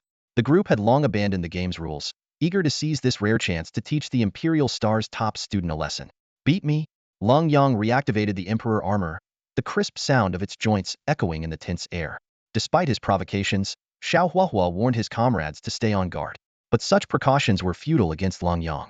In the blink of an eye, Lenyang appeared before Xiao Huahua. 3 swift punches later, Xiao Huahua not only sported 2 panda-like black eyes, but was also hurled like a human weapon into his teammates. Stop hitting me! Xiao Huahua cried out tearfully, only to watch in despair as his teammate's ice spell froze him into a solid block. Taking advantage of the chaos, Lenyang made his escape. He was acutely aware of his dire situation. Maintaining the Emperor Armor consumed an immense amount of soul power and could only last half an hour, even without combat. If only there were a way to reduce its energy consumption. Lenyang was calculating a way to escape, but the situation grew increasingly dire. Over 2,000 new students surged toward him like a tidal wave, while more than 100 others pursued him relentlessly from behind. Even with the protection of the ultimate Emperor Armor, being surrounded by so many would almost certainly mean death. The immediate priority was to remove the mark on his body. He didn't deactivate the Emperor Armor, but instead used its enhanced spiritual sense to meticulously search for any foreign object within him. Expanding his spiritual awareness to a radius of about a mile, Lenyang sprinted at full speed while carefully probing every inch of his body. Half a minute later, he finally located the cunning little light spot it was hiding beneath his tailbone. Lenyang swiftly extinguished it with his soul power, and the moon in the night sky vanished instantly. He came to an abrupt stop, glancing back at the pursuers now left 4 or 5 miles behind. A faint smirk played on his lips. The tide had turned, but Lenyang didn't let his guard down. He immediately deactivated the Emperor Armor and resumed his frantic escape. With his soul power nearly depleted, he had to hold out for another 2 hours. Though the moonlight tonight was bright and the stars scarce, at least it reduced the risk of being discovered. Ahead, a dense forest came into view, but Lenyang suddenly changed direction, catching the enemies lying in ambush there off guard. In just half an hour, the number of pursuers had swelled to 400 or 500, with figures flickering in all directions. Who knew how many more were lying in wait in the shadows? The high-grade soul crystal in his hand shattered once again, leaving him with only 40% of his soul power. Lenyang moved cautiously through the darkness, and when he spotted another small forest, he didn't rush in recklessly. Instead, he skirted along its edge, skillfully using the terrain to obscure his movements. Then, employing his earth elemental abilities, he dug into the ground and disappeared below the surface. Deep underground, Lenyang suppressed his aura to recover his soul power while contemplating his next move. He knew this hiding spot wouldn't last long. Skilled soul masters adept at tracking would inevitably find him. But for now, he could buy himself some time to restore as much soul power as possible. He couldn't help but reflect. Was it his lack of strength, or had he failed to fully harness the power of the Emperor Armor? Even the Earth Tiger Armor could draw infinite strength from the Earth. Surely the Emperor Armor should have a similar ability. Lenyang remained still, focusing on restoring his soul power. He had already reached a conclusion regarding the inability to fully unleash the power of the Imperial Armor. Just as his teacher had said, his understanding of the five elements was far from sufficient. He needed to study the related ancient texts more thoroughly. 100 meters underground, Lenyang could feel his soul power slowly recovering. The energy from high-grade soul crystals continuously surged into his body, with each crystal restoring about 10% of his soul power. In just half an hour, his soul power had recovered to 70%. During this time, people occasionally passed overhead, but none detected his presence. Just as he was inwardly relieved, voices came from above the ground. Gu Xingqian, Lenyang disappeared around this area. A girl's voice said clearly. None of the classmates nearby noticed his movements. He must still be here. Gu Xingqian's voice followed. We've searched the entire forest and found nothing. If he didn't go into the forest, he paused. Could he be underground? Everyone, start searching underground.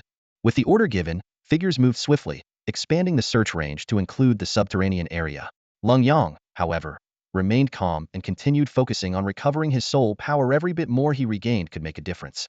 A few minutes later, someone discovered traces of his descent underground. Found it, a rough voice shouted. Who here is skilled in earth-based soul techniques?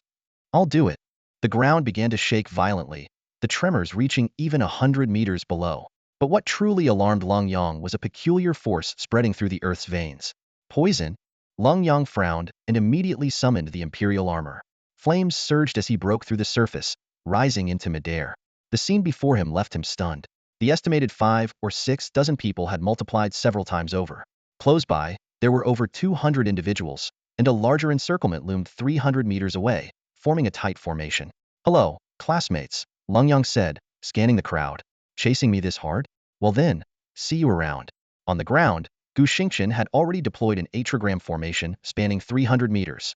Over a dozen burly students stood around him, each summoning their beast martial souls. They were both protecting him and waiting for the right moment to act.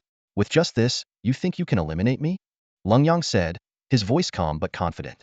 Though he hadn't deliberately released his energy, the brilliance of the beginner-level Imperial Armor shone like the blazing sun. From a tree in the distance, Mu Qingxian observed everything intently. She had been hiding for a long time and was well aware of how many people had gathered here. Watching Lenyang's radiant figure, her expression grew increasingly serious. Mu Qingxian noticed that the crowd that had been chasing her quickly shifted their focus after learning Lenyang's location. To them, it was far less risky to target the top figure of the Emperor's star than to confront a goddess. She keenly observed another surge of people approaching from a different direction. Although Lenyang had concealed his signal, his presence continued to attract relentless pursuers. This area was quietly converging with at least 700 to 800 individuals, and a massive battle was on the verge of breaking out. For Lenyang, escaping such an encirclement with sheer numbers seemed nearly impossible. The unfolding of the 8 trigrams formation acted as a signal. In the distance, lights flickered as 5 squads of 20 moved in with precision. Lenyang scanned his surroundings and raised his hand, firing several energy blasts as probing attacks. These projectiles were potent enough to threaten soul masters above level 20, but when faced with the well-coordinated squads, each attack was neutralized through their combined efforts. What made the situation even more challenging was the presence of support soul masters on the perimeter, continuously enhancing the squads with buffs. Lenyang, you have nowhere to run, Gu Xingqian declared, locking eyes with Lenyang. Behind him stood at least a dozen support soul masters providing assistance. As the core strategist of this operation, he wore crimson goggles, his expression brimming with confidence. Lenyang's figure appeared particularly imposing in midair. I must admit, your setup would take a heavy toll even on 8 Emperor stars. His words caused the crowd below to hesitate. Firstly, because he held the high ground, making many attacks ineffective. Secondly, they were more concerned about preventing this teleportation expert from escaping. Gu Xingqian's eyes gleamed. What, are you saying you're not within the ranks of the Emperor stars? As the nephew of Gu Yue, he paid special attention to this senior, and was even more determined to defeat him personally. Back during the martial exams, I was able to slay a level 40 sovereign beast at level 21. Now at level 25, my foundation has only grown stronger, and I am no less capable than any Emperor's star. Lenyang's entire body radiated dazzling golden light. He gripped the Aurora sword tightly in his hands, while 5 talismans representing gold, wood, water, fire, and earth appeared beneath his feet, covering a 100-meter radius. I'll use these 100 men to test your 5 elements kill. Gu Xingqian showed no fear, commanding the 5 squads through the 8 trigrams formation to adopt a defensive stance, their martial souls pushed to their limits. Just 100 men? You think that's enough to test my blade? Lenyang snorted coldly. Come at me all at once. If you can force me to take even half a step back, I'll admit your strength. As the Emperor's overwhelming aura spread, he seemed to transform into a ruler gazing down upon all beings. Faced with such an overpowering and invincible presence, Gu Xingqian felt an unprecedented pressure for the first time. A faint sense of defeat before the battle even began crept into his heart. Was this the terrifying power of an Emperor's star-level prodigy? Is this guy really planning to take on hundreds of people hidden? Dugasan Tian crouched in the pit, his brow furrowed. Beside him, Baiming Shui held her breath, focusing intently in the direction where Lenyang stood. By now, over 700 freshmen had gathered around Lenyang, accounting for nearly one-third of the total number.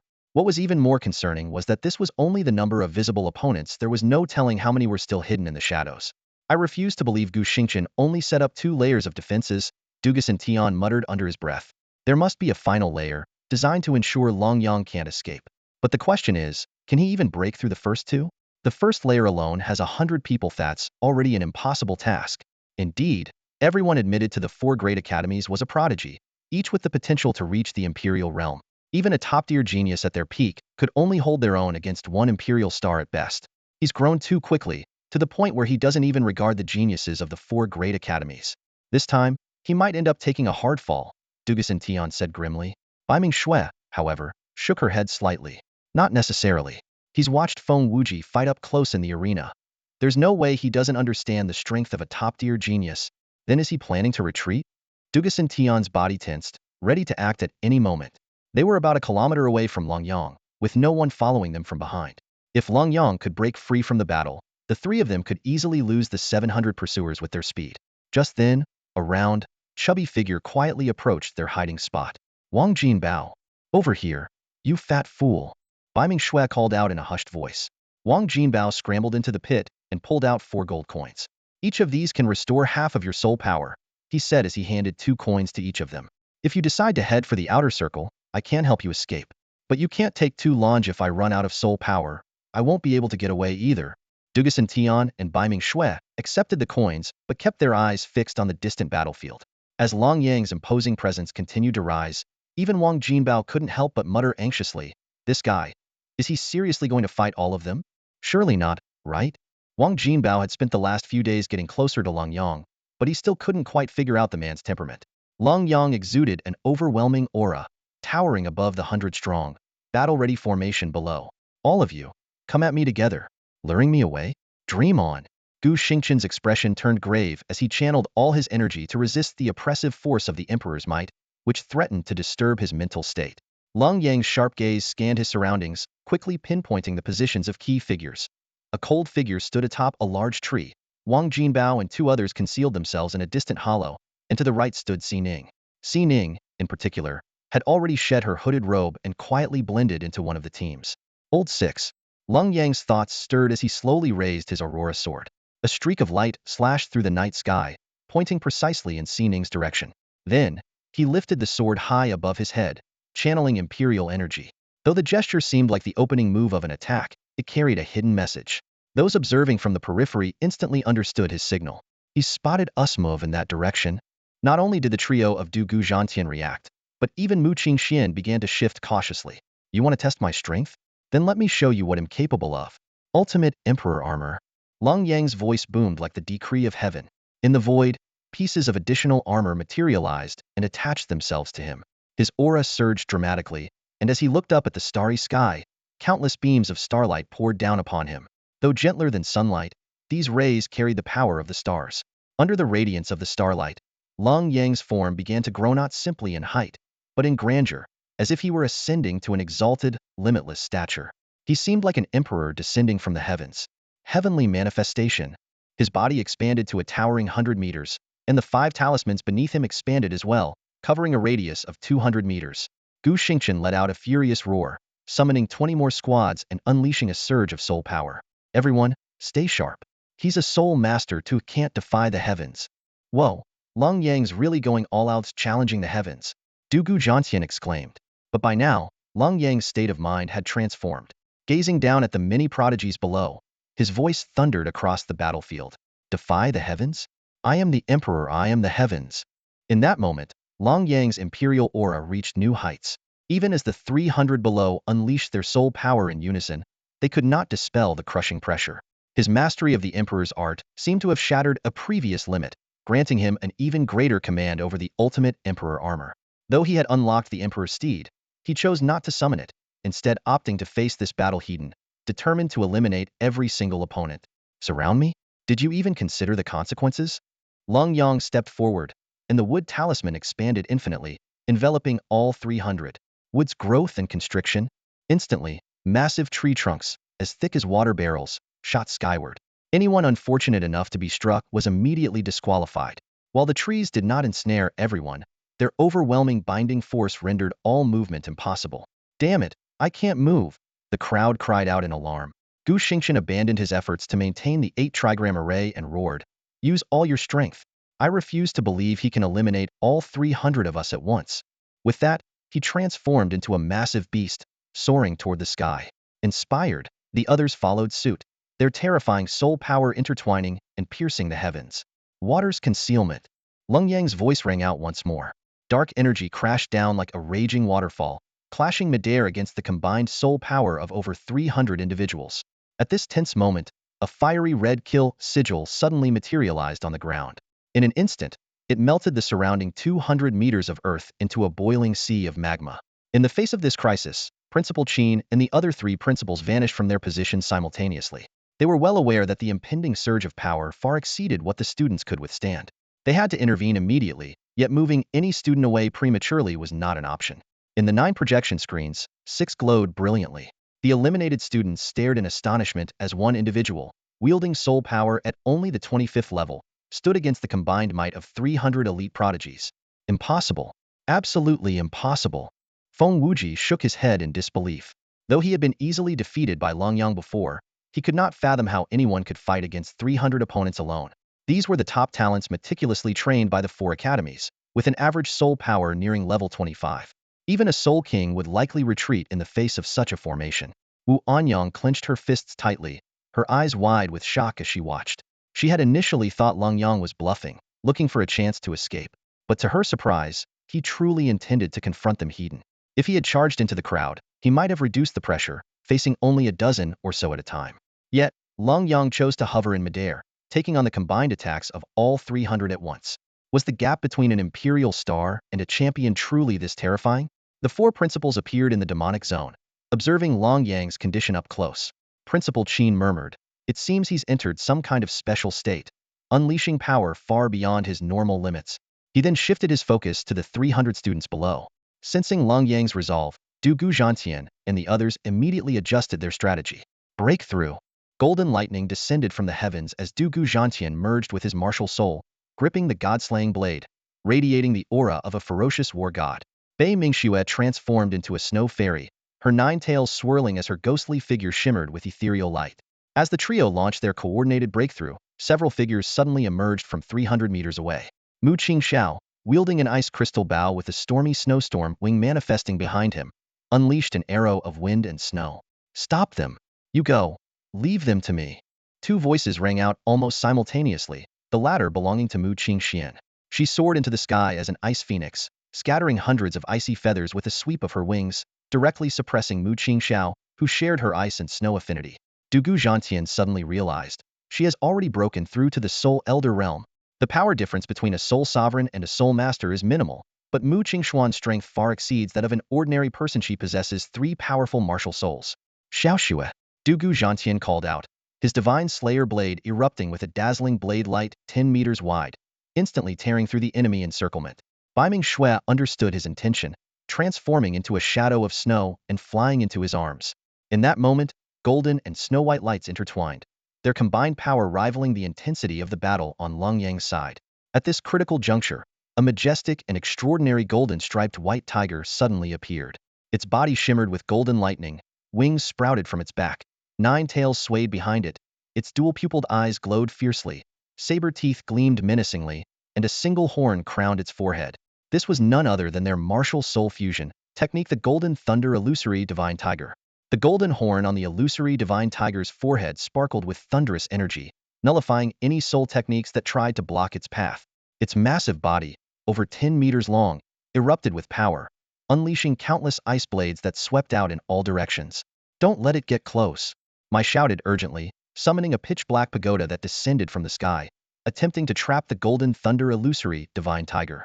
However, despite the numerous buffs enhancing his abilities, how could he possibly withstand the combined martial soul fusion technique of two Imperial-level stars? At some point, the Divine Slayer blade had begun hovering in midair.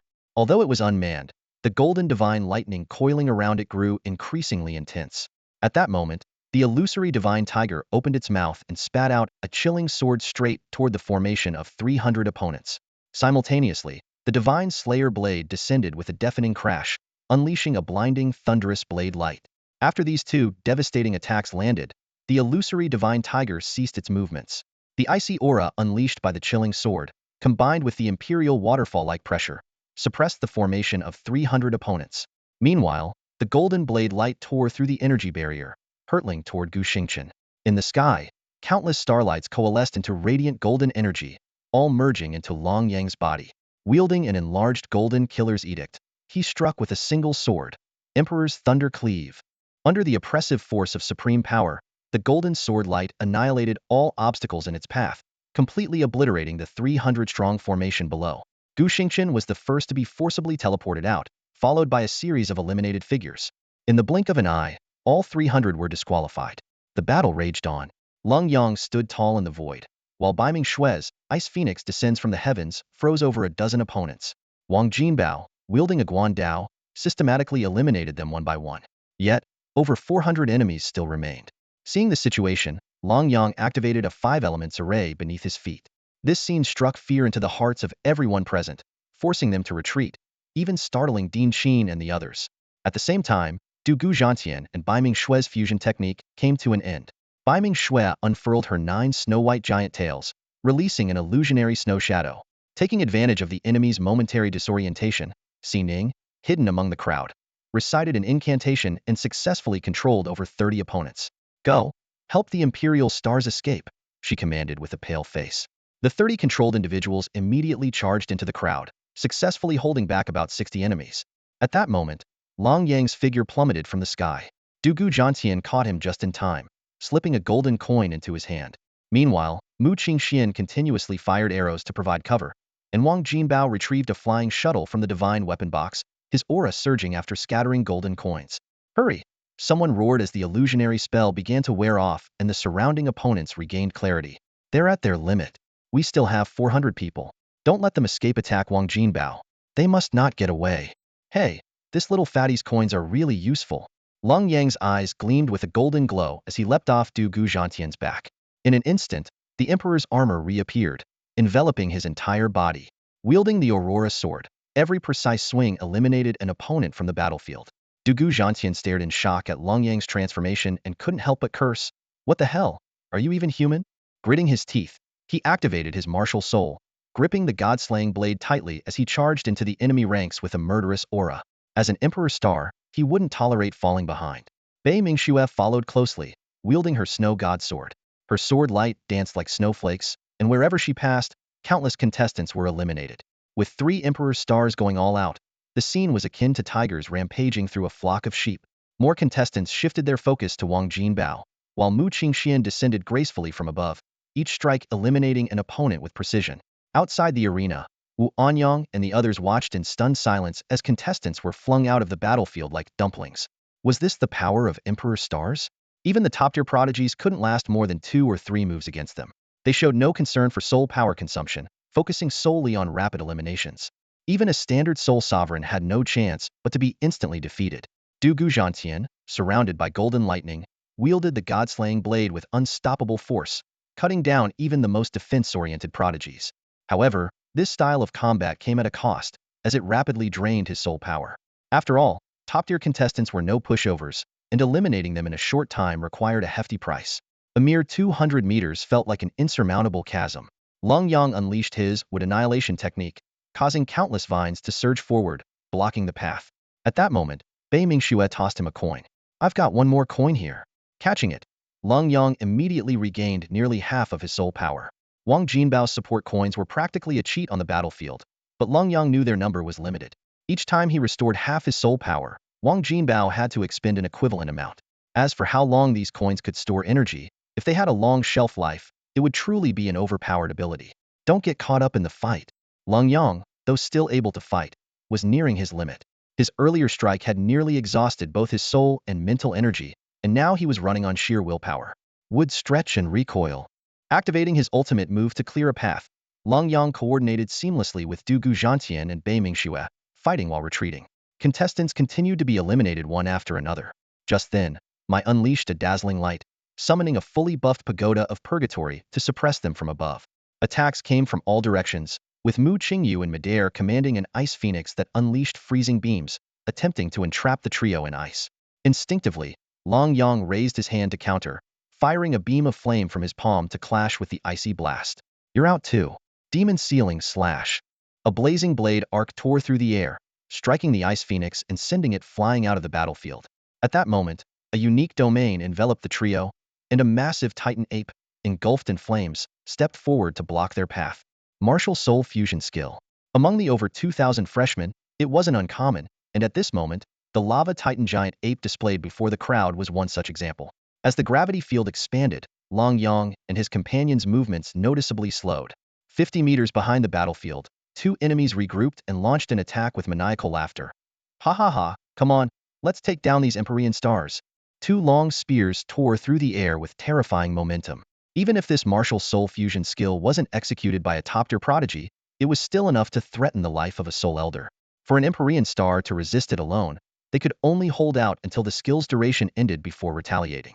But at this moment, Lenyang and the others were clearly struggling to hold their ground. Go!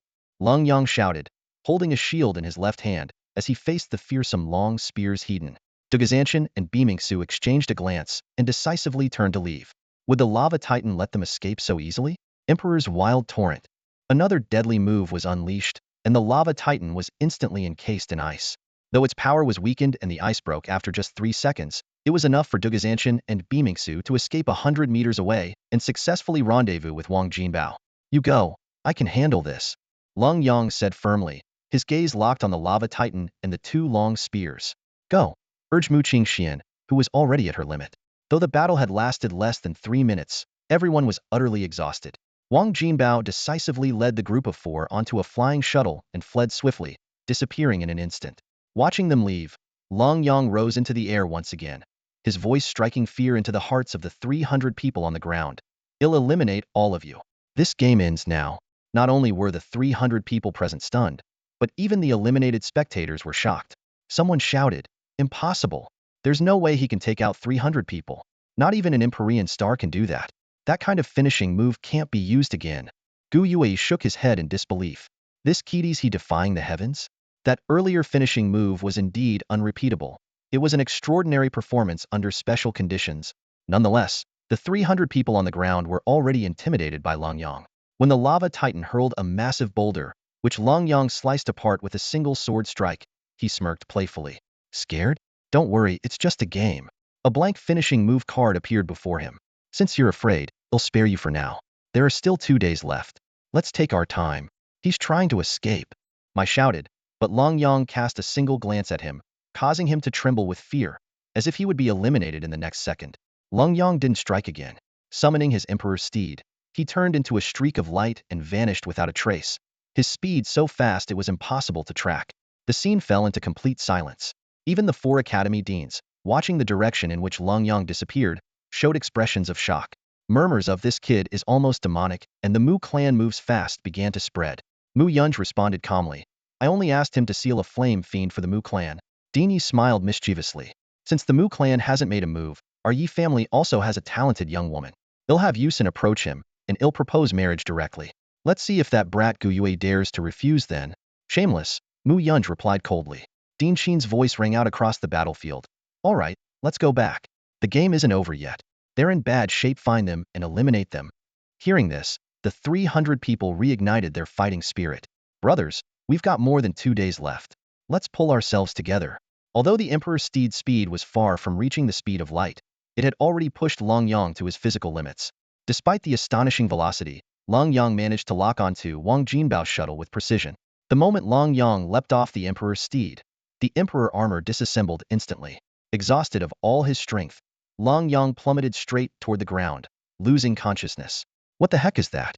Wang Jinbao exclaimed, his iconic squinted eyes widening in shock as he stared at the Emperor's steed. Clearly, Yang had unlocked yet another impressive ability. Just as Yang was about to crash heavily, the ethereal shadow of the Ice Phoenix appeared in time, catching him gently. Wang Jinbao immediately halted his shuttle, rushed over, and hoisted the unconscious Yang onto the vehicle. Without hesitation, he piloted the shuttle away from the scene at top speed. The first demon zone wasn't vast, but finding a safe hiding spot within it was no easy task. Help me restore my soul power first, and it'll conceal our presence, Xining requested. Without a word, Wang Jinbao handed her his last soul coin. These coins, capable of restoring half of a soul master's power, could be stored temporarily but required significant effort to create. Each one cost Wang Jinbao half of his soul power and could only be preserved for 3 days. Since he hadn't anticipated such chaos at the freshman ceremony, he had only prepared 6 coins. 4 were already given to Du Gujiantian and Bai Ming-shui, and 1 to Mu Qingxian. Wang Jinbao himself didn't need the coin. He had a more efficient way to recover his soul power. At this moment, his energy was fully replenished, and he piloted the shuttle equipped with stealth capabilities at high speed. If not for waiting on Yang, he would have already activated the stealth mode. Once Xining had regained half of her soul power, she immediately drew her staff and chanted an incantation to cast a concealment spell on the shuttle. I've masked our aura, but I can't make the shuttle invisible. Don't worry. Our shuttle has its own cloaking feature.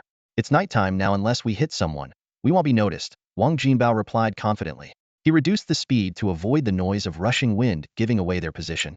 For the next half hour, they flew cautiously, avoiding detection by changing routes whenever they spotted someone. However, this constant evasion was clearly not a sustainable solution. This won't work. We need enough time to recover, especially for Yang, Du Gujiantian remarked. Although everyone had been absorbing soul crystals to replenish their power, Wang Jinbao's energy was nearing depletion. This is a plane. Where could we possibly hide?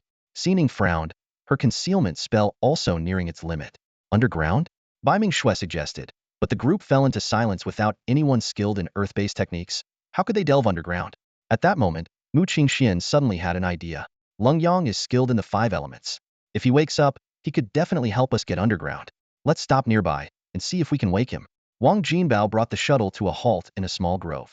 After confirming there were no ambushes nearby, the group disembarked and took shelter within the dense forest. Wang Jinbao approached Yang and skillfully conjured a coin with a flick of his hands. Although the coin could only restore a fraction of Yang's soul power, it required little effort from Wang Jinbao. As Yang held a soul crystal to recover his strength, Xining stepped forward. Her slender fingers gently touched the center of his forehead as she softly said, "Let me give it a try." Closing her eyes, Xining employed a special technique to enter Yang's sea of consciousness. At that moment, Yang's awareness was drawn into a peculiar space. Before him stretched an endless expanse of white mist. Looking down at his seemingly tangible body, he felt bewildered. He distinctly remembered collapsing from mental exhaustion and soul power depletion, yet he couldn't fathom why he had arrived in this mysterious realm. As he scanned his surroundings, an ethereal voice echoed from the distance. "Congratulations, summoner of the Imperial Armor. You have taken your first step in understanding the true essence of the Emperor. Welcome to the spiritual world." From within the mist emerged an elderly man with flowing white hair. His face was faintly visible, yet his presence felt strikingly real. Sensing Yang's confusion, the old man spoke gently. "I reside within your heart. There's no need to be wary of me. Who would have thought the Imperial Armor would choose its summoner in such a manner? And you, it seems, were destined for this role, grasping the Emperor's essence in less than 3 months." Seeing Yang remain silent, the elder continued, "I understand your doubts. I'm here to guide you in mastering the Imperial Armor. Right now, controlling its power is still strenuous for you, but the armor's potential is boundless. To fully harness its strength, you have a long journey ahead." Hearing this, Yang humbly asked, "Please, senior, guide me." The elder elaborated, "First, you must enhance your cultivation. The stronger the summoner, the stronger the armor. Second, deepen your understanding of the armor, which requires insight into the 5 elements and the Emperor's true essence. When these 3 aspects improve, the Imperial Armor will transcend the limits of this world." Noticing Yang's thoughtful expression, the elder added, "If you're curious about how to enhance your comprehension of the 5 elements and the Emperor's essence, I suggest starting by summoning armors of single elements. At your current level, you cannot fully wield the ultimate Imperial Armor's power or sustain it in prolonged battles." Seeing Yang's astonishment, the elder clarified, The ability to summon the Imperial Armor naturally means you can summon individual armors of the 5 elements. Once you've gained sufficient mastery over each elemental armor, summoning the Imperial Armor will yield unexpected results. The elder suddenly gazed into the distance. Someone is calling you. Well, continue next time, and I will teach you some martial techniques. With that, he waved his sleeve, and Long Yang's consciousness returned to his body. He heard Xining's voice calling out to him. Yang forced himself to muster some energy and slowly opened his eyes, only to be greeted by a joyful smile on Xining's face. Thank goodness you're awake. I was running on empty here, Xining said with a sigh of relief. At that moment, Yang's face was pale, his eyes weary, and his mental strength nearly depleted could slip back into unconsciousness at any moment. Dugu Zhantian scanned the surroundings and said, "The number 1 demon zone is on the plains. If we want to hide for an extended period, underground is our only option. Among us, only you can lead the way below." Hearing this, Yang rolled his eyes. "Why did you bother waking me up? Just find a spot and cover your tracks." "Let's do it here," Wang Jinbao suggested, pointing to the nearby woods. "It's relatively concealed. The ventilation shafts will give us away too easily," Yang retorted irritably as he struggled to his feet. "You guys, not even thoughtful enough to put a blanket down." After glancing around, Yang let out a sigh. "Fine, we'll do it here. I'll take you underground, and we'll stay hidden as long as we can." With that, he knelt down, placing his palm on the ground. A flash of light later, the group was instantly transported below the surface. Considering ventilation, Yang cleverly dispersed the air outlets into several small, hidden openings within tree trunks. 300 meters underground, he pushed aside the damp soil and pulled out a flashlight, finding himself a suitable spot. "You lot are useless, can't even take care of anyone," he grumbled, spreading out a beast skin blanket. Despite having exhausted his soul energy, he managed to dry the roughly 10 square meter space. After burying himself in soul crystals, he lay down and immediately fell unconscious. Seeing this, Du Gu Zhantian and the others began meditating to recover. Outside the demon zone, hundreds of freshmen watched as Yang and his team once again successfully disappeared underground, lamenting in frustration. They escaped again. How can they be this slippery? Even in that state, they managed to dig 300 meters deep. Are they even human? The crowd marveled at the survival skills of the Empire Stars.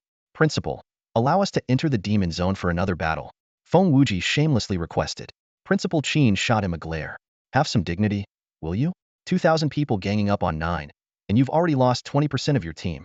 Get ready to dance, because whoever gets eliminated first is taking the front row." Despite his words, Principal Qin was not disappointed. The performance of these top students and regular trainees was already commendable. They were simply up against the Empire Stars, the creme de la creme who had emerged victorious among hundreds of millions of examinees. "All top scorers, step forward," Principal Qin commanded. Feng Wuji and the others immediately perked up. "Principal, enter the demon zone." "Yes, Principal." Feng Wuji charged into the demon zone with excitement, followed closely by Wu Anyang. "Isn't this a bit extreme?" Ding Yi asked, glancing at Principal Qin. Ding Qin shook his head, his expression calm. "There aren't many top-ranked candidates who got eliminated. Allowing them in is just to add some challenge for those youngsters." The first magic zone, though only about 300 li in radius, was a place where Wang Jinbao and his group were hiding 300 meters underground, concealing their presence and aura. Without clear guidance, the students might spend 10 days searching without ever finding them. A faint smile appeared on Ding Qin's lips. If they can't locate Lenyang and the others, they'll inevitably redirect their frustration toward Yi Bufan and his group. At this moment, Yi Bufan, Feng Qiu, and Qi Futu were constantly shifting positions. Each time their location was exposed, they faced fierce battles and then quickly retreated. Although the number of pursuers was still relatively small, once others failed to find Lenyang and his team, the 3 of them would face a far greater crisis. Night had fallen, cloaking the land in darkness. From afar, bursts of explosions could be heard, intermittently signals from the Imperial Stars calling for reinforcements. Feng Wuji and his group were heading straight toward the main force. They needed to locate Lenyang's team as soon as possible. Even though they had watched the live broadcast footage, finding that small grove on the plain at night was no easy task. Deep underground, Lenyang had fallen into a deep sleep again. Within his dantian, the sealed demon crystal core was rapidly breaking down, transforming into pure spiritual energy to replenish his depleted reserves. When one of the crystal cores completely dissolved, it unexpectedly left behind a tiny spark of fire. Time passed, and a few hours later, the spiritual energy and soul power of Du Gu Zhantian and the others had returned to peak condition. Wang Jinbao was still deeply focused on crafting high recovery talismans. Each talisman could restore 50% of the soul power for an Imperial Star of the same rank, and could be a lifesaver in critical moments. Fatty, you should rest now, Dugu Zhantian reminded. Wang Jinbao waved him off. Just one more, then I'll rest. I don't want to end up dancing in disgrace. He handed the 3 newly crafted talismans to Mu Qingxian and the other 2, then prepared to make one for Lenyang. Each talisman consumed half of his soul power, and without the support of soul crystals, he wouldn't be able to craft many in a single day. At 3 a.m., Dugu Zhantian glanced at Lenyang, who was still unconscious, and said softly, "He's pushed himself too hard. I think he's burned out." Bei Mingxue shook her head and sighed. To stand alone against a combined force of 300, if we hadn't intervened and disrupted their formation, he might have eliminated at least half of them. Mu Qingxian leaned silently in the corner. The group had grown accustomed to her quiet demeanor. As long as she refrained from releasing her icy aura, it was the greatest kindness she could show. Just as Wang Jinbao finished crafting the last talisman and was preparing to rest, Xining suddenly became alert. It seems like someone is coming. Lenyang remained unconscious, and Bei Mingxue frowned deeply. The perilous situation underground weighed heavily on every one. If they encountered an opponent adept in earth-based powers, they would be at an extreme disadvantage. Everyone exchanged uneasy glances before turning their eyes to Mu Qingxian. Startled by the sudden attention, she asked, "Why are you all looking at me?" Xining spoke softly, "Someone is digging above us. At this pace, they'll reach us in no more than half an hour." Mu Qingxian silently glanced at Lenyang and suddenly gave him a light kick. "Why did you kick me?" Lenyang's sudden voice startled everyone. "You're awake?" "I've been awake for a while." Lenyang checked his internal state and discovered that only the Flame Spectre and Gu Demon Spectre cores remained. However, the gift left by the little girl filled him with pleasant surprise. After waking up, he had sought guidance from the Elder of the Divine Mountain in his spiritual world to practice a stance technique. Standing beside him, Mu Qingxian explained in a calm tone, "Just testing if you were awake." Lenyang sat up and noticed that the high-level soul crystal had been completely absorbed. "Let the big guy rest a bit longer. It's not like we're in a rush." "Good that you're awake, at least we don't have to worry about being buried alive," Dugu Zhantian said with a laugh, his eyes gleaming as he looked at Lenyang. "Kid, you've really given us a huge surprise. Special circumstances, it's not something that can be replicated," Lenyang replied succinctly. Though his unique experience was undeniable, it still left Dugu Zhantian and the others in awe. "No wonder you became the chief," Dugu Zhantian said, leaning against the earthen wall. Bei Mingxue followed suit, resting against him. "Stop flaunting your affection already," Lenyang said irritably. "Don't you have someone by your side too?" Dugu Zhantian glanced at Mu Qingxian. Lenyang gave an awkward laugh. "Forget it. It's a lost cause." His words immediately earned a frosty glare from Mu Qingxian, but he pretended not to notice. Half an hour later, more and more people gathered above them. Over a dozen prodigies skilled in earth-based powers had already pinpointed their location. Gu Xingqian reappeared on the battlefield, his 8 trigrams diagram martial soul, ideal for setting up formations, fully deployed. Though he had lost last time, it wasn't his fault. This time, they had assembled 700 fighters, with reinforcements continually arriving. Their goal was to capture Lenyang and his group in one fell swoop. Sensing Gu Xingqian's presence, Lenyang suddenly understood. "No wonder they found us so quickly, it's the eliminated ones coming back. That's shameless." Dugu Zhantian exclaimed in disbelief. Xining analyzed calmly, "It's likely only the top-ranked prodigies have returned. But right now, there are at least 800 people waiting for us above. What do we do?" Bei Mingxue turned to Lenyang. Shrugging, Lenyang replied, "We definitely can't win in a fight. So, of course we run. Let's wait for Fatty. He should be waking up soon." As Lenyang finished speaking, Wang Jinbao slowly regained consciousness. Though not fully recovered, he managed to sit up. "Your call, Brother Yang," Wang Jinbao said, forcing himself upright. "There's no way we can take those guys hidden. We might manage some scattered skirmishes, but that Gu Xingqian must be dealt with first." He turned to Lenyang, awaiting his decision. Lenyang stood up, stretched his muscles and suddenly joked, "I'll go up and eliminate them all." Seeing the stunned expressions on everyone's faces, he burst into laughter. Then, Lenyang closed his eyes, focusing on the elemental energy around them. In the underground environment, the earth element was the most abundant. "Earth Tiger," he murmured, leaving everyone puzzled. Dugu Zhantian asked curiously, "Shouldn't you be summoning the Emperor Armor and leading us out of here?" Just then, a surge of dense earth elemental energy surrounded Lenyang. "Earth Tiger Armor? Fusion," he declared. One by one, pieces of earth-toned armor began forming on his body. Although far less dazzling than the Emperor Armor, the final result was a much simpler and thinner suit. "What the heck? Another set of armor?" Everyone was dumbfounded. "Lenyang, are you even human? This feels like cheating." Dugu Zhantian quickly analyzed. "This armor doesn't cut it. No Imperial aura, too flimsy, it doesn't even compare to the first-generation Emperor Armor." Of course not, Lenyang said, rolling his shoulders and feeling the steady flow of energy from the ground. This is a single-element armor derived from the Emperor Armor's 5 elements. Naturally, it's not as powerful as the Emperor Armor. But with my feet on the earth, the energy is endless. That's the Earth Tiger Armor's strength. Unlike the overwhelming pressure he felt when summoning the Emperor Armor, the Earth Tiger Armor made Lenyang feel light and effortless, as though he had boundless strength. As long as he avoided using ultimate moves, he could maintain this state for a long time. Why didn't you use this before? Xiening asked. Didn't think of it, Lenyang admitted. My martial soul is the Emperor Armor, but summoning it takes a huge toll on me. But what we need now is combat power, Du Guzhantian pointed out. You still want to fight Hedon? We can't win. I can't pull off another 5 elements ultimate strike like last time. Then what do we do? Wang Jinbao asked. Run, of course. Lenyang stomped the ground, and a passageway opened up. Xiening, leave some traces of us here. Xiening waved her staff, creating 5 illusions, and the group followed Lenyang into the tunnel. But they hadn't gone far before Lenyang sensed something off. These guys have set up surveillance around us, he said, his eyes narrowing at the soul energy fluctuation ahead, marking Gu Xingqian's boundary. Looks like we'll have to face them after all. Du Guzhantian gave a wry smile. So there's no avoiding it, huh? Lenyang fixed his gaze on the direction of the soul power fluctuations, his brow furrowed. Sensing a warning presence ahead, he quickly deduced that there must be a similar setup in the opposite direction. Without hesitation, he began tunneling a small passage, and sure enough, it triggered another alarm 100 meters away.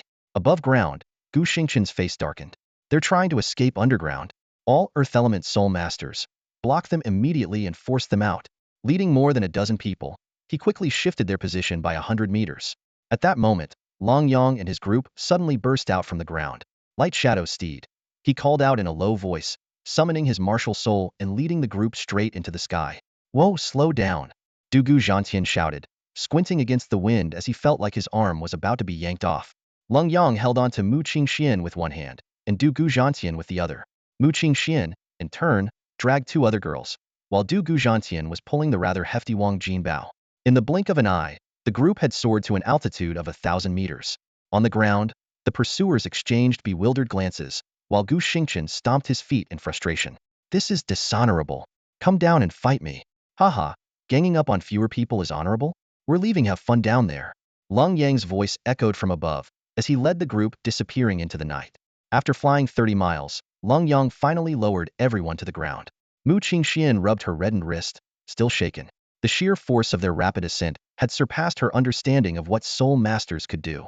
Are you saying this is just a weakened version of the single Earth Element armor? Du Guzhantian asked in disbelief. Lenyang explained, the Emperor armor has immense potential, but I haven't been able to fully unleash its power yet. He looked toward the eastern horizon, which was beginning to lighten. Dawn is near. It's time for us to strike back. As long as they don't form a battle array, we can employ guerrilla tactics. The team quickly divided their roles. Wang Jinbao would support Du Guzhantian and Bai Mingxue, while Lenyang would look after Mu Ningxue and Xiening. However, when Lenyang summoned the Light Shadow Steed, which could carry 3 people, Xiening hesitated and didn't step forward. My combat ability is far behind all of yours, she admitted, glancing at the others. Du Guzhantian and Bai Mingxue had their martial soul fusion technique, while Mu Qingxian and Lenyang were incredibly strong individually.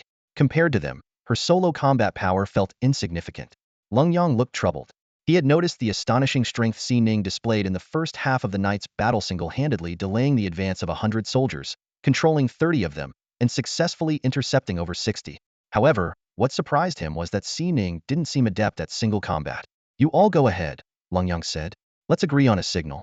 Once I send the signal, you can come back here to rest. I'll prepare in advance to ensure they don't find us. Let's make it 3 short and 1 long as the signal. Everyone quickly agreed. With the plan set, Wang Jinbao immediately piloted the flying shuttle, carrying Du Guzhantian and Bai Mingxue to intercept the pursuing forces at the rear. Meanwhile, Mu Qingxian sat on Lenyang's Light Shadow Steed. Since the steed was a singles eater without handholds, her posture appeared somewhat awkward. Hold on tight. Lenyang started the Light Shadow Steed, and the sudden inertia caused Mu Qingxian to lean backward instinctively. She grabbed Lenyang's shoulder for support. I'm wearing armor, you know. What are you afraid of? That'll take advantage of you, Lenyang said helplessly. Hearing this, Mu Qingxian finally relaxed and held onto his shoulders firmly. The Light Shadow Steed was incredibly fast. Before long, they were soaring high above a group of 700 to 800 people advancing on the ground like ants. Without hesitation, Lenyang dove down, and the steed began firing energy blasts as powerful as the concentrated punches of an Imperial mech suit. Caught off guard, over 10 enemies were eliminated in an instant. It's Lenyang. Though his Earth Tiger armor had been completely revamped, the other prodigies recognized him. Gu Xingqian quickly called for the group to form a battle formation, but Lenyang's speed was too overwhelming. In the blink of an eye, he was several miles away, leaving them no chance to respond. Just as they finally managed to form up and prepare a counterattack, Lenyang had already vanished into the distance. Damn it! I roared in frustration. This is outright cheating. In midair, Lenyang continued to maneuver the light shadow steed, unleashing a barrage of energy blasts like a machine gun. Even though the enemy was now on guard, weaker prodigies were still being eliminated one after another. At this moment, Wang Jinbeo's flying shuttle appeared in the distance. Standing atop the shuttle, Dugajantian waved his divine blade provocatively and shouted, "Hey, what's the matter with you guys? So many of you crammed together, and you still don't stand a chance. Get ready to dance some flashy moves." The numerous top-tier prodigies gritted their teeth in anger, but they knew they couldn't afford to split their forces. A 300-member team had already been decimated in one strike. Scattering now would be even riskier. Even without Lenyang, the combined strength of a few Imperial stars could easily wipe out a 100-member squad. "Why don't you come fight me unknown?" Mai, seething with rage, stepped forward from the crowd, his aura surging as he challenged Dugajantian. At that moment, Lenyang descended to the ground. The Earth Tiger armor made contact with the ground, rapidly replenishing its depleted energy. "Dragging this out won't do either of us any good," Lenyang said. "If you think you can overwhelm us with hundreds of people, you're dreaming." The crowd curiously observed the newly upgraded armor, but now was clearly not the time to satisfy their curiosity. "I've been wanting to test the strength of an Imperial star." Gu Xingqian stepped forward from the group, followed by several other top-tier prodigies who prepared to join forces against the enemy. "Now that's more like it. 10 should be enough," Lenyang said, raising his Earth Splitter blade and slashing upward with immense force. Earth Splitter slash. The terrifying blade light tore through the ground, heading straight for Gu Xingqian. Caught completely off guard, Gu Xingqian failed to dodge in time and was instantly eliminated. "Well, looks like you're down a leader. What are you waiting for? Attack." Lenyang's unexpected and ruthless attack left a group of prodigies frozen in place. Even Mu Qingxian and the others were visibly stunned. "Attack." Dugajantian was the first to react. He pulled Beiming Shui into his arms while commanding the Phantom Divine Tiger to release a sword-like beam of cold light, cutting straight into the crowd. "You scoundrel, Lenyang! You've got no honor!" Someone roared in anger. "Honor? Where was your honor when over 800 of you surrounded us?" Lenyang sneered, his earth-splitting blade slicing repeatedly. The ground cracked open with 7 or 8 deep fissures, forcing 5 or 6 top-tier prodigies to retreat. Though their opponents numbered in the hundreds, only about 30 to 40 were directly confronting Lenyang and his allies. Wherever the Phantom Divine Tiger went, it left no survivors in its path. Lenyang's earth-splitting claw was mercilessly harvesting lives among the crowd, and even top-tier prodigies struggled to last 3 rounds against him. Clang! A deafening crash echoed as Mui's pagoda of Samsara was struck and sent flying by Lenyang's claw. In the next instant, Lenyang appeared before Mai in a flash, his claw slashing across Mai's neck, and another opponent fell lifeless to the ground. Elsewhere, Mu Qingqian's ice phoenix froze an area dozens of meters wide, shattering ice sculptures and erasing figures from existence. With her ice god bow in hand, every arrow she released claimed another life. But soon, Xiao Huohua emerged to confront her, keeping her occupied. Under the effects of multiple buffs, Xiao Huohua's Flame Lotus of Buddha Fury was as powerful as a Soul Sovereign's attack. Yet against Mu Qingqian's triple element, Extreme Yin and Cold Martial Spirit, his Flame Lotus could only temporarily suppress her Ice Phoenix. Mu Qingxian quickly gathered frost energy into her ice god bow, channeling the power of the lunar Yin. Xiao Huohua, who had never experienced cold before, suddenly shivered. Before he could react, a layer of frost had already formed on his body. The lunar arrow shot through the air, and Xiao Huohua's figure vanished instantly. However, the danger wasn't over. More than 10 prodigies had surrounded Mu Qingxian. Although individual attacks couldn't harm her, the overwhelming numbers began to wear her down. "Ice Phoenix descends," she cried out, unleashing her ultimate technique. The Ice Phoenix's shadow descended from the sky, exploding into a storm of frost. But the immense energy expenditure caused her to fall from the air, visibly weakened. At this critical moment, Lenyang's voice rang out from above. 5 elements annihilation. The figures who had intended to finish off Mu Qingxian froze in place. When they looked up, Lenyang had already vanished. Turning back, they saw him carrying Mu Qingxian as he leapt onto the radiant shadow steed. In the next moment, hundreds of energy blasts rained down like a storm. "Retreat!" The phantom divine tiger let out a thunderous roar, erupting with a dazzling burst of lightning. Wang Jinbeo's flying shuttle pierced through the golden light and sped away. Seeing Dugu Zhantian and the others retreating, Long Yang mounted the radiant shadow steed and disappeared into the horizon as a streak of light. After a brief but intense battle, over 100 more participants were eliminated from the battlefield. The power of the martial soul fusion technique, combined with Long Yang's intimidating strength and Mu Qingxuan's ice phoenix descent, instantly took down 7 or 8 opponents. Their strategy was simple and direct: launch powerful attacks upon sight, strike with lethal moves, and immediately relocate, leaving chaos in their wake. Long Yang's light shadow steed raced through the air alongside Wang Jinbao's flying shuttle. You go find Xining.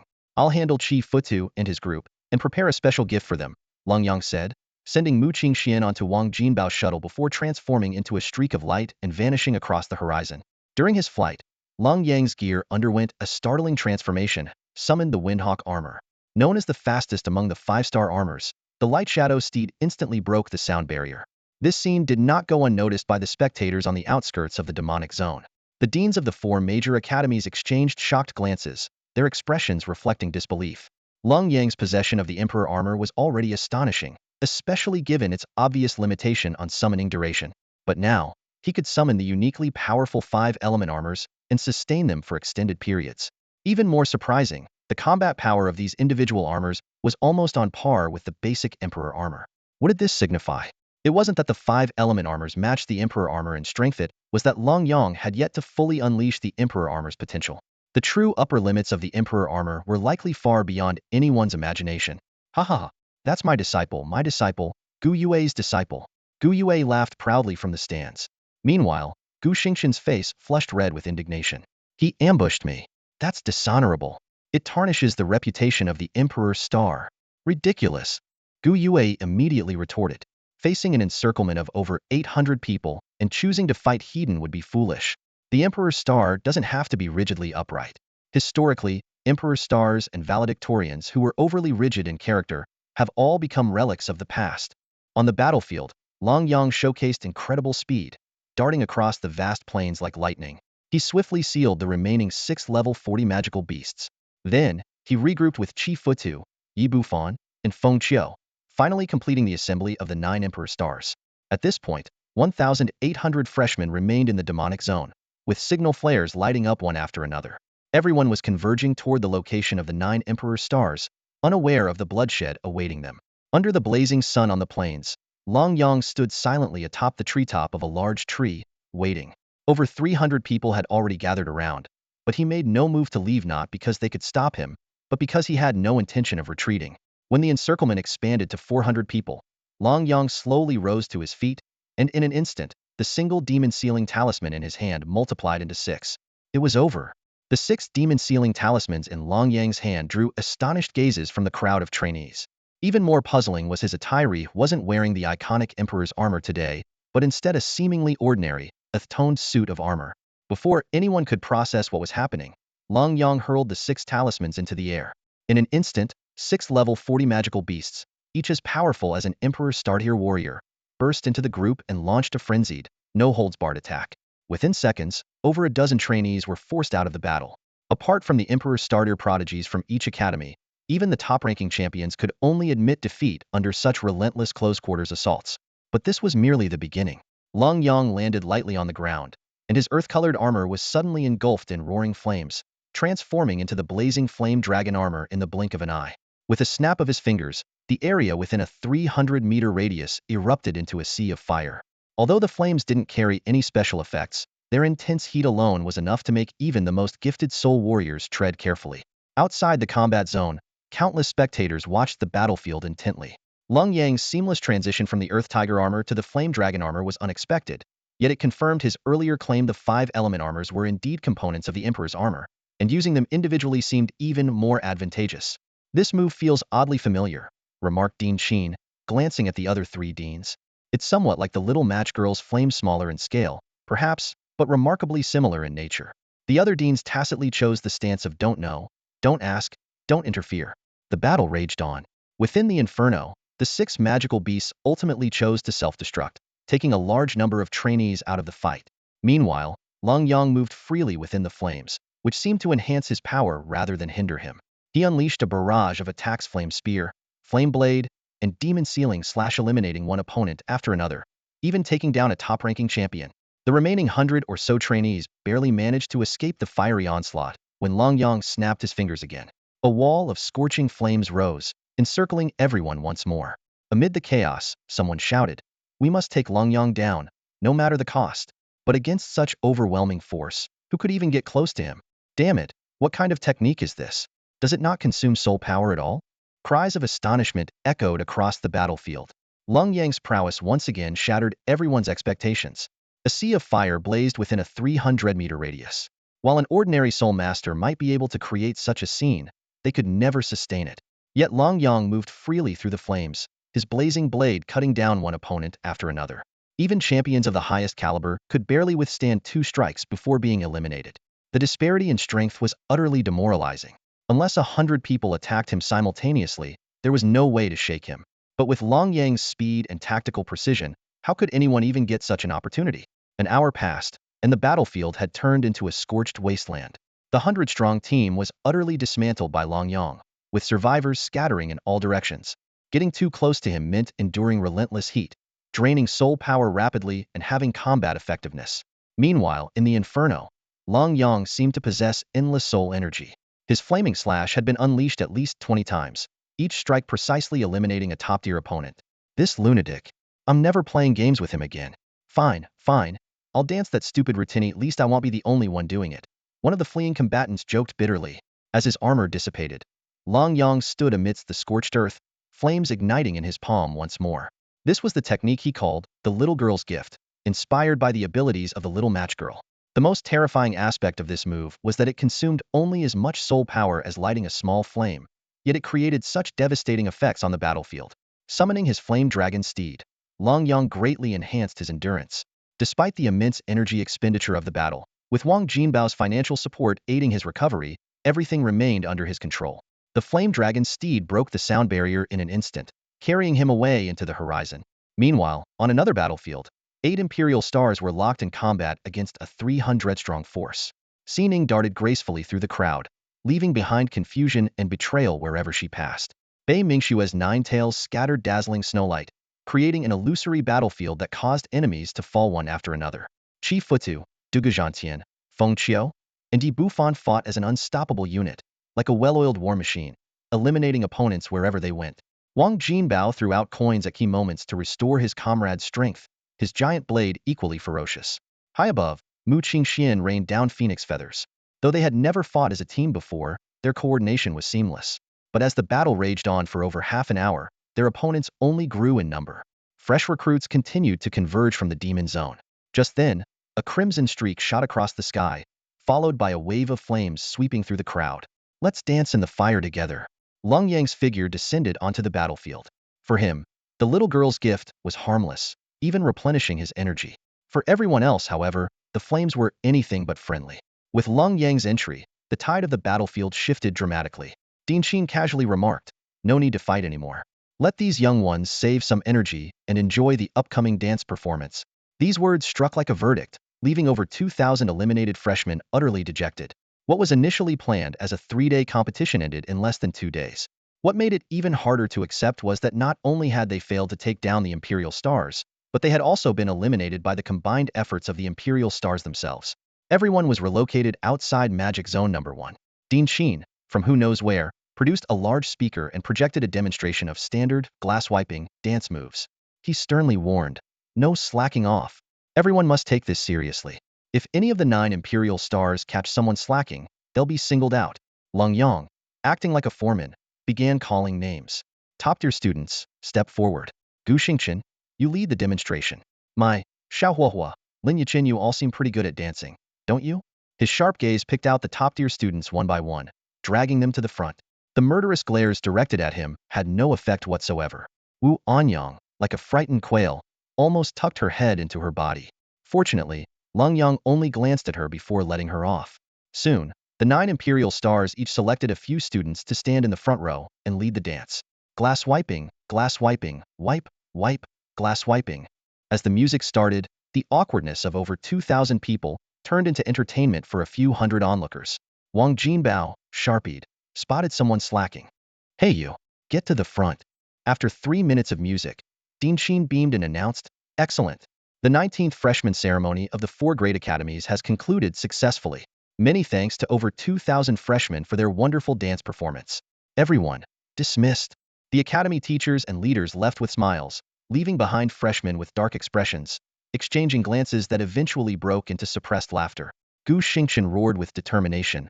I will surpass the Imperial stars. Other top-tier students silently vowed to themselves to find a way to make those Imperial stars lose face someday. Gu Yue stopped Lenyang, who was about to leave. Lenyang, come with me. What does the teacher need? I'm taking you to the abyss to meet your grandmaster. Remember, your grandmaster values etiquette above all. You must pay your respects properly when you meet him, Gu Yue reminded him with emphasis. Lenyang nodded solemnly. After all, his grandmaster was an Imperial realm powerhouse, someone he might need to rely on in the future. Wang Jinbao had already boarded the flying vehicle. Brother Yang, we won't wait for you. Lenyang nodded in acknowledgement. Since he hadn't unlocked the Imperial steed yet, long-distance travel still required the use of a flying vehicle. The situation had drastically changed. Both the Emperor Stallion and the 5 Elements Light Shadow Stallion now surpassed the speed of flying cars while consuming minimal energy. Lenyang followed closely behind Gu Yue, arriving once again at the daunting abyssal fissure. This time, their position was entirely different from the one they had taken when they accompanied Qin Wudao. The scale of the abyss of demons was overwhelming. The width of the chasm seemed endless. By the edge of the abyss stood a massive, mirror-smooth boulder, its surface flowing with enigmatic runes. An elderly Taoist sat cross-legged atop it, exuding an air of transcendence and immortality despite being in such a polluted and ominous place. Sensing the arrival of the two, the old Taoist slowly opened his eyes, which were so deep and profound they seemed to pierce through the past, present, and future. Gu Yue led Lenyang to the boulder and suddenly bowed deeply. Disciple greets the teacher. Before finishing his words, he dropped to his knees and kowtowed heavily. This scene made Zhang Qingxuan's eyelids twitch uncontrollably. He thought to himself, what's gotten into this brat today? Usually, getting him to kneel is as hard as climbing the heavens, yet now he's so respectful? Just as he sensed something was amiss, an overwhelming, crushing pressure descended upon him, as if an almighty presence intended to obliterate him. Zhang Qingxian felt short of breath, but quickly realized the source of the disturbance. He immediately waved his hand to stop Lenyang, who was about to kneel. Ahem, this old Taoist despises excessive formalities. My dear grandson, there's no need to kneel. His expression grew increasingly grave, and he dared not release the force restraining Lenyang, fearing the stubborn youth might insist on performing the grand gesture. When Gu Yue attempted to rise, a cold glint flashed in Zhang Qingxuan's eyes. Since my dear disciple respects his teacher so deeply, how could one kowtow be enough? With a light wave of his horsetail whisk, Gu Yue involuntarily continued to kowtow, each bow striking the ground with such force that it left dents in the surface. Lenyang watched this peculiar interaction between master and disciple with a hint of confusion. He then bowed slightly and said, Disciple greets the grandmaster. Zhang Qingxian reluctantly accepted this greeting but still felt uneasy. He scrutinized Lenyang and asked, My dear grandson, do you know your own destiny? Or are you conspiring with your master to set a trap for this old Taoist? After Lenyang clarified that he had only just learned of it, Zhang Qingxian nodded and explained, Your destiny is extraordinary so much so that even an emperor-level figure would struggle to bear your bow. Of course, if someone insists on making you perform such a grand gesture, let them deal with the consequences. He ended his words with a meaningful, cold smile. Lenyang nodded lightly in understanding, his gaze involuntarily drifting to Gu Yue, who was still kowtowing without pause. The ground had already been compacted, yet he persisted, truly embodying the principle of respecting one's teacher. Zhang Qingxian then produced an ancient, unadorned storage ring. I already know the purpose of your visit. Inside, you'll find the Taoist 5 Elements Thunder Technique, the Purifying Heart Incantation, the Golden Light Incantation, the Taiji Heart Sutra, and the Tao Te Ching. I believe these will be of use to you. Lenyang respectfully accepted the storage ring with both hands, then asked, Grandmaster, have you been guarding the abyss of demons all this time? All thanks to your excellent teacher. Zhang Qingxuan's gaze grew colder as he stared at Gu Yue. Sensing the tension, Lenyang wisely kept his mouth shut. Gu Yue had already kowtowed hundreds of times before Zhang Qingxian finally waved his hand, lifting the punishment. Do you realize your mistake? Yes, teacher, Gu Yue replied, his face smeared with dirt. However, his reluctant expression made it clear he had no intention of truly changing. Get lost. Zhang Qingxian waved him away in disgust. Teacher, the day after tomorrow, I plan to visit the Mu family to propose marriage. This time, Gu Yue's attitude was more serious. He even took a moment to tidy his disheveled clothes and hair. Zhang Qingxian cast him a dismissive glance. Go ahead. Yes, teacher. Gu Yue motioned to Long Yang, signaling him to leave the abyss of demons together. Outside the abyss, Gu Yue fixed Long Yang with a cold stare. What did you see? I saw how much you respect your teacher and how harmonious the relationship between master and disciple is. Teacher, when you visit the Mu family to propose, I should accompany you. Long Yang replied smoothly. Satisfied, Gu Yue nodded. Fine, come along. Watch how your teacher defeats an Emperor star-level opponent of the same generation. With that, he strode off proudly. Long Yang quickly summoned his wind eagle armor, mounted his light shadow steed, and caught up. Teacher, should I give you a lift? Get lost. I'm taking a walk. All right, teacher. I'll go on ahead then. In an instant, Long Yang vanished into the distance, leaving Gu Yue standing in the wind, stunned. What the hell? Is this for real? Moments later, he activated his 8 trigrams diagram, disappearing as well. 15 minutes later, Long Yang rode his light shadow steed into the campus. Many of the new students, just returning, exclaimed in awe as he passed by. That's so damn cool. Ugh, I'll never forget the humiliation I suffered today. One day, I'll repay it tenfold. I can give you that chance today if you'd like. Long Yang's voice drifted back as his light shadow steed sped past the student who spoke. Soon, Long Yang arrived at the Emperor Star Mountain dormitory. After removing his armor, he felt completely refreshed, a stark contrast to the exhaustion he'd experienced after summoning the Emperor armor before. Though the past 2 days of battling had been tiring, the little girl's gift left Long Yang eager to seal more sinister entities, hoping to gain even more benefits from them. Just then, Jiang Qingqing called. Her gentle voice came through the line. Long Yang got straight to the point. Didn't I tell you everything's fine now? I promised to visit the Jiang family. Aren't you going to rest first? How about tomorrow? Besides, there's a big fight to watch tonight. A big fight? Long Yang asked curiously. Yu province had indeed been lively lately. After the embarrassment caused by the Hua Island troop, there seemed to be yet another spectacle. You didn't hear about it? Jiang Qingqing sounded surprised. Isn't Gu Yue your teacher? How could you not know he's challenging Senior Gu Tianyi? A challenge, huh? Long Yang suddenly understood. His teacher was heading to the Mu family to propose, but before that, he intended to prove himself by challenging an Emperor star. As a disciple, I should witness this inspiring moment for my teacher, Jiang Qingqing said with eager anticipation. Teacher didn't tell me the details, probably to keep me from worrying. Where exactly are they fighting? Tonight. They'll go cheer for teacher. Suddenly, she changed the subject. Come pick me up, okay? I want to ride your Emperor Armor motorcycle. Long Yang chuckled. That's for combat purposes. It attract too much attention if I use it casually. No way. If you don't let me ride it, I won't tell you the location, Jiang Qingqing threatened. Or maybe you'll just ask Wang Jinbao. You wouldn't want me to pull out my trump card, would you, dear chief? Hearing her soft yet mischievous threat over the phone, Long Yang sighed with a wry smile. I knew I shouldn't have let you send me off back then. Haha, it's too late for regrets now. Jiang Qingqing said triumphantly, then shifted to a playful tone. Come on, just take me for a ride this once. Don't make me cry. Not happening. If I give in now, you'll definitely use this against me again in the future. Fine, they'll really cry then. Wah. Didn't expect you to be such a drama queen, Long Yang said helplessly. All right, we'll take a nap first and pick you up tonight. Jiang Qingqing cheered immediately upon hearing his promise. Yay. But remember, it has to be the Emperor Armor motorcycle. Not that boring one. You're even being picky now? What's so boring about that bike?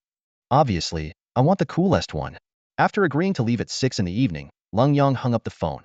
Exhausted from the opening ceremony, he quickly freshened up and fell into a deep sleep. Meanwhile, as Long Yang slept soundly, the upper echelon of Yuzhou convened a special meeting to discuss his performance at the opening ceremony. The 5 elders of the cabinet presided over the meeting, with figures like Qin Wudao and Mu Yunj, patriarchs of major families, all in attendance, each one a powerful Emperor realm expert. An assassination attempt? Let them try. Qin Wudao sneered coldly. A regular Emperor star might be at risk, but if anything happens to Long Yang, it would spell the end of Xia.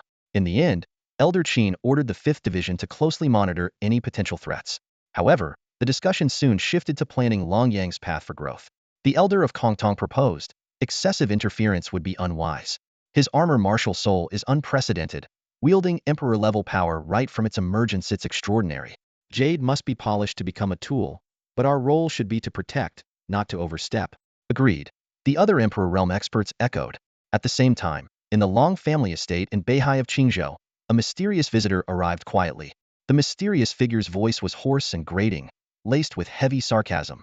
Who would have thought that the esteemed Long clan, once an imperial family, would stoop so low as to contact me? How far the mighty have fallen. Long Xian and Long Yuan's faces darkened instantly. Long Yuan retorted coldly, if you've come here merely to mock the Long clan, then you may leave. Oh, send me away? And who will help you kill the Dixing then? The mysterious figure stood in the center of the grand hall, shrouded in an eerie aura that obscured even his outline. He let out a light chuckle, and his tone shifted abruptly. I'm here to do business. The customer is always king, after all. My, I must repent for having looked down on kings earlier. Now, let's get to the point. Who exactly do you want me to assassinate? Long Yuan spoke cautiously. It said that your Death Reaper organization can even kill D-realm experts. At this moment, the two brothers were united in their desperation. Long Yang had vowed to destroy them with his own hands, and for the past 2 months, they had lived in constant fear. Adding to their unease was the alarming rate at which Long Yang's strength was growing, with recent reports from Yuzhou confirming his progress. The Death Reaper organization, a secret faction planted by Western nations within Xia, had existed for over a millennium. They were notorious for successfully assassinating D-Zing level figures, and had even once taken down a D-realm expert, making their power undeniable. Assassinating a D-realm expert is out of the question, the mysterious figure said with a dismissive wave of his hand. You can't afford the price for that. The cost of eliminating a D-realm expert far exceeds the resources needed to cultivate one. You won't leak information about your clients, will you? Long Yuan inquired anxiously. If it came to light that they had hired assassins to kill a Dixing prodigy, they wouldn't even need to worry about retaliation from Yuzhou. The Emperor of Qingzhou would deal with them first. Relax, the mysterious figure replied with disdain. Using Xia's resources to kill Xia's own Dixing, wouldn't we? It's all part of the Death Reaper's professional ethics. But don't waste my time. The longer I linger here, the greater the risk. Fine. Long Yuan and Long Xian exchanged a glance before Long Yuan said, what would it cost to kill a Soul Master Dixing? Soul Master Dixing? The mysterious figure appeared thoughtful. Ah, you must mean Long Yang, the top contender. The martial soul Emperor Armor, remarkable potential, and the ability to counter spectral entities. TCH. From what I know, he even has a quasi-D-realm protector. This won't come chiefs far from an ordinary Dixing. Long Xian spoke up immediately, name your price. As former members of an imperial family, they still had some resources to draw upon. The mysterious figure was blunt. 1 imperial weapon, plus your Long clan's D-level cultivation technique. The moment the mysterious figure spoke, Long Xian's face darkened, as though it could drip water. You're asking for too much, Long Xian said in a deep voice. Add 2 more heaven-tier soul weapons. The mysterious figure let out a cold laugh. Apologies, I underestimated Long Yang's threat earlier.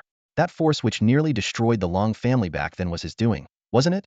Considering Long Yang's potential threat to the Western nations as he grows, the price I'm offering is already very fair. This condition is non-negotiable. Long Xian shook his head. We can give you a copy of an Emperor-level technique, but the Emperor weapon has already been taken by Wang Xiao. We can substitute it with 3 heaven-tier weapons. 5. The mysterious figure demanded, uncompromising. Impossible. Do you think heaven-tier soul weapons grow on trees? I'm not forcing you to assign this mission, the mysterious figure replied casually. In the territory of Xia, if you want to assassinate someone of Emperor Star level, death is your only option. No other organization would dare to take the job. Long Xian was struck by the undeniable truth of those words. After a moment of silence, he gritted his teeth and said, fine. 5 heaven-tier soul weapons up front, and the rest after the mission is completed. All of them, the mysterious figure said, holding out his hand. After hesitating briefly, Long Xian produced 7 heaven-tier soul weapons and a jade slip. These weapons were precious relics passed down from the Long family ancestors. To assassinate Long Yang, they were indeed going all in. Let's hope Death's reputation doesn't disappoint me. The mysterious figure collected the payment. Don't worry. Even if Qin Wudao himself were to protect him, he would still die. If we fail, you'll get a full refund. With that, he turned and vanished from the hall. Grandfather, can Death really kill Long Yang? Long Yuan asked. Instead of this, why don't we focus on nurturing my son, Long Han? His talent isn't weak. He could one day evolve the Frost Sword into the Heavenly Frost Sword. Long Xian cast a cold glance at Long Yuan. Your son may have talent, but even if we exhaust all the Long family's resources to nurture him, he'll only amount to a top scholar. How can he compare to Long Yang? He fixed his gaze on Long Yuan. The mess you created. You expect the family to clean up. Stay out of the clan leader's dispute. Recalling the events of the past, Long Xian's anger flared even more. Long Yuan had used every underhanded method to gain the Lin family's support, even causing the death of his own wife. That was bad enough, but he also left behind 2 disasters. Worse still, When Gu Yu came to take Long Xia away, Lung Yuan had spoken recklessly, saying, those two siblings should have died with their mother. While simple-minded Long Xia might not have understood the implication, the shrewd Long Yang had caught on. Subsequent probing confirmed his suspicions that Lung Yuan had a hand in his mother's death. I will destroy you all. Destroy you with my own hands. The memory of Long Yang's chillingly ruthless expression as he said those words still sent shivers down Long Xian's spine. To make matters worse, that day, Lung Yuan had even tried to kill Lung Yang himself, only to be stopped by Wang Xiao, who took the Heavenly Frost Emperor sword in the process. Wait, Long Xin murmured, gazing into the distance. The Death Organization has more than one Emperor-level assassin. As long as Lung Yang dies, the Lung family still has a chance to rise again. Ring, ring, ring. The phone rang, jolting Lung Yang awake. He glanced at the clock and instantly became alert. Is it time already? Hold on, I'll be there right away. After a quick wash and change, Lung Yang pushed open the villa door to find Jiang Qingqing already waiting outside. She was dressed in a long flowing dress, brimming with energy as she urged him. Come on, hurry up. It's starting in just a few minutes. Let's go. Emperor Armor. Unite. Watching her bounce around, Long Yang couldn't help but ask curiously, aren't you worried about your dress riding up? As he activated the Emperor Armor fusion. Hee, no way. Jiang Qingqing replied smugly. I sit sideways and this dress is specially designed. Lung Yang nodded, summoning the Emperor's steed. Hop on. Where are we headed? The central square of University City. That close? Yup. Are you planning to upgrade to the ultimate Emperor Armor? Jiang Qingqing asked, blinking playfully. Don't push your luck, Lung Yang replied just as Jiang Qingqing nimbly leapt onto the Emperor's steed. Sitting sideways behind him, her delicate arms naturally wrapping around his waist. It's so hard and uncomfortable, she complained. You're so picky. Seeing that she had a firm grip, Lung Yang set off immediately. As the wind howled around them, Jiang Qingqing shouted over it. Lung Yang, you've changed. You're not as gentle with me as you used to be. She could clearly sense the shift in him. If that misunderstanding hadn't been cleared up, he would have gently activated the ultimate Emperor Armor and thoughtfully turned on the windshield. Noticing her dissatisfaction, Lung Yang relented and activated the windshield. That's more like it. Jiang Qingqing huffed softly before exclaiming, wow, so fast. The Emperor's steed soared through the sky, reaching the University City Square in the blink of an eye. Despite the 70 to 80 mile distance, most of the time was spent accelerating and decelerating. The speed of the light shadow steed is light speed. If we were stronger, we could travel at light speed and leave Daxia in an instant, Lung Yang explained as the Emperor's steed descended to 30 meters above the ground before vanishing. As the armor disassembled, Jiang Qingqing withdrew her arms and used her soul power to land gracefully. Their dramatic arrival drew countless stares from the crowd in the square. Wow, I wish I could ride the Emperor Armor's motorcycle. Ha, first you'd need to befriend an Emperor Star-level genius, and then you'd need Jiang Qingqing's status, looks, and connections. Shut up, you loser. Hearing the chatter around them, Jiang Qingqing beamed with pride. Just then, Wang Jinbao and a few others approached. Well, Qingqing. So this is why you didn't come with us and said you'd already notified Brother Yang. Turns out you had other plans. What's the problem? Jiang Qingqing replied openly. I just got to ride a motorcycle you all can only dream of. That's the Emperor's steed. The light shadow steed, not a motorcycle. Lung Yang corrected with a helpless expression. What kind of motorcycle travels at light speed? All right. Brother Yang is just being considerate, taking Qingqing for a ride. If it were us, our arms would probably get ripped off. Wang Jinbao recalled the moment when Lung Yang rode the Emperor's steed to lead them away from the battlefield. The astonishing acceleration was almost unbearable for them. Jiang Qingqing, while tidying her perfectly arranged hair, complained, and he talks about being considerate to women? If I hadn't reminded him, he wouldn't have even thought to activate the windshield. Lung Yang remained silent, his gaze falling on a person walking toward him. This man bore a slight resemblance to Gu Yue, but his demeanor was far more composed compared to the roguish charm of Gu Yue. Lung Yang, the man greeted with a gentle smile. Greetings, Shibua, Lung Yang said with a slight bow. Gu Tianyi nodded lightly and took out a jade pendant from his sleeve. Take this as a meeting gift. It contains a refined frost dragon soul, capable of blocking a strike from an Emperor-level opponent in a critical moment. Lung Yang hesitated to accept it, mindful of the complex relationship between Gu Yue and this Shibua. Take it. The title of Shibua isn't for nothing. The grudges between me and your teacher have nothing to do with you juniors, Gu Tianyi said, placing the jade pendant in Lung Yang's hand. Thank you, Shibua, Lung Yang replied. Just don't hold a grudge against me later when I beat your teacher, Gu Tianyi said with a chuckle. My teacher's strength isn't lacking either, Lung Yang responded. Is that so? It seems his bragging skills haven't diminished, Gu Tianyi said, patting Lung Yang on the shoulder. Do you think your teacher stands a chance against me this time? At the very least, he won't lose, Lenyang replied, though his tone carried a hint of uncertainty. I don't want to discourage him, but Emperor Star cannot afford to lose, nor can it be reduced to a stepping stone for others, Gu Tianyi said, spreading his hands before turning and walking away from the crowd. At that moment, the clock struck 6. With such fanfare, if I hold back, where would that leave Emperor Star? This statement seemed to echo from the void. When Lenyang snapped back to reality, he noticed that no one around had paid attention to their conversation, and the only thing different was the jade pendant now in his hand. Brother! A clear voice interrupted his thoughts. Long Xia and others, including Mu Qingning, rushed over. Brother Lenyang, Wang Xiaoxiao called out, waving enthusiastically, only to be met with 2 warning coughs from Wang Jinbao. Hee brother. Wang Xiaoxiao quickly corrected herself, earning an approving nod from Wang Jinbao. Lenyang glanced at Long Xia, and then tied the jade pendant to her waist. Keep this with you at all times. Is it a protective charm? Long Xia asked, not fully understanding its value but obediently agreeing. Long Xia is so pretty, Jiang Qingqing said, somehow appearing nearby. Qingqingji is even prettier, Long Xia replied immediately. We're both equally pretty, Jiang Qingqing said with a laugh, glancing at the jade pendant on Long Xia's waist. You're really good to Long Xia. She's my only sister, and I don't need it, Lenyang said, ruffling Long Xia's hair. Jiang Qingqing blinked, recalling Lenyang's background, but chose not to press further. The battle's about to begin, Xining said, pulling Mu Qingxian along as they joined the group. I've been looking for you all for ages. Ah, my dear niece, you're here. Mu Qingning greeted warmly. Aunt, Mu Qingxian replied. Little aunt. Mu Qingning's tone carried an unmistakable hint of smugness, though her reluctance to use the title was equally evident. Mu Qingxian shifted her gaze expressionlessly toward Long Xia. The little girl was timidly observing her, only daring to wave her hand gently in greeting, too scared to utter a word. You frightened my sister, Lenyang said helplessly. Indeed, Mu Qingxuan's sharp and intimidating aura was enough to make anyone uneasy, even him. Mu Qingxian merely nodded slightly at Long Xia in acknowledgement before turning her attention to the center of the square.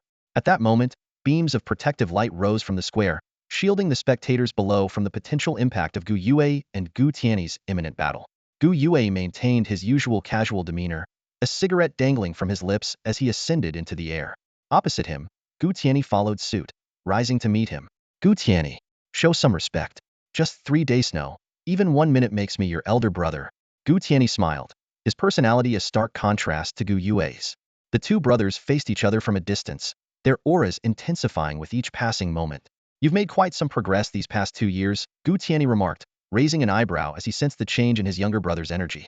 Of course. How else would I defeat you? And why would you want to defeat me? To prove to those old fools that I'm not inferior to anyone. Very well, let's begin. With Gu Tianyi's words, their auras erupted in full force, causing the skies to shift and winds to howl.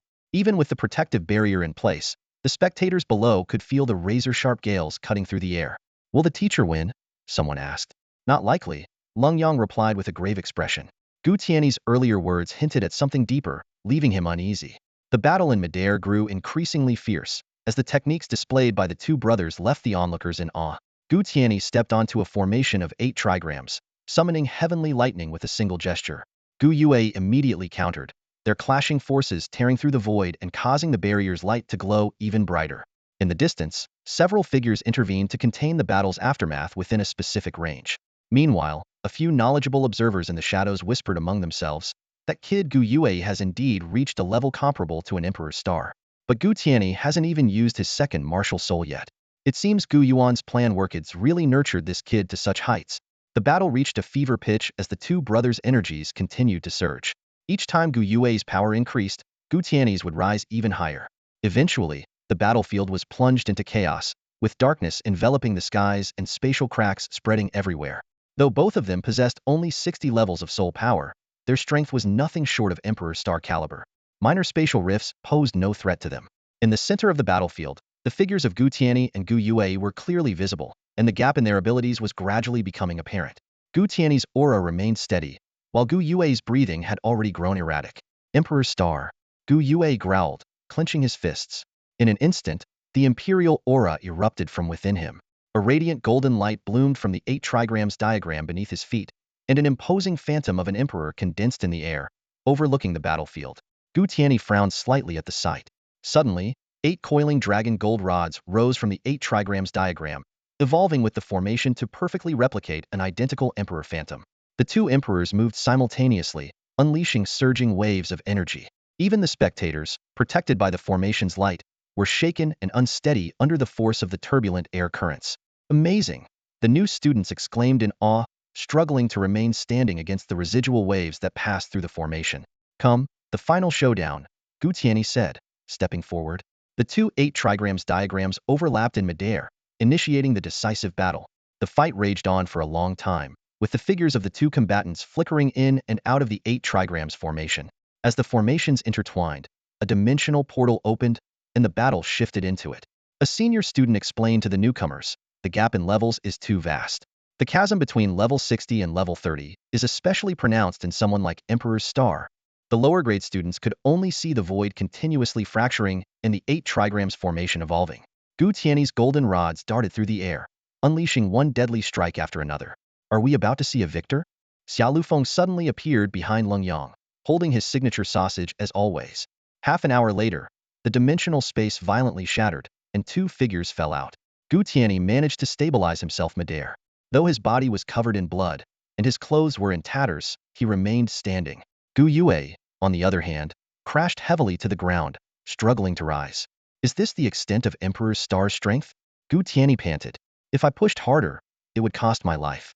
We're brothers, not there yet, are we? Gu Yue replied. Gu Tianyi coughed up blood. While he was in better shape than Gu Yue, it was clear he had also sustained serious injuries. With a wave of his sleeve, he cast a spell to restore his tattered clothing, but his pale complexion betrayed his condition. Without defeating you, how can I face the Mu clan?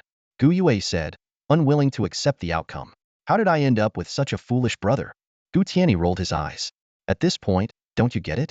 How will you know if you don't try? Even if you're thrown off the mountain, won't that give you more motivation? Maybe next time, you'll surpass me. TCH, forget it. If you surpass me, where's my pride? Maybe next time, we'll end in a draw. Ugh, being your brother is such a pain, Gu Yue muttered as he turned to leave. Gu Yue watched Gu Tianyi's departing figure and sighed softly.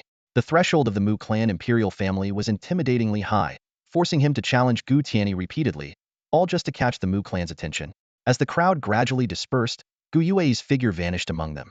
This battle quickly became a hot topic of conversation and exceptional talent, with a single martial soul once again challenged an imperial-level prodigy.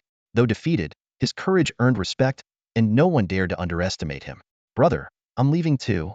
Leng Xiao waved goodbye to Lenyang. Lenyang nodded slightly. Call me if anything comes up. Got it. Leng Xiao nodded firmly and left with Zhang Rou and the others. As a student of the 9th high school, she had less than a year until the college entrance exams. Although her cultivation had improved, she was surrounded by imperial family geniuses, leaving no room for complacency. She silently vowed that, even if she couldn't become an imperial star, she would never be a burden to her brother. After making a phone call, Jiang Qingqing found Lenyang. Let's go to the Jiang clan. You never let me rest, Lenyang grumbled. But under Jiang Qingqing's mix of pleading and threatening looks, he summoned his flame dragon armor. Stingy, Jiang Qingqing muttered. The Jiang clan is far away. This armor uses less energy. It's not that far, less than 1,000 kilometers. Brother Yang, you should visit my family sometime when you're free. My father said he wants to meet you. All right, after I return from the Mu clan, Lenyang replied, thinking to himself that he was becoming quite popular. The flame dragon steed transformed into a streak of fire shooting into the sky, drawing countless envious gazes. After repeated requests from Jiang Qingqing, Lenyang let her experience the thrill of flying. 10 minutes later, the mountain range housing the Jiang clan came into view. You're so fast, and you're only at the Soul Master level, Jiang Qingqing whispered as she looked at the ground-blurring flame dragon steed. At this speed, you're practically unbeatable. Even a 60-level Soul King couldn't catch you, right? Not sure, never tried, Lenyang replied. While uncertain, he was confident that a 50-level Soul King would never catch him. His combat strength had already reached the Soul King level, and as his understanding of the armor deepened, his power would rapidly increase, potentially outpacing the growth of his soul power. Following Jiang Qingqing's directions, they arrived at the main peak of a verdant mountain range. The Jiang clan's mountains were covered in lush greenery, radiating vitality. The air was filled with the refreshing scent of medicinal herbs, invigorating the spirit. The wooden structures on the main peak were not overly luxurious, but exuded an understated grandeur. Our Jiang clan values harmony with nature, so our buildings are relatively simple, nothing like the Mu clan's opulence. This is the main peak. The other peaks are dotted with small wooden cabins, Jiang Qingqing explained. Jiang Qingqing began to introduce. This main peak represents the face of our Jiang clan. Even though we have always been modest and pursued simplicity, we still need to maintain a certain level of grandeur. Instead of heading to the grand hall, they followed Jiang Qingqing to the back, where a humble courtyard stood. It resembled an ancient rural farmhouse, with smoke curling from the chimney and the aroma of food wafting through the air. In the courtyard, a middle-aged man in a long robe and with a goatee was waiting. He appeared to be in his 30s and was none other than Jiang Yao. Junior Long Yang greets Senior Jiang. Long Yang greeted respectfully with a bow. Just call me uncle. No need to be so formal, Jiang Yao replied, then turned to his daughter. Qingqing, go help your mother with the cooking. Jiang Qingqing nodded and agreed. Before leaving, she playfully winked at Long Yang and then skipped toward the kitchen. Long Yang intended to follow and say hello, but Jiang Yao raised his hand to stop him. Follow me first. I didn't invite you here just for a meal, Jiang Yao said, waving his sleeve. In an instant, the two of them appeared inside a mountain cavern. I heard your armor can seal malevolent creatures? Jiang Yao inquired. Yes, uncle. As long as I can kill the creature, I can seal it. However, it must be the creature's true form, Long Yang replied. Jiang Yao led Long Yang through a tunnel within the mountain, eventually arriving at a sealed area. As the formation lines glowed, a monstrous creature resembling a lion-tiger hybrid with an enormous mouth appeared before them.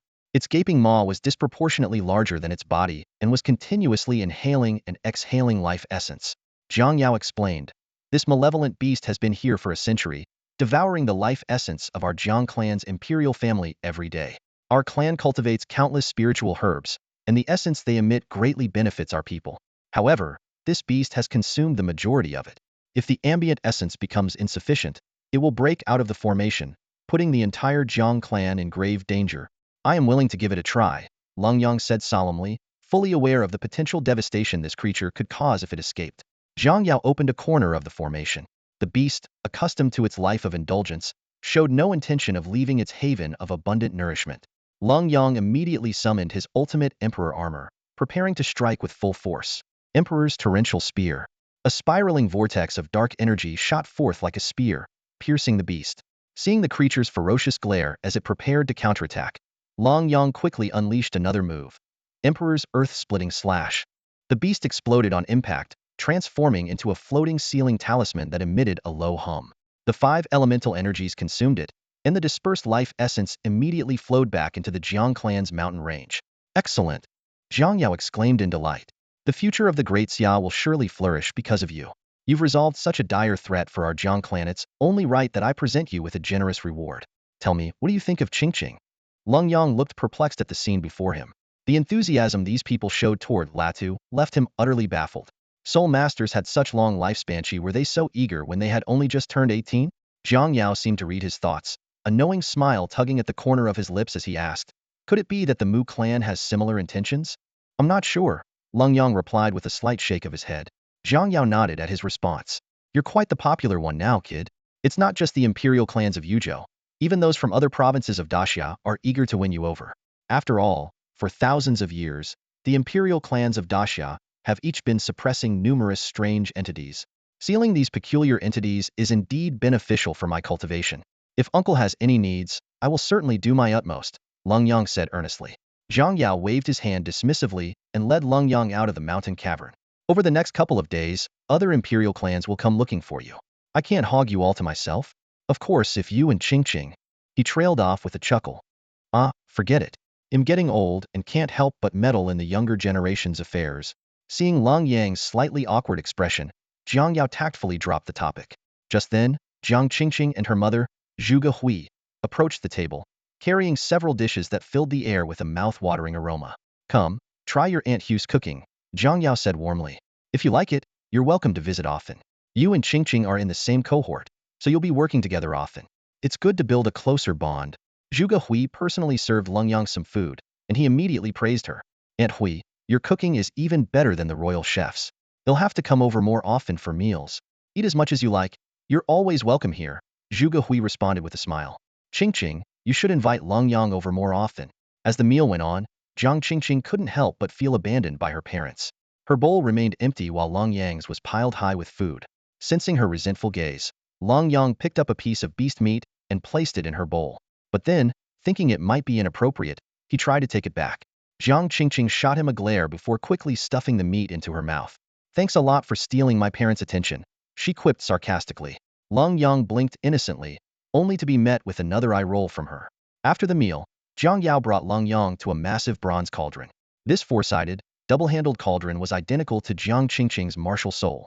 Its surface was adorned with lifelike carvings of flowers, birds, insects, fish, beasts, and treasures. However, the Taoist aura emanating from this physical cauldron was far more profound and mysterious.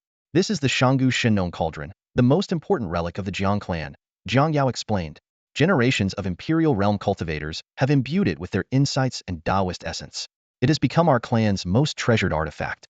Since you cultivate the power of the 5 elements, the Taoist aura here should greatly benefit you. Spend the night cultivating here, and tomorrow morning, return to the academy with Qingqing. Thank you, uncle, Lenyang said sincerely. Just standing near the Shinnon cauldron, he could already sense the extraordinary Taoist energy surrounding it. He knew this night would bring significant gains. Zhang Yao gestured for him to make himself comfortable before quietly leaving. Lenyang circled the cauldron once, then sat down nearby, closing his eyes to meditate. The profound mysteries within the Shinnon cauldron resonated deeply with the endless vitality of the wood element. The Shinnon cauldron emanated a profound sense of life comprehension as Lenyang sat in meditation, immersed in its essence. Even grasping only the surface of its mysteries, this opportunity was enough to benefit him for a lifetime. As the night passed, Lenyang remained deeply engrossed in his contemplation. Jiang Qingqing came by to check on him and, seeing his focused state, quietly stayed by his side to guard him. Suddenly, a phenomenon occurred. Wood elemental energy surged around Lenyang, and the wind eagle armor merged with him of its own accord, without being summoned. Simultaneously, the Shinnon cauldron emitted a dazzling brilliance, and the birds, flowers, insects, and fish engraved on its surface seemed to come alive, starting to move. The intense life force intertwined with the wind eagle armor, eventually condensing into a small wooden crystal, about an inch in size, floating in midair. The scene resembled a transaction between the Shinnon cauldron and the wind eagle armor. Lenyang received an infusion of the cauldron's rich life energy, elevating the concentration of his inner strength to an unprecedented level, with every inch of his being brimming with vitality. In exchange, the Shinnon cauldron drew a strand of Lenyang's mental power and refined it into the wooden crystal. Holding the crystal in his palm, Lenyang's expression grew complex. This development was neither his doing nor the cauldron's deliberate action. Rather, it was a mutual understanding spontaneously formed between the wind eagle armor and the Shinnon cauldron. Closing his eyes, Lenyang entered his spiritual world, intending to consult the elder of the divine mountain. To his surprise, an identical replica of the Shinnon cauldron materialized before him. Though its life essence was not as intense as the Jiang clan's Shinnon cauldron, the profound Tao principles within it were identical. The elder of the divine mountain explained that this cauldron, now imbued with a divine presence, could aid Lenyang in comprehending its mysteries within his spiritual world, facilitating the upgrade of the wooden wind eagle armor. The Imperial will had orchestrated this exchange, using the wooden crystal as a medium. Even more astonishing was the revelation that, through this wooden crystal, other individuals possessing Shinnon cauldron martial souls could connect with Lenyang's will and summon the wind eagle armor to fight on their behalf. However, this required the user's strength to be not significantly greater than Lenyang's, as exceeding this threshold would render the armor uncontrollable. When Lenyang inquired whether he could gift the 5-element crystals to others in the future, the elder of the divine mountain shook his head. He explained that this exchange was dictated by the Imperial will, and until Lenyang fully mastered the Imperial armor, he would not have the authority to bestow such power to others. After exiting his spiritual world, the wooden crystal floated into Jiang Qingqing's hand. Nearby, Zhang Yao sensed the awakening of the Shinnon cauldron's divine presence and immediately communicated with it. Upon learning the details, he was overjoyed and solemnly left a mark of intent within Lenyang's body, pledging that the Jiang clan would fully support Lenyang from then on and respond to his summons at any time. This mark, similar to those left by Mu Yunj and Wang Xiao, would allow Zhang Yao to sense if Lenyang was in danger or respond to his active call for assistance. Uncle, there's no need to be so polite. I've benefited greatly myself. No, this is an investment from the Zhang family, Zhang Yao said firmly, his gaze locked onto Lenyang, making it impossible for the latter to refuse. He explained that after communicating with the deity of the Shinnon cauldron, he had confirmed that Lenyang possessed the potential to break through his limits. This straightforward statement earned the straightforward Lenyang's admiration. Zhang Yao's eyes shifted to Jiang Qingqing, a hint of deeper meaning flashing within them. Then, he turned his attention to the armor on Lenyang. What's the name of the armor you're wearing? Wooden wind hawk armor, Lenyang replied. Zhang Yao nodded and turned to Jiang Qingqing. Try communicating with the wood crystal and summon the wind hawk armor. Huh, me? Jiang Qingqing's eyes widened in surprise. Can I even summon the Windhawk armor? Give it a try. With a look of reluctance, Jiang Qingqing shouted directly, Windhawk armor, combine, only to realize awkwardly that nothing had changed on her. Summoning armor isn't as simple as just shouting for it. You need to communicate with the wood crystal, Longyang said helplessly, pointing to the crystal in her hand. Blushing, Jiang Qingqing quieted down and focused on communicating with the crystal. Suddenly, a powerful will took over her body. At the same time, the armor on Longyang disappeared as he stood still with his eyes closed, his will descending into Jiang Qingqing. Armor, combine. In an instant, the Windhawk armor attached itself to Jiang Qingqing, and the Windhawk sword appeared in her grasp. She unleashed the Windhawk strike finishing move with fluid precision. However, the armor quickly disassembled, and Long Yang's will returned to his own body. How could this happen? Jiang Qingqing crouched on the ground, nearly in tears, her cheeks flushed red. This kind of soul-level contact made her feel as if all her secrets had been laid bare. Jiang Yao appeared unsurprised by the scene, as if he had anticipated it. This was precisely what he had learned from communicating with the deity of the Shin cauldron. What seemed like a drawback actually aligned with his expectations. All right, we're people of the martial world, don't sweat the small stuff, Jiang Yao said. At critical moments, this Windhawk armor could save your life. Although the wood crystal's current utility was limited, as Long Yang's strength increased, its value would grow exponentially. Right now, his will descending could grant Jiang Qingqing power close to that of a soul king. If he were to become a great sage, even when facing an Imperial realm powerhouse, Jiang Qingqing would remain unshakable. This was preparation for the future. Prodigies of the Emperor star level typically had protectors before achieving sainthood, but after entering the saint realm, they had to face challenges alone. The probability of an Emperor star falling in the early stages of sainthood was significant, yet this phase had to be faced independently. Flowers grown in a greenhouse could never truly thrive. With the wood crystal, Jiang Qingqing's future became far more secure. Jiang Qingqing, a gifted cultivator, knew that even with the protective mark of an Emperor realm expert, entering a special secret realm could suppress this layer of protection. Thus, the wood crystal shard, which allowed Longyang to step in for her, became an additional safeguard. More importantly, the shard seemed to form a bond between them. Through repeated soul-level communication, it was inevitable that a unique connection would develop between the two. This is such a huge loss for me, Jiang Qingqing complained, pouting. Summoning armor is already Longyang's ability. Being able to borrow it is good enough, Jiang Yao explained. As it stands, it gives you a significant advantage, and the future effects might exceed expectations. Of course, whether to summon it or not is up to you. If you don't want to, you can seal it away. Jiang Qingqing's expression grew more conflicted. In that brief moment of summoning, she had clearly felt the immense power brought by the Windhawk armor.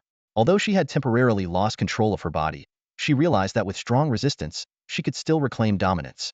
If you just grant me a sliver of your will as authorization, you might be able to summon the Windhawk armor yourself, Longyang suggested. Stop talking. Jiang Qingqing glared at him. You're so annoying. She raised her hand, about to toss the wood crystal shard away, but hesitated and lowered her arm. All right, Jiang Yao comforted her. Keep the shard safe. This was acquired at a great cost by the divine spirit of the Shin cauldron, and its future benefits are unimaginable. Jiang Qingqing saw through her father's schemes and shot him a glare before storming off. She only reappeared in the afternoon, still fuming. Upon seeing Longyang, she gave him a sharp glare. Let's go, back to the academy. Before they left, Jiang Yao handed Longyang a large box filled with precious pills. These will be useful for you. If you're unsure how to use them, let Qingqing teach you. If you have extras, feel free to give them away, but don't refuse them. Thank you, uncle. Longyang expressed his gratitude before summoning the imperial steed. Jiang Qingqing's expression softened into a smile at the sight. That's more like it, she said, waving her small fist in mock threat. Don't you dare tell anyone about what happened today, or I'll beat you up. She then happily climbed onto the imperial steed. After a moment's hesitation, she wrapped her arms around Longyang's waist. Ride slower and land somewhere crowded. I want everyone in the 4 great academies to envy me, she said, patting the sturdy imperial armor. Ignoring her vanity, Longyang landed directly on Emperor Star Mountain. Nevertheless, their ride on the imperial steed was still witnessed by others, sparking a quiet wave of discussion. The next day, news spread throughout Yuzhou that Gu Yue was heading to the Mu family to propose marriage. Zhang Qingxian, the guardian of the demon abyss, and Gu Yuan, the patriarch of the Gu clan, personally attended the event. The ceremonial procession stretched for hundreds of meters, consisting of members of the Gu clan, senior students from the 4 great academies, and onlookers. As Gu Yue's disciples, Leng Yang and Long Xiao were positioned at the front of the procession, right behind their master. Gu Yue draped an arm over Long Yang's shoulder and half-jokingly said, Can I borrow your imperial steed for 2 days? I promise to return it after that. Lenyang was rendered speechless, his gaze flickering, clearly at a loss over Gu Yue's request to borrow the emperor's steed. Gu Yue noticed Lenyang's hesitation immediately, feeling a pang of disappointment, though it came as no surprise. Ever since the betrothal entourage embarked, Lenyang had sensed something unusual about Gu Yue. Teacher, don't worry. The Mu family will definitely agree to this marriage. Lenyang tried to reassure him, only to be met with a dismissive eye roll from Gu Yue. If they were going to agree, why would I push myself so hard to cultivate the emperor technique? Why would I repeatedly challenge the emperor's star? Gu Yue shook his head. Kid, marriages like this are all about being a good match. Your teacher's wife is an emperor star prodigy. His voice trailed off, but was still audible to the two emperor-level experts walking ahead. The two experts maintained stern expressions, but couldn't help the corners of their mouths twitching as they walked on. Your son's a little foolish. Your disciple doesn't seem particularly bright either. The two exchanged thoughts telepathically, secretly amused. Today is destined to be humiliating, Gu Yue sighed. It's all your grandmaster's fault. If he had given me another martial soul back then, I might have become an emperor's star too. Upon hearing this, Gu Yuan's face turned as dark as ink. This brat dares to blame me? Even if I gave you 8 martial souls, what difference would it make? Do you think such things are within human control? Though displeased, Gu Yuan suppressed his urge to reprimand Gu Yue, knowing they were nearing the Mu family's territory. He decided to hold back, saving his scolding for later when there would be more to witness. The bridal entourage finally arrived at the foot of the Mu clan's sacred mountain. Gu Yuan announced loudly, Gu Yuan of the Gu clan, here to propose marriage on behalf of my son. Please come in. Mu Yunji's voice resonated from the heavens. A glowing gateway appeared in the sky, and an ice phoenix soared majestically. Long Xia clung tightly to Lenyang's arm. Her face flushed as she took in the grandeur of the Emperor clan's display. The ice phoenix danced through the air, surrounded by celestial birds, while spiritual energy condensed into mist to form an ethereal pathway. Mu Yunj, alongside several powerful figures of the Mu clan, stood at the celestial gate to greet them. The entourage was led to the main peak, where both sides took their respective seats. Gu Yuan cleared his throat, casting a dissatisfied glance at Gu Yue, who was shrinking into himself. Taking a deep breath, Gu Yue straightened his elegant robe, tied back his usually disheveled hair, and stepped forward with his head held high. Junior Gu Yue humbly greets the esteemed Mu clan, he began, reciting the speech he had carefully prepared. I have heard of your noble daughter, Mu Huqing, renowned for her grace, wisdom, and beauty akin to that of a celestial being. I was smitten at first sight. Though my talent pales in comparison to the Emperor's stars, I vow to treat her with utmost sincerity, to cherish her for a lifetime, and to never part from her. I humbly ask for your blessing. With that, he exhaled deeply, his expression solemn as if walking to his doom. Mu Yunj sat in the main seat, his piercing gaze fixed on Gu Yue. Under such scrutiny, Gu Yue felt his confidence waver, but stubbornly held his composure, meeting the elder's eyes. Lenyang and Long Xia watched anxiously, awaiting Mu Yunj's response. After a long silence, Mu Yunj finally spoke, her tone carrying a hint of consideration. Mediocre aptitude, far from the level of an emperor's star. As soon as the words left her mouth, Gu Yue's expression fell instantly. He was about to explain, but Mu Yunj cut him off coldly. You keep emphasizing your mediocre aptitude. Do you think the Mu family would reject this marriage simply because you're not an emperor star? If you hold such a low opinion of the Mu family, then perhaps this engagement should be called off. Gu Yue was instantly flustered upon hearing this.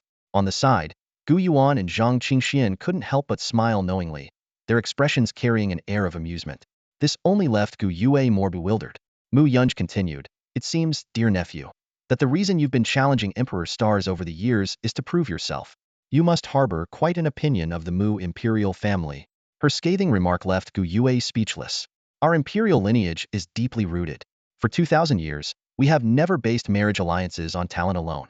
This is the pride of our imperial family would never allow our children's marriages to become sacrifices. Gu Yue, do you truly not understand this? Sensing the tension, Gu Yuan stepped in at the right moment to ease the situation. Perhaps it's because, years ago, Brother Yuntian and I made a drunken agreement that led my son to misunderstand.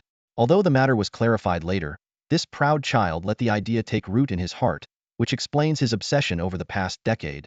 Hearing this, Mu Yuntian descended the steps slowly, and even the usually stoic Mu Yunj showed a flicker of surprise. In that case, this marriage, Mu Yunj began, but Mu Yuntian interjected. Our imperial family's marriages have always prioritized the will of our children. However, over the past 10 years, Huqing and Gu Yue haven't met, nor has Gu Yue sought her out. I wonder if Huching still wishes for this union. These words sent a chill through Gu Yuyi's heart. The hope that had just begun to rise suddenly plunged into despair. 10 years, 10 whole years without seeking out Mu Huching. This undeniable truth filled him with deep regret.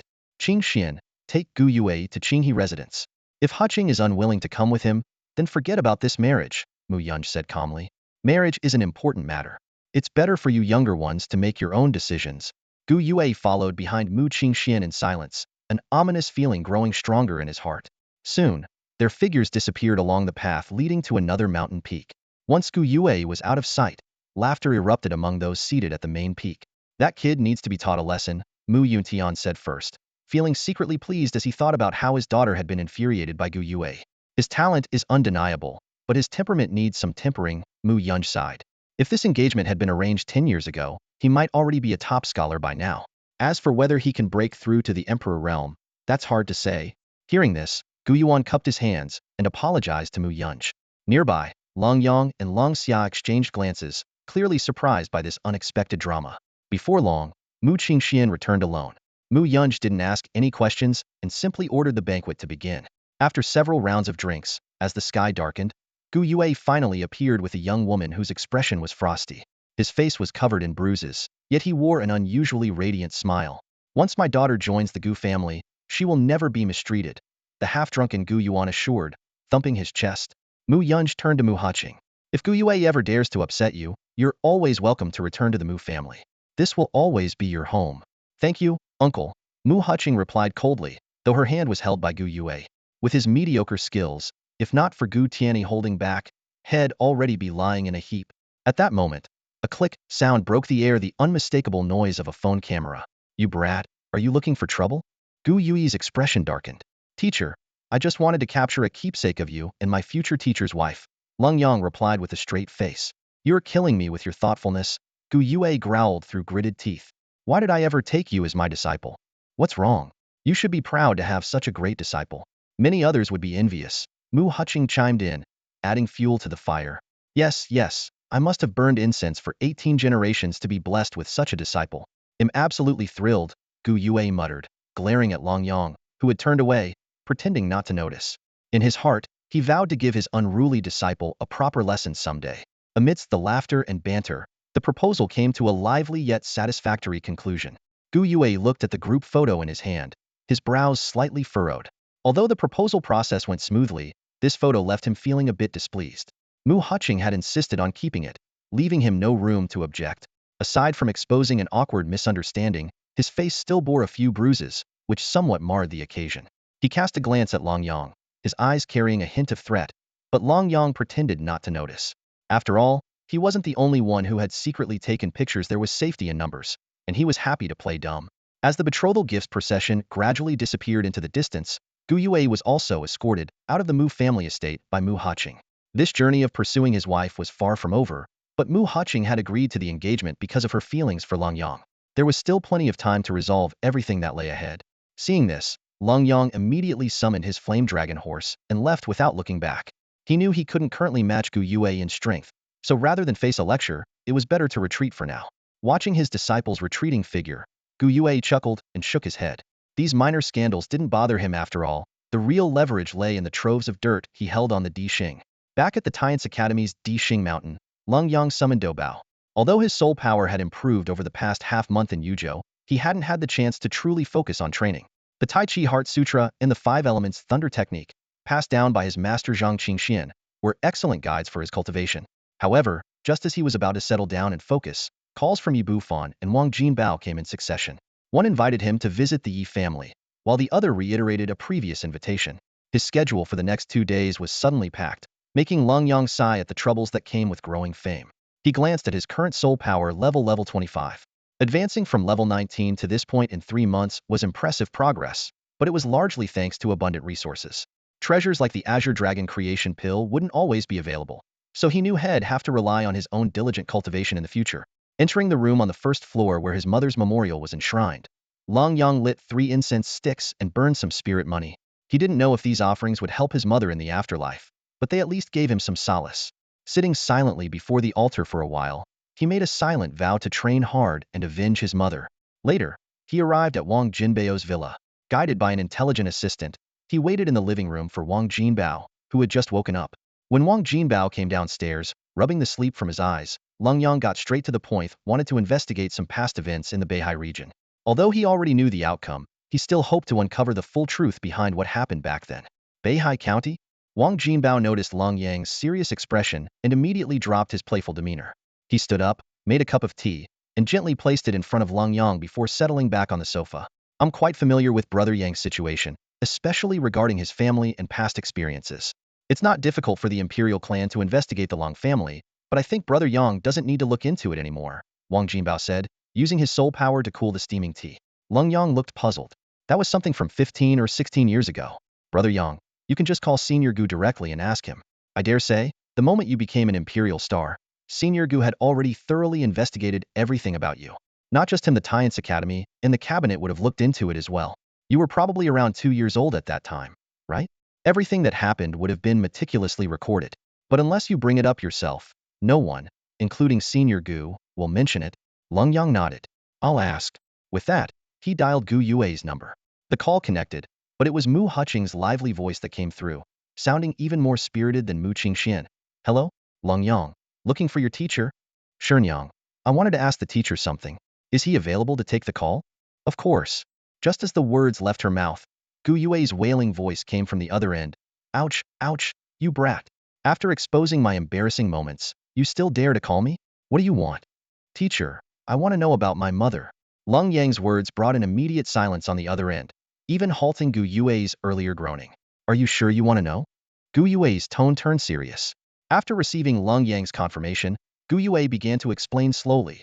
Your mother was a highly talented rogue cultivator, pursued by your father. But because she had no family background, it wasn't advantageous for your father in his fight for the clan leader position. Later, your father got to know your current stepmother, a direct descendant of the Lin family, who also developed feelings for him.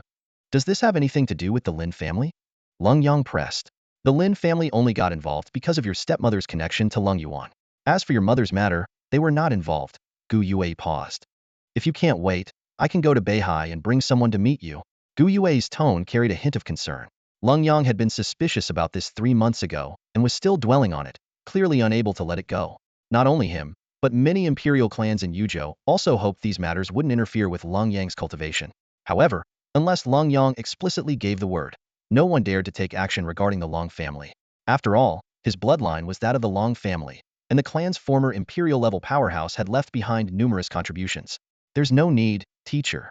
I'll handle it myself. Thank you, you brat. Hey, why are you being so polite with me? If you're really grateful, how about giving me a kowtow? As if you dare accept one, Lenyang chuckled, while Gu Yue fell into silence. Focus on your cultivation. No matter what you do, they'll support you. Remember, behind you stands the entire Xia. The teacher's steady voice came through the phone. I'm fine, teacher. I already guessed most of this. I just wanted to confirm today. Suddenly, Gu Yu's voice interrupted. No way. I have to come and keep an eye on you. Don't do anything stupid. Mu Hiking's cold voice followed immediately. If you dare run off, don't bother coming to me again. My disciple isn't as important as you. I'm hanging up now. The call ended abruptly. Lenyang's mouth twitched slightly, thinking, what a peculiar teacher, but not a bad one. Wang Jinbao, who had been quietly listening nearby, walked over to the liquor cabinet in the living room.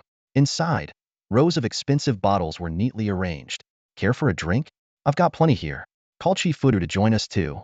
The three of them drank the night away, nearly emptying half of Wang Jinbao's collection. Even with their soul master physiques, it was a bit much to handle. Fortunately, these were all premium liquors, leaving them not drunk but instead enhancing their soul power. The next morning, Lenyang woke up on the sofa, feeling much lighter. He'll head back to change first and then come to your place. If there's time, he'll stop by the Yi family too. Wang Jinbao, still sprawled under the table, groggily waved his hand. No rush, no rush. Let me sleep a little longer. Seeing this, Lenyang directly called Yi Bufan. On the other end, Yi Bufan answered decisively, I'll be there shortly. Oh? How do you know I'm going to the Yi family? The Yi family? You're not going there. Didn't your guardian inform you? There's a mission today. A mission? What mission? My guardian is in seclusion. Just as Lenyang was puzzled, a figure suddenly appeared in the villa. An ancient secret realm has emerged in the Liaodong Sea. You've been assigned to explore it. Head to the central square of University Town now. An Emperor-level expert will lead the team. At that moment, Jiang Qingqing walked in from outside. Seeing the scattered bottles everywhere, she was stunned. What happened last night? Drinking again? Wasn't the last time enough? A few minutes later, everyone was ready. Wang Jinbeo's guardian opened a spatial rift and transported them to the central square of University Town. Nearly 100 people had already gathered there. This mission is quite significant, Wang Jinbao analyzed. It must have been coordinated with neighboring nations. Including the 10 Emperor stars, there are exactly 100 of us. Xia is only sending 100 people? In the past, when overseas secret realms opened, we'd send at least several hundred. This time, all 10 of you are going, and more slots were allocated to other regions. In total, Xia is sending 1,000 people. Along with the Northern Bear, Ancient Mongol, Xianbei, Silla, Joseon, and Hua nations, the total entering the secret realm will be 5,000. The danger level of this realm isn't high, so it's been agreed among the nations that your cohort will take charge of the exploration. I have only one request. Don't disgrace Xia's honor. The voice rang out, not loud but resonating across the square for a long time.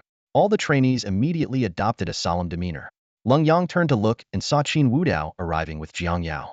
Following closely behind, Mu Yunj entered the square with Mu Qingxian and Xi Ning. Shortly after, Yi Bufan and Feng Qiu arrived, and finally, the inseparable couple, Du Guzhantian and his partner. Over 30 top-tier prodigies had gathered in the square, including some familiar faces to Lenyang, such as Gu Xingchen, Xiao Huahua, and Feng Wuji. With a wave of his hand, Qin Wudao sent 100 sets of documents, each containing detailed information about the prodigies from both imperial and top-tier nations, accurately into everyone's hands. It's time to set out, Qin Wudao said meaningfully, glancing at Mu Yunj. The latter gave a slight nod and, with a sweeping motion of his hand, instantly transported the group of 100 into a spatial passageway. For many, this was their first experience of spatial travel, guided by an imperial-level expert. Within the dark, tunnel-like passage, everyone looked around in shock and awe. Moments later, light returned, and they found themselves standing above a vast expanse of ocean. Thousands of people had already gathered there, divided into different factions. The teams from Bangzi Nation and Wanu Nation stood side by side. Though their strength was relatively weak, they had sent a considerable number of participants.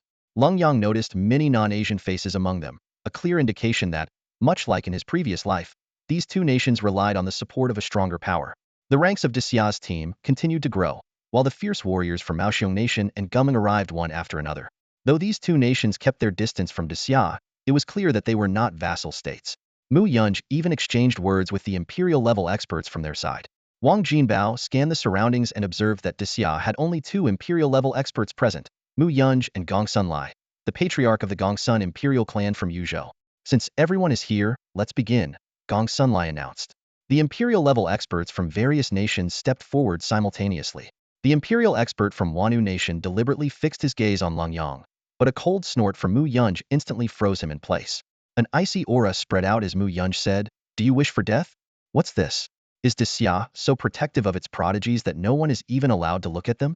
Do you dare to fight?" The Wanu Nation expert taunted. As tensions escalated, the imperial expert from Bangzi Nation stepped in to mediate. The secret realm is already open. Let's not create unnecessary trouble. His clearly biased attempt at de-escalation allowed the Wanu expert to save some face. Don't give me a reason to deal with you, Mu Yunj warned coldly. Gong Sunlai, seemingly accustomed to such situations, paid no attention and focused on collaborating with the imperial experts from the other nations to open the secret realm's entrance. Beneath the ocean, a massive outline began to emerge. It was the faintly visible entrance to the secret realm, appearing as though it didn't fully belong to this world. I don't need to explain what to do once inside, do I? Gong Sunlai asked. I understand, Elder, Lenyang replied with a nod, his gaze drifting toward the Wanu Nation's group of trainees. Lenyang faced the slaughter with no psychological burden. As the students from various nations approached the edge of the secret realm, a sudden, overwhelming intent to kill surged directly toward Lenyang, accompanied by the terrifying force of destructive black light erupting from the otherworldly space. Gong Sunlai seemed prepared, striking out with his palm, only to be intercepted by an imperial-level figure from the Hua Island Empire. Lord Gongsun, are you trying to make a move against our students from Yamato? In that split second, Lenyang was already shrouded in the deadly light. However, several seals hidden within his body instantly awakened, and at the same time, the imperial-level seals within figures like Du Guzhantian also erupted with immense power. An icy phoenix's shadow materialized in the air, forming a protective barrier around Lenyang and the nearby students. The Taiji diagram began to rotate, instantly dispelling the killing intent and the deadly light enveloping Lenyang. Zhang Qingxian stepped out from behind Lenyang. Kill the imperial star of Xia? How many lives do you have to spare? With a single finger pointed toward the sky, thunder gathered instantly in the clear heavens. The Death God organization is becoming increasingly audacious, remarked an Imperial-level expert clad in a black robe, emerging from the depths of the ocean. With a mere gesture, he shattered a section of space, forcing an assassin hidden within to reveal themselves. Mu Yunj turned toward the Yamato Kingdom's direction, her gaze sharp. Make a single move, and none of you will leave here alive. And yes, I'm talking about the one hiding in the shadows. Before her words had fully landed, the surging sea had already transformed into a frozen plain. Mu Kanglin appeared, cold light flashing in his eyes. It's been a while since this old man stretched his muscles. Killing an Imperial-level opponent today sounds like a good warm-up. When the representative of Korea attempted to mediate, saying, "Senior, our ancestors of Korea have always said that harmony is the most precious virtue," Mu Kanglin responded with a cold laugh. "Our ancestors of Desya have also said, rest in peace. I think you're a bit restless."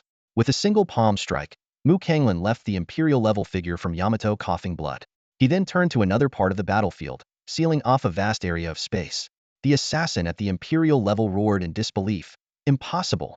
How did you know?" In mere moments, 3 Imperial-level experts from Desya had appeared.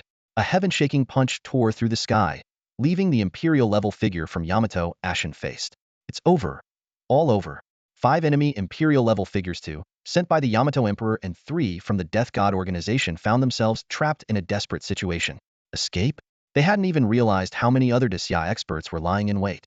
The appearances of seasoned Imperial-level figures like Zhang Qingxian and Mu Kanglin were no coincidence. They had clearly been prepared for this. The Bagua formation of Gu Yuan sealed the void, while a golden-eyed black dragon spiraled above, its claws pinning down one of the Imperial-level opponents. The devastating punch from the Qingzhou Wu clan's Imperial lineage instantly claimed a head. Even the Imperial-level experts from the Bear Nation couldn't help but feel a chill of fear. Desya had concealed so many powerful figures here, all of whom were seasoned Imperial-level experts like Mu Kanglin, who had advanced far in their realm, rather than newcomers like Mu Yunj. If Desya had any intention, it wouldn't just be the Koreans or Yamato who would face annihilation. Even the Bear Nation wouldn't escape unscathed. The Reaper organization had indeed miscalculated this time.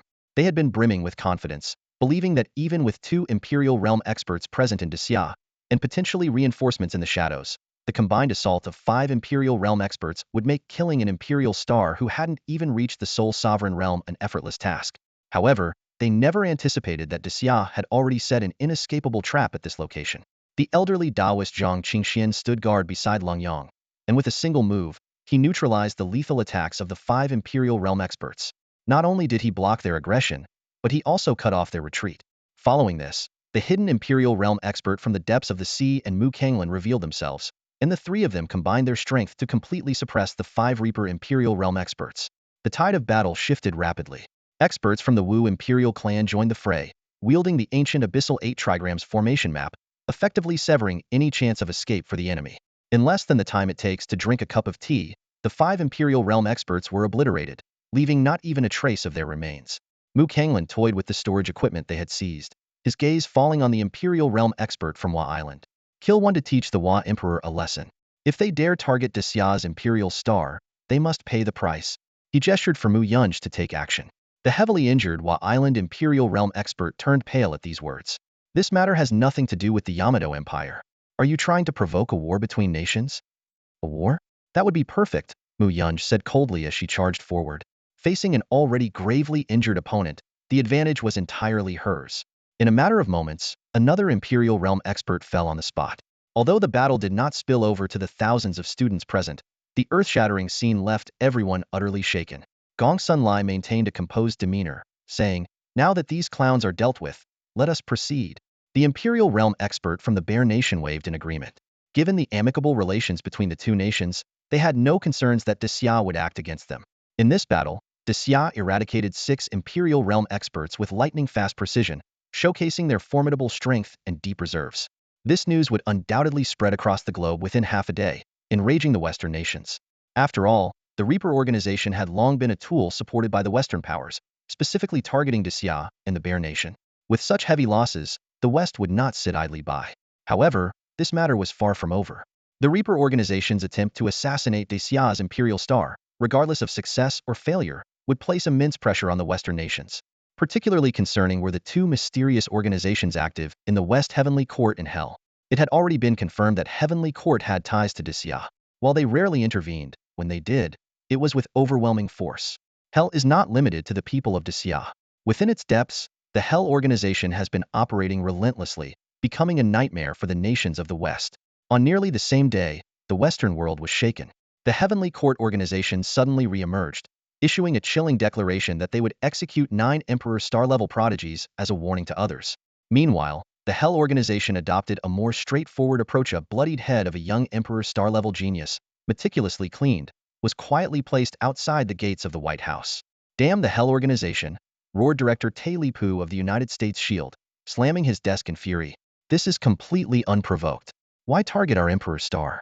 His anger surged. Contact the Reaper organization immediately. We must retaliate in kind. Before his voice had fully faded, a lithe woman dressed in a sleek black outfit entered the office gracefully. Director, she said softly, your son is missing. What? Tai Li-pu's aura flared with an intimidating intensity. Who did this? It was me, said Ai Bolisi, gently stroking her cascading waves of hair. Her delicate hand casually brushed against Tai Li-pu's chest. Director, you wouldn't want anything to happen to your wife, would you? Tai Li-pu stared in disbelief at his most trusted subordinate. Ai Bolisi looked remorseful. Rest assured, your son will be sent to Disya under the guise of a foreign student. He will be safe there. I did this to prevent your family from becoming entangled in endless assassination plots. Trust me, this is the best option. No, Ai Bolisi. If my son goes to Disya, I won't be able to continue as director. That depends on your performance, director. Before her words could fully sink in, Ai Bolisi's figure had already vanished. Tai Li-pu was jolted awake. Something was off. His family was under tight security. How could they have been so easily compromised? After quickly confirming his son's safety, he gritted his teeth. Disya. Hell. Meanwhile, in Yu Province, Qin Wudao received the overseas reports and allowed a faint smile to play on his lips. The Disya of today was no longer the slumbering giant of the past. Once the divine dragon opened its eyes, the world would pale in comparison. Without hesitation, he issued an order. Destroy all known bases of the Reaper organization. Let them understand that some forces are not to be provoked. Soon, the Reaper organization's strongholds were eradicated one after another, with even assassins of the Grand Saint level unable to escape their demise. In Beihai, at the Long family estate, Qin Wudao personally arrived. He first gazed at the heavens before bowing his head to deliver his judgment. The Frost Sword Emperor's merits have blessed his descendants for over 1,000 years, but that grace is now exhausted. The Long family has colluded with the Reaper organization to assassinate Disya's Emperor Star prodigies, an unforgivable crime. Those who knew of this shall be executed, and their kin shall be cast out. Within Disya, no one is to marry into the Long family, leaving them to their ruin.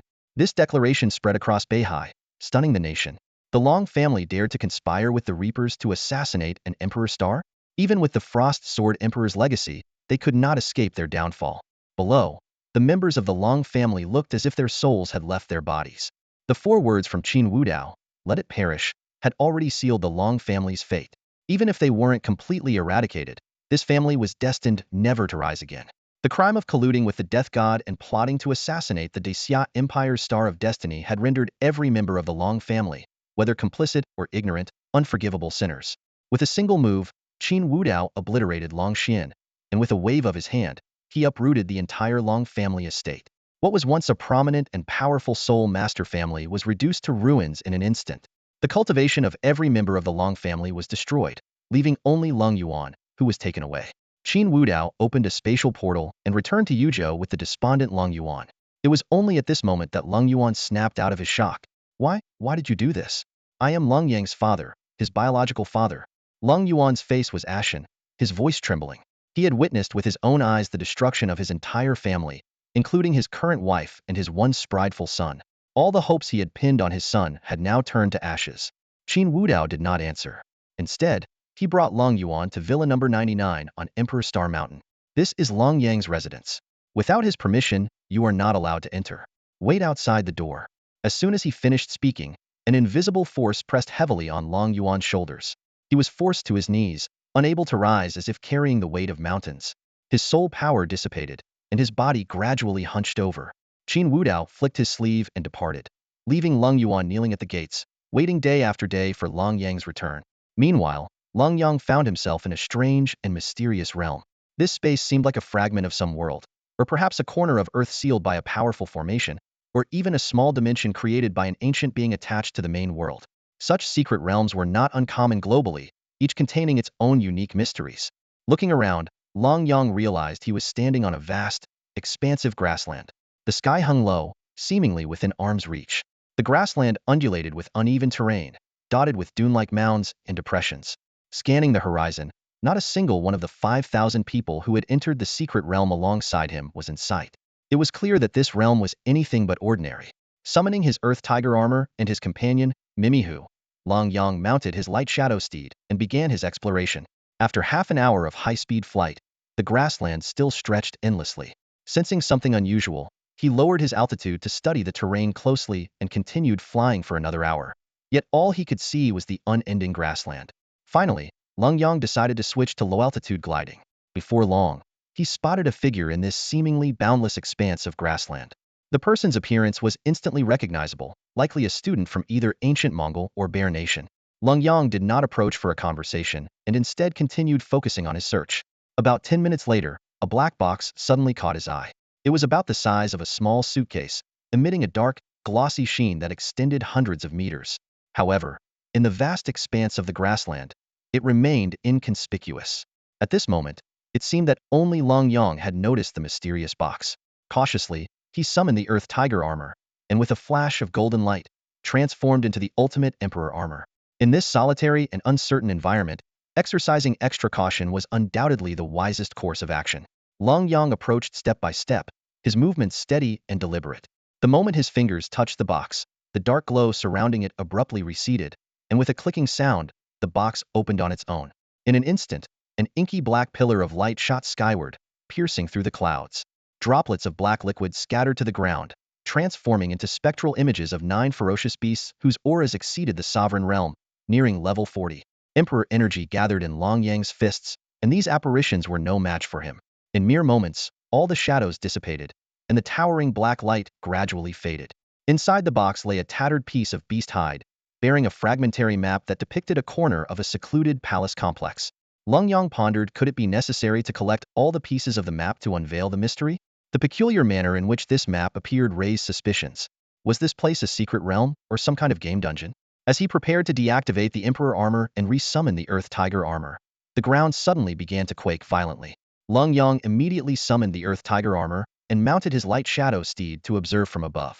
The grassland was rapidly shrinking, and previously tranquil areas now teemed with wolves, transformed into monstrous beasts, charging across the ground. Overhead, giant eagles circled menacingly, their eyes scanning for prey. In the distance, a beam of black light surged skyward, and without hesitation, Lenyang spurred his light shadow steed toward it. Moments later, he discovered the corpse of an East Asian individual surrounded by spectral beasts even stronger than the previous ones. Judging by the deceased's attire, they were not from the Daxia kingdom. Lenyang unleashed his earth-splitting claw, swiftly annihilating all the apparitions. It was clear that those who lacked sufficient strength would only invite disaster by recklessly opening the black box. The corpse before him was undeniable proof of this. Inside the box was another map fragment, which fit perfectly with the previous piece of beast hide. As the second black box vanished, the grassland trembled once more, this time with even greater intensity. Lenyang stood firm, unfazed by the howling winds, as he sensed the shifting ground beneath his feet. The tremors this time lasted unusually long. When everything finally settled, the once flat grassland had transformed into a landscape of rolling hills, littered with fractured earth and uneven terrain. The fresh scent of soil filled the air. Lenyang rose into the sky, holding a damaged map, and scanned the surroundings. The transformation of the landscape was astonishing. What had once been an endless plain was now dotted with cliffs and deep valleys, some towering hundreds of meters high, surrounded by slopes formed by landslides. The drastic changes in terrain seemed to have further shrunk the boundaries of this secret realm. Lenyang noticed that encounters with other individuals had become more frequent, yet he paid no mind to the scattered figures on the ground, remaining focused on his search for the black boxes containing maps. The massive shifts in the landscape posed significant challenges to his search. Even though the wooden boxes emitted a black glow, those buried deep in ravines were difficult to locate. Small groups of people began to gather here and there, but Lenyang remained indifferent to their presence. After some searching, he finally discovered the third black box in a small valley. Most of the box was buried in the soil, and it would have been nearly impossible to find if not for the faint black glow emanating from its exposed portion. Lenyang realized that if the terrain shifted again, the box might become completely buried. Upon opening the box, 9 shadowy figures of nearly level 40 beasts emerged, but they posed no threat to Lenyang. After obtaining the third map, he immediately ascended into the air as the ground began to quake once more. Amid the violent tremors, powerful beasts emerged from the cracks in the earth, but Lenyang avoided engaging with them. Examining the 3 maps, Lenyang noticed that the first 2 had overlapping sections that could be pieced together, but the third map did not align with the others. For now, it was clear that the maps depicted a grand palace complex, but its full layout remained incomplete. Relying on the extraordinary speed of his light shadow steed, Lenyang continued his search from above. As the Secret Realms area further contracted, teams of 5 or 6 people began to appear more frequently, occasionally launching signals into the sky. These signals not only attracted allied forces, but also drew individuals from other nations. When a squad from Bear Nation spotted Lenyang speeding through the air, they immediately recognized him as the top-ranked figure of Daxia Empire's Imperial Star. Realizing that he possessed a formidable martial soul armor, the squad members exchanged uneasy glances, aware that they might be at a disadvantage in this secret realm. I wouldn't be so sure about that. The strength of the Empire Star from our Bear Nation is not to be underestimated. The leading Empire Star had already broken through to the Soul Sovereign level before entering the secret realm. That Lenyang, on the other hand, hasn't reached Soul Sovereign yet, has he? A Soul Sovereign battling a Soul Master gives us a clear advantage. At this moment, Lenyang wasn't deliberately searching for the Xia Kingdom students. His primary goal was to quickly gather all the maps. His intuition told him that these maps held the key to unlocking the opportunities within the secret realm. Half an hour passed, and Lenyang still hadn't found anything. The rugged terrain made the search increasingly difficult. Although there wasn't dense vegetation obstructing his view, the crisscrossing valleys presented their own challenges. Just then, a pillar of black light shot up from the distant horizon. Sensing the anomaly, Lenyang immediately changed direction toward it. However, in the next instant, he swiftly descended to the ground, removed his armor, and began shifting his consciousness. Meanwhile, Jiang Qingqing was covered head to toe in dirt. Earlier, when the terrain had shifted, she had been in the middle of a valley. Loose soil had cascaded down, burying her. Fortunately, no large rocks struck her, allowing her to claw her way out with great effort. To her surprise, just as she freed herself, a black chest appeared before her. She noticed that the chest emitted a black glow identical to the pillar of light that had just dissipated in the sky. After hesitating briefly, Jiang Qingqing cautiously approached and opened the chest. The moment it was unlatched, 9 shadowy figures of ferocious beasts leapt out. Each one possessed the strength of a level 40 beast. If an Empire Star encountered such a situation, they might have been able to escape. But for someone like her, who wasn't adept at combat, facing 9 beasts at once left her with no chance of fleeing. The wood crystal shard in her possession began to shimmer. Without hesitation, Jiang Qingqing called for Lenyang's assistance. At this point, she couldn't afford to feel embarrassed. After all, it wasn't the first time she had called for his help, so doing it again didn't seem like a big deal. She comforted herself with this thought as she felt Lenyang's consciousness enter her body, taking control. Windhawk armor. Fusion. Just as the 9 beasts were about to pounce, Jiang Qingqing's figure was enveloped in armor, vanishing from her original spot in an instant. Qingqing, you're really lucky to have stumbled upon a black chest. I've been searching for ages and only found 3 so far. Stop talking and get to work. Finish them off quickly so we can leave. This is a great opportunity for practice. It'll lower my consciousness intensity soon, and let you take control of the Windhawk armor. That way, next time you summon it, it'll only need to assist you briefly. Lenyang summoned the Windhawk sword and swiftly dispatched the shadow beasts. Gradually, he weakened his control, allowing Jiang Qingqing to take over the armor. Haha, I can fight with the armor too. Jiang Qingqing exclaimed excitedly as she clenched her fists and charged at the last beast. However, it swatted her away with a single blow. This Windhawk armor isn't so impressive after all, she grumbled, mimicking Lenyang's movements as she summoned the Windhawk sword. Lenyang's faint consciousness offered a reminder. The Windhawk armor excels in speed, not strength or defense. These shadow beasts are equivalent to level 40 strength. Use the ultimate move. Got it. Despite not being an Empire Star, Jiang Qingqing's natural talent was undeniable. Under Lenyang's guidance, she successfully unleashed the Windhawk strike though it missed its mark. Maybe try some regular attacks first? Shut up. Jiang Qingqing snapped, her face burning with embarrassment. She darted behind the beast, slashing at it repeatedly with her sword, and ended with a final powerful strike to finish it off. Is there any more danger? No, it's all clear. If there's no danger, why are you still in my body? Are you waiting for me to invite you to dinner, or something? Jiang Qingqing retorted irritably. Hearing this, Lenyang immediately withdrew his consciousness. The Windhawk armor disassembled, leaving Jiang Qingqing standing there, her face flushed red. cheeks so warm they seemed ready to drip with heat. Once certain that Long Yang's presence had departed, Jiang Qingqing immediately crouched down, covering her flushed face with both hands. I'll never get married now, she thought in frustration. That jerk Long Yang saw everything again. This encounter went far beyond the surface, both their souls and consciousnesses intertwined, exposing even their deepest thoughts to one another. The sheer intimacy of it left her overwhelmed with shame. After taking a moment to regain her composure, Jiang Qingqing waved her delicate hand to cool down her burning cheeks. She then approached the mysterious black box. Inside, only a fragment of a beast-hide map remained. Has that guy already found 3 pieces? Impressive, she muttered, puffing her cheeks in slight annoyance. She quickly stashed the map and turned to leave the valley. The area had been compromised and would undoubtedly attract others. Besides, the unstable terrain was a risk she wasn't willing to take again. Being buried alive once was more than enough. As soon as the map was removed, the ground trembled violently once more. Meanwhile, in another location, Long Yang was slowly awakening. This recent attempt had given him some valuable insights. Perhaps next time, he could send just a sliver of his consciousness. That way, he could maintain his combat readiness while still summoning the armor. Though it meant he wouldn't be able to assist Jiang Qingqing in battle, he was confident that with her talent, she'd soon master the Wind Eagle armor, and her strength would soar to new heights. Hovering high above, Long Yang observed the dramatic shifts in the terrain. The sight of the earth splitting open was terrifying. One wrong step, and a soul master could plummet into the chasms below, with little hope of survival.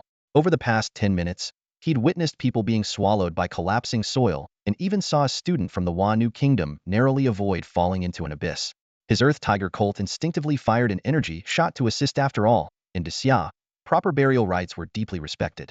Slowing his flight speed, Long Yang meticulously scanned each area twice, first with an aerial view, then by delving into the valleys and crevices. Half an hour later, another pillar of black light shot into the sky. Without hesitation, Long Yang flew toward it. If he couldn't find anything himself, he had no qualms about taking advantage of others' discoveries. On the ground, groups of more than 10 people were becoming increasingly common, though there were still some lone wanderers. Whenever Long Yang encountered students from the Wanu Kingdom, he would offer helpful assistance, ensuring they retired early from the competition. However, direct confrontations between participants were still relatively rare for now. At least, he hadn't encountered any. Elsewhere, Mu Qingxian, clad in elegant white robes, stood her ground against a towering black pillar of light. 9 spectral beasts, each exuding an aura surpassing 40 levels, launched ferocious attacks at her. She fought while retreating, fully aware of her disadvantage, but refusing to give up. Previous encounters with similar black light had shown that they dissipated quickly. Perhaps she only needed to hold out for a little longer. As she retreated to a distance of 100 meters, the spectral beasts abruptly lost interest in her. So, it's a 100-meter range, she murmured softly. With her ice god bow in hand, she channeled the power of the lunar deity, forming it into a majestic lunar phoenix. The phoenix screeched as it soared, instantly freezing one of the spectral beasts in its tracks. The frozen beast shattered with a deafening crash, scattering countless diamond-shaped ice shards in all directions. The flying ice shards caused no harm to the remaining beastly shadows, but Mu Qingxian had successfully taken down one. Standing 100 meters away, she firmly gripped the ice god bow in both hands, focusing her energy in preparation for a second strike.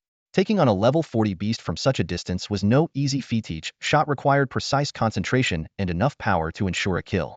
Mu Qingxian was in no rush. As long as she had enough time, these beasts would eventually fall one by one. Yet one thing lingered on her mind: the speed at which the black box had been taken earlier was astounding. Even the second fastest person had managed it in just 20 minutes. She doubted even she could have dealt with all 9 beasts in such a short span of time.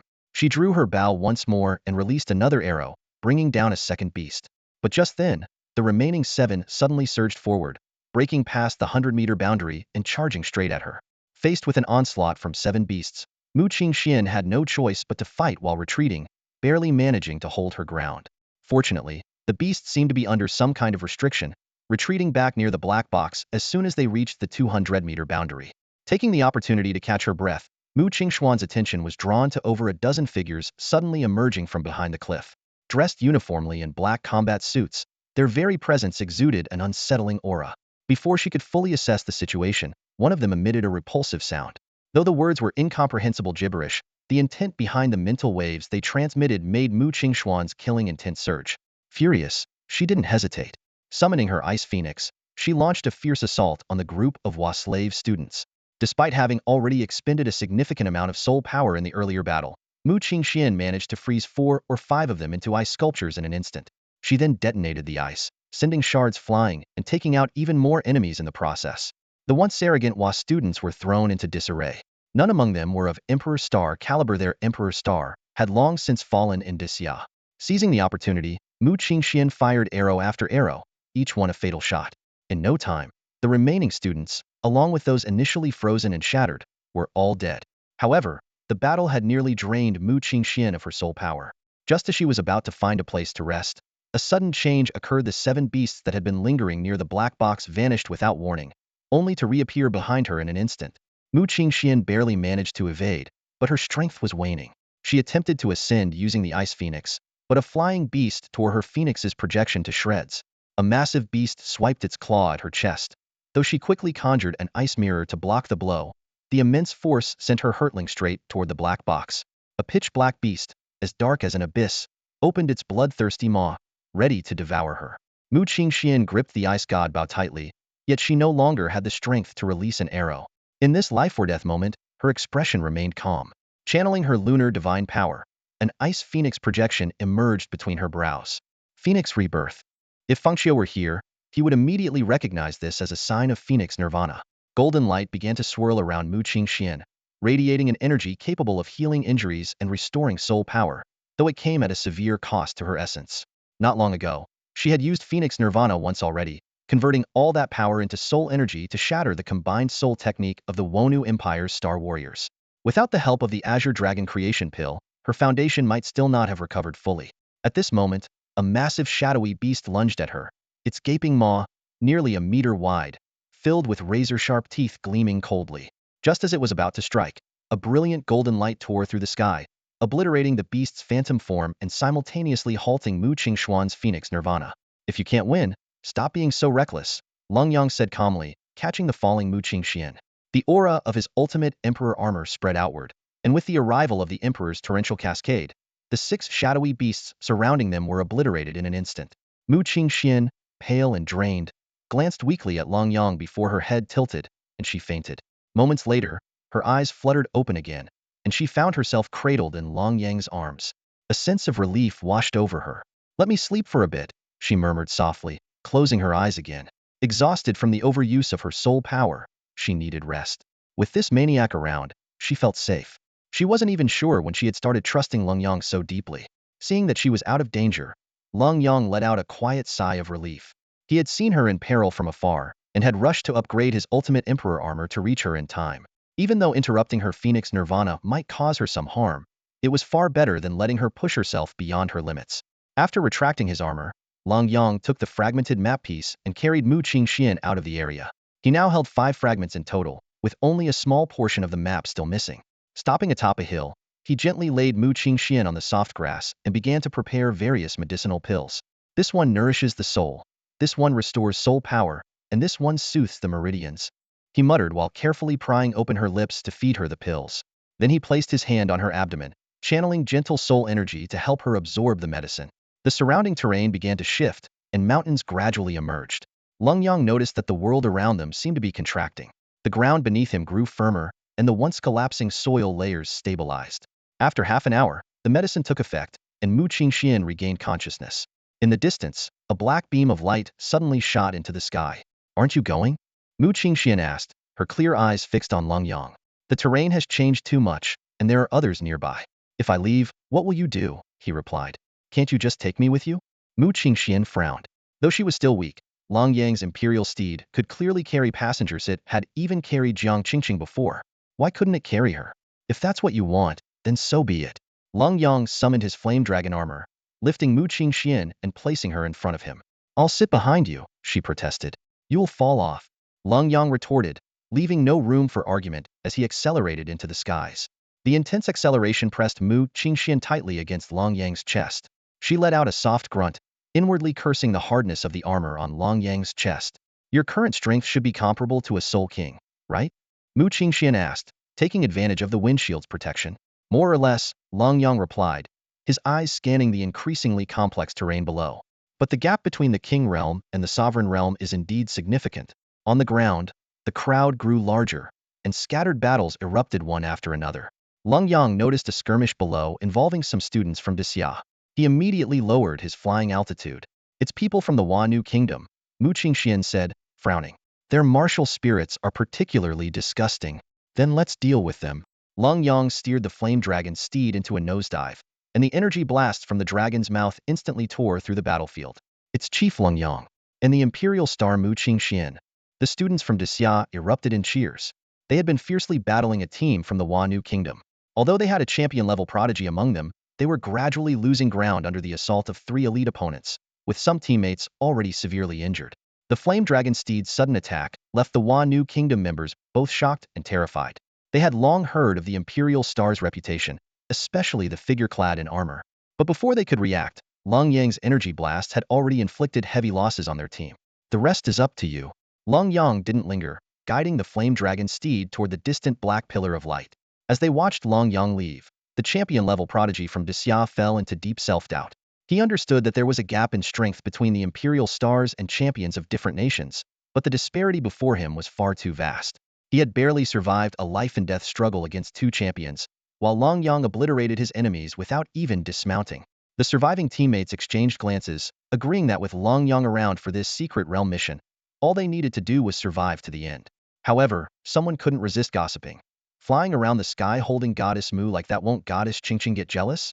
Watch your words, someone quickly warned. We saw nothing. Otherwise, if Chief Lenyang holds us accountable, our fate might be worse than those Wanu Kingdom members. They glanced at the remains of the Wanu team, shuddering at the sight of their utterly destroyed bodies. Before long, the Flame Dragon Steed reached the vicinity of the Black Pillar of Light. Here, too, the shadows of 9 monstrous beasts were present, already trapping 3 to 4 dozen people. These individuals were divided into 2 factions, one being the team from the Maoxiong Kingdom, led by their Imperial Star prodigy, and the other being the group from the Bangzi Kingdom, commanded by the Imperial Star of Demali Kingdom. Lenyang maneuvered the Flame Dragon Steed higher into the sky, overlooking the confrontation below. The main force of the Death God organization is from Demali Kingdom, with the Bangzi Kingdom as their lackeys, he said coldly. Since the Death God organization dared to target me for assassination, let's start settling the score with this pitiful Imperial Star. Mu Qingxian turned her head to look at the armored mask covering Lenyang's face, silently pondering the meaning behind the word pitiful. Mu Qingxian listened to Lenyang's words and couldn't help but feel speechless. In Lenyang's depiction, the so-called Emperor Star seemed like a pitiful creature in need of sympathy. However, it was indeed true among their peers. Lenyang's strength was unmatched. Even her own proud 3-life martial spirit was no match for Lenyang's Imperial Armor and could only take a beating. Thinking of this, Mu Qingxian felt even more frustrated. In this world, geniuses with twin martial spirits were not uncommon, but having a 3-life martial spirit was a rarity seen once in decades. Before encountering Lenyang, this innate advantage had inevitably made her proud. That was why she had tested Lenyang's strength at the foot of the Mu clan mountain only to end up being taught a harsh lesson. Below, the teams from Maoxiong country and Bangzi country were at each other's throats, showing no signs of cooperation. The situation quickly shifted when a team from Wonu country joined in, tilting the balance against Maoxiong country. The Wonu team immediately responded to the orders of Bangzi country's Great Beauty Emperor Star. The contents of the treasure chest are ours.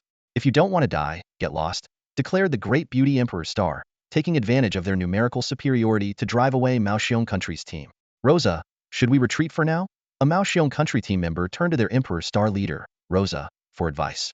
Although Maoxiong country only had 3 Emperor Stars this time, and their overall strength was not as formidable as Disya's, they had great confidence in Rosa, believing he wouldn't be weaker than the opposing Bao Meiji. However, they were clearly at a disadvantage in terms of overall power. Maoxiong's team is going to suffer, Lenyang observed from above. Let them take the heat first. Once they're done, we'll make our move. You should continue recovering your soul power. Mu Qingxian nodded silently, her soul power having recovered by about 20%. However, the standoff below did not escalate into a full-blown battle. Faced with overwhelming numbers, the 9-headed demonic beast guarding the chest suddenly went berserk, attacking the teams from Bangzi country and Wonu country just as it had previously attacked Mu Qingxian. Surprisingly, Bao Meiji didn't choose to eliminate the beast but maintained a defensive retreat instead. He was wary of Rosa, fearing that losing combat strength while fighting the beast would create an opportunity for the opponent to strike. Even though Rosa's team had already distanced themselves from the black chest, Bao Meiji remained cautious, continuing to observe. Why don't you just go down there and take it? Mu Qingxian couldn't hold back her impatience. If Lenyang had the strength, wouldn't it be more straightforward to act directly? Lenyang had originally planned to let the two teams weaken each other and then do Rosa a favor by intervening. However, seeing his plan fail, he immediately dove toward the ground. Flame Bow. Energy upgrade. A burst of energy shot down from the sky, catching Bao Meiji off guard. Desia's Emperor Star. Bao Meiji barely dodged with a clumsy roll and immediately released his mysterious Superman martial spirit, complete with underpants worn on the outside. Lenyang, however, couldn't be bothered to engage, instead commanding his flame dragon steed to begin a relentless bombardment. Lenyang descended slowly to the ground, his arm wrapped around Mu Qingxuan's waist, his gaze sweeping over the battlefield littered with corpses. The two squads from Bangziguo and Wanyuguo had been nearly annihilated by his thunderous strike moments earlier, their broken bodies strewn across the scene. Bao Maqi stared grimly at the man before him, the chief of the Dexia Empire Star.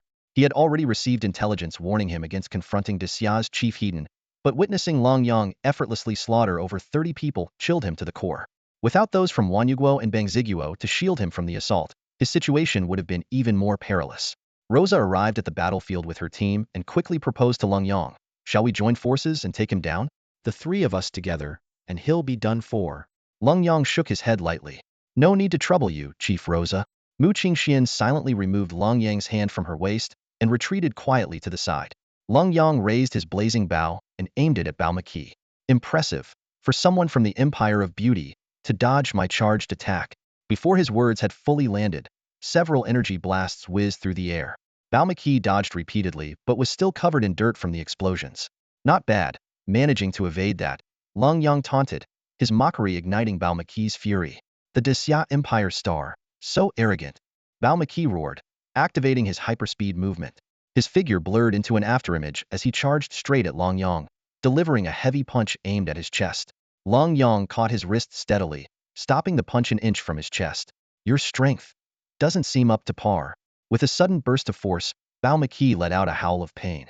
Then, to everyone's shock, Lenyang used Bao Maqi's body as a weapon, swinging him fiercely at a 9-headed shadow beast. With a thunderous crash, the level 40+ sovereign realm beast staggered backward from the impact. The nearly shattered Bao Maqi was flung toward the shadowy beast. In a desperate moment, an S symbol appeared on his chest, radiating red light. Super Energy Ray. A crimson beam pierced through the beast's gaping maw, allowing him to escape. "Lenyang of Dexia, I'll remember you. Next time we meet, I'll make sure to kill you." Bao Maqi snarled, activating his hyperspeed movement to flee. But a red figure suddenly blocked his path, delivering a flaming heavy punch squarely to his face. "I'm impossible." Bao Maqi's head exploded, and he collapsed lifelessly to the ground. Rosa, who had been about to intervene, froze in place, stunned by Lenyang's terrifying, almost teleport-like speed. In the next instant, Lenyang charged into the beast horde, his blazing blade flashing. Witnessing this, Rosa instinctively stepped back, her face filled with disbelief. How is this possible? The dozen or so people from the Bear Kingdom stood dumbfounded, their eyes wide as they watched the scene before them. Lenyang, gripping the blazing blade, slashed with precision, each swing accompanied by a flash of light. With every strike, a shadowy beast fell lifeless to the ground. These beasts, which they had previously tested, each possessed strength exceeding level 40.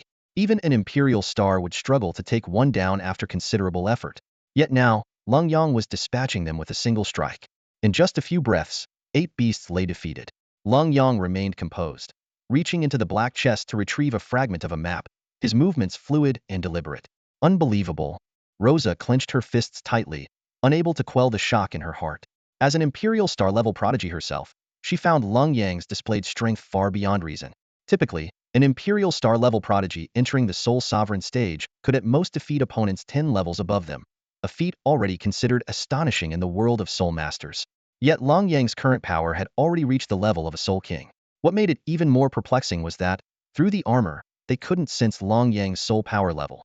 Reliable sources indicated that his soul power was not only inferior to that of his peers at the top of their class, but also significantly weaker than other Imperial Stars. This only made his overwhelming combat ability all the more incomprehensible. Lenyang glanced briefly at the map fragment before summoning his light shadow steed to leave. He showed no intention of interacting with Rosa.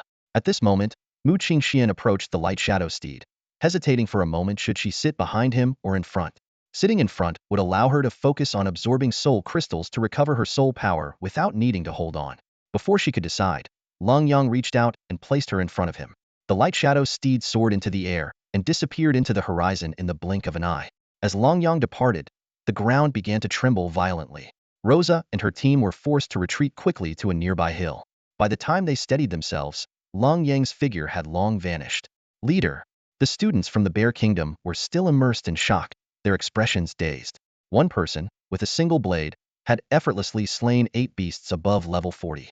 Such strength was likely unmatched in this secret realm. Not to mention that terrifying speed, they couldn't help but wonder if that was truly just a martial soul. They took the map from the black chest. Someone grumbled in dissatisfaction. That chest was something they had discovered first. Smack. Rosa delivered a swift slap to the back of the complainer's head. Do you want to get us killed? Are you really a top student with that kind of thinking? Lenyang alone could wipe us all out. Rosa understood all too well that if they had tried to stop Lenyang, they would have been slaughtered on the spot. Even though the Bear Kingdom and Xia maintained friendly relations, in this secluded and uncharted secret realm, Lenyang, combined with an Imperial Star wielding a triple soul martial spirit, could easily bury them all. An Imperial Star? That guy is a total monster, Rosa thought bitterly. As an Imperial Star-level prodigy, she had always been the center of attention, nearly invincible among her peers. But Lenyang's appearance had completely shattered her confidence. What kind of nation is Xia? Rosa stared at the scene before him, his mind filled with questions. This land seemed to possess an inherent, mysterious force, always capable of producing extraordinary individuals who dominated their eras. He thought of the renowned Zulong Emperor from 2,000 years ago, not only the first Emperor realm powerhouse in Xia's history, but also a pioneer on a global scale. The Zulong Emperor had once traveled across many nations, leaving behind legendary tales wherever he went. In a distant land known as the Bear Kingdom, there still exists a secluded family silently carrying on the bloodline he unintentionally left behind. Though the bloodline has long since diluted, every century, this family produces a prodigious talent of remarkable strength, as if continuing the legacy of the legendary figure. High above, Lenyang looked down at the secret realm beneath his feet. The terrain had undergone a drastic transformation compared to when he first arrived. Though forests were still nowhere to be seen, exposed rocks were now a common sight, and 1,000-meter-high cliffs were no longer rare. Since entering the secret realm, 6 chests have been opened, right? All of them by you? Mu Qingxian asked. Lenyang took out 6 fragmented maps. By now, most of the map's outline had been revealed. Although the core section was still missing, the information on the map was becoming increasingly clear. He could already confirm that the maps pointed to a cluster of palaces, with the missing core section likely being the layout of the palace interiors. The most valuable part of this secret realm should be this central palace cluster, Lenyang concluded. Mu Qingxian nodded in agreement and then fell silent, focusing on absorbing the pure soul energy from the 2 high-grade soul crystals in her hands. Although she had recovered some of her combat strength, with Lenyang present, it was clear she wouldn't need to take action. Have you seen Qingqing? Mu Qingxian suddenly asked, not even sure herself why she brought it up. I suppose I have. Lenyang nodded, then explained. I didn't see her in person. Due to certain circumstances, Qingqing can borrow the power of my Windhawk armor through a special medium. That black light you saw before we met was triggered by her.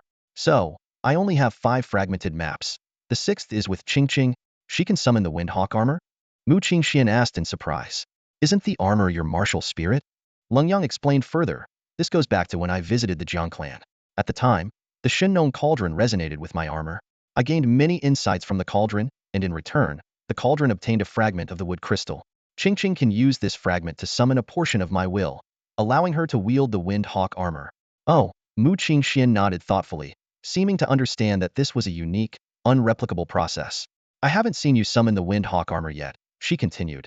If there's an armor for each of the 5 elements, what are the names of your water and metal armors? Lenyang elaborated. The water element corresponds to the Black Rhino armor, which has the strongest defense. The metal element corresponds to the Snow Mastiff armor, which has the greatest strength. The Wind Hawk armor is the fastest. The Earth Tiger armor excels in endurance, and the Flame Dragon armor is the most balanced. He didn't hide anything, knowing these armors would eventually be revealed to the world. Can I see the Black Rhino armor? Mu Qingxian asked, looking up and meeting Lenyang's gaze through his visor. Lenyang felt that something was off. He glanced sideways to observe Mu Qingxian's reaction. Although her expression remained calm, the cold aura around her seemed to intensify silently as she fell into a quiet stillness. It's fine if you don't want to look, Lenyang said cautiously, testing the waters. Hey, look at you. I didn't say you couldn't look, Mu Qingxian replied. Her reaction left Lenyang feeling somewhat helpless. This woman was indeed hard to figure out. The flame dragon steed slowly descended onto a mountaintop. Mu Qingxian stood off to the side, her cool, clear eyes fixed on Lenyang.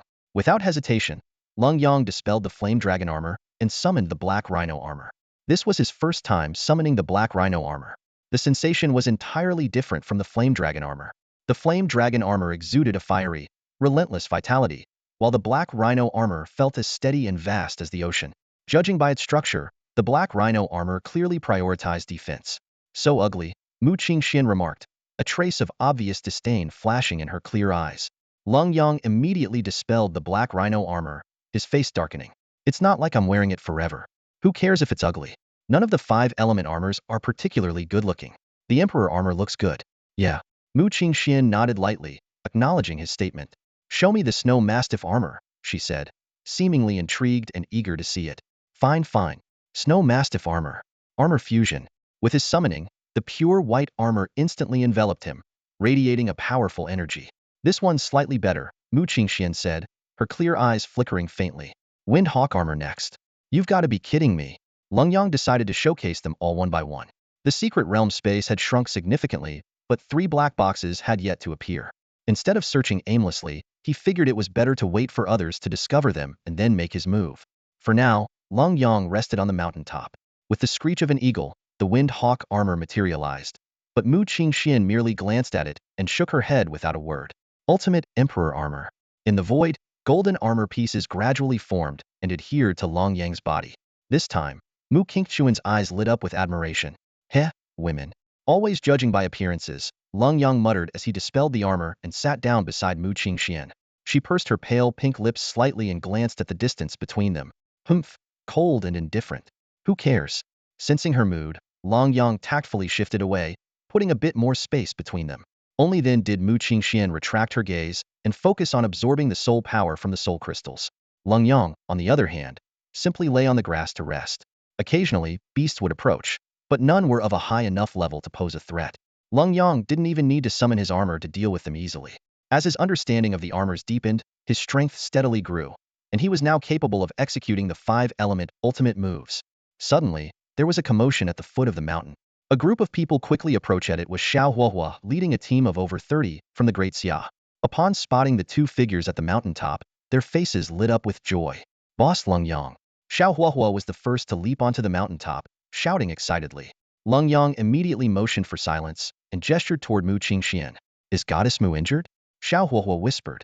No, she's just a bit drained, Lenyang explained, his gaze sweeping over the group behind Xiao Huohua. Chief. Someone in the crowd cupped their fists in greeting. Lenyang gave a slight nod, his gaze sweeping across the people. He noticed quite a few unfamiliar faces in the group. These individuals were clearly not from the academies in Yuzhou. Otherwise, he would have remembered them. Boss, what was that black light? Xiao Huohua moved closer to Lenyang and gestured to the group behind them. Everyone, take a break and keep the noise down. Lenyang explained. It's a mysterious black box. When opened, a beam of black light shoots into the sky. Right after, 9 beasts over level 40 appear and attack the person who opened the box. Defeat those beasts, and you'll obtain a fragment of a map inside the box. As he spoke, he took out the map fragments and pieced them together. 5 fragments now revealed most of the area, but the core region remained blank. Make a copy of this. It might come in handy later, Lenyang instructed, handing the map to Xiao Huohua. The latter immediately organized a team to start copying it, demonstrating impressive leadership skills. Before long, the duplicate was completed, and the original was returned to Lenyang. With a sly smile, Xiao Huohua said, Boss, I know where one of those black boxes is. I saw the black light before, guessed it might be that thing, and didn't dare open it. We buried it instead, planning to retrieve it after finding the Imperial Star. It's not far from here. At that moment, Mu Qingxian, standing behind Lenyang, slowly opened her eyes. Xiao Huohua and I will go. Are you coming? Lenyang asked as he stood. Mu Qingxian shook her head, indicating she would not join them. Then stay here and wait for us. Lenyang got to his feet, while Xiao Huohua, grinning with excitement, exclaimed, Haha, finally, I get to ride the Imperial steed. Keep dreaming. Lenyang chuckled, summoning his wind eagle armor. Hop on, and hold tight. We must be back in 30 minutes. Though slightly disappointed about not riding the Imperial steed, Xiao Huohua climbed onto the wind eagle, gripping the handlebars tightly. Boss, it's that way, about 100 miles or so. Before he could finish, the sudden acceleration threw him backward. Thankfully, he held onto the handlebars and avoided falling off. Boss, slow down. I can't handle this, he yelled. Shut up. Say one more word and I'll throw you off. Glancing below, Xiao Huahua estimated they were about 2,000 meters high. He immediately shut his mouth and clung tightly to the handlebars. Lenyang reminded him to watch the terrain carefully and ensure they didn't miss the location. At Xiao Huahua's request, Lenyang lowered their altitude, flying through the mountains and valleys. After just 5 minutes, Xiao Huahua called out for them to stop and jumped off the Wind Eagle. Boss, it's here. He pointed to a cliff where a large section of collapsed earth had buried the valley. The black box is underneath. We caused the landslide to bury it on purpose. As Xiao Huahua prepared to dig, Lenyang raised a hand to stop him. I'll do it. No way. How can I let the boss do this? Watch me 3 minutes and I'll have it out. Lenyang shook his head as an earthy yellow aura swirled around him. The earth tiger armor enveloped him, and under his control, the soil covering the valley parted on its own, revealing the black box buried beneath. Xiao Huahua turned to Lenyang with a wide grin.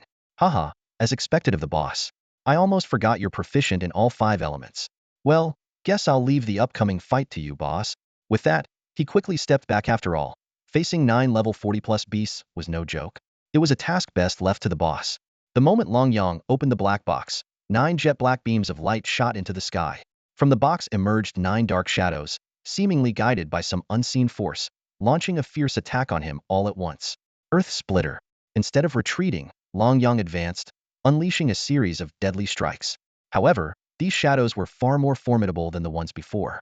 Even with his Earth Tiger armor, they were not easy to fend off. Yet, he refrained from switching to the more powerful Emperor armor and relied solely on his exceptional combat skills, striking down the shadowy beasts one by one. Each time his blade landed a fatal blow, the creatures dissolved into black mist, vanishing without a trace. Watching from the side, Xiao Huahua felt a surge of adrenaline but was acutely aware of his own limitations. Such a battlefield was far beyond his reach. One misstep could cost him his life. As the last shadowy beast was slain, Lenyang lowered his gaze to examine the partially revealed map in his hand, lost in thought. Suddenly, the ground began to tremble. Boss, could it be an earthquake? Xiao Huahua asked nervously, moving closer to Lenyang. They were in a valley, and an earthquake could easily bury them alive. Let's go. Retreat. Lenyang ordered decisively. By now, the tremors had intensified, and the valley was beginning to collapse. He swiftly summoned the Earth Tiger steed, leaping into the air with Xiao Huahua. At the same time, the mountaintop where Mu Qingxian stood was also shaking violently. Cracks spread across the ground, but fortunately, students with earth manipulation abilities managed to stabilize the terrain. However, the mountain itself continued to rise, soon reaching a height of 2,000 meters. What was even more alarming was the sudden appearance of numerous beasts above level 25, including several at the Sovereign Realm.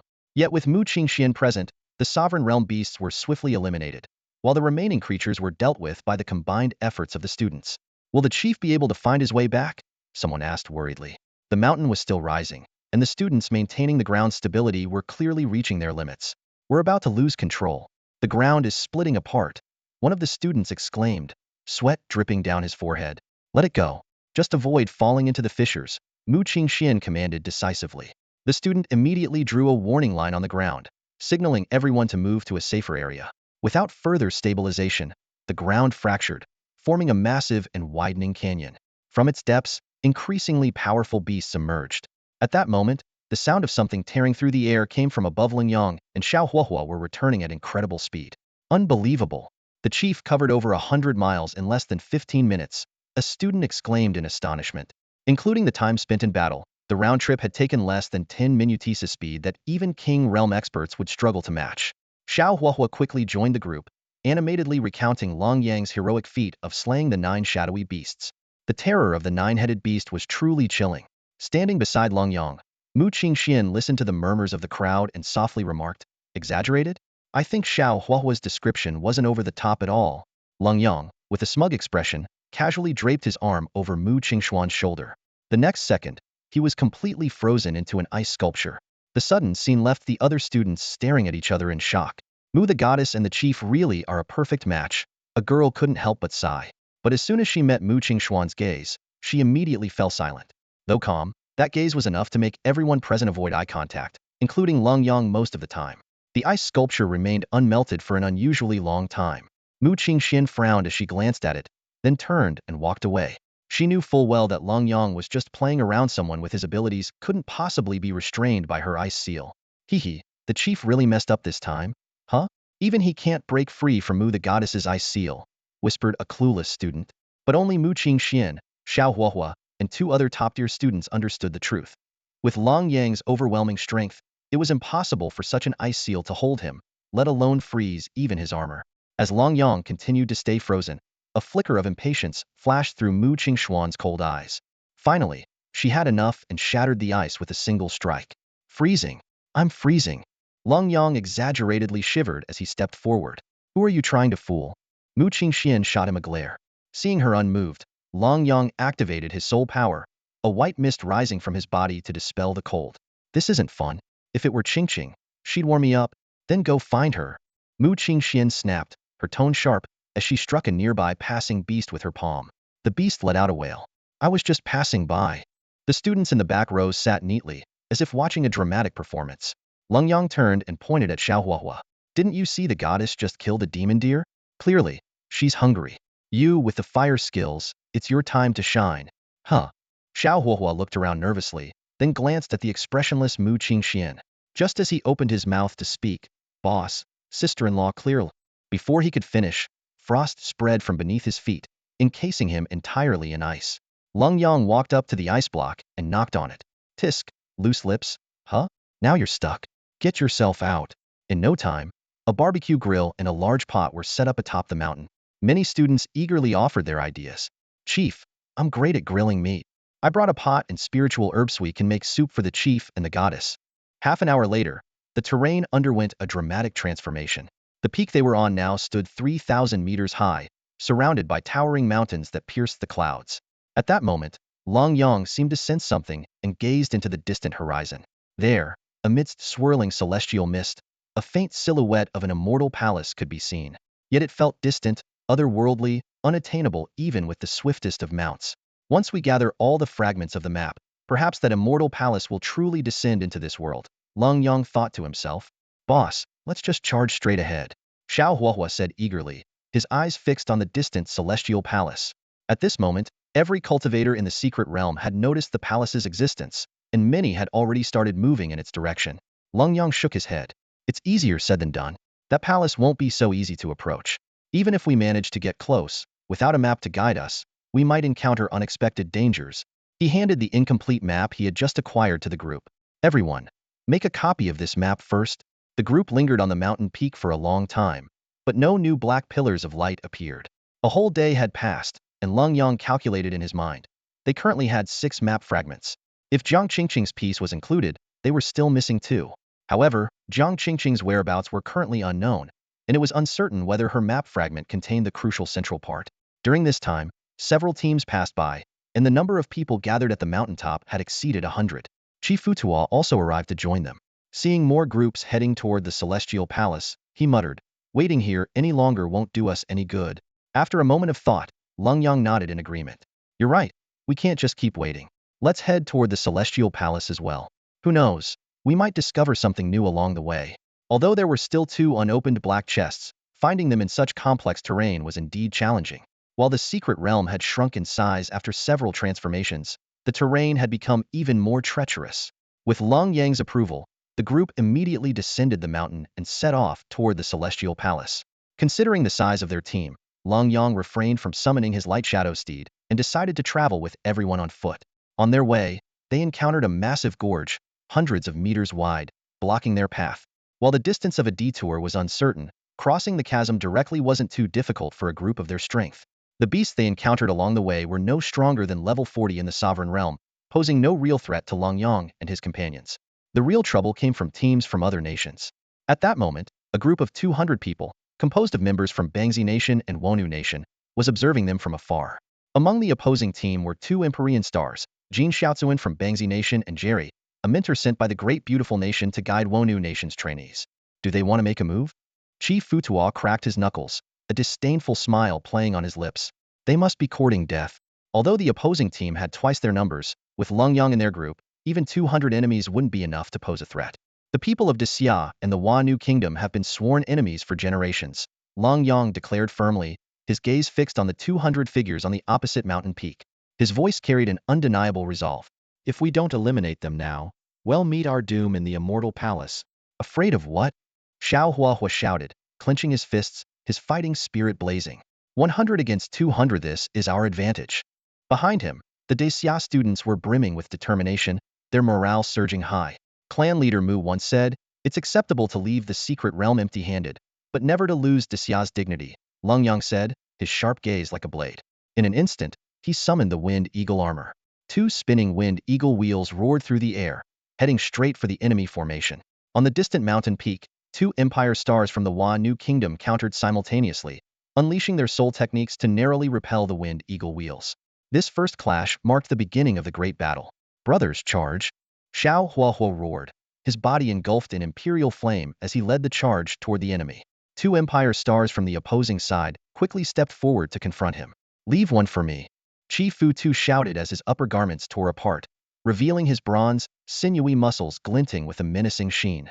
Gripping his demonic halberd, he charged directly at the enemy Empire star, Jerry. Mu Qingxian followed closely behind, her golden ice phoenix letting out an earth-shaking cry as her tiny divine arrow locked onto another Empire star wielding the demon hawk martial spirit. "Looks like the dirty work falls to me," Lenyang muttered from the rear. He raised his wind eagle crossbow, unleashing a torrential rain of energy bolts.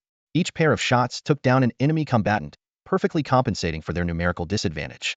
At the heart of the battlefield, Chi Fu Tu and Jerry clashed like two ancient behemoths. Jerry, wielding a spiked mace combined with his Tyrannosaurus martial spirit, battled fiercely against Chi Fu Tu, whose awakened bloodline now made him a towering 2 meters tall. The sheer force of their confrontation drove others away from the vicinity. In the skies above, Mu Qingxian's ice phoenix engaged in a deadly dance with the enemy's demon hawk. Frost spread wildly, and in moments, the opponent's martial spirit was coated in a layer of ice. Even Lenyang, observing from the rear, couldn't help but admire the sight. Through this intense battle, Lenyang finally grasped the vast power gap between Empire star-level warriors and ordinary students. Xiao Huahua's Buddha's Wrath Fire Lotus could incapacitate 3 enemies at once, while Lenyang's Wind Eagle crossbow proved unstoppable. Few could withstand its onslaught, save for the most exceptional prodigies. Wind Eagle Steed. Lenyang leapt into the air, mounting his war steed as it dove into the enemy ranks. He charged through their formation like a storm, scattering their forces completely. Lenyang of Dacia, an Empire star, stooping to attack ordinary students. How disgraceful for someone of your rank, an enraged enemy voice bellowed. Jerry watched Lenyang charging through the crowd, his brows furrowed deeply. The opponent's strength far exceeded expectations, effortlessly maneuvering through a battlefield of 300 combatants. "You 200 people ganging up on the Fury, not worthy of being called human," Chi Futua sneered coldly, his muscles bulging as he unleashed a surge of power, slamming his opponent into the ground. "So this is the so-called Great Star of Beauty? Pathetic."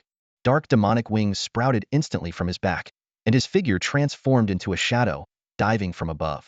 Amid the roar of a raging beast, black flames engulfed his opponent's body as his spiked mace swung forward. The moment the two forces collided, the resulting energy blast was like an explosion, scattering dirt and leaving a massive crater 20 meters in diameter on the ground. In the distance, Lenyang had already secured victory, leaving the remnants of the enemy forces to Xiao Huahua and the others. His body radiated white light as the snow mastiff armor swiftly enveloped him. Step by step, he advanced toward Jerry. "I recall there's another great star of beauty called Balmagi," Jerry remarked, his gaze darkening as he climbed out of the crater. "Have you encountered him?" "Ha ha ha, to think you managed to escape from Balmagi. Your strength is indeed commendable." "Oh, is Balmagi really that strong?" Lenyang countered. By now, Jerry was clearly at a disadvantage. Seeing Lenyang enter the fray, his eyes darted nervously, revealing his intent to retreat. "Futua, head over there. It's not wise to push yourself into serious injury at this time," Lenyang instructed Chi Futua, who nodded in agreement. He understood that Lenyang's strength made him the better choice to deal with Jerry. "Do you take pride in escaping from Balmagi?" Jerry sneered as he emerged from the crater, raising his spiked mace to strike at Lenyang with all his might. Lenyang merely rolled his shoulders and blocked the powerful strike effortlessly with his elbow before retaliating with a punch. Jerry was sent flying over 10 meters back. "Why couldn't it have been me who killed him?" Lenyang summoned his thunder hammer, steadily closing the gap. Jerry's face twisted in fear. "Impossible. Balmagi is second only to the leader in the Great Star of Beauty. There's no way you could have killed him." After taking Lenyang's punch, Jerry's aura had noticeably weakened, and he could barely hold his spiked mace. "Why should I bother explaining to someone who's about to die?" Lenyang's voice was calm yet chilling. Before Jerry could react, Lenyang's figure flashed, and the thunder hammer came crashing down on Jerry's head. Blood trickled down Jerry's forehead as he stared in disbelief at the snow mastiff armor in front of him, unable to mount any defense. In an instant, with a devastating blow to the head, Jerry's martial soul shattered, and his life came to an end. Meanwhile, Jin Xiaozuan, who was being relentlessly suppressed by Mu Qingxian, remained unaware that his godfather had just perished at Longyang's hands. At this moment, Jin Xiaozuan was trapped in a desperate situation, his entire body coated in layers of frost. Facing the combined forces of the power of Tying and the dual extreme ice-cold martial souls, he was completely unable to resist. Such combat prowess was rare even among the elite of the Empire Star. Longyang sighed lightly at the sight, and the thunder hammer in his hand instantly transformed into a massive axe. Thunder slash. With a thunderous roar, a blinding white axe light shot into the sky, aiming directly at Jin Xiaozuan's vital points. No! Jin Xiaozuan let out an unwilling roar, but Mu Qingxian intensified the output of the Tying power, leaving him no room to evade. The axe light flashed, and Jin Xiaozuan's figure vanished in an instant. Mu Qingxian cast a cold glance at Longyang on the ground before riding her Ice Phoenix into the battlefield of 300 combatants. The seamless coordination of the Ice Phoenix's feathers and Qi Futua's massive halberd ended the battle in mere moments. Report to the leader, today's battle eliminated 302 enemies, including 2 from the Empire Star. Xiao Huahua stepped forward, presenting a storage ring. Distributed among everyone, Longyang waved his hand.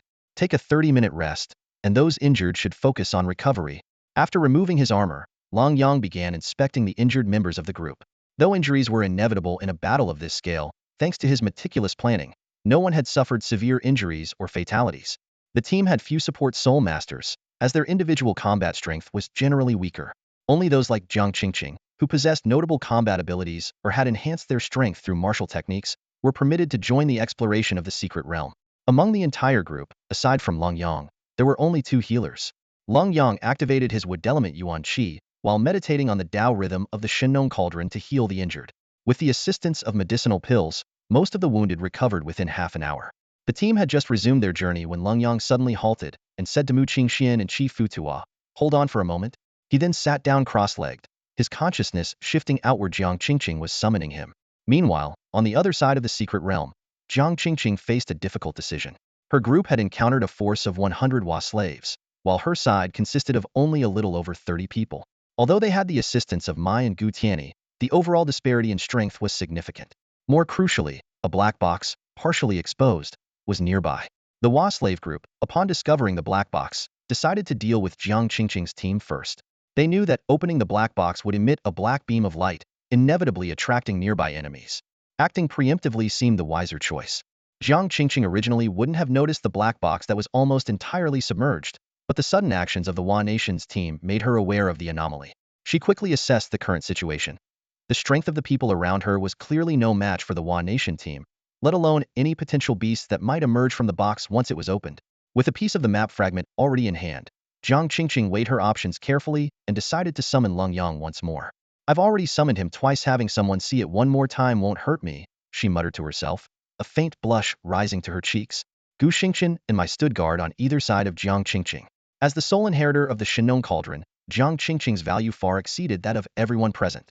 Though she wasn't an Emperor Star, the significance of the Shin cauldron was extraordinary. At just level 80, it could refine the Azure Dragon Creation Pill, a treasure even coveted by Emperor-level powerhouses. Its value was beyond question. "Qingqingji, we'll cover the rear. You go first," the two declared, determined to protect Jiang Qingqing and ensure her escape once the battle began. "What nonsense are you talking about?" Jiang Qingqing pushed them aside. "Do you think I'd leave you behind and run away? Don't worry, I can wipe them out in the blink of an eye. In Xia, we don't have cowards." Gu Xingqian looked helplessly at Jiang Qingqing, younger than him but calling herself big sister. "Now's not the time to act tough," he said. "Humph, who's acting tough?" Jiang Qingqing retorted, spreading her delicate hand as a wood crystal fragment glimmered in her palm. Although this secret realm suppressed many weapons due to its restrictions on age and strength, she had her own clever methods. As Longyang's will descended once again, Jiang Qingqing's complexion grew even rosier. Her cold gaze swept over the approaching Wa Nation team as she commanded sharply, "Wind Eagle Armor." Armor fusion. The moment the mechanical sound echoed, the Wind Eagle Armor completed its fusion. With Longyang taking control, he raised the Wind Eagle crossbow and unleashed a volley of shots. Explosions erupted, scattering the Wa Nation team into disarray. "What are you waiting for? Do you really want me to kill them all by myself?" Longyang's voice snapped Gu Xingqian and Mai out of their stunned silence. "Brothers, take down these little devils." Seeing the Wind Eagle Armor in action, the students' morale surged. With a rallying cry, they charged forward. Lenyang led the charge into the enemy ranks, and the battle was decided in an instant. The observing students couldn't help but exclaim in admiration, "Amazing! Kinkingji is truly incredible." Mai was astonished. No one could have anticipated that Jiang Qingqing would be able to summon Lenyang's Windhawk armor. As everyone stood in shock, Lenyang began to speak, but it was Jiang Qingqing's voice that came out. His gaze locked onto a faintly visible black box in the distance, and without hesitation, he strode toward it. As their wills merged and their souls intertwined, Lenyang could sense Jiang Qingqing's thoughts. However, he restrained himself, only receiving the information she willingly shared. The black box opened with a resounding click, and 9 monstrous beasts burst out, launching a ferocious attack on Lenyang. These opponents were nearly at the king level in strength, and even Lenyang felt immense pressure. The strikes from the Windhawk blade were effortlessly deflected by one of the beasts, and it was clear that the single-element armor was no match for them. "Are you up to this or not?" Jiang Qingqing's soul voiced her doubts. Without a word, Lenyang retreated, withdrawing his will. Hey, you can't just bail on me." Jiang Qingqing cried anxiously. "I only said one thing. You can't leave. If you leave, I'll be beaten to death." Lenyang's will resonated with a response. "The Windhawk alone can't handle this. Retreat to a safe distance, and I'll be there soon." All right, just hurry." Jiang Qingqing nodded repeatedly. She maintained the Windhawk armor and directed everyone to retreat to a position 200 meters away. Meanwhile, in another location, Lenyang opened his eyes. "Qingqing's in trouble. I'll go check it out. Keep heading toward the Immortal Palace. The terrain will shift again. I'll bring reinforcements to find you." Before he even finished speaking, the ultimate Emperor armor had already fused together. Although Mu Qingxian offered to help, Lenyang was already speeding away on the Emperor's steed. Guided by a black beam of light, he arrived at the scene in just 10 minutes. By then, the 9 monstrous beasts were pursuing the group, who had retreated to the edge of a rift. "Fall back further," Jiang Qingqing commanded. While suppressing the beasts with the Windhawk crossbow, she directed the group's retreat. The situation was dire. She summoned the Windhawk sword and flashed behind the beasts, attempting to divert their attention and protect her companions. Gu Xingqian, seeing this, immediately deployed the 8 trigrams array, summoning thunder to assist. However, against these Nurking-level beasts, their attacks had little effect. It wasn't long before Jiang Qingqing could no longer hold out, and the Windhawk armor disintegrated under the relentless assault. "Lenyang, if you don't come now, I'm done for." Jiang Qingqing gripped the wood crystal shard tightly, confused as to why her armor had broken. At this critical moment, a golden light streaked across the sky, rescuing her from danger in an instant. Wood's flexibility. Lenyang soared into the air with Jiang Qingqing, immediately activating the 5 elements' ultimate strike. "You're finally here. I was scared to death," Jiang Qingqing said with teary eyes. "Not scared to death, just scared to tears," Lenyang teased. In truth, he had been confident all along, knowing that the will he left behind was enough to protect Jiang Qingqing. Retracting his will, which caused the armor to dissolve, was a calculated move to fully unleash his ultimate attack. "You're the first to witness the 5 elements' ultimate strike up close. Watch closely, Qingqing." As Lenyang spoke, thick vines rapidly grew, ensnaring the 9 monstrous beasts tightly. "Well, they'll take a reluctant look then," Jiang Qingqing said, adjusting her position. She clung tightly to the short wings on the back of the ultimate Emperor armor, lying on his back and intently observing the battle below. Jiang Qingqing's eyes widened in astonishment as an incredible scene unfolded before her. The terrifying control of the wood element stretched and contracted like an invisible giant net, firmly trapping the 9-headed beast below, which was nearing the king realm.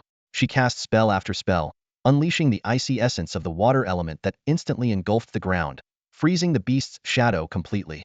Then, the fierce lava of fire and earth cascaded down, spreading an aura of destruction wherever it landed, painting her face with a crimson glow.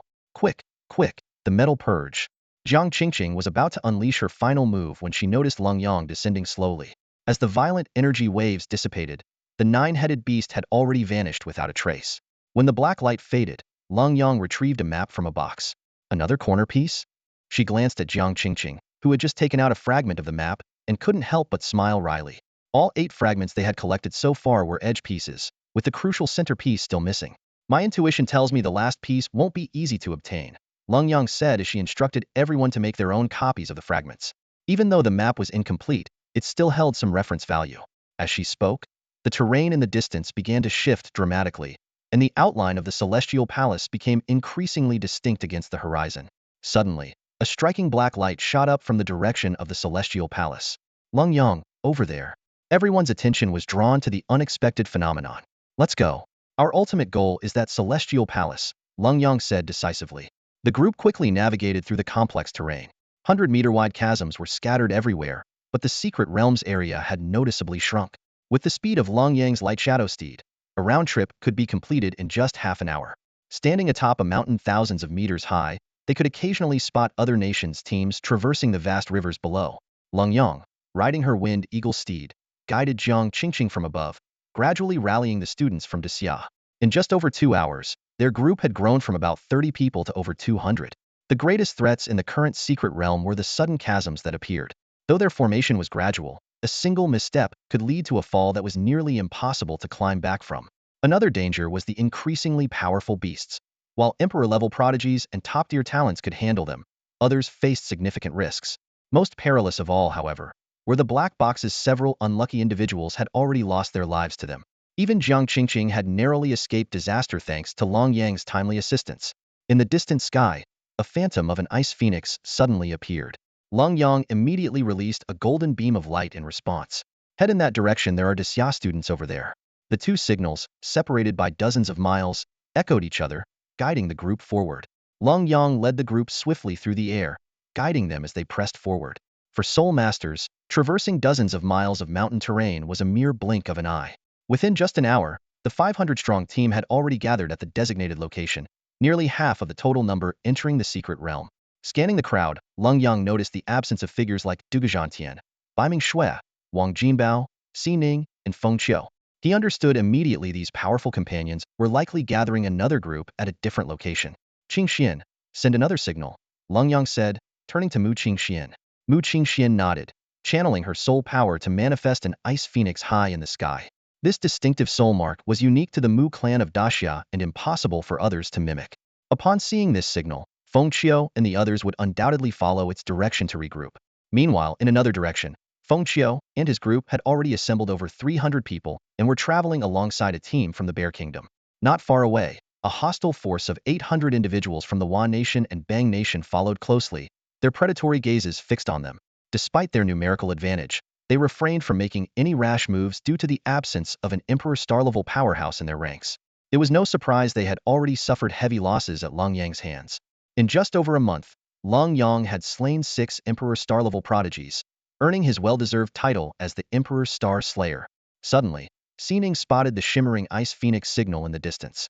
She exchanged a glance with Feng Qiu before calling over Wan Ji, a prodigy with twin beast martial souls.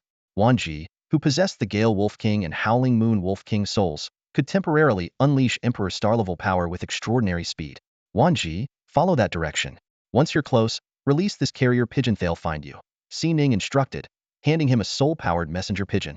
Relay our situation to them and have them flank the enemy from the side. Wan Ji nodded, accepting the task.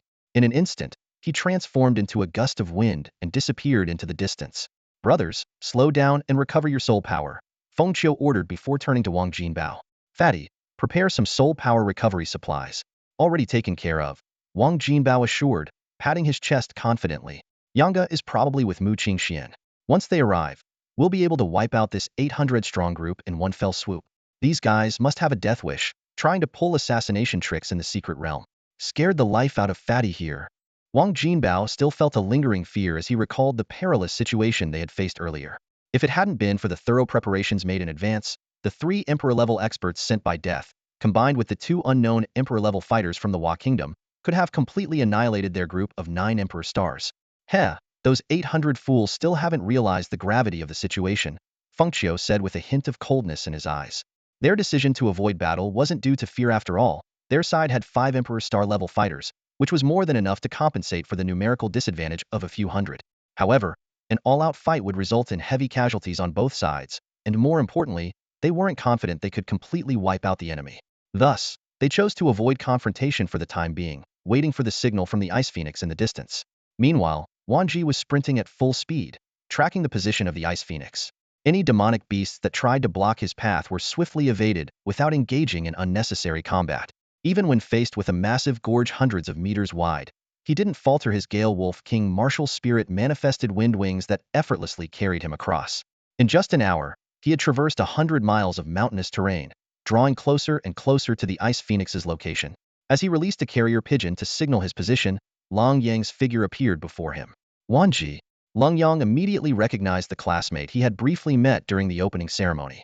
Chief, Fengqiu and the others are 100 miles away.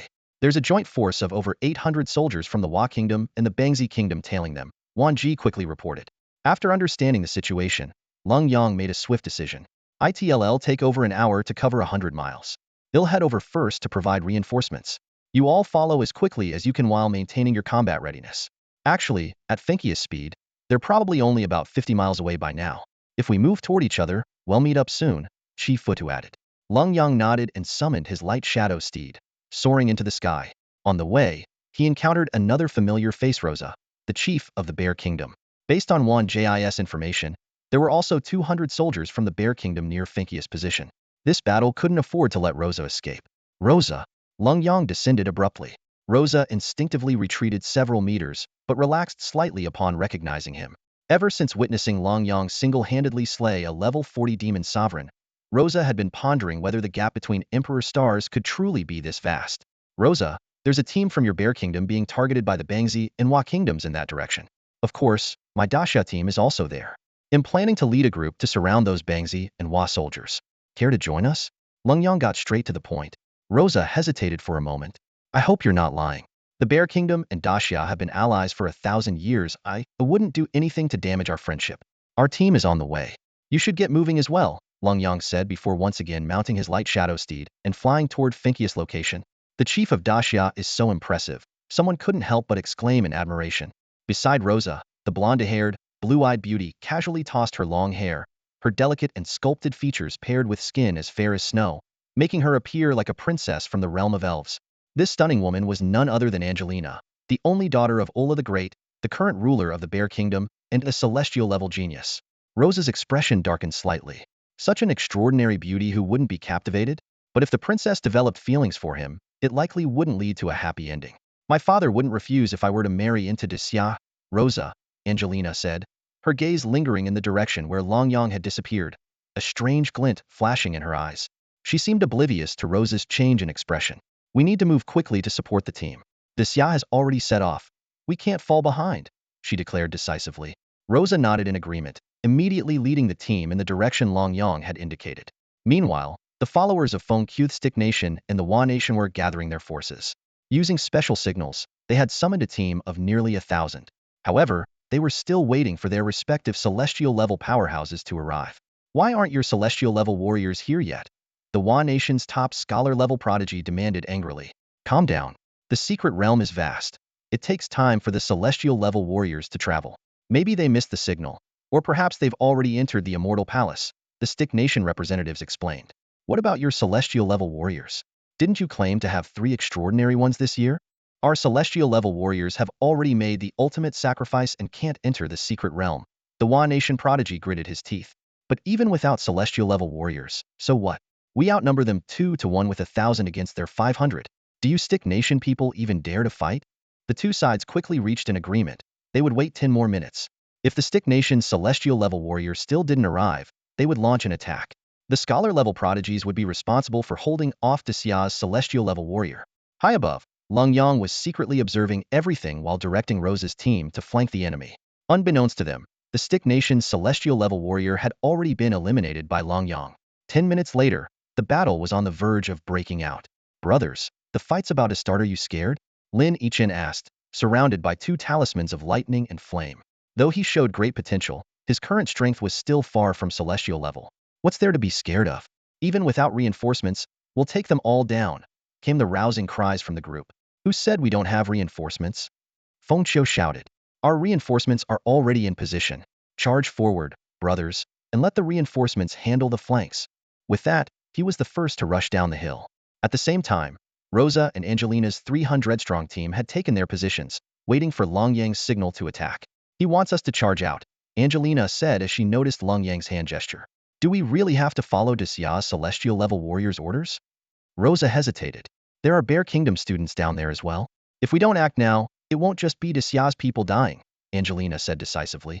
Brothers, let's show those Stick Nation and Hua Nation weaklings what true warriors from the Battle Nation are made of. Rosa hesitated no longer. Though he disliked taking orders from Lenyang, the current circumstances and Lenyang's overwhelming strength left him with no better choice. Resisting now would only be unwise. Suddenly, 300 Maoxiong Academy students launched an attack from behind the 1,000-strong enemy force advancing towards Fengqiu and his group. Leading them were Rosa, the chief, and Princess Angelina. This sight ignited a wave of cheers among the Maoxiong warriors on Fengqiu's side, their fighting spirit soaring instantly. Previously, fighting alongside the Daxia forces had always felt like living under someone else's roof. But now, with their own chief and princess present, they had found their backbone. Break through these enemies and regroup with Chief Rosa and Princess Angelina, roared the Maoxiong warriors, their voices thundering as they unleashed astonishing combat power. Fengqiu's group quickly formed a battle formation, with the 5 Imperial stars charging into the 1,000-strong force, cutting through everything in their path. Above the battlefield, Lenyang rode his wind eagle steed, maintaining a vantage point as he fired energy blasts with pinpoint precision. Each shot either saved an ally on the brink of death or ended the life of an enemy. The Maoxiong students who witnessed this couldn't help but admire him. That's Daxia's Imperial Star Chief. So impressive. Their morale surged even higher. With Lenyang providing aerial firepower support, casualties on the Daxia and Maoxiong side significantly decreased. Meanwhile, the enemy forces of Hua and Bang began to fall into disarray. Baka, do not panic. We still have 1,000 Minwei hold the advantage. Aish, these Maoxiong giants are relentless, like they don't care about their lives. As Lenyang held the line, a clear phoenix cry echoed across the battlefield.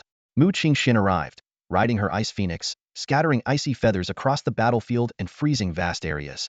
From the phoenix's back, Chief Futu and Jiang Qingqing leapt into the fray, leading 500 reinforcements that decisively turned the tide of battle.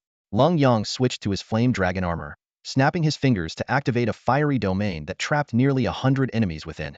Lin Yichen charged through the flames, perfectly in sync with the fiery domain, summoning a massive fire dragon that swept through the battlefield. Not bad. I never realized your combat skills were this strong, Lenyang remarked in admiration. Ha ha ha, that's because my opponents were always you, the chief. I never got the chance to show off. Lin Yichen laughed heartily. Xiao Huahua joined the fray with a grin. When it comes to fire, I'm the real expert. With that, he unleashed a fiery tornado that tore through the battlefield. All right, I'll leave this area to you, Lenyang said, enhancing the energy of his flame bow as he returned to the outer battlefield.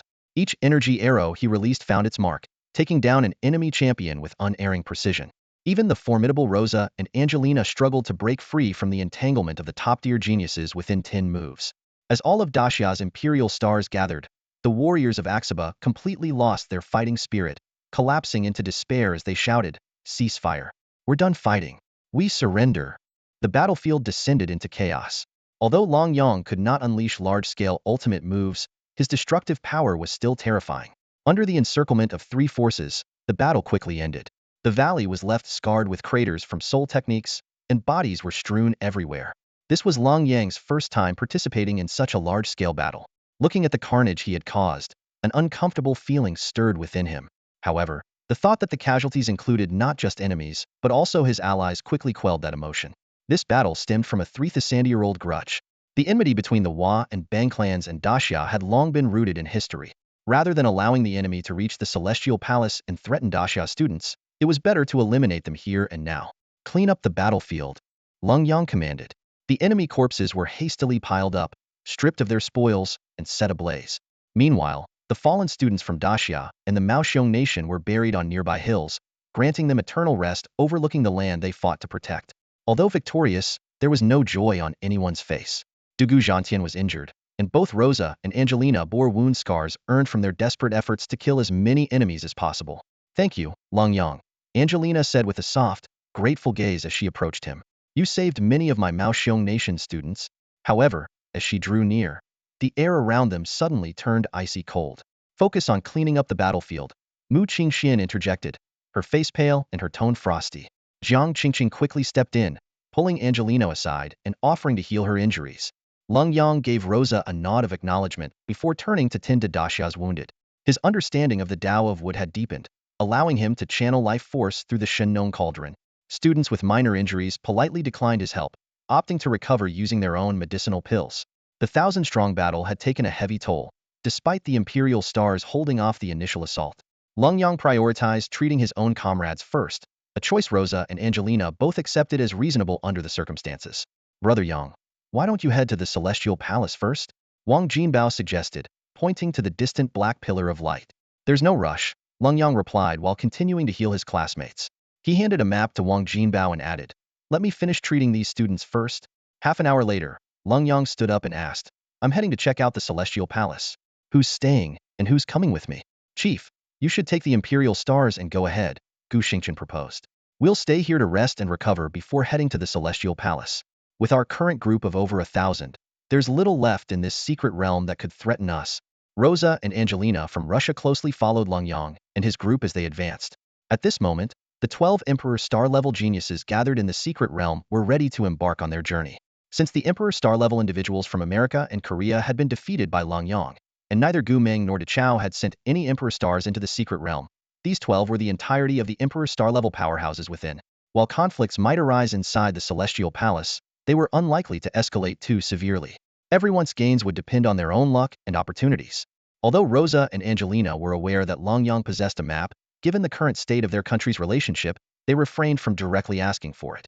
The group moved at an impressive pace.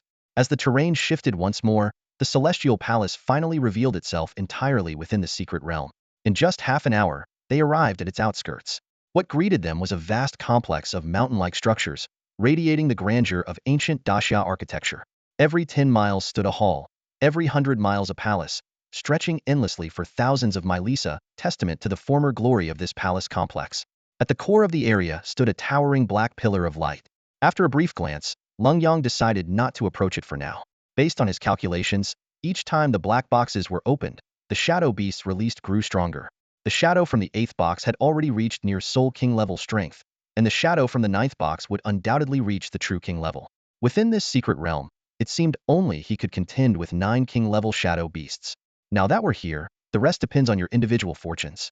Good luck to everyone, Lenyang said as he distributed 8 detailed maps of the outer regions to Mu Qingxian and the others, omitting the core area. Although Rosa and Angelina hesitated, they ultimately chose not to speak up and left together as a pair. Let's split into teams, Fengqiu suggested. This mysterious palace likely holds genuine opportunities, but fortune often comes with danger. Even Emperor Star-level individuals shouldn't act alone. Everyone agreed and began forming groups. Wang Jinbao teamed up with Chief Futu, joking, they'll leave Brother Yang to take care of the ladies. Yi Bufan paired with Fengqiu, while Du Guzhantian naturally stayed with his partner. Then he'll team up with Xining to balance the combat strength across the groups, Jiang Qingqing proposed. However, Xining pouted and said, I should be with Qingxian. Qingqing, the two of us together might not even match scholar-level strength. Mu Qingxian expressed her willingness to go along with any arrangement, but Lenyang shook his head and vetoed the suggestion. Stick to the original plan. Zhantian, you two need to be extra cautious. If you run into trouble, find a way to ask for help. Qingqing and Xining will act as a team, and if any problems arise, they'll come to assist you. Jiang Qingqing pulled Xining along, a mysterious smile playing at the corners of her lips. Right now, my strength ranks second among the 10 of us. Even Qingxian isn't my match. Xining widened her eyes in disbelief. No way. Both your martial souls are support types. Don't lie to me, didn't study much. But am not that gullible. It's true, Mu Qingxian admitted with a nod. If Jiang Qingqing uses her Wind Eagle armor, I really can't beat her. Leng Yang's armor is simply too powerful. Even with a single attribute, it's ridiculously strong. Xining frowned, deep in thought. What's going on? Did Qingqing awaken a new martial soul later in life? But even so, it shouldn't be enough to overpower Qingxian. After all, Qingxian is a soul elder with 3 combat-oriented martial souls. She wasn't opposed to teaming up with Jiang Qingqing, but she was worried that pairing 2 less combat-capable individuals would leave them vulnerable in dangerous situations. Besides, having experts like Leng Yang and Mu Qingxian team up seemed like a waste of their abilities. Jiang Qingqing smirked proudly and pulled a wood crystal shard from her storage ring. Heh, I can summon armor too. Xining, you've got to trust me. After all, everyone would be working together frequently for missions in the future, so there was no need to keep the Wind Eagle armor a secret anymore. What's this? The group stared curiously at the crystal shard. Leng Yang explained, it's the summoning medium for the Wind Eagle armor. Qingqing can use it to summon her armor. Its combat strength is on par with my single attribute armor. That's why she and Xining make a great team. At this, the group exchanged knowing glances, their expressions turning a bit peculiar. No way, Brother Yang. You're using this to test your team leaders? Wang Jinbao's face was full of envy. How could Sister Qingqing resist such a temptation? Oh, by the way, can I summon the Earth Tiger armor? Du Guzhantian shoved Fengqiu aside as he tried to step forward. Can I summon your metal-type armor? Feng Qiu, now pushed aside, retorted angrily, I have all 5 elements. Chief, grant me the summoning medium for the Emperor Armor. I have all 5 elements too. Xining's eyes sparkled with anticipation. Lenyang shook his head decisively. Qingqing's situation is unique. Suddenly, Chief Futu chimed in. No way. Are you two already together? When's the wedding? Zhang Qingqing's face flushed bright red. Chief Futu, what nonsense are you spouting? There's nothing going on between us. Would there be a wedding? The straightforward Chief Futu scratched his head, looking genuinely puzzled. Lenyang clarified. It's because of the Jiang clan's Shin cauldron. It's not something I can control. My martial soul is quite special.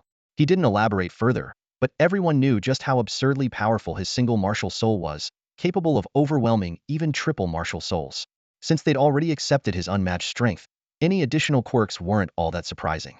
After all, Dugu Zhantian and the others had long excluded Lenyang from the normal category. They weren't even on the same level. Looks like my Earth Tiger armor isn't happening, Wang Jinbao sighed dejectedly. Feng Qiu teased, just wait if Goddess Mu summons a water-type armor. How will the chief explain himself to the rest of us? Actually, a guy pairing with another guy isn't entirely unacceptable. Wang Jinbao quipped suddenly, earning a punch to the shoulder from Jiang Qingqing. What nonsense are you talking about? Ow, that hurts. I'm sorry, Sister Qingqing, Wang Jinbao muttered, rubbing his shoulder. Even though Jiang Qingqing hadn't used her full strength, it still stung. All right then, they'll team up with Qingqing. Xining announced with a grin. If we run into trouble, we'll just call the chief to fight for us. At the mention of fighting for us, Jiang Qingqing's face reddened again. But her cheeks were already flushed, so no one noticed anything unusual. In that case, let's split up and get moving, Lenyang said, exchanging a glance with Mu Qingxian before heading toward the core area. Several mountain peaks and countless palaces lay between their current position and the core, providing ample opportunities for the group to explore at their own pace. The extraordinary talents of the Imperial Star rank were unwilling to simply explore the periphery. Instead, they headed toward the central area of the secret realm, aiming for the Celestial Palace, each choosing a different route to investigate. In the area where Lenyang and Mu Qingxian were located, the outermost palaces already bore signs of exploration. Some previously intact ancient structures had been crudely damaged, leaving fresh marks behind. Such senseless destruction of these ancient buildings was regretful, as they could have provided valuable historical insights. Lenyang, who held the original map, noticed a subtle change as they entered the Celestial Palace. Certain routes on the map began to glow faintly, making it difficult to discern whether they were safe or dangerous. The two decided to abandon exploring the outer areas and headed directly toward a particularly unusual-looking palace. Guided by the map, they quickly arrived at an imposing architectural complex. This massive palace consisted of several halls spaced miles apart, connected by corridors. Above the palace gates hung a tattered plaque engraved with ancient, illegible characters. The entire complex was remarkably well preserved, as if it had been inhabited not long ago. As they stepped through the gates, Lenyang suddenly shielded Mu Qingxian behind him. What is it? Mu Qingxian asked with a hint of confusion, lowering the arm that had been placed protectively in front of her. She wondered if he was deliberately trying to get closer to her. The palace has awakened, Lenyang said cautiously. Mu Qingxian frowned and looked ahead, noticing intricate patterns emerging across the surface of the buildings, clearly activated by their entry. At that moment, the beast-hide map in Lenyang's hand revealed a new purpose. The marked routes, though not aligned with the corridors of the palace, seemed far more reliable. To test this, Mu Qingxian retrieved a steel sword from her storage ring and casually tossed it forward. Instantly, the patterns covering the palace flickered, and the sword vanished without a trace. This sight left Lenyang deeply alarmed, further confirming that the routes on the map were indeed the safe paths. They conducted additional tests with 2 ordinary iron weapons, and the results affirmed the map's reliability. Scanning their surroundings, they saw no signs of other people, not even footprints on the ground, leading them to suspect they might be the first to enter this place. Let's take a look inside, Lenyang suggested, taking the lead. He used his black rhino armor to probe the way and signaled for Mu Qingxian to follow in his footsteps. The intricate glowing patterns made him extremely cautious, fearing that one wrong step could trigger a deadly mechanism. Just then, a group of students from the Bear Kingdom barged through the palace gates. They appeared to be unassociated with the previous group that had entered. These newcomers looked surprised to see Lenyang and Mu Qingxian but quickly rushed toward one of the halls, seemingly holding something valuable.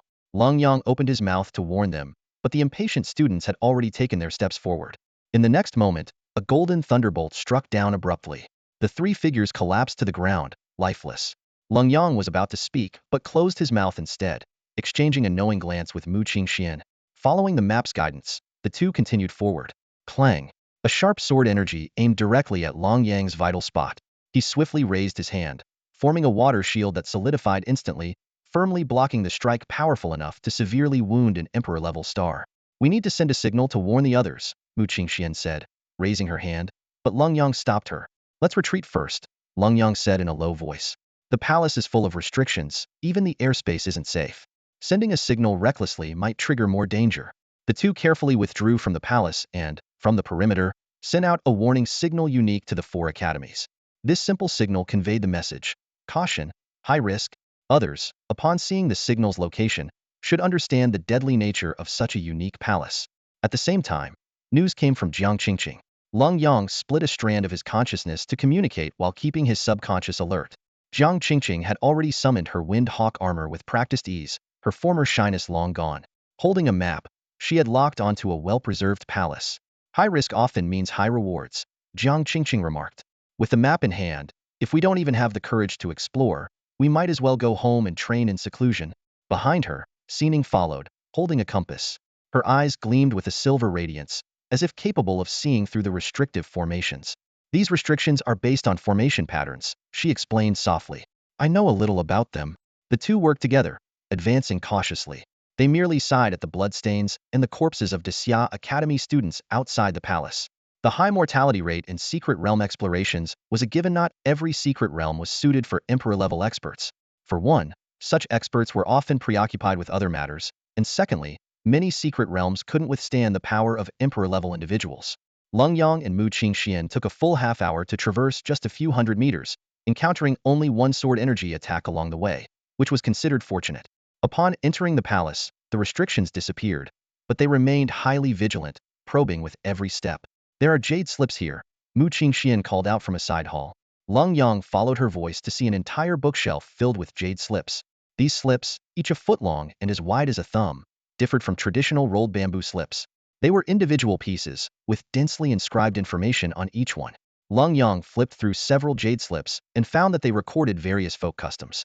Based on the architectural features and the content of the jade slips, Mu Qingxian deduced that this celestial palace had a history of at least 8,000, possibly even 10,000 years, dating back to a time long before the Qin dynasty. During that era, the powers of demons and monsters had not yet flourished, and extraordinary humans were extremely rare. The cultivation system back then was entirely different from the current martial soul system. The martial soul system only emerged 2,000 years ago as a new form of cultivation. Before that, practitioners followed a mystical method known as qi refining. Even now, many of the powerful techniques in the Great Xia dynasty trace their roots to these pre-Qin cultivation methods. Among them, the emperor's art is particularly ancient, with origins so distant that they cannot be definitively traced. At certain points in history, there seem to be gaps, with many secrets deeply buried, only to be uncovered through the discovery of ancient relics during the exploration of hidden realms. Lenyang did not spend much time studying these texts of significant archaeological value. Instead, he swiftly stored all the items in the palace into his storage ring. The tables and chairs, stripped of protective formations, crumbled into dust as soon as they entered the ring, which he casually discarded. The two continued their exploration and eventually arrived at a row of buildings in the deepest part of the celestial palace. This appeared to be the residence of the palace's owner. To their astonishment, a middle-aged man in a green robe stood in the open space before the palace. With his sword pointing to the heavens and a resolute expression, he looked almost alive. Is he still alive? Mu Qingxian asked in shock. However, Lenyang sensed that the man had no trace of vitality, yet he still exuded an extraordinary aura. An instinct warned him that this figure was untouchable, as doing so would likely trigger a deadly response. Proceeding cautiously, the two entered the residence to search. Inside, items like the bed and dressing mirror disintegrated into powder as soon as they lost the protection of their formations. Even the bronze mirror succumbed to decay. On a tall table, they discovered a pitch-black bow radiating a faint glow and waves of soul power. I'll take it. Lenyang stepped forward, ignoring Mu Qingxuan's warning, and reached out forcefully. Instantly, a restriction was triggered, unleashing a surge of lightning that engulfed him. Even his black rhinoceros armor began to spark under the assault. A flash of golden light appeared as the ultimate Emperor armor activated to shield him, neutralizing the lightning's attack. Grasping the black bow, Lenyang found it unimaginably heavy. When he attempted to draw it, a black arrow materialized in the void. Yet, even with the full strength of the Emperor armor, the bow only bent slightly. It's hard to imagine how much strength it would take to fully draw this bow, Lenyang remarked, holding the Xian Shui bow as he carefully examined the weapon of unknown material. He then turned to Mu Qingxian and said, You give it a try. Lenyang handed the bow over. The moment Mu Qingxian received it with both hands, her arms visibly sank under its weight, clearly indicating that the bow was far heavier than it appeared. She tried to lift it with one hand, but could only hold it briefly before having to support it with both. Forget about drawing the bow to shoot an arrow, just holding it steady was already a challenge. You're giving this to me? Mu Qingxian blinked her clear, bright eyes. The Xian Shui bow was indeed a perfect match for her. Its attributes of extreme cold and yin energy complemented her ice god bow, and it would undoubtedly enhance her combat abilities significantly. More importantly, even with Lenyang wearing the Emperor armor, he hadn't been able to fully draw the bow, which meant it could remain useful all the way to the Saint Realm. It's not about giving or not giving. Lenyang waved dismissively as he deactivated the Emperor armor and continued exploring the study.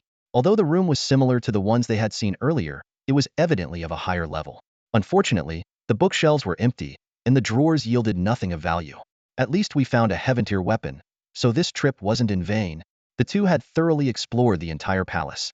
Beyond their visible gains, there wasn't much point in delving further. They had cautiously avoided the living person to prevent encountering an uncontrollable threat. Before leaving, Lenyang carved the words, "high risk," on the door outside as a warning for future visitors. Then, the two continued their exploration of the vast celestial palace complex. Although most of the buildings had collapsed, they still made several discoveries among the remaining structures and along the mountain paths. For instance, Lenyang came across a half-human hate red fruit tree bearing 5 fruits brimming with intense fire attribute energy. In another grand hall, they discovered a female corpse, an Asian woman who was not from Disya. While searching the body, they found a jade pendant imbued with vitality. The pendant's hidden Tao rhythm, though different from the Shinnon cauldron, was highly beneficial for Lenyang's comprehension of the wood intent. Throughout their exploration, the Black Rhino armor's defensive capabilities were put to the test. Attacks that could heavily injure an Emperor's star or annihilate most Soul Masters were rendered completely ineffective against the armor.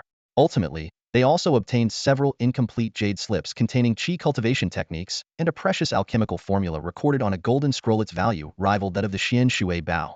After consulting the map, they realized they had reached the edge of the core area. Let's check out that last black box. A complete map might ensure greater safety. There's bound to be some extraordinary treasures in the core area. At the end of the road, Lenyang and Mu Qingxian finally found the last black box. The scene before them was shocking. The box had already been opened, and around it lay the bodies of more than a dozen people from various nations, sprawled in disarray. A chilling aura filled the air. 9 shadowy figures of monstrous beasts with distinct forms loomed at the scene, each exuding a formidable aura at the king-level realm. Sensing the threat, Mu Qingxian halted from a distance. These shadow beasts all possess king-level strength. I won't be able to help much. All right, just make sure to protect yourself, Lenyang replied in a deep voice. As he stepped forward, he activated the ultimate Emperor armor. Golden flames instantly spread across the armor, significantly enhancing its temperature and adhesive power, a gift from the little girl. The 9 shadow beasts were enraged by the golden flames, thrashing wildly as they tried to extinguish the burning fire on their bodies.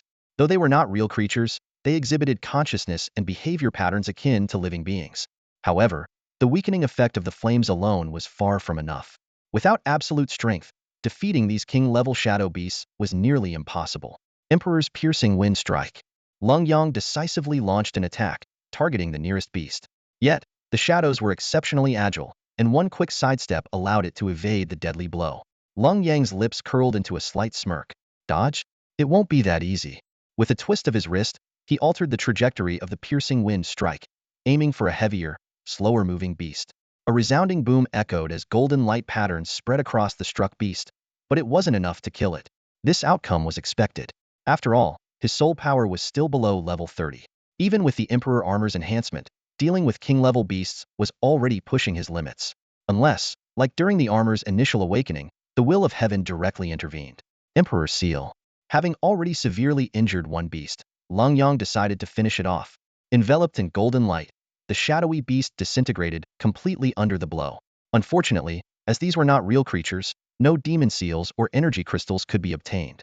Next, Lenyang began unleashing his 5 elements ultimate moves. Wood's extension and contraction. This technique gathered the remaining 8 beasts into one area, setting up the conditions for a chain attack. Water's concealment. Fire and earth's blazing rock. Metal's ruthless purge. With the final strike, all 8 shadow beasts were obliterated. The black pillar shooting out of the black box also dissipated. The core map finally emerged, and Lenyang quickly aligned it with the fragments they had collected earlier. The 9 scattered pieces fused automatically in a flash of light, revealing new details about the surrounding areas. The map indicated that the core zone contained 81 palaces, with the most important one located atop the central altar. Mu Qingxian leaned in to carefully study the changes on the map and suggested, "Turn it over and take a look." Lenyang flipped the map over, and his eyes lit up instantly. What appeared before him was a qi refining technique, which only revealed itself when the complete map was assembled. "I can't read these characters. We'll need to get an expert to study and translate them later," Mu Qingxian said.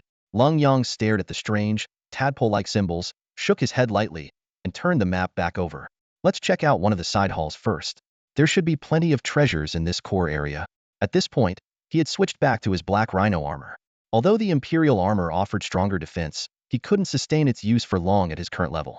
The black rhino armor, on the other hand, allowed for prolonged use and gave him the opportunity to deepen his understanding of armor. Once he reached a certain level of insight into the 5 elements armor, summoning the Imperial Armor would result in a qualitative leap, and endurance would no longer be an issue.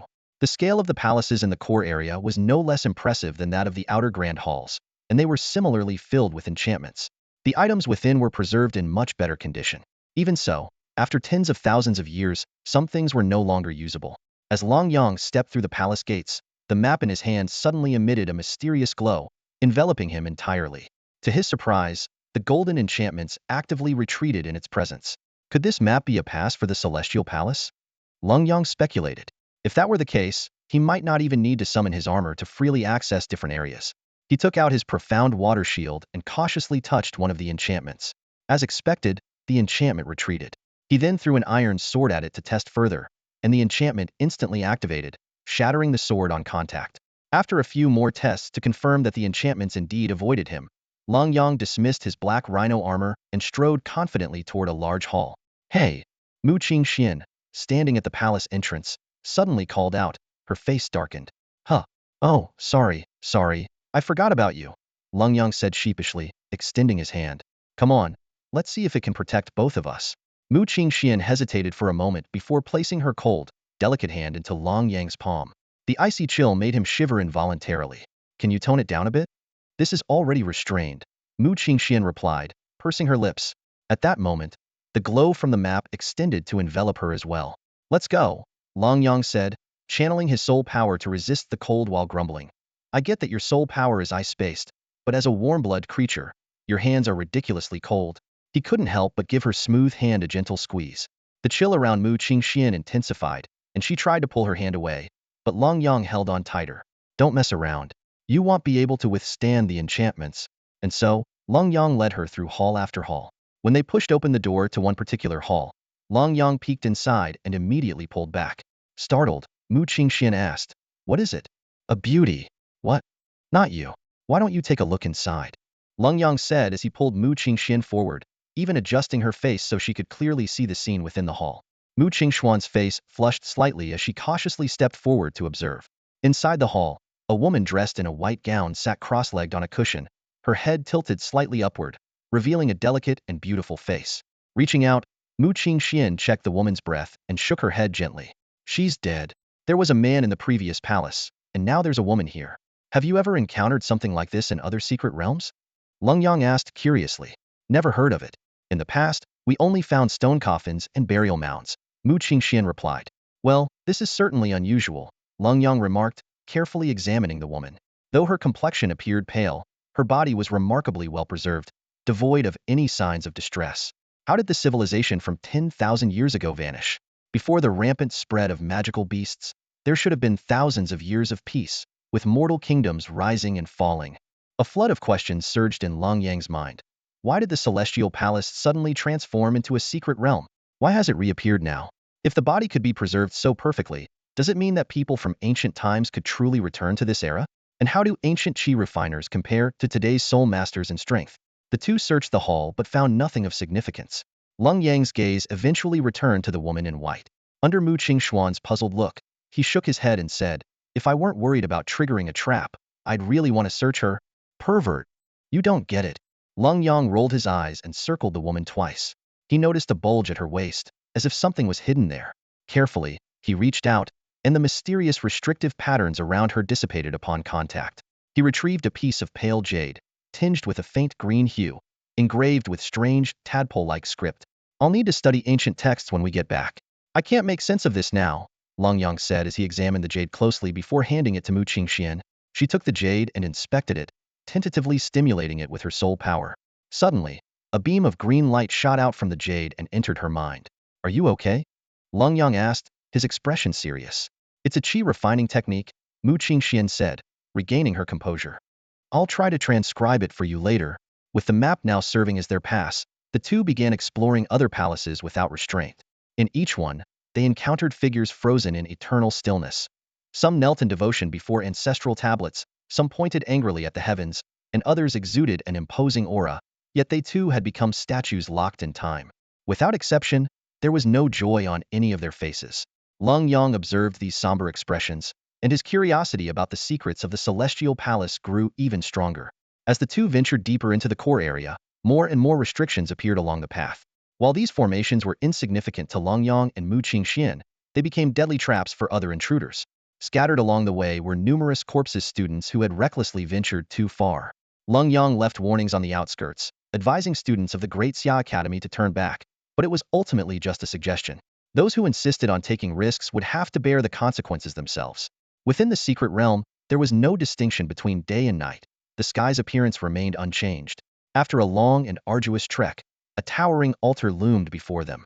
Constructed from a unique black stone, the altar exuded an air of perfect symmetry. Although the fire basin at its top had long been extinguished, the structure retained its solemn and majestic presence.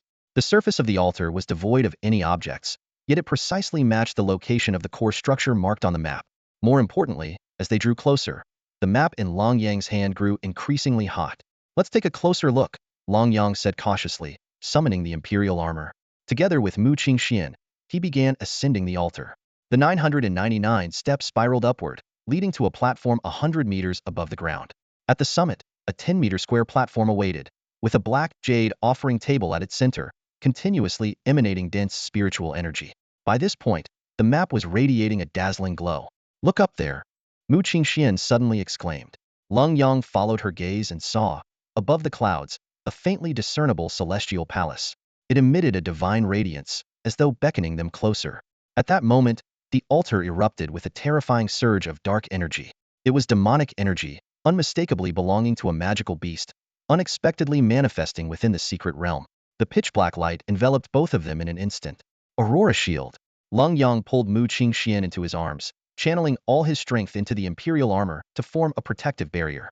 However, the dark energy was like an insidious poison, seeping through every crevice. Even the Imperial Armor could only block a fraction of it. As the demonic energy invaded, Mu Qingxian's eyes flashed black, her expression becoming twisted and terrifying. The dark energy continued to erode the Imperial Armor, and Lenyang was struggling to resist. Even the imprint left by a sovereign-level expert within him remained unresponsive. With a cry of anguish, the dark energy broke through the armor's defenses. In his sea of consciousness, the Shin cauldron trembled, emitting green ripples, but it was all in vain. Lenyang felt himself plunging into an endless abyss, sinking deeper into the darkness. Even the Imperial Armor can't withstand this? Despair surged within him. Just then, a sigh echoed from the depths of his consciousness. It was the voice of the Elder of the Divine Mountain. It's not that the Imperial Armor can't withstand it, it's that your strength is too weak. Before the words faded, a flood of golden light filled Lenyang's vision. Instantly, all the demonic energy was dispelled, including the dark energy that had invaded Mu Qingxian's body. It was purified completely. This was the will of heaven.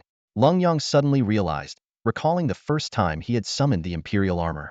Although he could wield the armor, the true force behind its immense power was the terrifying will contained within the armor itself. Mu Qingxian had already fallen unconscious. Lenyang held him by the waist with one arm, while the other summoned a golden imperial energy.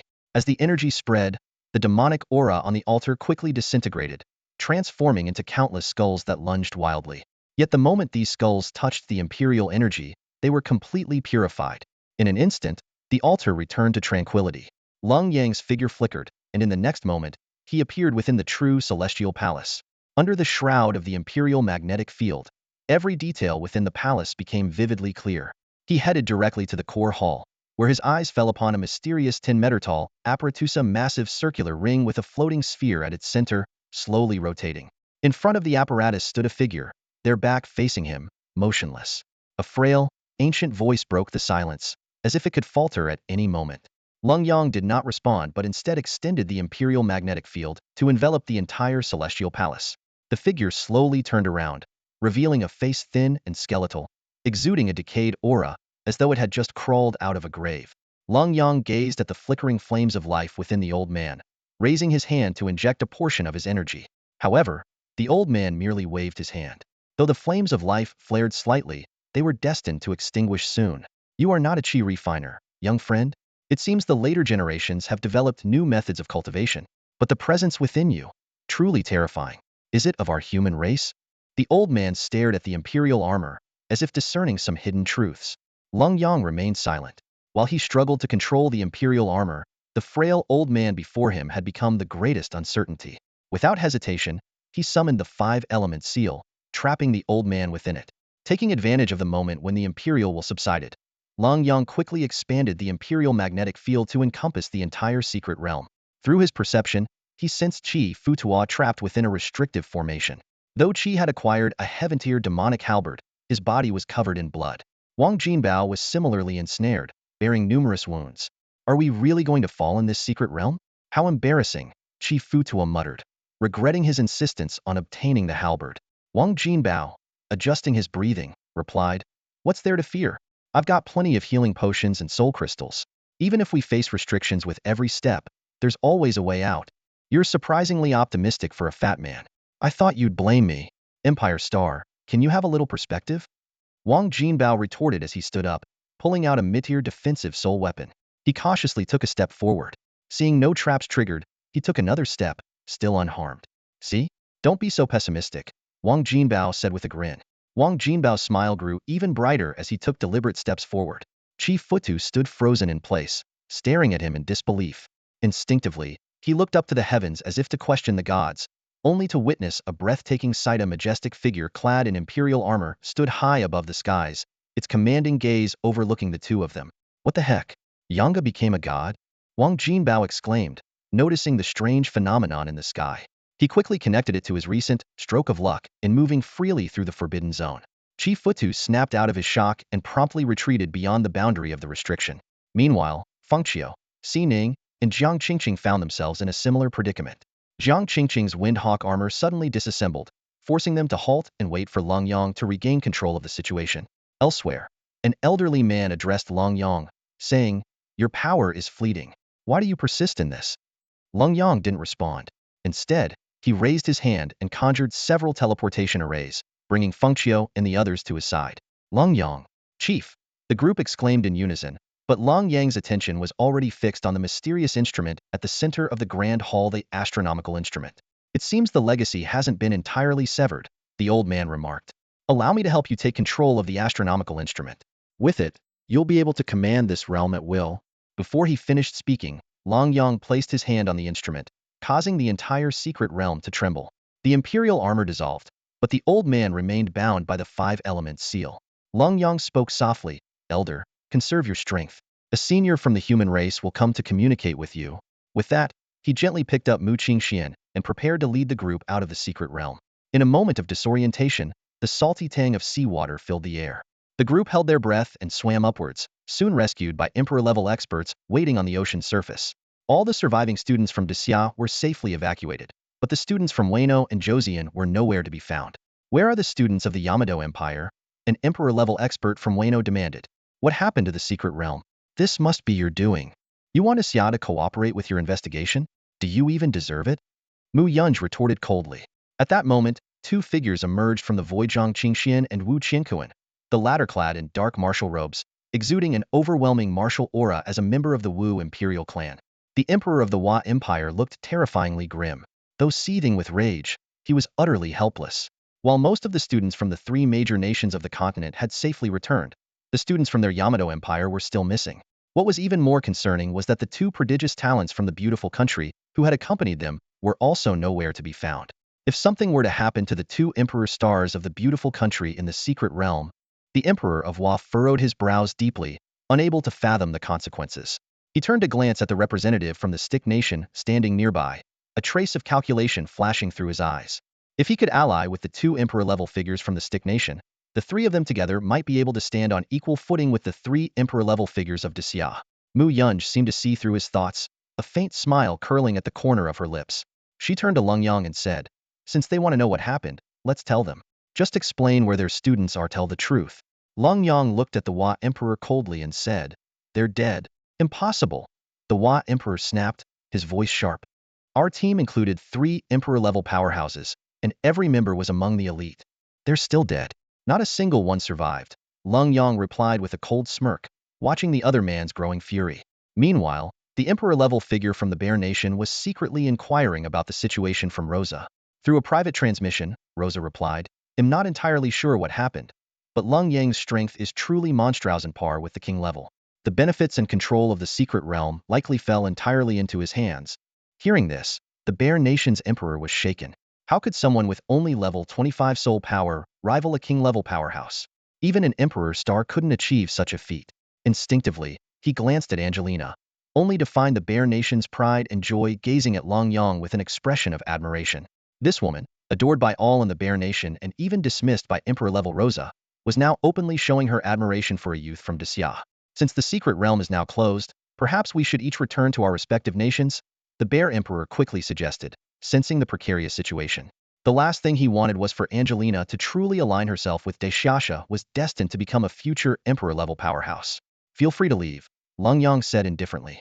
"But we in Disya still owe the Wa and Stick nations an explanation." Mu Yunj nodded slightly in the direction of the Bear Kingdom, signaling that Disya could handle such a minor situation on its own. The Emperor-level expert from the Bear Kingdom glanced coldly at the people from the Wa Nation and Stick Nation, then said in a deep voice, "The secret realm is already closed. If you persist in causing trouble, my Bear Kingdom will not stand idly by." With that, he left with his people, inwardly resolving to keep a close watch on Angelina to prevent further losses. The Emperor-level expert from the Wa Nation seemed unfazed by the Bear Kingdom's threat. As long as the Bear Kingdom did not directly intervene, any warning was meaningless. Meanwhile, the 2 Emperor-level experts from the Stick Nation exchanged uncertain glances, clearly deep in their own calculations. Wu Qinkuan stepped forward and asked coldly, "What kind of explanation are you looking for? Or are you planning to continue targeting the students of Disya? If that's the case, the Wu Imperial clan wouldn't mind paying a visit to Wa Island." His words clearly dismissed the Wa Nation entirely. The Emperor-level expert from the Wa Nation suppressed his anger and demanded, "Why did you kill our Wa Nation students? Shouldn't your country give us an explanation?" Despite his fury, he dared not act rashly. The 4 opponents not only outnumbered them but were also far stronger than their barely Emperor-level group. Moreover, the proximity to Disya's coastline meant that even the coastal imperial clans alone could suppress their 2 nations. Zhang Qingxian chuckled at the demand. "An explanation? What kind of explanation do you want? What? Our Disya students can't even kill a few Wa Nation brats for fun." His words, though spoken with an air of calm, were utterly arrogant. "You've gone too far. I will report this to my emperor, and Wa Nation will declare war on Disya." The Emperor-level expert from the Wa Nation was livid. Wu Qinkuan immediately pulled out a recording stone and said, "Care to repeat that? Say it again, and I'll gift you an imperial weapon." When the other hesitated, he added, "2 imperial weapons. I beg you to say it again." The Wa Nation expert clenched his fists tightly, his teeth grinding audibly. Finally, he spat out, "Just wait. My Wa Nation will not let this go." His words were carefully chosen to avoid giving Disya any leverage. He knew all too well that while Disya might show leniency to the Stick Nation, they would show no mercy to the Wa Nation if given a reason. The lesson from decades ago was still fresh in his mind. Back then, over 10 Emperor-level experts from Disya descended upon Wa Island, nearly breaking the volcanic forbidden zone on the island. 4 Emperor-level experts from the Wa Nation fell in that battle. The Wa Nation had remained subdued for years afterward. Now, it seemed they had recovered their strength and were once again stirring up trouble. The Emperor of the Wa Kingdom, though unwilling to accept the situation, had no choice but to face reality. He continued searching for the whereabouts of the secret realm, unaware that it had already been taken by Lenyang, leaving no trace behind. "How boring. Let's go," Mu Yunj said with a wave of her hand. "Gongsun, you should head back as well." She opened a spatial portal, preparing to lead Lenyang and the students from Yuzhou away. Wu Qinkuan and Gongsun Lai split up to escort the other students, who would be arranged to return to their respective academies. Lenyang was still holding the unconscious Mu Qingxian in his arms. "Senior, Qingxian was previously corrupted by demonic energy. She's fine now, but shall remain unconscious for a while. Please take her back to the Mu family." Mu Yunja's sharp gaze swept over Lenyang. "How did she end up going into the secret realm with you? What did you do to her before handing her back to me?" "Your biological daughter?" Lenyang asked cautiously. "Biological. Mu Yunj replied with a serious nod, her eyes carrying an unmistakable threat. Instinctively, Long Yang tightened his hold on the unconscious Mu Qingxian. Aren't you worried she might suffer some lingering effects? I've checked her condition. At most, she'll feel weak for a few days, and her spirit has taken some damage, but nothing serious, Mu Yunj said coldly. Though their conversation was quiet, the crowd behind them heard everything clearly. Jiang Qingqing blinked her big eyes and exchanged a meaningful glance with Xining. Finally, everyone returned to Yuzhou. With a wave of her hand, Mu Yunj arranged for all of them to settle in the central plaza of the university town. Qin Wudao will come to find you later. Leaving those words, she departed. Long Yang looked down at the icy figure of Mu Qingxian in his arms, then turned helplessly to Jiang Qingqing. Qingqing, could you lend me a hand? Didn't her father just say she's fine? Sounds like you don't need my help, Jiang Qingqing replied, feigning hesitation. If I take care of her, she'll probably try to kill me when she wakes up, Long Yang explained. I can't just leave her lying in bed unattended. Someone has to watch over her. Jiang Qingqing avoided Long Yang's gaze, her eyes darting nervously. It's too cold. I'm afraid it'll freeze. Long Yang summoned his flame dragon armor and flame dragon steed, placing Mu Qingxian in front of him. If you help me take care of her, I'll spar with you and let you practice using the wind eagle armor. Deal? At the mention of the wind eagle armor, Jiang Qingqing's competitive spirit flared up. This guy was really shameless asking for her help while trying to get a sparring partner out of it. Fine, you win. Jiang Qingqing gritted her teeth and climbed onto the flame dragon steed. Seeing her agree, Long Yang broke into a grin and rode off on the steed with her. In the square, the crowd watched Long Yang leave with eyes full of envy. He was undoubtedly a winner in life. If you want, I don't mind, Bei Mingxue suddenly said. Dugu Zhantian jolted as if struck by lightning. Impossible. In my eyes, apart from Xiaoxue, all other women are strangers. Dugu's status doesn't compare to Brother Yang's. Wang Jinbao chimed in, fanning the flames, which made Qi Futu laugh foolishly. At that moment, Feng Qiu, who had been silent, pulled out his flying car and approached Xining. Shall I give you a ride? Huh. Xining was startled, her cheeks turning slightly red. Instantly, everyone's attention was on them. Yi Bufan smacked his forehead in frustration. Great. Resources were already tight, and now I'm falling behind again. What nonsense are you all spouting? Xining glared at Feng Qiu, thinking to herself how he could suddenly pull something like this. To be honest, I'm just curious about the astrolabe and wanted to ask you privately, Feng Qiu explained with a smile. What's so secretive that it needs to be asked privately? Bei Mingxue teased. Feng Qiu said no more, simply focusing his attention on Xining. Her face flushed even redder, nearly burning, though her hood concealed most of it. It's just some questions, Xining emphasized. Feng Qiu nodded repeatedly and opened the car door for her. I'll trust you this once. Xining got into the passenger seat and closed the window amidst the others' laughter and teasing. Strike first to gain the upper hand. Jin Bao and Bufan exchanged glances, silently vowing to act quickly. What about me? Qi Futu belatedly asked. Dugu Zhantian shot him a sidelong glance. With your build, don't bring harm to the women of our great Xia. Go find yourself a foreign lady instead. I need to inherit the clan leader position. I can't marry a foreigner. Qi Futu shook his head before suddenly patting Wang Jinbao. Why are you patting me? Wang Jinbao jumped away in fright. I absolutely won't give in. Haha, you two are a perfect match. Watching as Wang Jinbao threw out gold coins, Qi Futu tore off his shirt, revealing his magic halberd, and charged straight at Yi Bufan. You guys have no sense of honor. Yi Bufan transformed into a black dragon and fled in panic. Though Wang Jinbao was slightly weaker, he was extremely versatile, not to mention Qi Futu was an Emperor Star-level powerhouse. Wang Jinbao, I'm going to tell your dad you're into men. Yi Bufan shouted a threat from a distance. After enjoying the spectacle, Dugu Zhantian and Bei Mingxue also departed. This trip to the secret realm, though it started with little progress, yielded significant rewards thanks to Long Yang's map. 10 minutes later, Long Yang's flying car stopped outside Jiang Qingqing's villa. You're not planning to leave Qingxian here with me, are you? What am I, a free babysitter? Jiang Qingqing was the first to object. Long Yang glanced around. Then leave her at my villa? Are you comfortable with me taking care of her? What do you mean by that?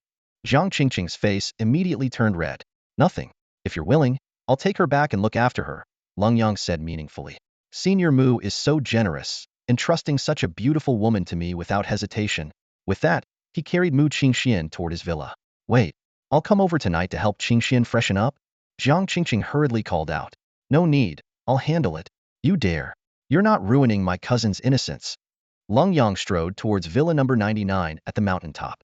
Behind him, Jiang Qingqing hesitated for a long while before finally stomping her foot and following him. Outside the villa's main entrance, Lung Yuan knelt on the ground, motionless for 2 days. His breath was feeble to the extreme, as if he could pass away at any moment. Lung Yang stopped in his tracks, his gaze falling on the kneeling figure, his brows furrowing slightly. By all rights, without explicit permission, no one should be able to set foot on Emperor Star Mountain. Why was this dying man here at his doorstep? He stepped closer, his footsteps startling Lung Yuan. When that face, bearing a 7-point resemblance to his own, slowly lifted, Long Yang's expression shifted from confusion to surprise, though without a shred of pity. Their eyes met in the air, neither expecting their reunion to be under such circumstances. Lung Yang quickly pieced together the situation. Someone from Zhongzhou must have intervened. But this raised another question. Why now? He had been Emperor Star for some time, and his strength was no secret. Why had they only now brought Lung Yuan here? Matters of family like this were typically not something outsiders would meddle in. Jiang Qingqing caught up, her tone feigning disdain. Give me Qingxian. Look at you. So clumsy. If I weren't worried about you mishandling my cousin, I wouldn't even bother with you. But when her eyes landed on Lung Yuan kneeling on the ground, she froze as well. She scrutinized him carefully and quickly recognized who he was. Is that your father? Father? I don't have a father, Lung Yang replied flatly. Jiang Qingqing nodded, refraining from further comment. She took Mu Qingxian from his arms and carried her to a guest room inside the villa. Younger. After Jiang Qingqing left, Lung Yuan finally spoke, his voice trembling and tinged with a hint of pitifulness. But Lung Yang merely cast him a cold glance before walking straight into the villa. At that moment, Qin Wudao appeared at just the right time. Lung Yang was about to ask about the situation but was gestured by Qin Wudao to sit down. Let's talk about what happened in the secret realm first, Qin Wudao said unhurriedly. Lung Yang temporarily set aside the matter of Lung Yuan and gave a brief account of what had occurred in the secret realm. There were 9 black boxes and 9 fragments of a map. Together, they control the secret realm. Qingquan's soul showed signs of erosion, but it's been resolved. How did you resolve it? If it's inconvenient to say, you don't have to, Qin Wudao said, evidently more interested in Mu Qingquan's injuries. After all, by conventional wisdom, such injuries shouldn't heal so easily. The will of my martial soul awakened and saved her at a critical moment. It also gave me control over the entire secret realm. Otherwise, things might not have gone so smoothly, Lung Yang admitted truthfully. His unique martial soul and the manifestation of heavenly will weren't secrets to individuals of Qin Wudao's caliber. Is that so? Qin Wudao mused thoughtfully. However, just because your martial soul intervened this time, doesn't mean it will always protect you. Just like your destiny. Qin Wudao spoke with a serious tone, his eyes sharp as he looked at Lung Yang. Your master's master once said that your destiny is exceptionally high, so much so that no one in this era can bear you bowing to them. However, if you become arrogant because of this, you will inevitably face a backlash from your own fate. True strength lies in one's abilities and maintaining a sense of reverence for the unknown. Hearing this, Lung Yang nodded solemnly. Understood, senior. I have a question to ask. If there are ancient beings still alive within the secret realm, is it possible to bring them out? Or perhaps, can I enter to explore it? I am willing to dedicate this secret realm to you, senior. As for the treasures it holds, I leave them entirely at your disposal. With that, Lung Yang took out a celestial instrument the size of a bowl, which served as the key to the secret realm and the foundation of its existence. He handed the instrument and the ownership of the secret realm over to Qin Wudao. Qin Wudao accepted it without hesitation. After all, for someone as inexperienced as Lung Yang, the value of a small world was far less significant than suitable cultivation resources. You are quite generous. This secret realm is comparable to a miniature world. It's worth far exceeding the Azure Dragon creation pill. Even Imperial weapons would be hard-pressed to exchange for it. Senior, I trust you wouldn't treat me unfairly, Lung Yang replied with a smile. Stowing away the celestial instrument, Qin Wudao shifted the topic. To assassinate you, the Reaper has sent 3 Imperial-level experts, and the Wa Kingdom secretly dispatched 2 more to assist. Domestically, there is only one faction left conspiring against your life. He paused briefly. According to the laws of the Great Xia dynasty, Long Xian and Lung Yuan conspired to assassinate the Imperial Star. Those who knew of this will be executed, and their kin will be stripped of their status. I have already nullified your father's cultivation. How he is dealt with next is up to you. Just as he finished speaking, Jiang Qingqing emerged from the guest room, looking at Lung Yang with concern. Qin Wudao's expression suddenly turned playful. Oh, Qingqing, you two seem to be progressing quite quickly. Does your father know about this? Such good news shouldn't be hidden from family. I'm sure they'd support you. Jiang Qingqing, who had intended to address him as senior, immediately pouted upon hearing this. Having lived in Yuzhou for many years and encountered numerous Imperial-level experts, she knew all too well that these seemingly youthful figures were anything but easy to deal with. They might appear serious most of the time, But when they decided to act mischievous, they had no regard for their elder image, even in front of juniors. She had even witnessed Mu Yunj and Qin Wudao brawling with bare hands, leaving both bruised and battered, only to use her as a test subject for soul techniques afterward. Faced with Jiang Qingqing's glare, Qin Wudao simply chuckled before speaking more seriously. How about I take your father to the back mountains of Beihai? Your mother's tomb is there. Let him kneel and repent before it for the rest of his life. Lenyang nodded in agreement. His voice carried out of the residence, startling Long Yuan outside, who trembled all over. Younger, I know I was wrong. For the sake of raising you for over a decade, spare me this once. Lung Yuan's voice was loud and clear, a stark contrast to his earlier pitiful demeanor. Raised me for over a decade? Lung Yang sneered. You killed me once, and I've already repaid that debt by not seeking revenge. But you murdered my mother and colluded with the Reaper to take my life. That is unforgivable. Seeing this, Qin Wudao led the father and son through a spatial passage to Beihai. The former Long family estate was now in ruins, but in the cemetery behind the mountains, Lung Yang had personally selected a new auspicious burial site for his mother and relocated her grave. For the next 300 years, Lung Yuan, sealed by Qin Wudao, would remain kneeling there until the moment his life force was completely exhausted. For the foreseeable future, it seemed there wouldn't be much happening. However, given the unpredictability of the secret realm, Long Yang remained ready to act at a moment's notice. His current priority was to enhance his soul power cultivation. Among the 4 great academies, there were many sacred training grounds that suited him perfectly. After escorting Long Yang back to Emperor Star Mountain, Qin Wudao left in haste. The discovery of a figure from 10,000 years ago in the celestial instrument was a significant matter that required deliberation among the Elder Council members. These affairs had nothing to do with Long Yang, as his sole focus now was cultivation. As night fell, Long Yang visited Mu Qingquan's room to check on her condition. Seeing that she was slightly better, he felt a bit relieved. Long Yang was well aware of Mu Yunj's intentions in entrusting Mu Qingxian to him. As for whether the two of them could fulfill Mu Yunj's wishes in the future, Long Yang chose neither to reject nor to express his stance, leaving it to fate. At the break of dawn, Jiang Qingqing arrived to care for Mu Qingxian, her demeanor guarded. Long Yang took the opportunity to ask her about the sacred training grounds of the 4 academies. As an Emperor Star, he had unrestricted access to these places and could directly request any resources he needed without being limited by points. While using her Emerald Green Life Soul Power to heal Mu Qingxian, Jiang Qingqing suggested that he start with the 5 Elements Mountain in the Tian's Academy. Just as Long Yang was about to leave, Jiang Qingqing cast a resentful glance his way. After some back and forth over the matter of caring for Mu Qingxian, Long Yang ultimately decided to stay and help Jiang Qingqing master the Wind Hawk armor. The moment Jiang Qingqing heard the words Wind Hawk armor, her face flushed with embarrassment, and she pushed Long Yang to go train. However, Long Yang insisted on staying, knowing that without his own willpower and cooperation, even if Jiang Qingqing could summon the Wind Hawk armor, Jiang Qingqing could only utilize 30% of her combat strength at the moment, significantly diminishing the enhancement effect of the Wind Eagle armor. She glanced at Long Yang, pondering the future task arrangements. Long Yang brought up the graduation requirements of the 4 great academies, falling into deep thought. As students of Imperial Star, they needed to complete more meritorious tasks to graduate. Even with abundant resources, they still had to tirelessly work throughout these 4 years. I don't want to train, Jiang Qingqing muttered, her cheeks flushing red like a fiery sunset. Long Yang grinned mischievously at her. Why are you blushing? Mind your own business. Why are you so annoying?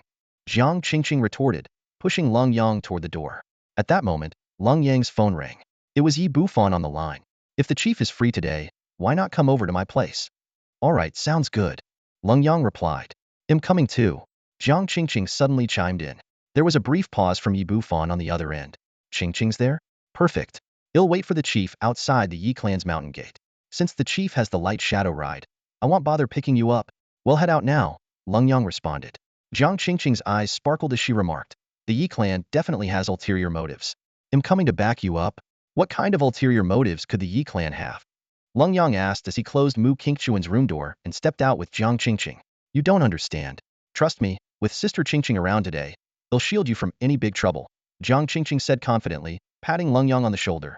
Long Yang summoned the Wind Eagle armor. Jiang Qingqing immediately interjected. I want to ride the Emperor ride. Summoning the Emperor armor is too exhausting. The Wind Eagle armor is fine.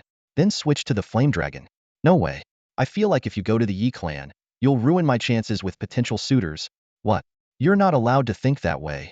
Jiang Qingqing shouted, leaping onto the Wind Eagle ride and playfully hitting the back of the Wind Eagle armor. Long Yang piloted the Wind Eagle ride into the sky. Jiang Qingqing clung tightly to his waist, pounding on his back. Turn on the windshield. Ha ha ha, nope. Lenyang laughed. Do you believe I'll jump off right now? My dad definitely won't let you off if I do. Jiang Qingqing shouted over the roaring wind. Finally, Lenyang activated the windshield. I only turned it on because it was hard to hear you. Not because I'm afraid of you jumping. Even if you do, I'd catch you. Unbelievable. Jiang Qingqing huffed, continuing to lightly tap the back of the armor. At the foot of the Yi clan's mountain, Yi Bufan lounged lazily on a tree branch, a blade of grass in his mouth. Seeing the wind eagle ride descend, he spat out the grass, which shot like a sharp arrow, embedding itself in a rock 10 meters away. What's going on with you two? Ready to make it official? Yi Bufan teased as he stood up. Jiang Qingqing smoothed her wind-blown hair. Looks like you're not too thrilled about me visiting the Yi clan. Qingqing, do you even realize how popular you are? There's no way I wouldn't welcome you, Yi Bufan said, shaking his head repeatedly. I was just being a bit nosy. The chief hasn't said anything, so maybe there's some truth to it. You people really have too much free time, Lenyang said, rolling his eyes with a hint of helplessness in his tone. As Yi Bufan rubbed his chin, he led the two of them toward the main peak of the Yi clan. The one who wants to see you this time is my uncle. When they reached the base of the main peak, he suddenly stopped. After you meet him, well, I have something else to take care of. Lenyang and Jiang Qingqing exchanged a puzzled glance. It's nothing. I just have some matters to handle and can't stay, Yi Bufan explained. But my uncle will take good care of you. Something about this explanation felt off to Lenyang, and Jiang Qingqing also furrowed her brows. When the three of them ascended to the main peak and entered the grand hall, the scene before them was unexpected.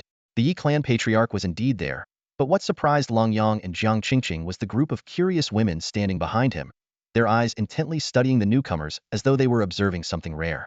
Those are senior sisters from the 4 great academies, Yi Bufan whispered, lowering his voice. Then he cleared his throat and said, Uncle, I have some matters to attend to. I'll take my leave now. Yi Han waved him off, but his expression darkened the moment his gaze landed on Jiang Qingqing. Qingqing, why are you here? Uncle Yi, if you're not welcoming me, I'll go home and tell on you. Jiang Qingqing retorted defiantly. Yi Han immediately forced a smile. Ha ha ha, who would dare not welcome our little princess Qingqing? Yet, despite his words, Lenyang could sense a trace of reluctance in his smile. Lenyang stepped forward respectfully and bowed. Greetings, senior.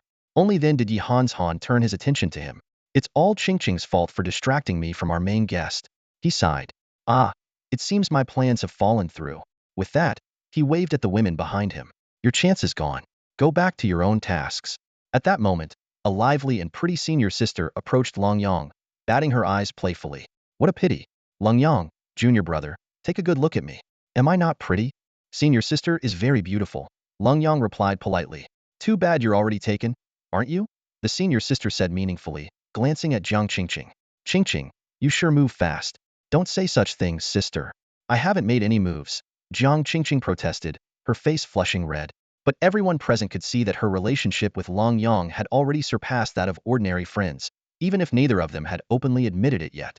The senior sisters exchanged knowing smiles before leaving the main peak one by one. Yi Han led the two of them to a side hall and personally brought them tea. As he poured, he muttered, You shouldn't have brought Qingqing here. This girl only causes trouble. That's slander. Uncle Yi, you're slandering me. Jiang Qingqing immediately retorted. Ha ha ha, you ruined my plans today, Yi Han said with a laugh. Seeing Yi Han personally serving tea, Lenyang quickly stepped forward. Senior, please allow me to do it myself. Jiang Qingqing continued to defend herself. I didn't ruin anything. I just came to visit Uncle Yi today. I haven't done a single thing. Yi Han could only shake his head helplessly. He knew in his heart that if it had been anyone else, even Mu Qingxian, they wouldn't receive the same indulgent treatment as Jiang Qingqing. Yi Han took a sip of tea, his gaze carrying a hint of intrigue. Mu Yunj only has one precious daughter. Why couldn't Yi Bufan have been a girl? Setting down the teacup, he got straight to the point. The first matter I invited you here for is already moot, so let's move on to the second one. I've heard your Emperor armor can seal anomalies, and your 5 elements armor can summon through a medium. As he spoke, he gave Jiang Qingqing a meaningful glance. Clearly, word had spread about Jiang Qingqing's ability to summon the Wind Eagle armor. She wasn't surprised by this. As an Empyrean star, every move they made was closely watched by the older generations.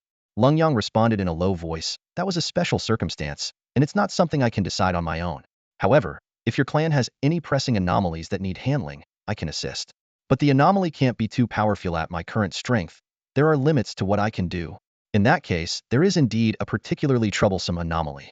Let's take a look. Han stood up and led the two of them to a rocky area encircled by a formation. This is where we've imprisoned a replica anomaly, Han explained. It can replicate all of its opponent's abilities. What's even more terrifying is that when it's killed, it instantly duplicates its opponent entirely, including their physical form. So, if you see it looking like a person later, don't be alarmed. In the depths of the rocky area, 5 enormous stone pillars stood tall. Thick alloy steel chains bound a humanoid creature. Han continued. It's been imprisoned here for 30 years, and has grown from the sovereign realm to near king realm strength. In a few more decades, these chains might not hold it. It's even capable of replicating the formation's powers and breaking free, so we've had to rely solely on physical restraints. Hearing this, Lenyang immediately summoned his Aurora sword, and slashed out a wave of sword energy. The replica anomaly, bound by the chains, couldn't dodge and took the full brunt of the attack. It glared at Lenyang with venomous eyes. In just a moment, it'll replicate your martial spirit, Han cautioned. Everyone watched in silence. 1 minute passed. Then 2. What's going on? Han stared in astonishment at the Aurora sword in Lenyang's hand. Could it be that its replication ability has failed? Why hasn't it copied Lenyang's Aurora sword? Jiang Qingqing asked, puzzled. Qingqing, throw your Shin herbal codex at it. Han suddenly suggested. Jiang Qingqing's face darkened. Why should I throw the Shin herbal codex? Because the Shin herbal codex has no combat capability, Han explained with a sly smile. Reluctantly, Jiang Qingqing summoned the Shin herbal codex and hurled it at the replica anomaly. Within just 2 breaths, an identical Shin herbal codex appeared in the anomaly's hands. So its replication ability hasn't disappeared, it just doesn't work on martial spirit? Jiang Qingqing exclaimed, her eyes wide with disbelief. Han's gaze grew even more focused as he stared at Lenyang's Aurora sword. Anomalies were the most irrational entities in existence, and their near indestructibility made them even more dangerous than the monsters and beasts that besieged cities. Yet this anomaly's power seemed completely ineffective against Lenyang's martial spirit. What did this mean? Was there something unique about Lenyang's martial spirit? Or was the Emperor armor truly that extraordinary? Doesn't that make it a perfect match for the job? Lenyang said casually, spreading his hands. In an instant, a flash of light appeared, and the snow mastiff armor covered his entire body. I haven't seen this armor before. Jiang Qingqing's eyes sparkled with excitement. To her, the design of the snow mastiff armor was undeniably more visually striking than the wind eagle armor. Lenyang reached forward with both hands, and a massive axe materialized in the air. The sudden appearance of the weapon left Jiang Qingqing astonished once again. She couldn't help but marvel inwardly at the unique traits of each of the 5 element armors.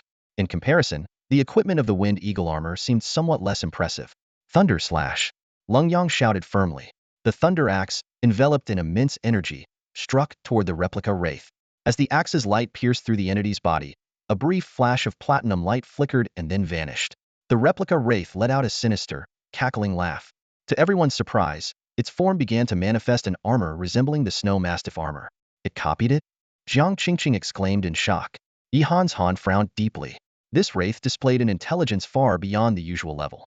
Most wraiths acted purely on instinct, but this one had deliberately set a trap, luring Lenyang to reveal his armor so it could replicate it. However, the 3 quickly noticed a key difference. The imitation armor on the replica wraith lacked the commanding presence of the genuine snow mastiff armor, appearing to be nothing more than a hollow shell. The replica wraith seemed to realize its own shortcomings and let out an earth-shaking roar, struggling violently against the chains binding it. It unleashed a barrage of attacks with its hands, but Lenyang dodged them all with ease. It seems a single 5-element armor won't be enough to defeat it, Lenyang said calmly as golden light began to radiate from his body. Ultimate Emperor armor, combine? As the Emperor's overwhelming aura spread, the replica wraith immediately fell silent. When it attempted to replicate the Emperor armor, golden lightning erupted across its body, severely damaging it. Did it suffer backlash? Han was stunned. This wraith, capable of replicating even the powerful Shin herbal manual, had been grievously wounded when it tried to copy the Emperor armor. Emperor, Demon Sealing Slash. Lenyang wasted no time.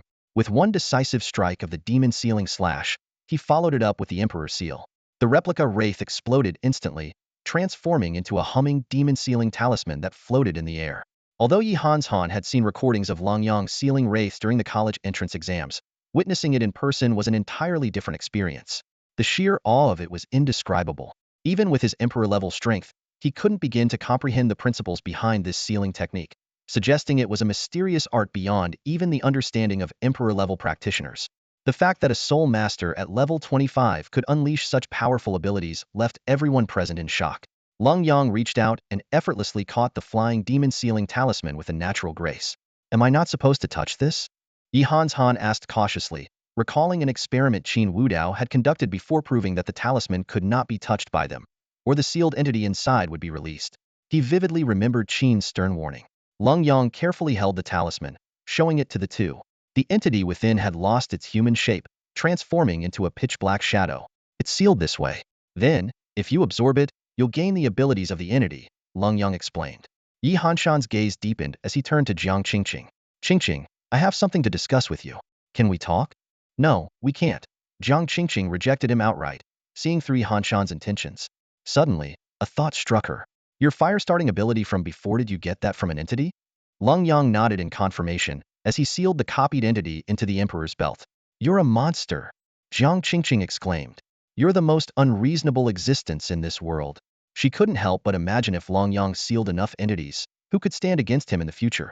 She vividly remembered the astonishing strength he had displayed in the secret realm, a power even Emperor-level cultivators couldn't rival. Just basic stuff, Lenyang said calmly. But it's all based on probability. I've absorbed many entities, yet the only ability I've gained is that fire-starting skill. Also, the true terror of these entities lies in their immortality, not their abilities. Han patted Lenyang's armored shoulder firmly, astonished. Lenyang's current strength had already surpassed the king level, placing him among the elites of that rank while being only level 25. What kind of terrifying power would he possess at level 90? As this thought crossed his mind, Han found Jiang Qingqing increasingly bothersome. Sensing the danger, Jiang Qingqing quickly hid behind Lenyang. Uncle Yi, adults shouldn't argue with kids. Is there really no way to create another summoning medium for the 5 elements armor? Han pressed on, unwilling to give up. Lenyang shook his head and explained that the medium was formed due to a unique connection with the Shin cauldron. When the three returned to the main peak, the 3 beauties from earlier had already left. Han took out a jade pendant. This pendant contains an Emperor-level formation. Even if multiple Emperor-level cultivators attack together, it can hold for half a minute. As long as you stay within the borders of Disya, it will ensure your safety. He handed the black dragon pendant to Lenyang. Don't refuse. Disya's future depends on you. Visit often. There are still many entities sealed within the Yi clan. Thank you, senior, Lenyang said respectfully as he accepted the pendant. As they parted, Han teased, next time, don't bring Qingqing along. I'm coming next time too. Jiang Qingqing retorted defiantly, summoning her Windhawk armor. With Lenyang's approving glance, she further called out, Windhawk steed. Lenyang stared in shock as Jiang Qingqing summoned the Windhawk steed, hardly able to believe it. This girl, she could already summon the Windhawk steed? That's all for today. Thank you so much for watching. I hope you guys enjoyed. If you wish to have another part of this recap, please give us at least 1,000 likes. Please don't forget to comment and subscribe to our channel for more content like this. Until next time.